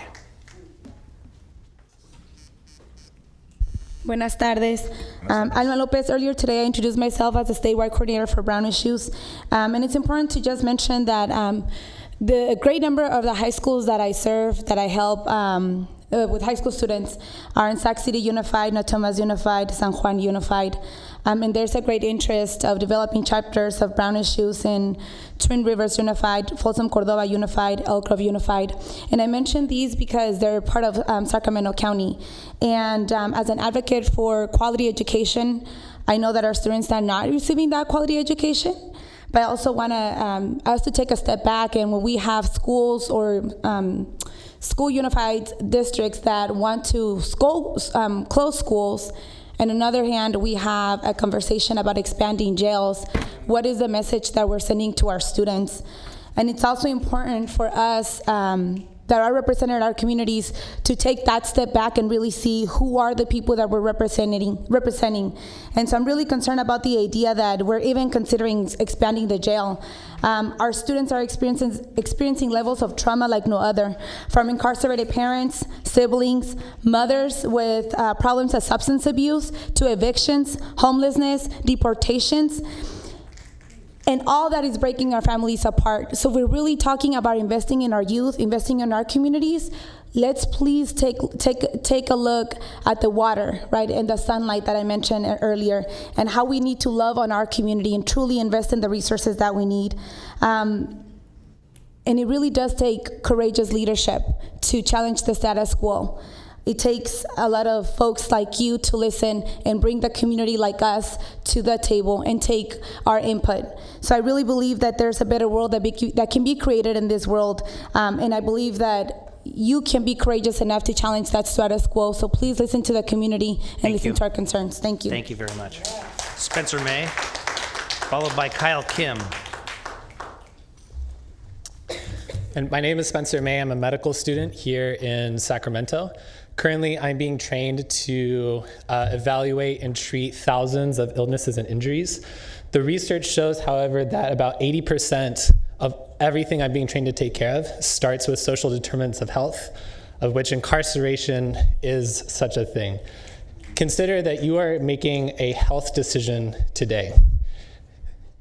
Cutting the kind of money and resources that could go to proven social services, mental health resources, poverty alleviating initiatives, and investment in youth and schools will directly send people to my hospital and my clinics, and I will take care of them, but come back here and insist today that it is unjust, that health issues that can be stopped at its source come to end up in my patient lists. My message to you today is to not be afraid to say no to this jail expansion, to follow the lead of Contra Costa, San Francisco, LA, and others, to take 21st century steps to measurably invest in the health of our communities in a sustainable way. Thank you very much. Thank you. Kyle Kim, followed by Amrit Sandi. All right, hello. So thank you for taking the time to listen to me today. I, like my colleague Spencer, am a medical student in Sacramento. And this is, like he said, a health issue. And when I committed my life to serving human health and promoting human health as a medical student, I'm concerned that this expansion of the jail is merely an expansion of a broken system that exists currently. So there's three main things I want to talk about. I want to remind you of the Mays versus Sacramento case. I want to remind you that mental health services in jails are inadequate. They're absolutely inadequate. And we know that 83% of people with a serious mental condition do not have adequate access to mental health care in incarceration. And so that's just an exemplary example of the negative consequences of incarceration. I also want to bring to your attention that this is going to cost a lot of money, and this may be near $50 million, give or take, is going to take from child, adult, and family services, as well as possibly healthcare services. The third final point I want to make is if you look to the 2008 case of Hamilton County in Ohio, they closed one of the biggest correctional facilities in that county, and as a result, experienced a statistically significant decrease in felony arrests. So just another point to be made to decarcerate. So I just want to end by saying I urge you to continue to listen to your community members and people that have been incarcerated, and listen to what they have to say, because their knowledge and their voice is really important, and I urge you to listen to them. Thank you. Thank you. Amrit. Nikki Jones, followed by Andreas Tillman.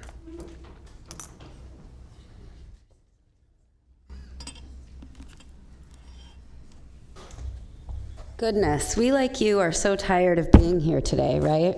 Can I get an agreement, right? I want to shout out to our folks who've been across the street, locked in a cage this whole time. To the folks who've been down in Elk Grove, close near the river, right? Close near the Cosumnes River, a beautiful place, that have been locked in a cage this whole time. That's contact, the kind of contact that we're able to make continuously with one another, even people we don't agree with, that's healthy for our well-being, the kind of human contact, even our disagreements, right? This is healthy human contact that allows us to grow as individuals. And inside these cages, these people aren't getting that. Okay, these people aren't getting that. And the more we invest in that future for our community, the more we invest in the degradation of the human spirit of our community. I want to say, we keep saying you can't get well in a cell, and I really believe that a cell and that these walls, no matter how you paint it, these beds, these mental health care beds, we know mental health care in the jail is still just solitary confinement and playing with the meds, literally, quote, playing with the meds from the doctors. This is not mental health care. And so even that, that rings very hollow to us when we say, this. So our understanding is that these situations, these circumstances have negative health outcomes in the long run, and that the only thing that allows people to be well and stay well and is their own human spirit, their own resilience. I want to shout out to the people who are keeping their lives together under state violence, whether that's state violence because of over-policing in their communities, or state violence because they've been caught up in that over-policing and are now in a carceral situation, whether that is under in these four walls or under the hands of probation. These folks, they truly are the experts on what this system is, how it affects people's lives, and how we can do better. And I'm just going to encourage you, go back, talk to them. Their human spirit, their resilience has the power to get this done. Finish. Thank you, Nikki. Seek their expertise. Thank you. Andreas Tillman is here? No? Okay. Lynn Barkley Baskin, followed by MK.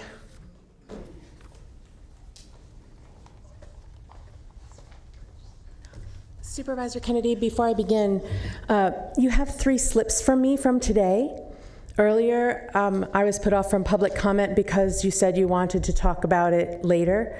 And then for some reason, my second slip, I wasn't called when 66 was gone over. So I'm hoping that you might hear my 66 and 67 comments right now. You should have 3 slips from me right now. I will take your word for it and give you 4 minutes. I appreciate it so much. Thank you. So I'll start with 66, so we'll go in order.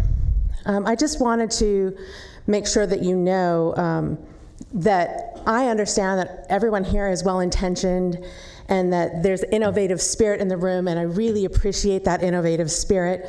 But there's a lens that I would like everyone to consider, a lens of equity that's nuanced. And tagging off of what others said, there's an inequitable power distribution, even in the report. So the report that's attached to 66 at the very bottom paragraph that talks about the collaboration between these different parts of our law enforcement system. Some of those, like the Public Defender's Office and Department of Human Assistance, they're functioning in the space of getting grants. The people who are really funded are the people who incarcerate. The people who you fund through the budget I'm not saying you don't fund those others, but I'm saying it's inequitable funding. And you need to look at that because it's about power. So I just really want you to take a look at that. I also want you to consider independent evaluation by community, because the community has not been involved in evaluation, and they talked about self-evaluation, and that's concerning to me. I think that there needs to be a community lens on that. So when we're looking at 66, I don't know where I am on my time. Okay. I have 2 minutes and 30 seconds. Okay, so I will switch over then. I'm just looking over one more time. And I just want to shout out to the Public Defender's Office, who has been very consistent in reaching out to community to hear the community voice. So I'll start out with my 67 now. Those who make peaceful evolution impossible make violent revolution inevitable. John F. Kennedy understood that racism, discrimination, and oppression can only be endured for so long until the power structure evolves into something more acceptable or people escalate the fight for their lives. Decarcerate Sacramento has been attending Board of Supervisor meetings for months, fighting for lives. We met with some of you in an attempt to re-educate you about what experts in the field of public safety, public health, and inclusive economics have learned. That seeing hurting people as perpetrators who need to be punished only makes matters worse. Supervisors, make no mistake, this old system was designed to perpetuate slavery in the form of mass incarceration and economic exclusion.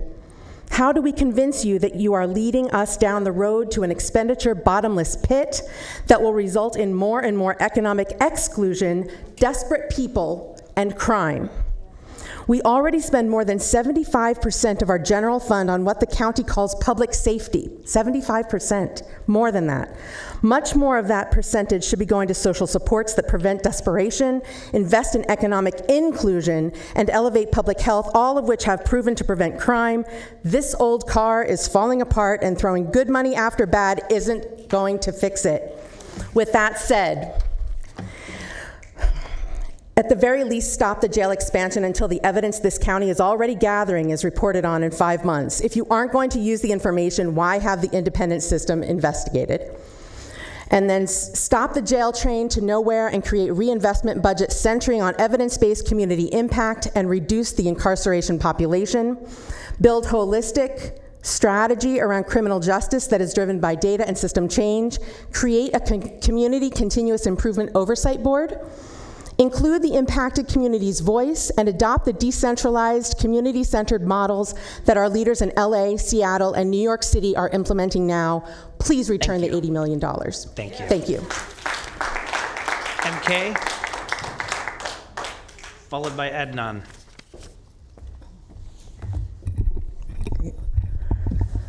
Hi, So I'm a primary care doctor here in Sacramento, and I'm here today for my patients, both who have had some contact with the Sacramento County Jail, and the patients that I've seen inside the Sacramento County Jail who cannot be here today. As doctors, we're taught 5 ethical principles. All medical students get them. It's something we're supposed to uphold, some of the tenets of our care when we're practicing medicine. The first one's autonomy, and this is to respect our patients, to provide medical care free of coercion. The second is beneficence. That's to always act in the best interest of our patients. The third is confidentiality. The fourth is equity. And the last, and the one that we always talk about, is to do no harm. The Sacramento County Jail violates every single one of these medical ethical principles. Every one. Have you all been into the psychiatric unit of the jail? People are in dark rooms, there's no windows, they're in a concrete wall, there's no therapy, there's no one to talk to, there's no one is getting any health care there. It is not the kind of health care that I would want to give anyone that I love or care about. And there's so many stories I could tell you, but the data is there too. New York and state after state are releasing data that shows that even a brief contact with the police, like police stops, searches, and definitely incarceration, can lead to lasting harm to people's life and their health. And this is a measurable thing. So heart disease, diabetes, substance use disorders, mental health exacerbations, all of these things are at increased risk just by coming in contact with the criminal justice system. So this is all to say that this isn't, we're talking about money here, but this money is directly going to affect people's lives. People can and will die from coming into contact with the criminal justice system, and they are not getting the health care that your county, your people here deserve. And it violates every principle of me becoming a doctor. Thank you, MK. Adnan.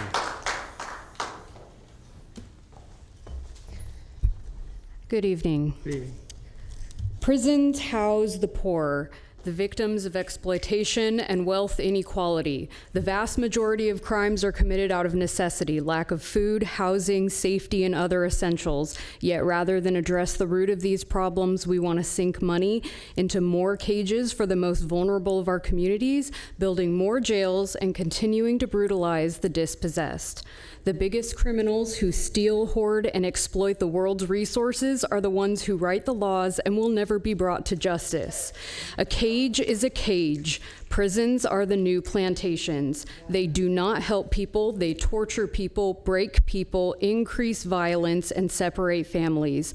Sexual assault and abuse by other prisoners or staff is rampant in all jails, and we cannot even have an accurate number for these crimes because those who come forward often face punishment. Of those who do come forward, only 10% are considered substantiated enough, and if staff are found to have committed assault, nearly half face no legal action. Do not expand this horror. Cages create criminals. Thank you. Thank you very much.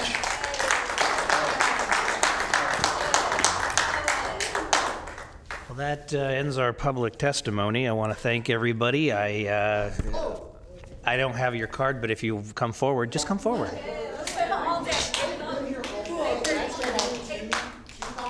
Okay, sir, so you know I've never turned anybody away. You're welcome to come down. I have literally like 100 cards, and I'm juggling. So I appreciate doing that. my best. I appreciate that. Right. Hold on one moment. I'm hoping that I can get at least 4 minutes, like my friend up here did before, who also missed the queue. Yeah, I have a couple of things to really go over. I'll just be quick. I mean, this is $89 million we're talking about, like that, on a jail expansion that nobody in this county fucking needs. Nobody. And not only that, you're not hurting for money. I'll remind you all again, you agreed to give Scott Jones, a county sheriff who has literally zero respect for you, which is why he has not been here once at all today, even though this is about an expansion on his jail. You gave him a $42 million raise in the county budget this year. And If you break that down per person, that's $361 per person that Sacramento County residents, 1.5 million, are paying right now. And if you compare that with the LA County Sheriff, which has over $1.1 billion to spend among about 9.8 million people, that's $112 per person. San Francisco County, $248 million for their sheriff, $281 per person out of 883,000. So if you're looking for money, you can easily take it out of their budget.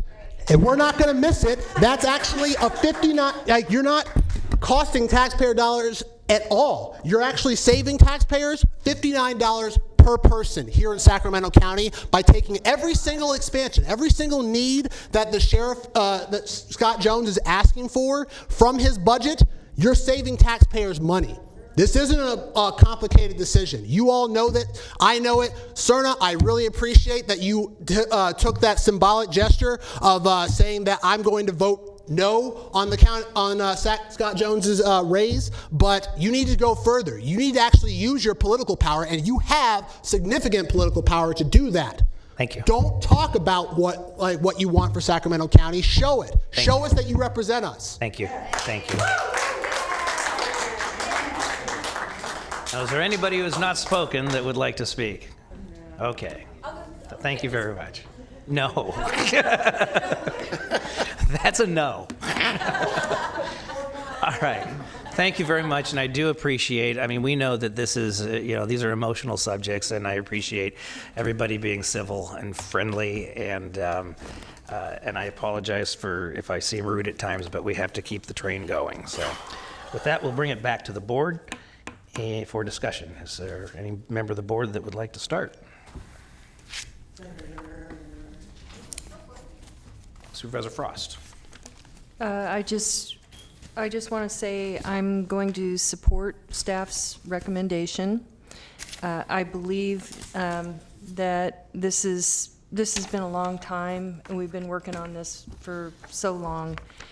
And it fulfills requirements with ADA, and it fulfills some needed updates and maintenance and requirements to make sure that when our jail inmates have adequate water and energy, and there are some improvements within this grant that without this we would still have to fulfill those requirements, so there would still be a cost. So walking away from a grant like this is walking away from funding for needed improvement. Excuse me. Excuse me. I listened to all of you. For needed improvements to our jail. And I also want to say that I think I've toured the jail, and I've seen some of those projects some of the things that are going on at the jail in action, the culinary and the community garden and the horse program, and a lot of those, I've seen the medical facility, which does need to be improved, and it's part of the requirement with our consent decree, that the lawsuit that we settled on. So I'm disappointed that we couldn't accept the current bid. Unfortunately, when you don't have enough money and you don't have reserves, you don't have the same choices. And so, unfortunately, ideally, I wish we could get more for our money instead of having to reduce the scope of work. But I am excited that we will be able to satisfy some of the requirements of the consent decree, because over the next couple years, we're going to be trying to figure out how to meet what we have agreed to do within that settlement, that lawsuit. So I'm prepared to move staff's recommendation. Okay, we have Supervisor Natoli. Thank you, Mr. Chair. Having, as most of my colleagues have, sat through several different sessions that relates to this project, and I think the questions I asked today certainly reflected some of the concerns. Last time around, I know I challenged staff pretty hard as it related to the reduction in scope because of the way presentation was made to this board back in the summer of 2017 relative to the criticality of the facilities, the necessity to have certain things, and then as we saw inflation and other estimates, basically outstripped the ability to bring in that project. Then we were here 17 months ago, talking about reduction in scope, took out certain elements of the project, and again, I think had a vigorous discussion regarding that. We went back out, redesigned, went before all the bodies that have to approve that, went to bid, and obviously the marketplace, even with the low bid, has shown that for all the expertise that was put into redesigning and rescoping, that we're still chasing this thing another $14.5 million above engineers' estimate. And I've expressed on a number of occasions concerns about operations ongoing, and one of the concerns I have about this is that this comes with a 30-year commitment, so it's not just $80 million in improvements, it's a 30-year commitment.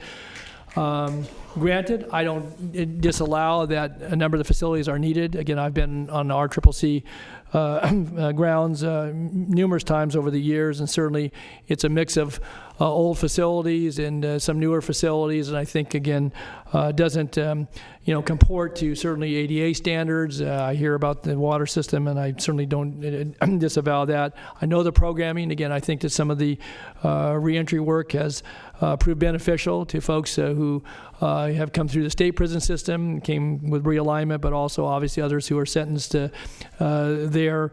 Those are valuable programs if people are incarcerated. But I'm going to just say today that unless we're able to take a pause, go back to the state, allow us to recraft this in a way that maybe gets to the critical facilities, that I'm tired of chasing the dollars, and we've expended $8 million with consultants and staff time, and we're going to commit another $5.5 to $6 million annually for 30 years each year. Including additional maintenance costs that were built into some of the additional reports, because you're going to add new facilities that are high use. Again, Mr. Chair, I'm not going to second the motion. In fact, unless we're able to see some of the data that was referred to today, I don't know that it provides a lot more answers. We know we have antiquated facilities. Then this will have to compete like it does with a lot of other things in this county relative to the facilities. And I'm prepared, again, if we can't go back to the state and say, we're going to recraft this, look at, doing something that still may get to some of the needs out there, but I'm not willing to chase the $80 million anymore, so. Thank you.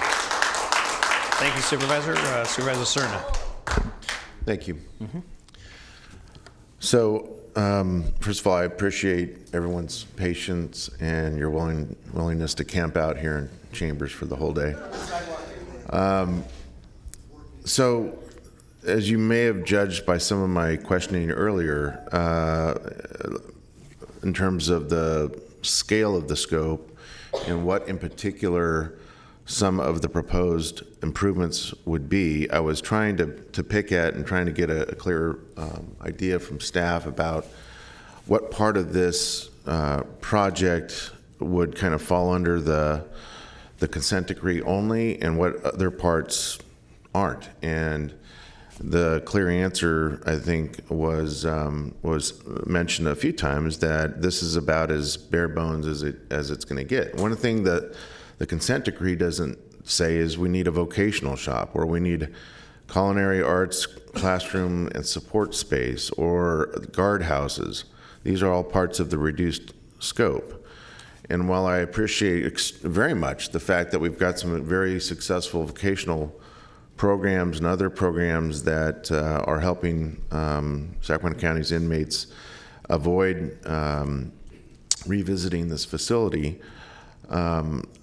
what I guess is really weighing most heavily for me, like it is for Supervisor Natoli, is the ongoing cost of this. It's hard to ignore that. And it's very, very difficult for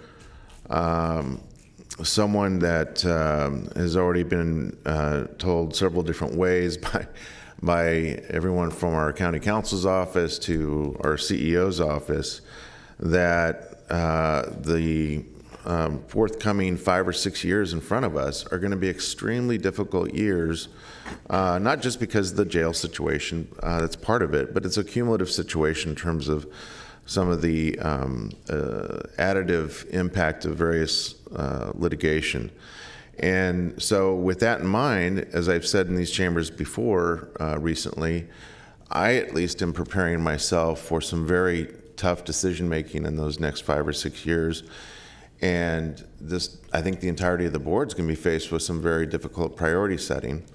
In fact, it might even be somewhat similar to what was practiced during the Great Recession, not to that depth by any means, but there are a number of programs that I'm very proud of, that I know this board is very proud of, that we know have great efficacy in our community, whether it be Black Child Legacy or Healthy Partners or a whole host of other, I think, innovative programs that are dedicated to everything from child welfare and early learning to making sure communicable disease is kept in check.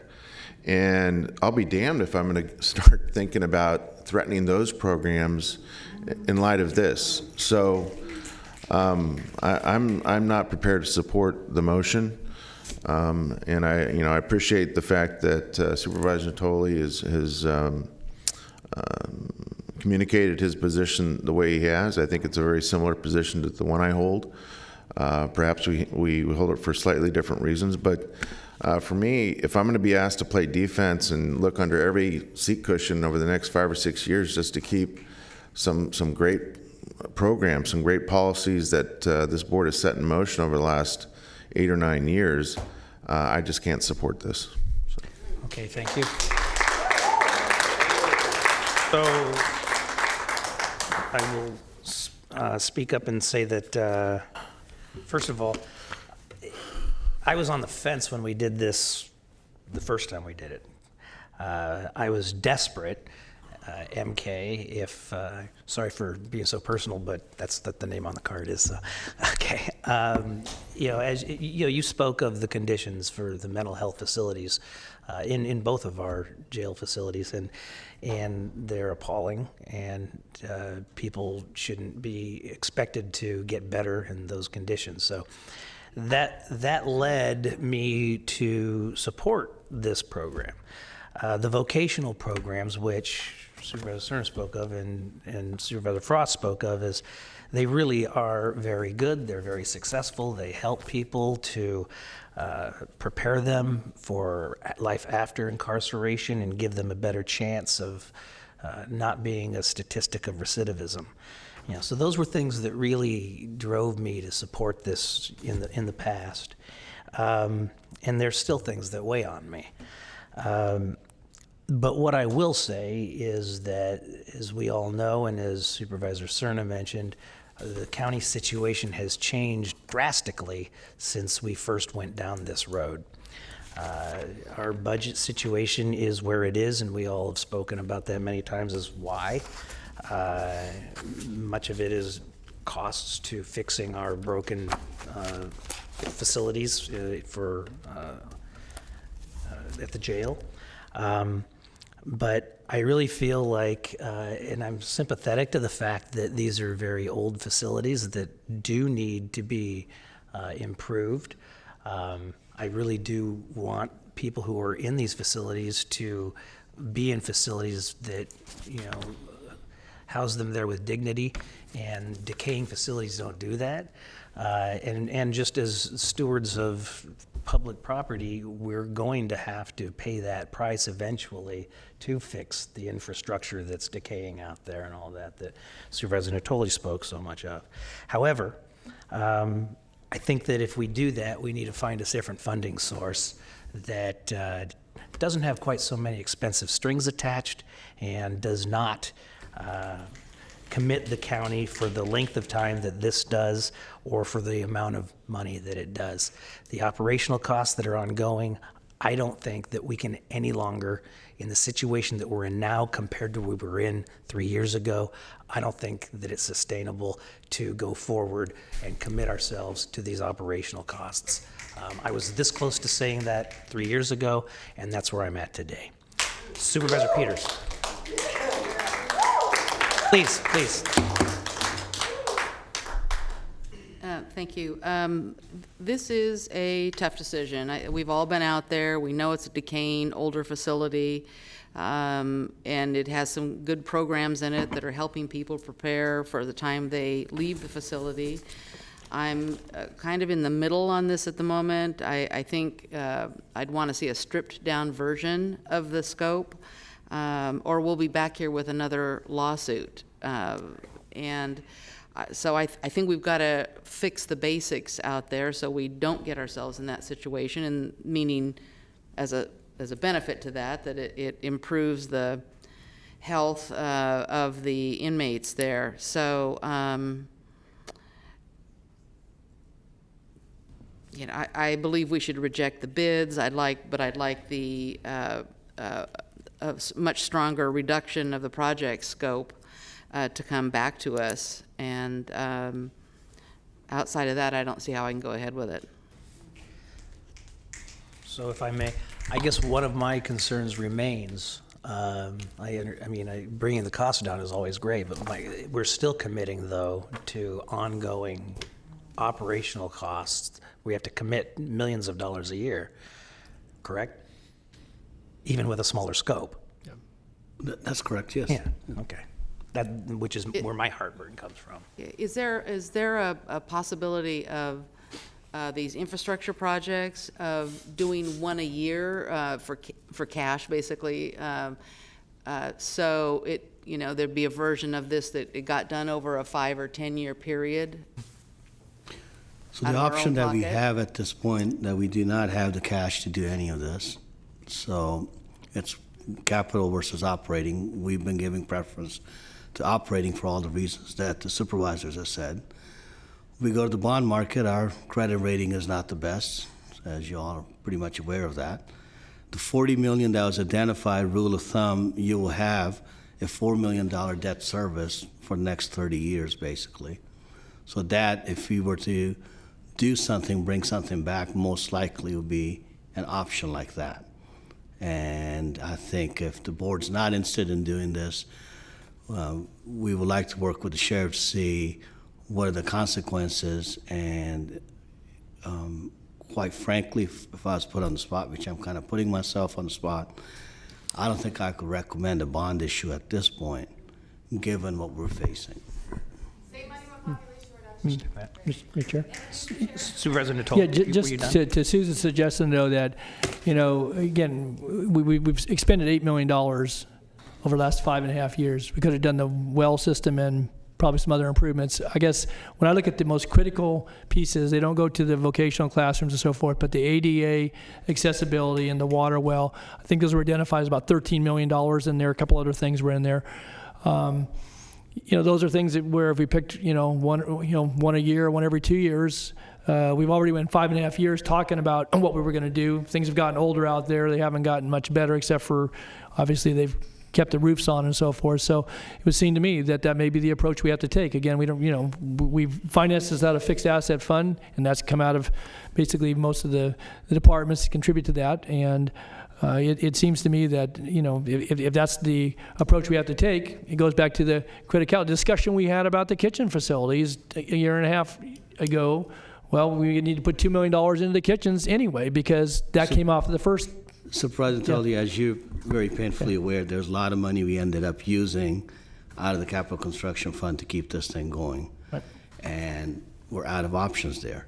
And at this point, given what we're faced with, again, I'm just going to just restate it, it's going to be a hard recommendation. Ultimately, you make the call. But if we're put in the spot to put a capital project, put a well in the CCC versus reduction in social services, I think you all know where my recommendation is going to go. Well, that's what we've been talking about here all afternoon, so. But again, we're not going to, just because the budget gets tight, we're not going to quit doing repair and maintenance projects. If you look at the capital improvement program that didn't have all the dollars behind it, it had. I don't know about that. It had millions and millions of dollars. Supervisor Natoli, as both you and Supervisor Peters, and I know Supervisor Cerna at that point, candidate Cerna sat in the audience, we suspended our capital project. Yeah. We did not put anything into any maintenance, any roof leak, any of those infrastructure, and you've noticed in the recent years we've been doing that.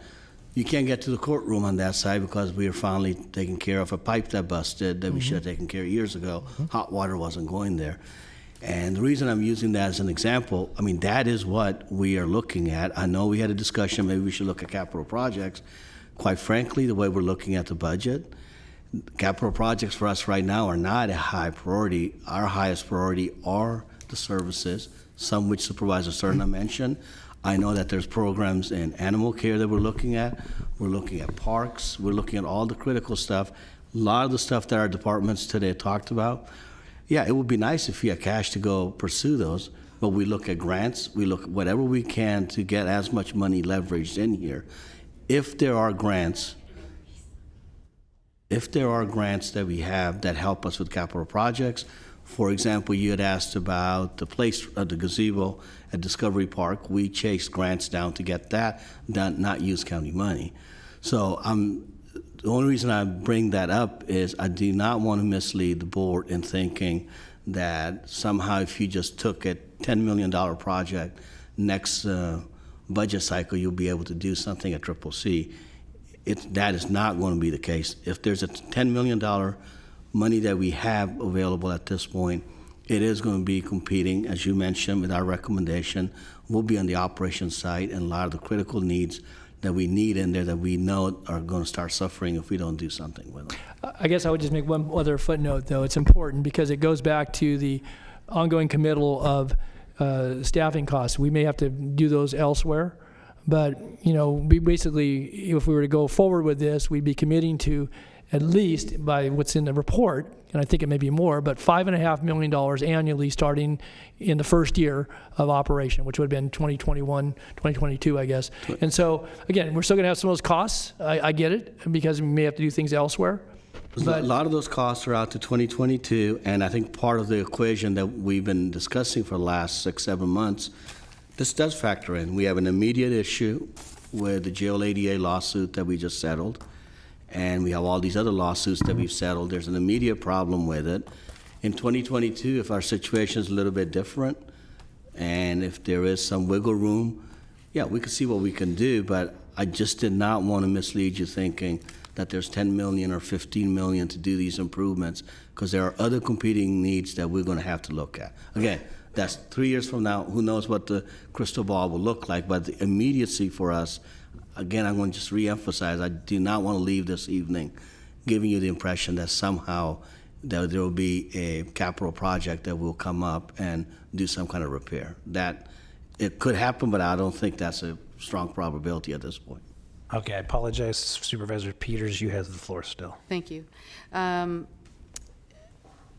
Is there any possibility that you can go back to that budget again and strip out the things that where we have more officers there, that just, infrastructure projects where we can get the cost down to $40 million? The medical facility, capital projects that fit within the budget we got with the state, but are much less. I think the answer we've received consistently is that it's this or nothing. But let me give it another shot. I have trouble with that. I understood. Excuse us, we're talking. We listen to you. So if the board desires, I can go back, talk to both sheriff and general services, see what would that look like. Is there an opportunity there or not? I think we did this in 17. The reason it got delayed a lot, I think 16, 17, we went back and forth with the state. What I recall was a very clear answer back from the state that you guys got 80 million, you're either going to take it or you're going to give us the money back. And I think Supervisor Kennedy, you're right. We all struggled with that decision back then. I mean, we knew that there's a lot of money that this was going to take. We can take it another shot, we'll see what they tell us. And if they say no, I think we know the answer at that point then. I just think this is a gift from the state we can't afford. No, I don't necessarily disagree, but if you would like, I will go re-engage with the state, see if there's something in there. I just think you have to go ask them, because there are projects that need to be done, and we need to take care of those before we get sued again or have to pay for them out of pocket, which you said we can't do. So excuse me, the board's speaking now. Why not just do this? Why don't we engage in that? If we are ready by November 5th, I'll give you a report, but give us some time to go back, talk to the state, see what round of funding is coming up. Maybe they have something else in mind. Maybe we can reconfigure the project. Their grant situation changes too, and see what we can come up with. Was that acceptable? Yeah, it is to me. So you're suggesting... Well, Supervisor Frost has been waiting patiently. I just wanted to ask if the added positions fulfill some of the requirements of the consent decree that we are on the hook for. I'm going to have to ask Britt to... Are we going to Most have of to those add had to those do with out of positions? cell time. yeah, those were... Excuse me, I'm asking a question. Those were... I'm asking a question. Are we going to have to add those positions as a result of needed items in the consent decree? Anyway, are we going to have to add them anyway? So I think the answer to that is possibly. The medical mental health improvements in this, the implementation plan that was put together to address the consent decree assumed that this plan was going forward. So all of the additional staffing related to medical facilities and mental health facilities that have been talked about at the downtown facility, both the medical costs, the correctional health costs, and the additional custody staff that would be needed to operate those facilities, assumed that this would be going forward. So if this does not, if that part of this does not go forward, which is where, a substantial portion of the operating costs are associated with the medical and mental health facilities there, if that does not go forward, it is likely, or certainly possible, that we will need to otherwise address that, whether it's at the RCCC or at the downtown jail, in terms of additional staffing costs. The whole issue of exactly what we need to do to address the medical and mental health needs is obviously, as we negotiated with the plaintiffs, something that is sort of there's things we committed to do with a goal that may or may not achieve the result. We might have to do more than that, even if we do all of this, so it's hard to say for sure, but it is likely that it would potentially result in additional costs. I don't know if that helps. So essentially, we could be walking away from $80 million in grant funding and still have to fulfill all the maintenance and upkeep and all the medical added capacity for medical and so forth. That is a possibility, yes. But Supervisor Frost, Excuse me, I'm really going to have to ask that you allow the board and staff to have this dialogue. Thank you. I think Supervisor Frost... Excuse me, the next step is to clear the room, and I really don't want to do that. Supervisor Frost, I think what I would like to add to that is there definitive, we don't do this, it will add for the jail ADA? We need time to look at that, because as Mr. Ferguson said in the negotiation, back of our mind, we always had an assumption that this piece would be operational. And then, so with the piece not being operational, and I'm just using a number out of air, does that mean 10 positions, 5, 20? That we're difficulty to say that. We need to go back, talk to the sheriff's office, see what would that look like. So there is an additional cost, but I'm not certain how much that is at this moment. So that was my understanding. So I would like to know the answer to it. So thank you. So if the board's so willing, I can take that piece, I can take the piece to the state, see what are the grant funding, what can we do, and report back to the board. Supervisor Natoli. So are you suggesting, Nav, you've heard the comments here, obviously respond to some of them, that we would continue this for 2 weeks and then basically have up or down. It'd be a different question than what's before us now, basically an up or down. That's what I'm hearing. Oh, yeah, no, I'm going to be clear about that because, again, different than reject bids, go back out. So basically an up or down. Either you're going to get clear indication from the state that there's a potential to recraft it in a way that, might find acceptability by, a majority of this board and or not. I mean, that's a pretty basic question. You can answer some of the other questions that have been posed here. But I think people have been pretty clear, with regards to how people are viewing this. And, we've had a good deal of information given to us. I think it's probably important to back that up then with some of the assessments that were in the previous 2 staff reports that related to the staffing costs and so forth, because, and again, the consent decree is new. That's, that all weighs in there, but that may have been the assumption, but that assumption doesn't go forward, then I guess we'll have to do something different, so. That's, I know, just. Too many people whispering in your ear. I know. Let me collect my thought. I think that's correct. I think the question in front of us is that is there an opportunity from the state to do some of the stuff that we absolutely need to do? Right. Need to do. Right. And how much is that, and what are the strings attached to that? Right. If they say yes, that's a different conversation. If they say no, it's exactly where that is. That's the state conundrum. Okay. So on our own side, the question that Supervisor Frost is asking is clarification, is that if we say no construction at the branch center, when the GLADA lawsuit's fully implemented, is there additional costs we're incurring because we did not do a construction?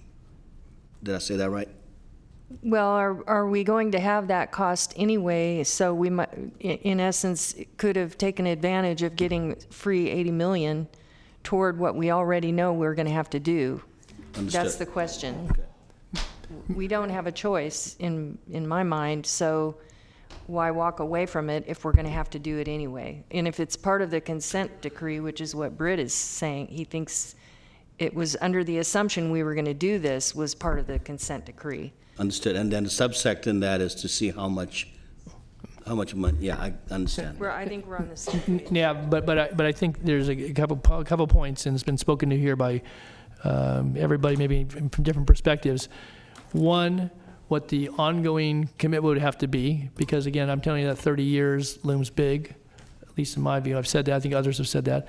And secondly, the staffing cost and how that's portrayed, because there's all kinds of numbers in these documents, and then even in the list of the pros and cons, there was talked about the ongoing staffing costs that would be associated, but the numbers didn't really add up to what we were in the report previously. At least it was hard for me to figure out what was subtracted and added, because those are the obligations that beyond what would improve conditions. That we're going to take on. We talk about what's going to happen this year and next year and 5 years from now and so forth. But if we're married to this thing for 30 years and have costs that start at $5.5 million, and God knows what those will be 30 years from now, then I think that needs to be a relevant point. That needs to be discussed, because if we're going to go up or down on this, I mean, those are key points beyond what the state might say regarding recrafting some sort of proposal. What that means, to this county as far as the obligation we take on. All right, let me repeat that in my words, see if I'm tracking what you're saying.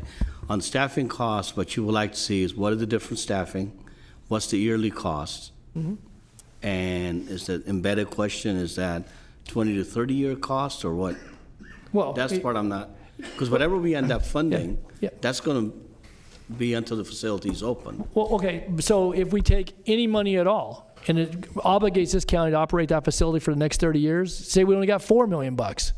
The use question is what can you use it for? Right. That's what you're asking me. Okay. Yeah, use and what strings are attached, because it's not free money, and it's not going to come without strings. Yeah. Okay.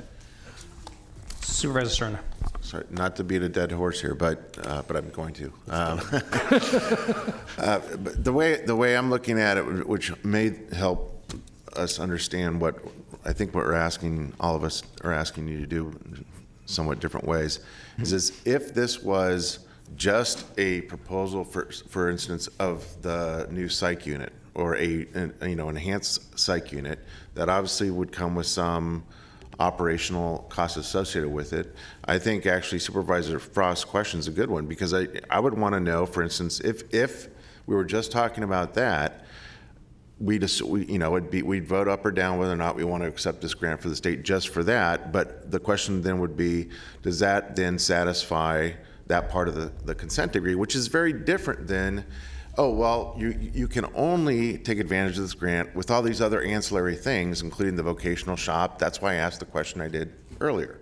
So for me, I would want to know what are those state opportunities for us to actually pay for the capital facility that the consent decree requires us to achieve, and what the operational costs associated with that are, if that makes sense. And can I just piggyback on that? I just am interested in if we're going to receive a grant to take care of stuff that we're going to have to already do, like the water and the ADA and all that, which is also part of the consent decree, the ADA. Why walk away from it? Okay. I think then the clerk, November 5th, what time? 3 o'clock. 3 o'clock. What was being whispered in my ear, but I'm not going to recommend doing that at this point, is to reject the bids, because I don't want the state to think that that the board has said no. I want to have some leverage for open discussion, and if we're way past the deadline, I want to say that we're still interested in this. What are my opportunities? So you want to continue it? So we're assuming nobody at the state watches Channel 14. Yes. Okay. And if they do, I say you know how it goes. Not this late. We didn't reject bids, so I can say the board didn't reject anything. Work with me. So we're continuing it. Yeah, we'll continue. Okay. November 5th at Move to 3. continue to November 5th and give the CEO and his staff the opportunity to go forward with the recommendations that the board put forward. Second. Okay. We have a motion and a second. Please vote. Unanimous vote. Thank you. 3 o'clock on the 5th. Nominations. Item 68 are your nominations. You are continuing to November 5th, the Cordova Community Planning Advisory Council, continuing to December 10th, Assessment Appeals Board, Cemetery Advisory Commission, County Service Area 4B, Slough House, Wilton, Casumnes, County Service Area 4C, Delta, Mission Oaks Recreation and Park District, Sacramento County Alcohol and Drug Advisory Board, Sacramento Environmental Commission, and the Southeast Area Community Planning Advisory Council. And for your matters today, you have the first 5 Sacramento Commission. Mr. Kennedy? Chiefs recommend continuing till November 19th. The In-Home Supportive Services Advisory Committee. Chiefs recommend continuing to November 5th. Public Health Advisory Board. Chiefs recommend nominating Annie Tatt to the Public Health Advisory Board and waiving the process. I had Susan Pointer. Okay. Instead of? For the public health, I don't have the name you have. I have Annie Tatt. Is that right? You have Annie Tatt too? Mm-hmm. Tatt too? Tat also. Well, I only see Annie Towle on the follow-up. I don't know what to say. What do we got, folks? Does anybody else Help have me out Susan here. Pointer? I have a pinch hitting chief of staff helping me out. I with had this Annie right now. Tatt, Chiefs recommending. That's what I had on mine. Yeah. Supervisor Peters, I did confirm this with your Deputy Chief of Staff, the note for Annie Tatt. Oh, okay. Well, but she wrote Susan Pointer on my notes. Okay, So- we don't. I just want to bring it up. Okay. Okay. So I'm fine with that. Okay. Wait, we need a second? Second. Please vote. Unanimous vote. And then we have the Sacramento County Mental Health Board, Supervisor Frost. Continue to December 10th for both slots. Okay, Supervisor Natoli. Continue to November 5th, please. Sacramento County Youth Commission, Mr. Kennedy. I believe I have 2, correct? Yes. Yes. Nominates Samantha Sang and Emma Dang. I prefer that all of my nominees rhyme. Okay, and then Supervisor Peters Continue to November 5th, please. and Supervisor Natoli. I want to nominate the incumbent. I'm just looking for the sheet here. Who's the incumbent? You have her down. I'm just looking for the sheet. Oh, Arjun Claire? Yes. You're saying nominate? Did you say nominate Arjun Claire? Okay. Yes. Okay, and then we have Sacramento Housing and Redevelopment Commission. Mr. Kennedy? Actually going to continue to November 5th. And Mr. Natoli? November 5th. We'll be ready. Then we have the Vineyard Area Community Planning Advisory Council. Mr. Kennedy? Elisha Johnson. Okay. And that concludes your nominations. Thank you. I believe we have an adjournment. First, is there any comments from the board, from county executive? No. Mr. Cerna. Good job chairing today. Yes. Yeah, thank you. So today, colleagues, I'd like to adjourn our long meeting in memory of Manuel Manny Hernandez, who I know many of you knew. Manuel Manny Hernandez, beloved Sacramento civic leader and public policy expert, passed away peacefully on October 14th, 2019, after courageously enduring a long-term illness. Manny was born July 7th, 1949 in Mexico. His family immigrated to the United States when he was a young child. His parents first labored in the fields of California and then rehabilitated old homes.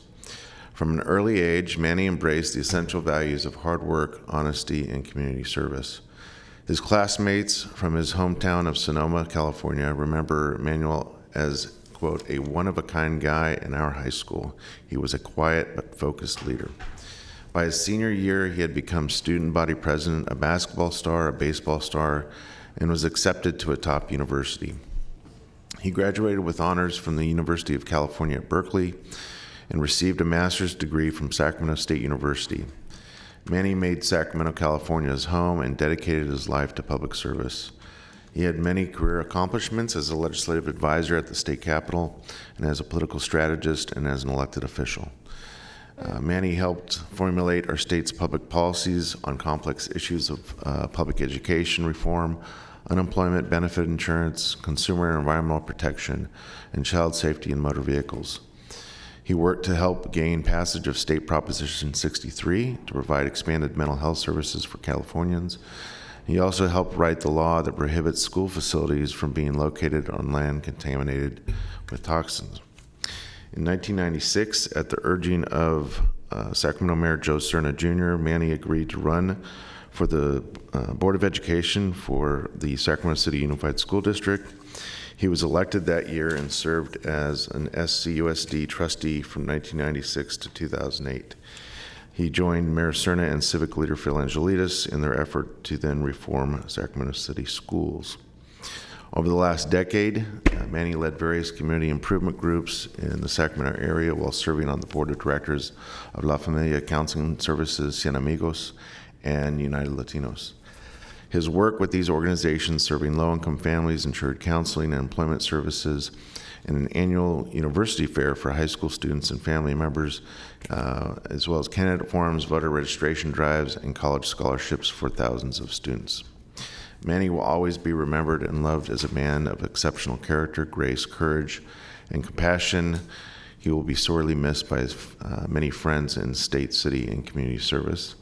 Manny is survived by the love of his wife, Carmen Hernandez, his children, Layla, Roman, his grandchildren, Paloma, Alaya, Alexandria, David, Elias, his great-grandchild, Ray, as well. And Manny's son, Victor, preceded him in passing to eternity, where he is now resting in peace with his son. So, again, thank you, Mr. Chair. I knew Manny. I know you did as well, and many of us did. He was very close to my family, as I alluded to, and I know that it was a big shock to many of us when we heard the news, even though he had been battling illness for a great number of years. But again, I appreciate the opportunity to honor the memory of someone very important to this community. He was a successor of mine on the school board, and he always was there for advice and wisdom, and much appreciated.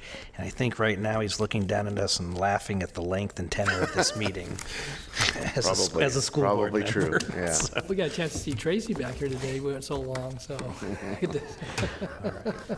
we will adjourn in the name of Manny Hernandez. Thank you.